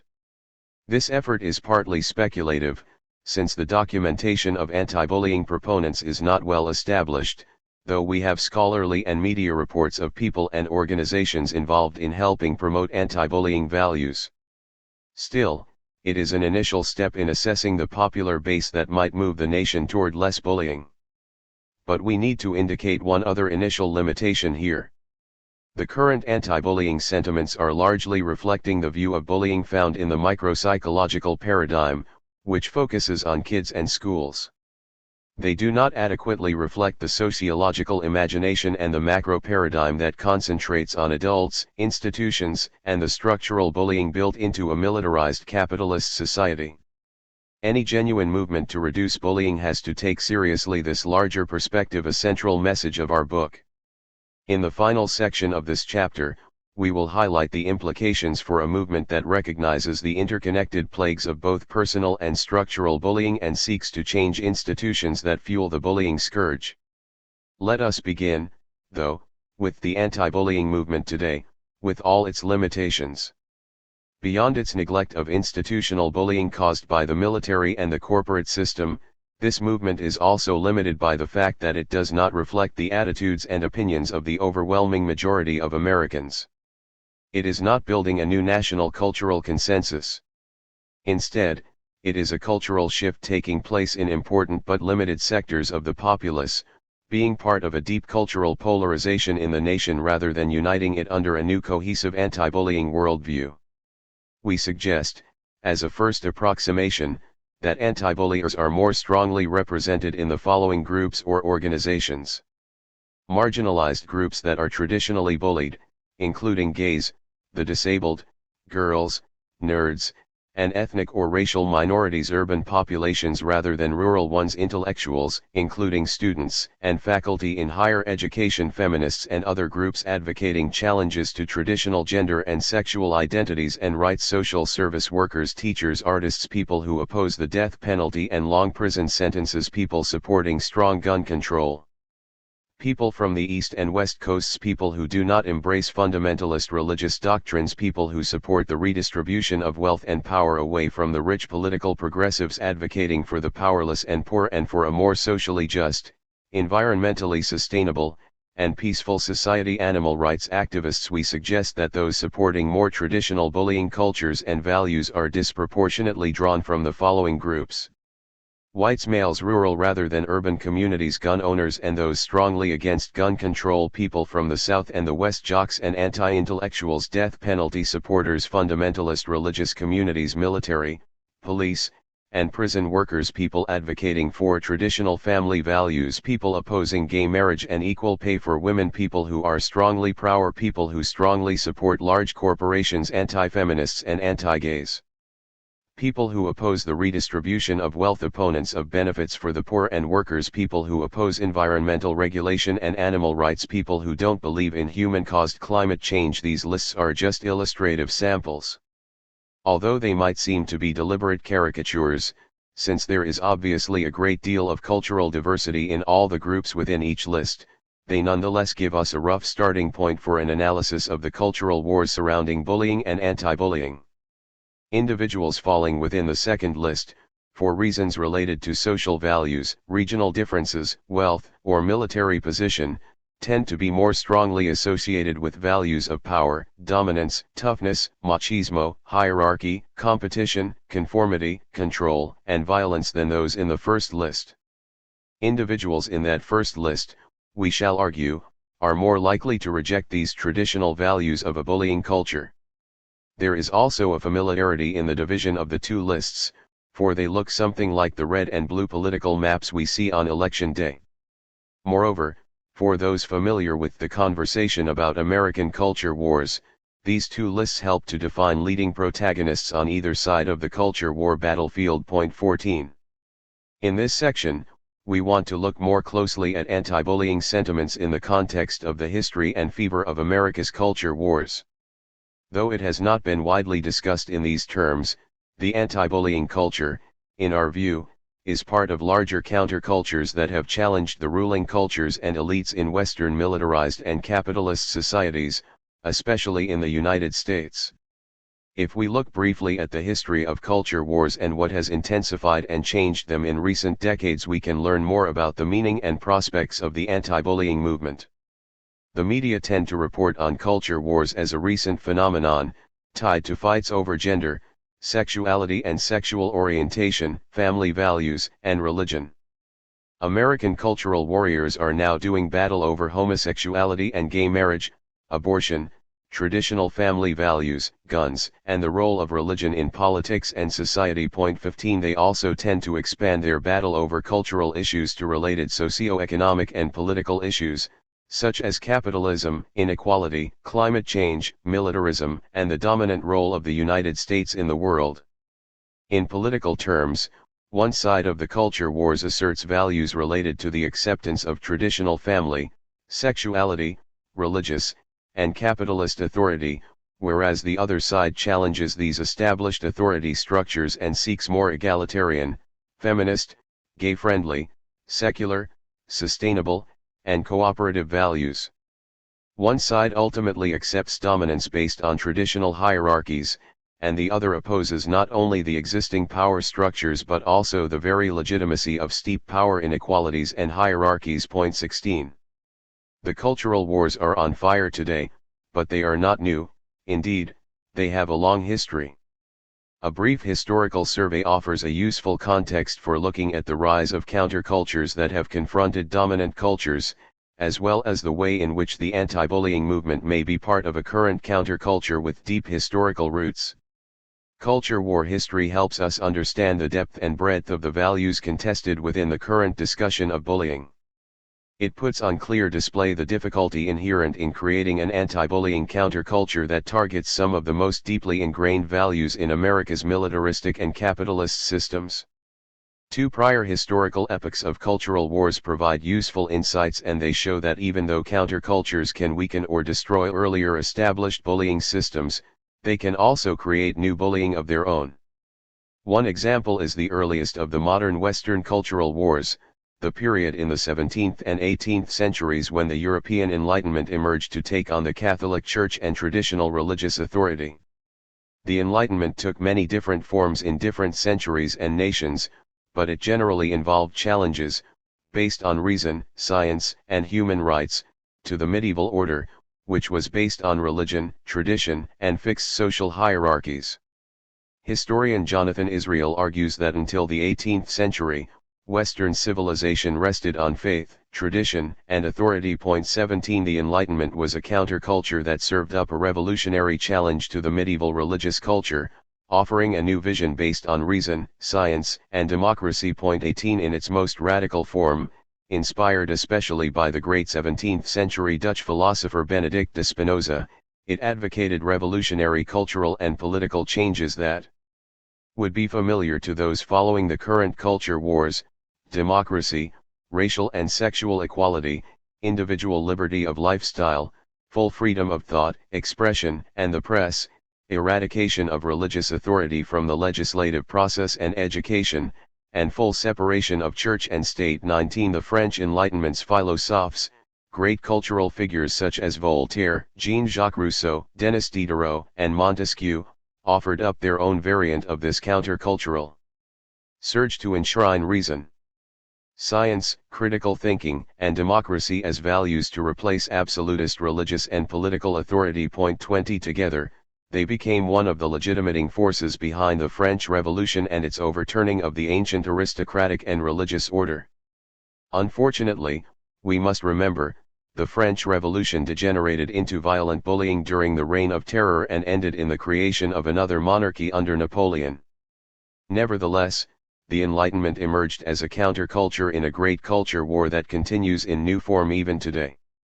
In the 17th and 18th centuries, this new counterculture burned with a revolutionary zeal, contesting the basic values that had dominated Europe since the Middle Ages.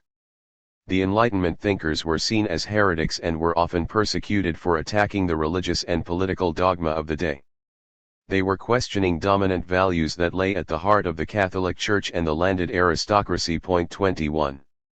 Although they expounded new values of critical thinking, human rights, and equality, their real accomplishment was complex and contradictory. Point 22 On the one hand, the Enlightenment thinkers planted the seeds for revolutions that challenged fundamentalist medieval truth and church absolutism, speaking of democracy, rationality, and skepticism of authority.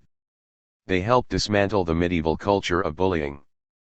But they also helped put in place modern capitalist and military systems that fostered new kinds of structural bullying, even as they rhetorically embraced the culture of science and skepticism. In rhetoric and philosophy, the Enlightenment thinkers rejected claims to an unquestioned authority or dominance based on birth or divine right. This set them up to be in conflict with the established religious and political authorities, and it created a great culture war between the Church and the Enlightenment theorists. At stake was the very idea of medieval authority and dominance, with Church leaders claiming infallible authority and divine power and the Enlightenment thinkers challenging the legitimacy of any infallible truth or of absolute power and dominance, although autocrats of the era, such as Catherine the Great, would reinstitute absolutist rule in the name of the Enlightenment, a practice we discuss later. What is the relevance of these historical trends to bullying? In today's terms, we might argue that the Enlightenment was testing the heart of the form of bully culture established in the Middle Ages and in the medieval Church. It philosophically rejected the Church's claim to absolute truth. The Enlightenment's weapons were reason and persuasion, and it rejected medieval ideas of fundamentalist religious doctrine or the absolute power of theocracy. The Enlightenment encouraged skepticism in regard to all claims to authority. Point 23 It posed a profound challenge to a bully institution or a schoolyard bully, since it rejected the bully's world of absolute domination. It claimed that the only legitimate authority had to be based on the human rights and consent of the governed. The bully had no legitimacy within the Enlightenment counterculture to dominate and bully people into submission. But the Enlightenment was a complex system whose legacy did not destroy structural bullying but instead established new forms of it. As it helped demolish medieval fundamentalism and church absolutism, it also laid the groundwork for modern capitalism, which, as we have demonstrated all along, establishes its own structural and personal bullying, particularly the militarized capitalism of the United States. True, the culture of capitalism is based on a rhetoric of democracy and scientific rationality, but in practice, it has produced its own hierarchies and repressive systems to sustain itself. Further, the Enlightenment actually provoked another counterculture in opposition to its embrace of science and reason, the Romanticism that claimed real truth could be discerned through feeling and intuition. And in turn, that Romanticism led to modern right-wing movements, such as fascism, that were as violent and bullying as the medieval forms. How successful, then, was the Enlightenment as an anti-bullying movement or counterculture? Certainly, one has to marvel at its accomplishments. It helped delegitimate the centuries-old medieval religious world of infallible authority, as well as the divine military authority and power claims of the aristocracy. It promoted ideas of human rights, science, and equality that have become leading ideals in Western rhetoric. Nonetheless, we need to point out three serious failures.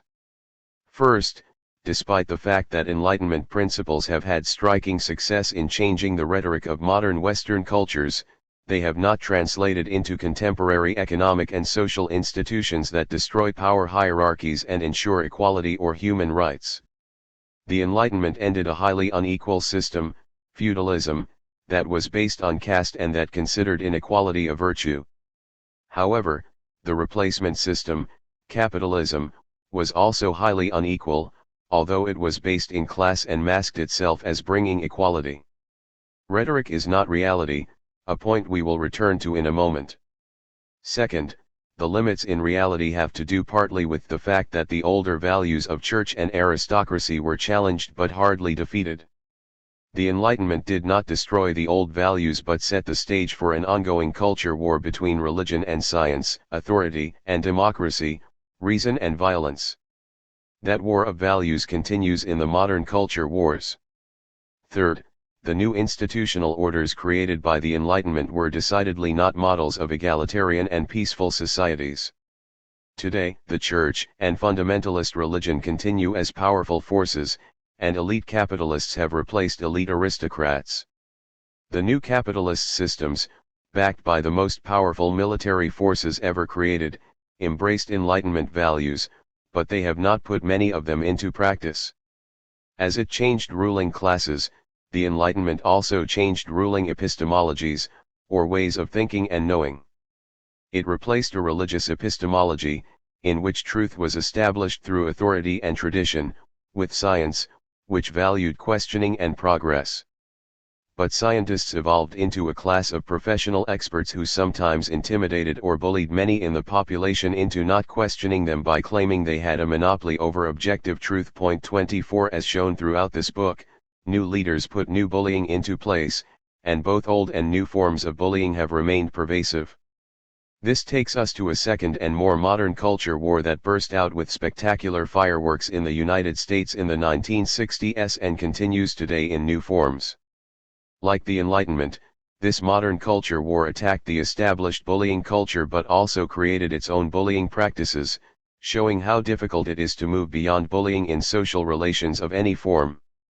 The New Left of the 1960s was a counterculture composed mainly of secular youth, empowered by affluence and a mixture of an Enlightenment-style skepticism of traditional religious authority and a romantic embrace of emotion and spontaneity.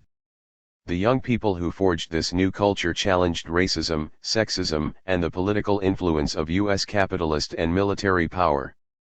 Motivated by the injustices of segregation and the wanton, unjust violence of the Vietnam War, American youth took to the streets and helped launch a cultural revolution that confronted militarized capitalism's ideas of truth and power and redefined America itself as a bully nation. Point 25.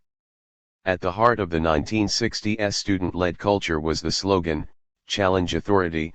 26. The ethic of challenging authority was an intellectual broadside directed at the U.S. form of Western capitalism and militarism that legitimated itself partly by claiming to represent Enlightenment values.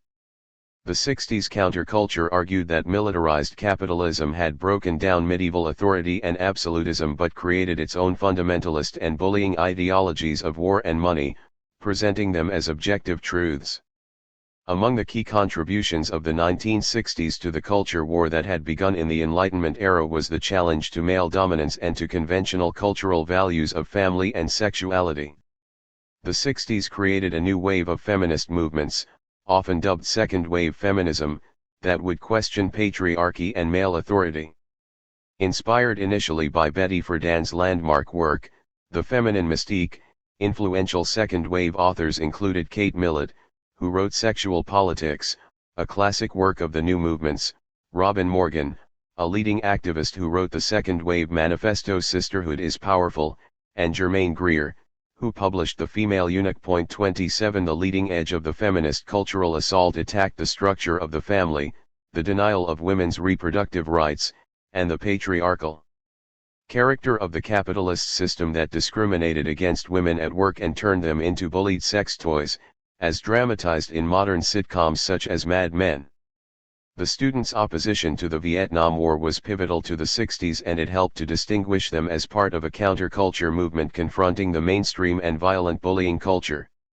Student activists saw the U.S. involvement in Vietnam as militarized bullying of the worst form, justified by American elites as the defense of freedom against communism. The actions of the United States by claiming that it was fighting to save freedom as it destroyed a poor country fostered a sense of betrayal in a whole generation. 28 It helped redefine state violence and modern capitalist warfare, especially among youth, as a horrific form of bullying. Against the small nation of North Vietnam, the United States used more bombing tonnage than had been used in all of World War II, in an effort to support an authoritarian regime in the South that was friendly to America and was bullying its own people. Vietnam became a symbol of America as a bully nation, and the 60s counterculture in its protest of the war thus was throwing down the gauntlet to America itself. It rejected the militarized capitalism that had brought on this war, a war that established bullying as a national creed. The rising role of women and gays in the 60s counterculture reinforced this challenge to America as a bully nation. Women and gays, along with people of color, who had inaugurated the 60s movement in their struggle for civil rights, had long been prime targets of bullying and violence inside the country. The new feminist and gay movements gaining strength in the late 60s and 70s viewed male power and violence against women and gays as the core injustice of American society, and some feminists saw gender-based injustice as related to American militarism and Washington's violent bullying of the Vietnamese people. Gloria Steinem, a leading feminist writer and activist, refused to pay taxes in the late 1960s as a protest against the Vietnam War. 29. African Americans, the originators of the 60s counterculture who refused to go to the back of the bus, staged sit-ins at segregated lunch counters, and tried to enroll at segregated universities, had been among those most brutally bullied during and after the slave era. The racist bullying never stopped, it resurfaced in Reconstruction during the Jim Crow era, with lynchings and segregation exemplifying some of America's worst and most violent domestic structural bullying. The black civil rights activists were subjected to brutal violence and even murder as they launched the civil rights movement. Their own repression as leaders of the new movement thus reinforced the 60s as a challenge to institutionalized bullying, dating back to and reflecting centuries of slavery, the ultimate bullying system in America. Yet even as they confronted the established systems of bullying, the new left countercultures or movements, as with Enlightenment countercultures, created their own bullying practices. These were pervasive, and they contributed to the new left's demise. Consider, for example, the major divisions that arose in regard to violence within the Black liberation movement. There were nonviolent anti-militarists such as Martin Luther King, who called the United States the greatest purveyor of violence in the world today. 30 There were also gun-embracing, violent, and proud bulliers such as the Black Panthers. 31 As the Panthers and similar Black Power groups gained prominence, King and his followers, who had bravely endured beatings and arrests to expose black oppression while demonstrating a real alternative to violent white bullying authority, were now being labeled as sellouts and cowards. The Panthers proclaimed themselves the vanguard of the revolution, and many white youth who had previously considered themselves anti-war pacifists accepted them as such. As the vanguard, they could dictate the correct line that everyone was to accept. The fear of being labeled counter-revolutionary squelched debate and bullied leftists into either spouting slogans they felt uncomfortable with or leaving the movement altogether and becoming apolitical. Some sought mainstream careers or took a more personal psychological approach to liberation by transforming the use of yoga, meditation, or even drugs into a touchy-feely lifestyle. Many sought jobs in the school system or in social services and helped develop the current anti-bullying agenda. Bullied into not wanting to appear like uncommitted, privileged, and cowardly white middle-class students, some of those who stayed in the movement might have cheered when they were taunted with the kind of words that both authors of this book heard in that era, such as, "You white middle-class students have shown you can march, but can you kill? I want to see if you can kill." Only a tiny number actually did pick up guns, including some in the Weathermen faction of student activists who conducted bombing campaigns to protest Vietnam in the mid-1970s during the Days of Rage. 32 They were acclaimed as heroes by some former pacifists who were bullied into accepting the notion that pausing to think, consider consequences, and stick to nonviolence revealed a lack of revolutionary discipline and, more important, a lack of machismo. Violence is romantic. It creates a sense that you are doing something. You are not playing games. You are a committed revolutionary, even if that is self-destructive. Once you turn to violence, there is no turning back. Violence is also a way of separating those who blindly follow from those who will insist upon thinking for themselves. Violence requires discipline. It entails military-like hierarchies, even within tiny factions.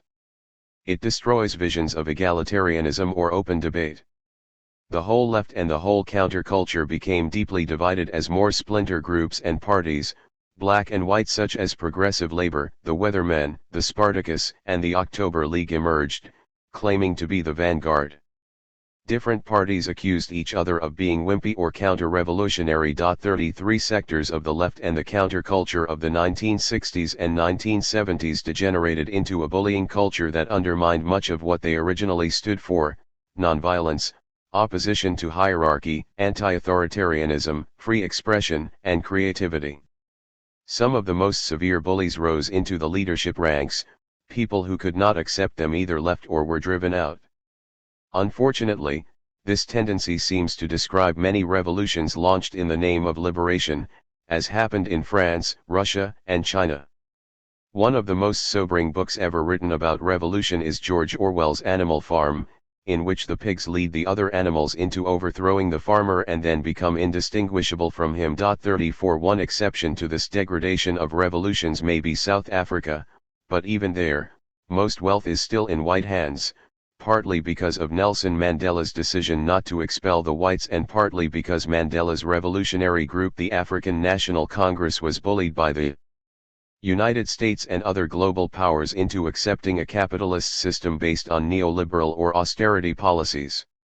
Even without external bullying, post-revolutionary South Africa might have embraced dominance and hierarchy.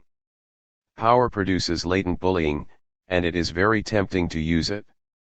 Power can transform the gentle and the sensitive into authoritarian, perhaps even violent, bullies. Although the movements of the 1960s and 1970s failed to live up to many of their ideals, the coming together of African Americans, women, gays, and affluent white students did test the basic values of the bullying culture. The 60s witnessed a movement driven by those most bullied in America, along with a subculture of elite young people who were rejecting the bullying culture created by their parents. Together, the activists of the 60s era launched a widespread and visionary attack on the culture of the United States and its militarized capitalism, redefining it as a bullying system. But did it succeed? As with the Enlightenment, the answer is mixed. On the one hand, the 60s created new values and rhetoric that have had enduring effects on America. Women, gays, and African Americans, long subject to systemic and personal bullying, gained new rights and legal protections. Their identity movements growing out of the 60s gave them pride and a sense of strength.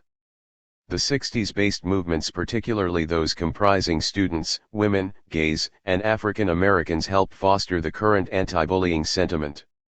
For over half a century, the cultural warriors inspired by the 1960s have challenged traditional cultural authority, and they have fought against racist, sexist, or other forms of bullying.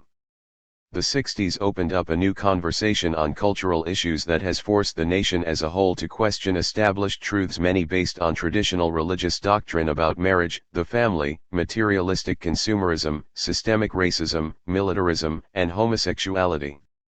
Inevitably, this has helped to bring into focus the bullying that oppressed people have endured. Beyond that, and more indirectly, it has also raised broader questions about America as a bully nation.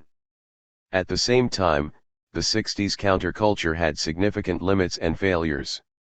The cultural identity movements of women, gays, and African Americans have not created, as noted earlier, a fresh national consensus about their new values. To the contrary, their movements created the new right that is fighting back against all the cultural and political changes the 60s tried to enact. The new right has been especially appealing to white, religious, family-oriented conservatives, particularly in the South and the interior West. In many ways, This is a continuation of the culture wars that have raged since before the Civil War. 35 The one thing these conservatives, who felt denigrated by New Left students and other coastal elites, could cling to was their white caste privilege. The New Right rallied many working class and rural people against the elitists who have allegedly allied themselves with blacks and other racial minorities to undermine their sense of caste identity and worth. 36 The country is now deeply divided on social and cultural issues, resulting in today's culture war. Although the 60s brought a counterculture that has had great influence, the children of that counterculture must now fight their own very tough battles on the social, economic, military, and cultural fronts.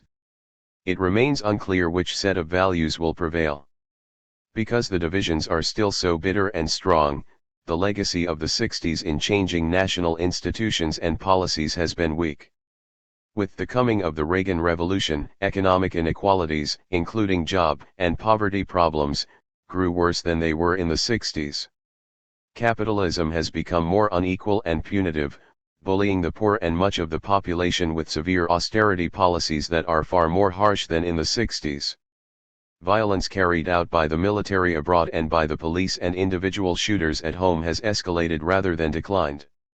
And U.S. militarized capitalism has gained global power and used it to bully more workers and nations around the globe. The failure of the 60s to soften or reduce bullying also reflects limitations and weaknesses of the counterculture movements. The identity movements around race and gender have largely failed to address issues of class or to challenge the militarized capitalism that helps create the structural bullying of much of the population. 37 Many veterans of the anti-Vietnam movement may oppose the wars in Iraq or Afghanistan, but they have forgotten the fundamental critique of capitalism and militarism. They have implicitly accepted the micro-paradigm of bullying and failed to embrace the macro-paradigm that highlights the structural bullying endemic to our system of militarized capitalism. This dooms any effort to ward off the systemic bullying that we have discussed throughout this book as central to the bullying scourge. In the current culture war and the larger politics surrounding it, we need to take seriously the lessons of the earlier countercultural movements. In our concluding chapter, we will offer a few suggestions about how to incorporate the sociological imagination and the macro paradigm to change our bullying culture and reduce the suffering and trauma that bullying inflicts on millions of Americans and people throughout the world. Epilogue. Are there solutions? New ways to think about reducing bullying. In this book, we have offered a new paradigm for thinking about the causes of bullying. We hope it will lead to a basic shift of thinking, with big implications for scholarship on bullying and for the public's understanding of the problem. But perhaps of greatest importance, our paradigm shift may lead to a new way of thinking about how to alleviate bullying and reduce its pervasive and tragic consequences on institutions, individuals, and society itself. We have argued that bullying has deep structural and systemic roots and is not simply a problem caused by psychological or psychiatric disorders. This obviously points to the role of the political economy as a target for intervention if we want to reduce societal bullying. If militarized capitalism is the core systemic root of bullying, then modifications in that system are crucial to any meaningful change. This does not mean that psychological approaches to dealing with individual bullies or victims of bullying should be eliminated. The key to the sociological imagination is the relation between social structure and individual character. Militarized capitalism, operating through transmission institutions such as schools, the military, and the family, plays a pivotal causal role. Thus, interventions in school policies, in the family, and in interpersonal and intrapsychic dynamics are part of any reasonable anti-bullying approach. But our analysis suggests that these will be, at best, a bandage rather than a cure, an approach to symptoms rather than the underlying disease. If our new paradigm is correct, the ultimate causes lie in our political economy, and we cannot expect deep and meaningful change until we change our system of militarized capitalism. Of course, we need to treat the military, the school, and the family as parts of the political economy. Making such a change is a formidable challenge. But because of extreme inequality, environmental crises, spreading wars, and social and other problems in our domestic society, there are many reasons to change our political economy. New movements, whether Occupy Wall Street or the minimum wage movements or environmental movements against climate change or black resistance to police bullying, such as Black Lives Matter, are all rising to take on our militarized capitalism. They will be leaders in the new effort to reduce bullying, sometimes inadvertently, that will make a real difference. Although we want to suggest a few new macro approaches based on our new paradigm, we need to make some initial observations and disclaimers. First, the anti-bullying movement is already having an impact. Whether or not it has actually reduced bullying behavior, it has changed attitudes toward bullying. Now, bullies can no longer feel confident they will be acclaimed as heroes and leaders. Instead, they risk being shunned or punished in some way. They may even be involuntarily required to undergo therapy, which many will find at least embarrassing. In suggesting new approaches, we do not mean to denigrate the intentions of most opponents of bullying. Rather, we are looking for ways to strengthen the current movement so that it can attract more advocates and develop more effective visions and policies. Second, we do not believe that bullying can be eliminated. It has been present throughout history, and it exists in nearly every society. This is partly because it is latent in our biological programming, as is evident in the bullying seen in the natural world among animal species. And it is also because bullying is a part of the exercise of power. The elimination of bullying would require the elimination of power, both interpersonally and in economic, political, and military systems. It is far-fetched to imagine this change. Both the Enlightenment and the 60s led to countercultures that eroded earlier forms of bullying but also created new forms. The Enlightenment weakened medieval forms of church and aristocratic bullying but laid the groundwork for the violence of the French Revolution and, later, the violence of the modern capitalist state and corporate system. As we have seen, the 60s New Left sometimes fought violence with violence, establishing groups such as the Black Panthers and the Weathermen that romanticized picking up a gun in the name of liberation. This reinforces the idea that even anti-bullying cultures can produce their own bullying, an idea that is getting new attention today. Some argue that the current attempt to stop bullying in schools is actually creating a disguised bullying system of its own. It is a way to bully kids and teachers who are not politically correct or don't buy into fashionable ideas about permissiveness, sexism, or racism. Or it can be a means to get your way by accusing those who disagree with you of being bullies. Point 2. If you are a student, parent, or teacher who believes in old-fashioned discipline, some claim the new anti-bullying movement will bully you into submission, and they contend that it represents an assault on free speech. Point 3. The same bullying might be turned on those who reject the new self-esteem curriculum or countercultural therapies that claim to change the personalities of bullies. Nonetheless, it would be unduly pessimistic to argue that we can do nothing about bullying. Serious efforts have been made in recent years in the United States, and successes have been achieved, at least in changing attitudes. Some of the worst forms of bullying and violence in ancient times have been delegitimated and weakened, including slavery and cannibalism.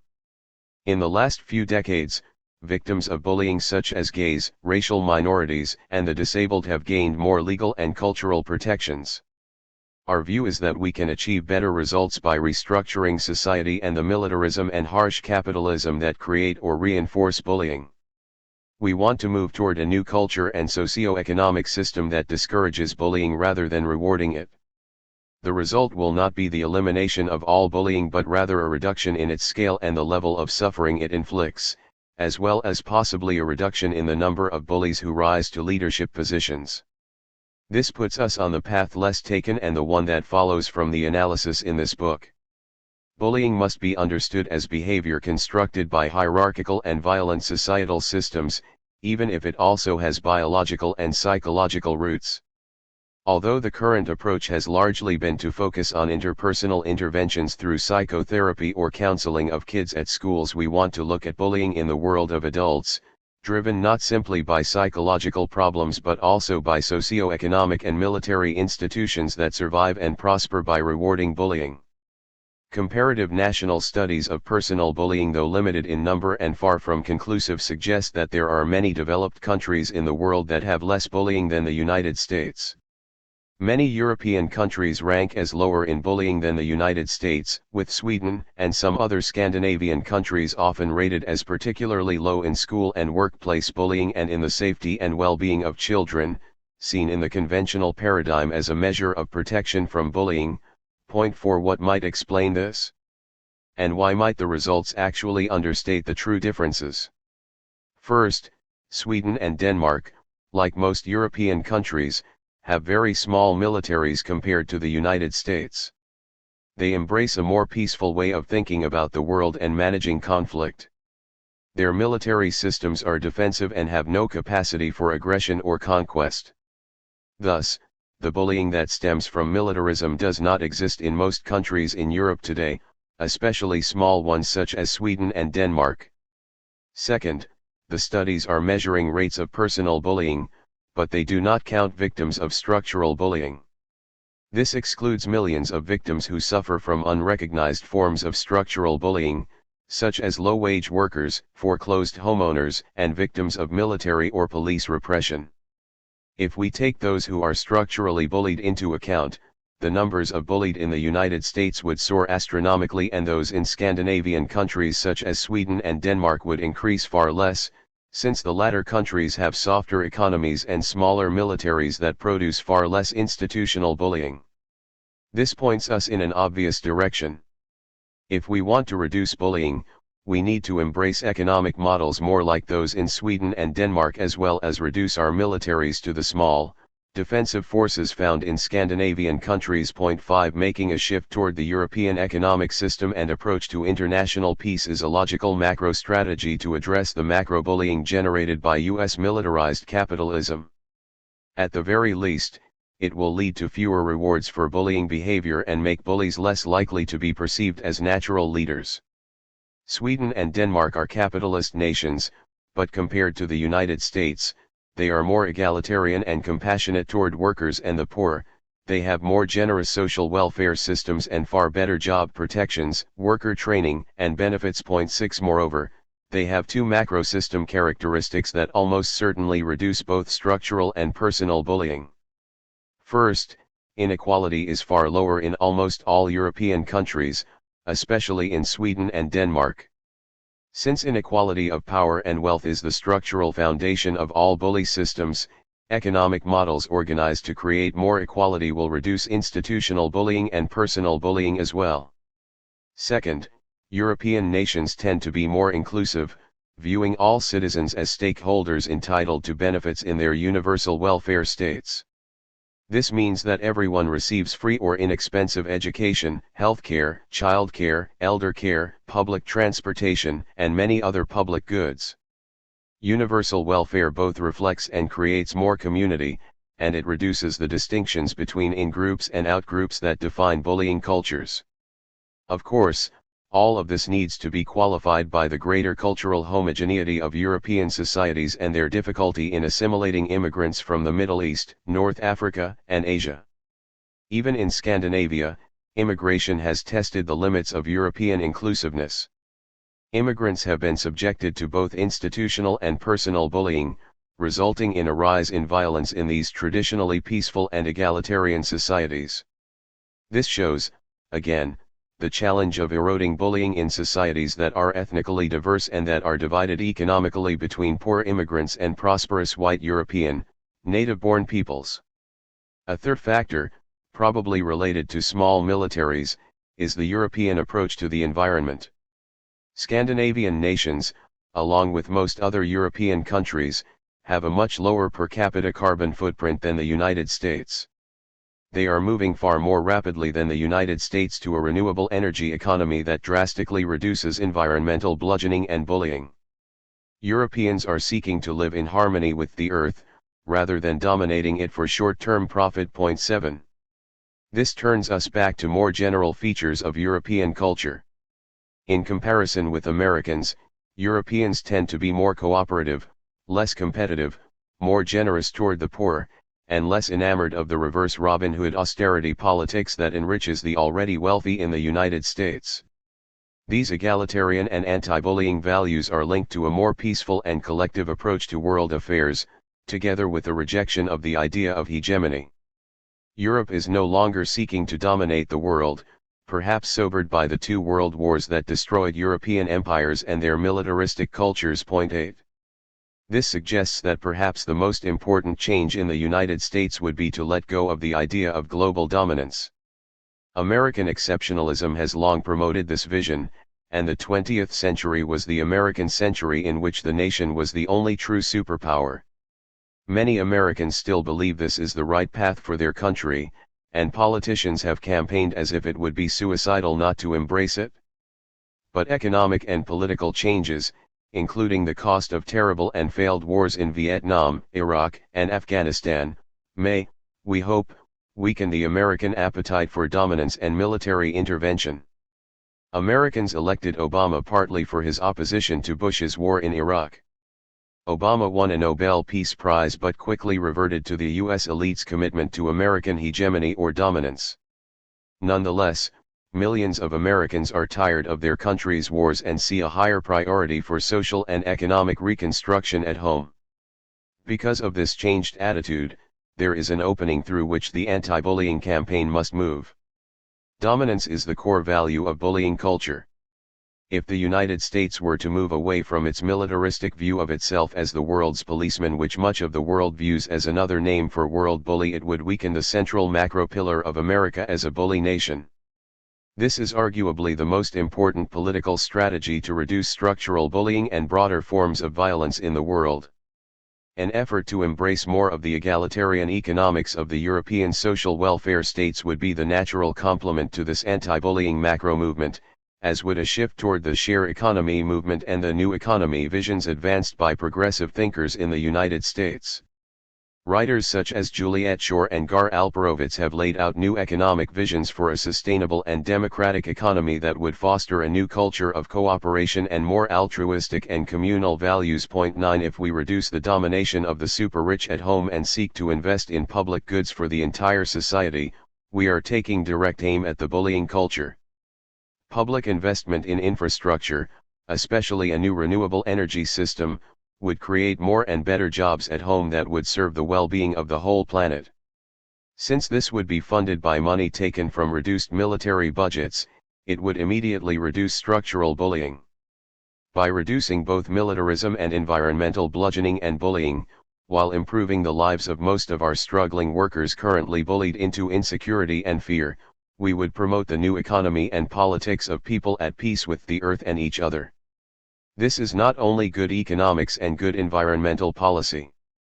It is also our best way to live with each other less violently and more humanely, as well as our best prospect for reducing the bullying scourge that is inflicting so much suffering in the United States and the world. Appendix. Our God, our bully.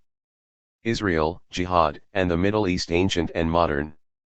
Our shift in ways of thinking about bullying has relevance far beyond the United States.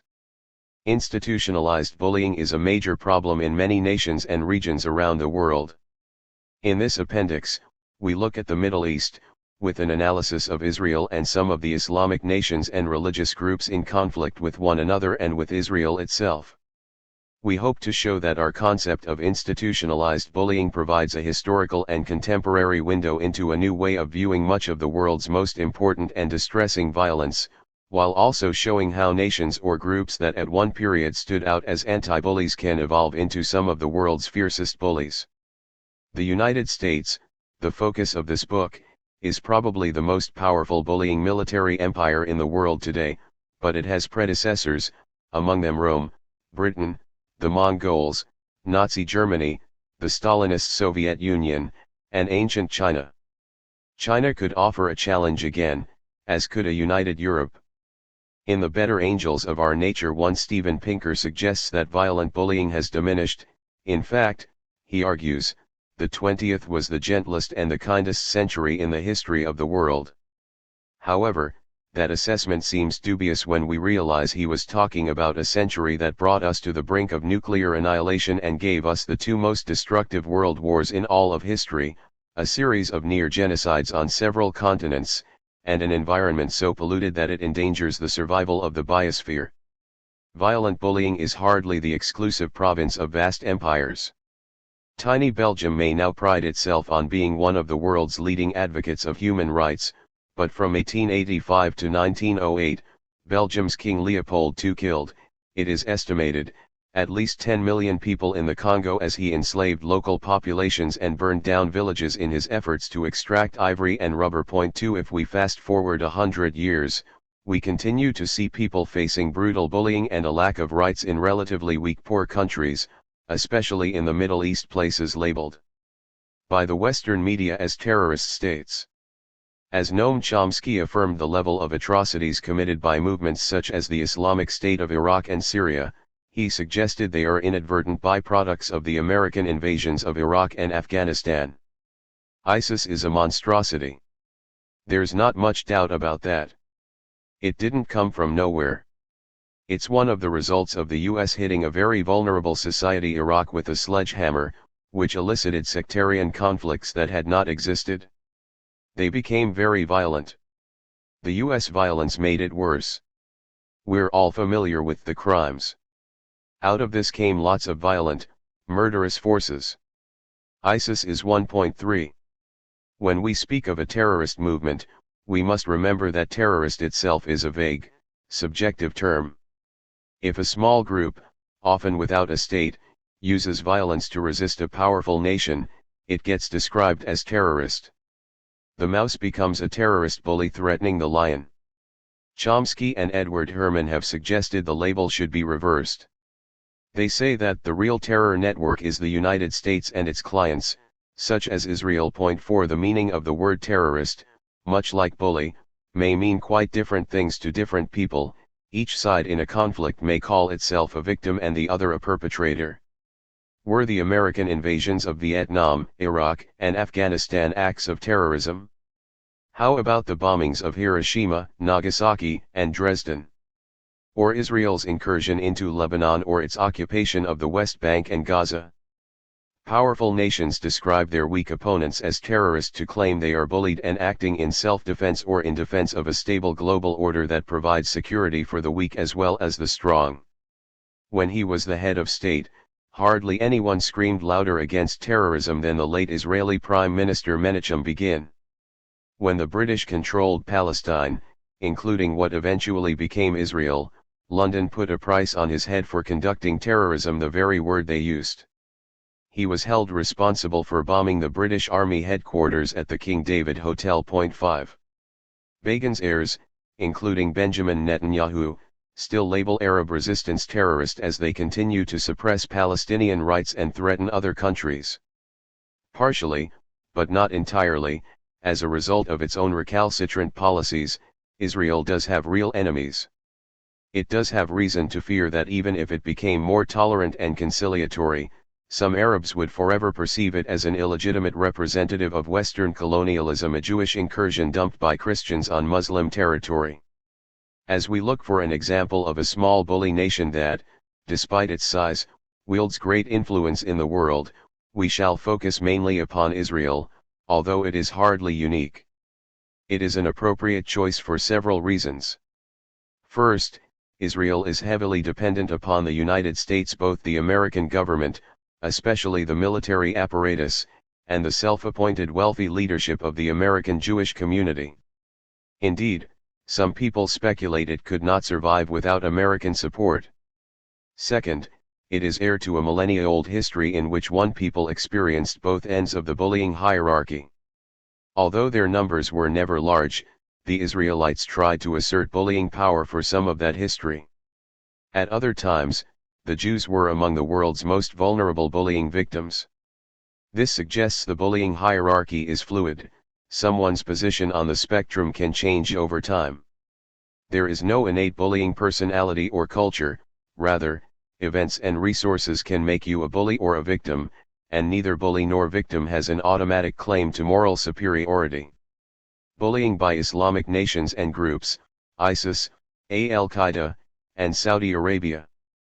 Right now, Israel is powerful enough to bully its neighbors. But it feels vulnerable, and as Chomsky points out, many of its neighbors should not be called nice. They viciously bully their own people and have dreams of and carry out bullying of their neighbors, if not the whole world, as France learned in 2015. As of 2015, the American-installed government of Iraq had lost control of much of its territory to ISIS, which is making incursions into Syria and potentially other countries. According to Graham Wood, anyone who tries to understand ISIS through the logic of modern Western politics will be misled. The group's goal is to impose a medieval caliphate upon the entire world. There, everyone would be subject to Sharia, or Quran-based Islamic law, under which any person who questions its authority will face beheading, stoning, crucifixion, or some other form of execution or torture. Since ISIS members believe they operate under divine authority, they are not bound by agreements they may temporarily make with any nation-state, thus, they can never be expected to operate under Western-invented international law. We can gather that their state rejects peace as a matter of principle, that it hungers for genocide, that its religious views make it constitutionally incapable of certain types of change, even if that change might ensure its survival, and that it considers itself a harbinger of and headline player in the imminent end of the world. 6. Largely as a warning of what is to come and what did come in 2015, ISIS has proudly broadcast beheadings of Western intruders over the international media. Anyone who participates in an election, wears Western clothes, shaves, or drinks alcohol, and perhaps even a person who tries to deal civilly with outsiders or refuses to participate in a stoning will be deemed an apostate and face severe, if not fatal, consequences. ISIS claims it has the right, no, the duty to abduct women, even married women, and transform them into concubines. 7 In another video released for international consumption, ISIS shows a married woman being stoned to death by a mob that is led by her father, who proclaims that since she brought dishonor upon the family through adultery, she is no longer his daughter. The woman is bullied into accepting her executioner's definition of reality. She is told, "You must accept God's rule, and this is a sin that you have committed." To which she replies, "I say to every woman, preserve your honor. And I appeal to every father to pay attention to the surroundings your daughter lives in." 8. ISIS followers believe any government that refuses to enforce a literal interpretation of Sharia, even one that claims to be a caliphate, is illegitimate and must be overthrown. It is understandable why the United States, Israel, and other Western or Muslim countries may feel that ISIS's rampant bullying must be stopped by any means necessary. ISIS's violent bullying did move beyond the Middle East to endanger the West. In Paris on Friday, November 13, 2015, suicide bombers and gunmen, claiming membership in ISIS, simultaneously attacked a soccer stadium, a concert hall, and several restaurants, killing at least 127 people. 9 Pope Francis, known for his tolerance and universalism, declared that the bombing and shootings were part of a piecemeal Third World War. 10. Although ISIS calls itself an Islamic State, it is really a large gang, about 30,000 fighters in Iraq and Syria as of 2015, of bullies, violent criminals, and thugs, who embrace an extreme and distorted version of Islam. Relative to large Western powers, they have tiny resources, whether of land, weapons, or people, but they are capable of inflicting serious damage and killing many civilians, both Muslim and non-Muslim. As with the schoolyard bully, ISIS shows that, with a relatively modest amount of power, it is capable not only of bullying the people directly under its control but also intimidating populations through many parts of the world. The parallels between groups such as ISIS and bullies at school are never discussed in the West, but they are quite striking. Both are wedded to violence and know how to use it to establish and maintain their control. Like many bullies in U.S. schools, ISIS members are skillful in using social media to attract followers and attack enemies. And they demonstrate that the bully is capable, with relatively few resources, of spreading great fear and inflicting scarring threats and violence. The modern West prides itself on freedom of movement, expression, and lifestyle choice, principles that violate a state governed by the ISIS version of Islamic law, under which there is only the truth revealed in the Quran.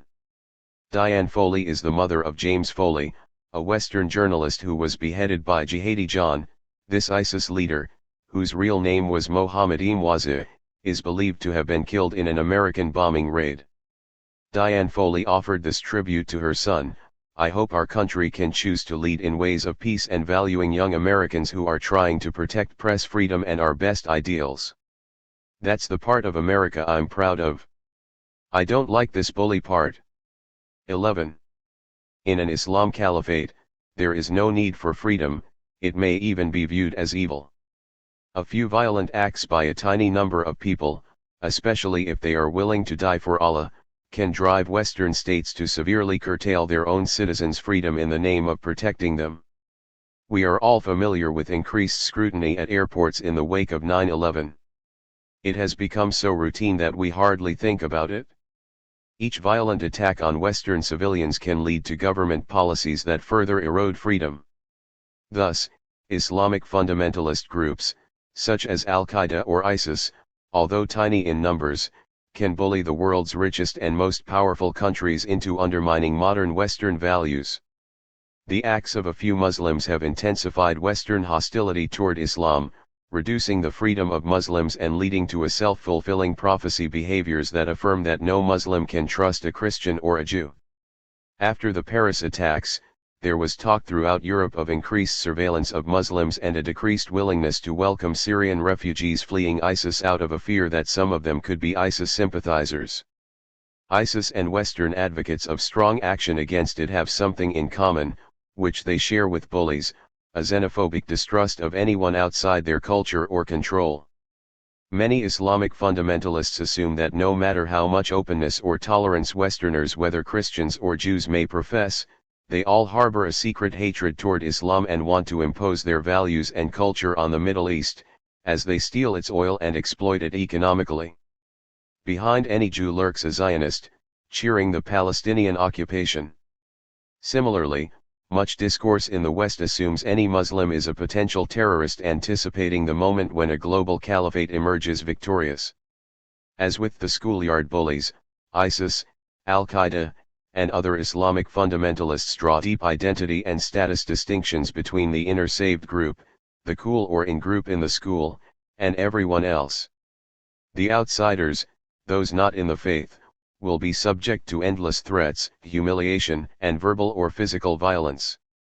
This all is in the natural order of things, reflecting God's will, in the case of ISIS, and the evolutionary differences in strength, cleverness, or toughness in the schoolyard.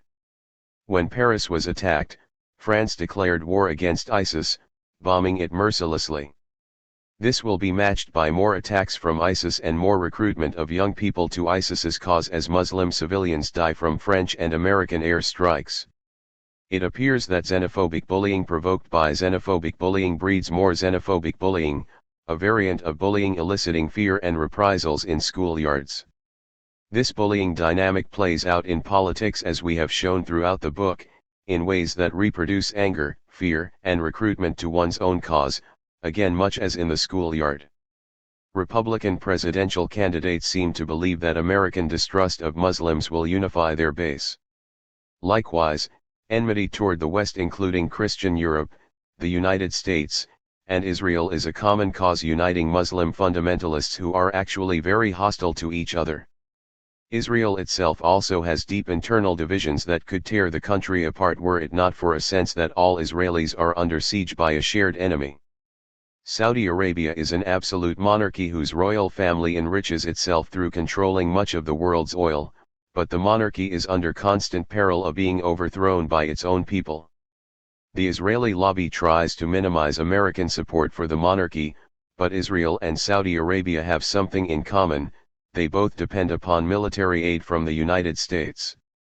American militarized capitalism may profess democracy, but for all its power, it is bullied into not being too critical of the Saudi Arabian monarchs for fear that they could cut the oil supply to the West. Saudi Arabia has adopted as its official ideology Wahhabism, an 18th century reading of Islamic law that is little different from the one adopted by ISIS.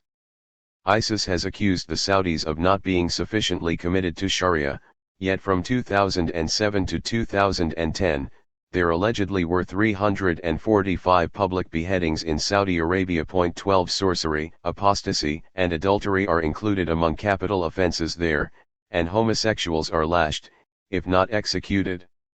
Janine De Giovanni of Newsweek sees little difference between Saudi Arabia and ISIS other than that the former is a recognized state with close ties to the United States. However, because of America's dependency, one gets labeled a legitimate state that the United States may go to war to defend, and the other gets labeled as terrorist. As ISIS attacks other Muslim countries, it would like to overthrow the Saudi Arabian monarchy, but it is not clear how different Saudi life would be if ISIS prevailed. The so-called terrorist organization that destroyed the World Trade Center in New York on September 11, 2001, is, of course, Al-Qaeda. Its lifeblood was resentment against American support for Saudi Arabia, and its leader, Osama bin Laden, envisioned himself as the eventual leader of that country.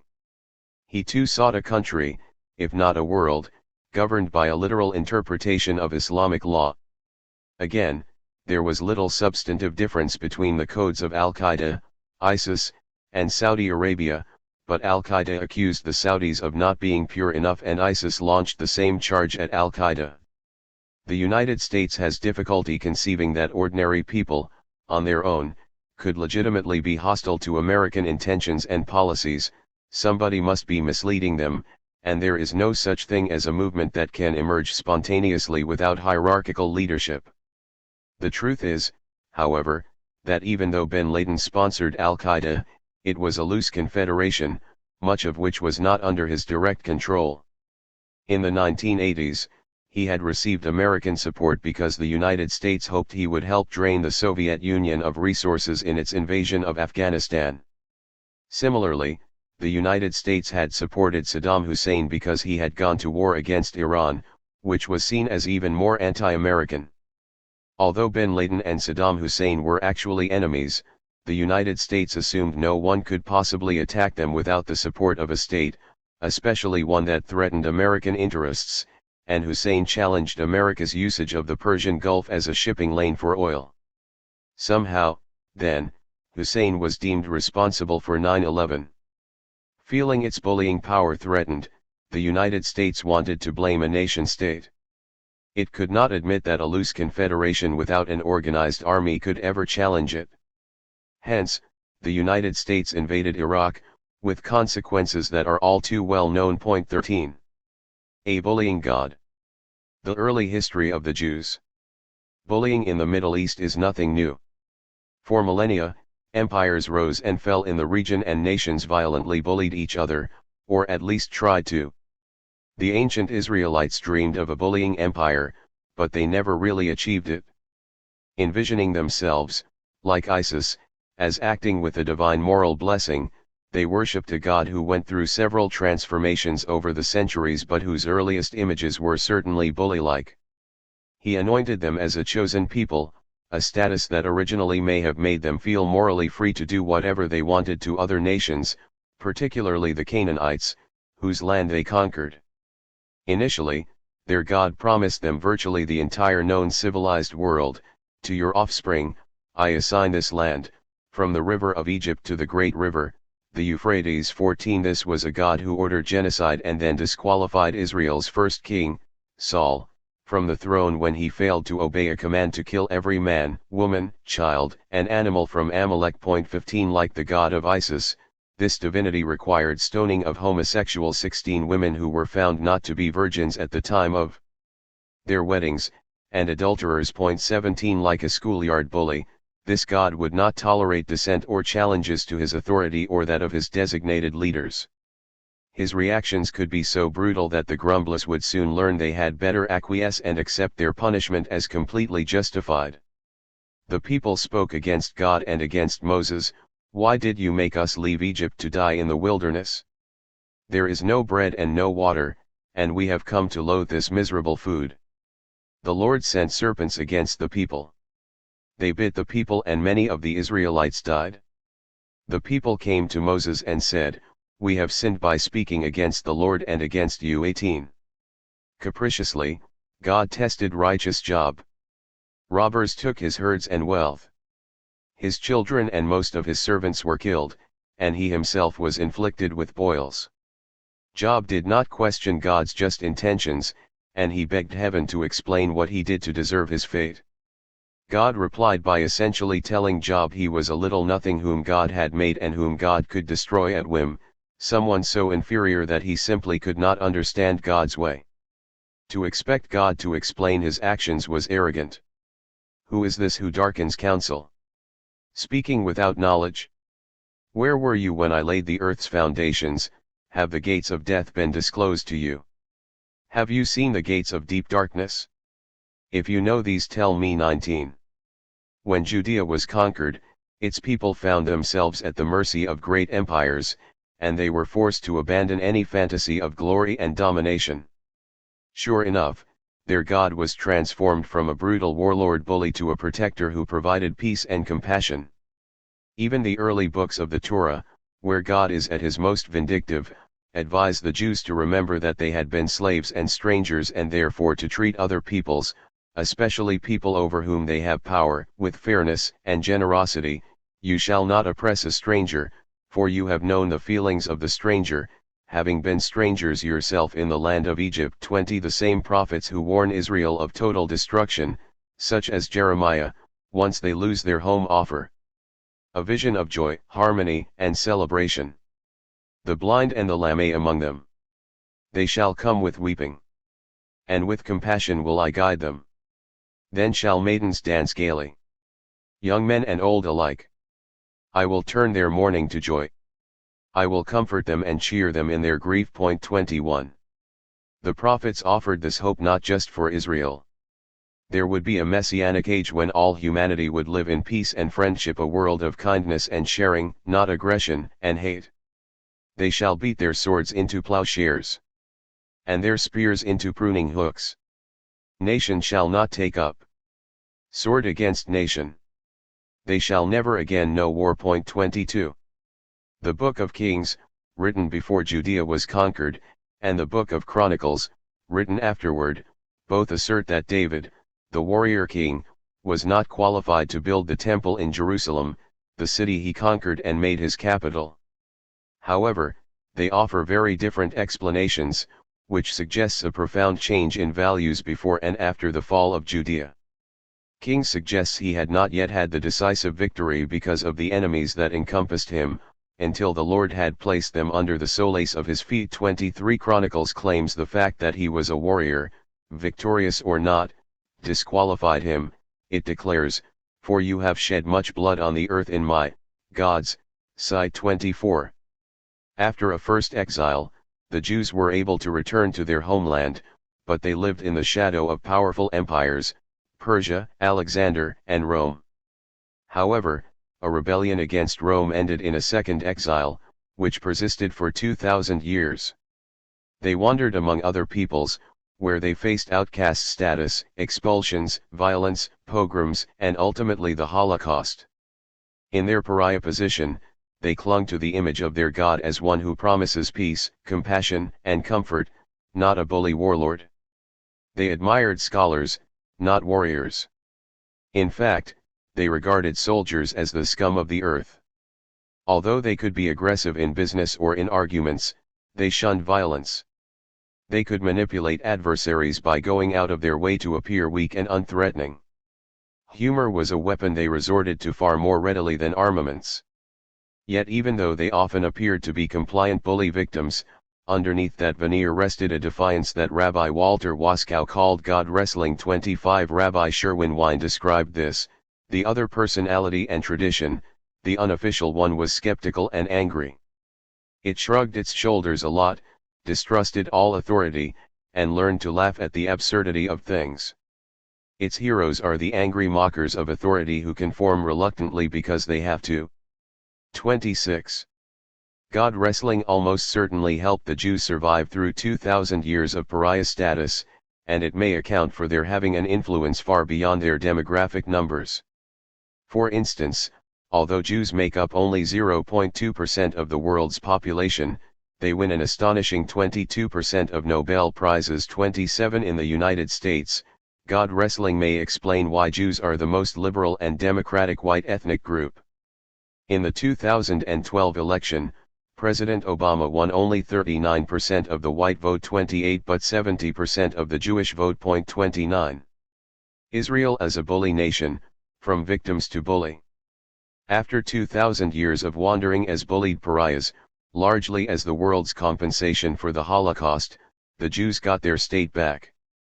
The way that country, modern Israel, evolved and the culture it adopted suggest that bully and victim are not absolute categories, that you can transform from one to the other, that peace-loving and compassionate victims can be products of circumstances, and that given the opportunity they can become nasty bullies. This may apply to both individuals and nations. Leaders of the Israeli government consider their nation as the only democracy in the Middle East and believe they are the bearers of civilization in an eternal war against terrorism.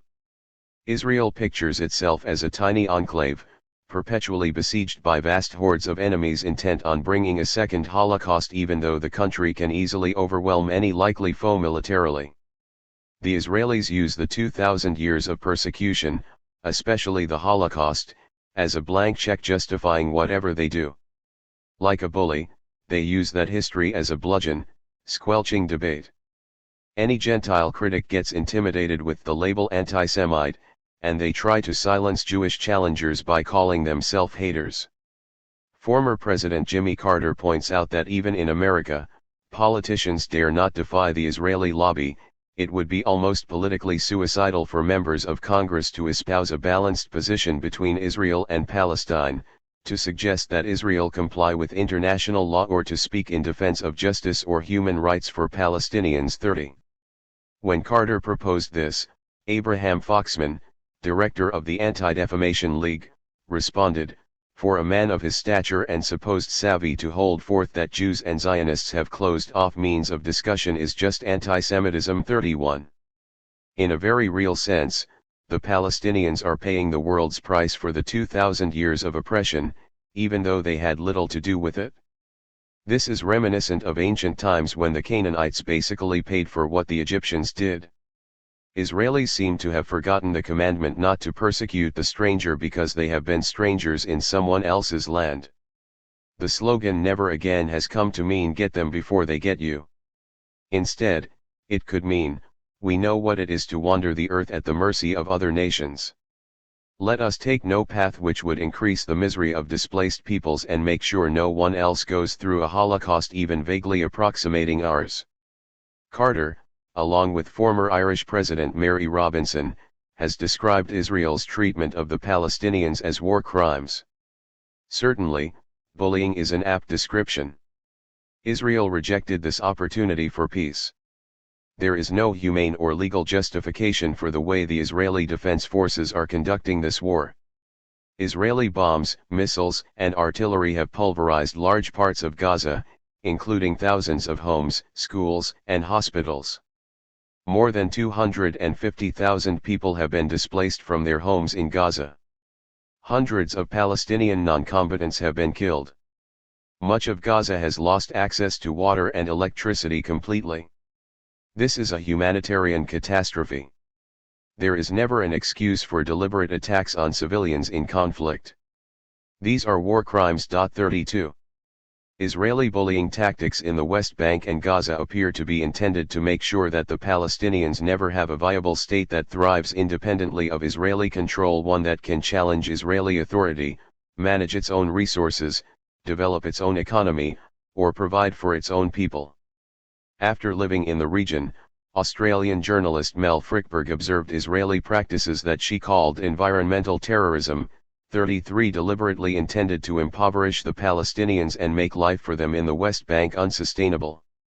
Knowing that olive trees are a staple of the Palestinian economy and ever present in the lifestyle, the Israelis have been systematically chopping them down, according to the Palestinian Authority, PA, and the Applied Research Institute Jerusalem, ARIJ.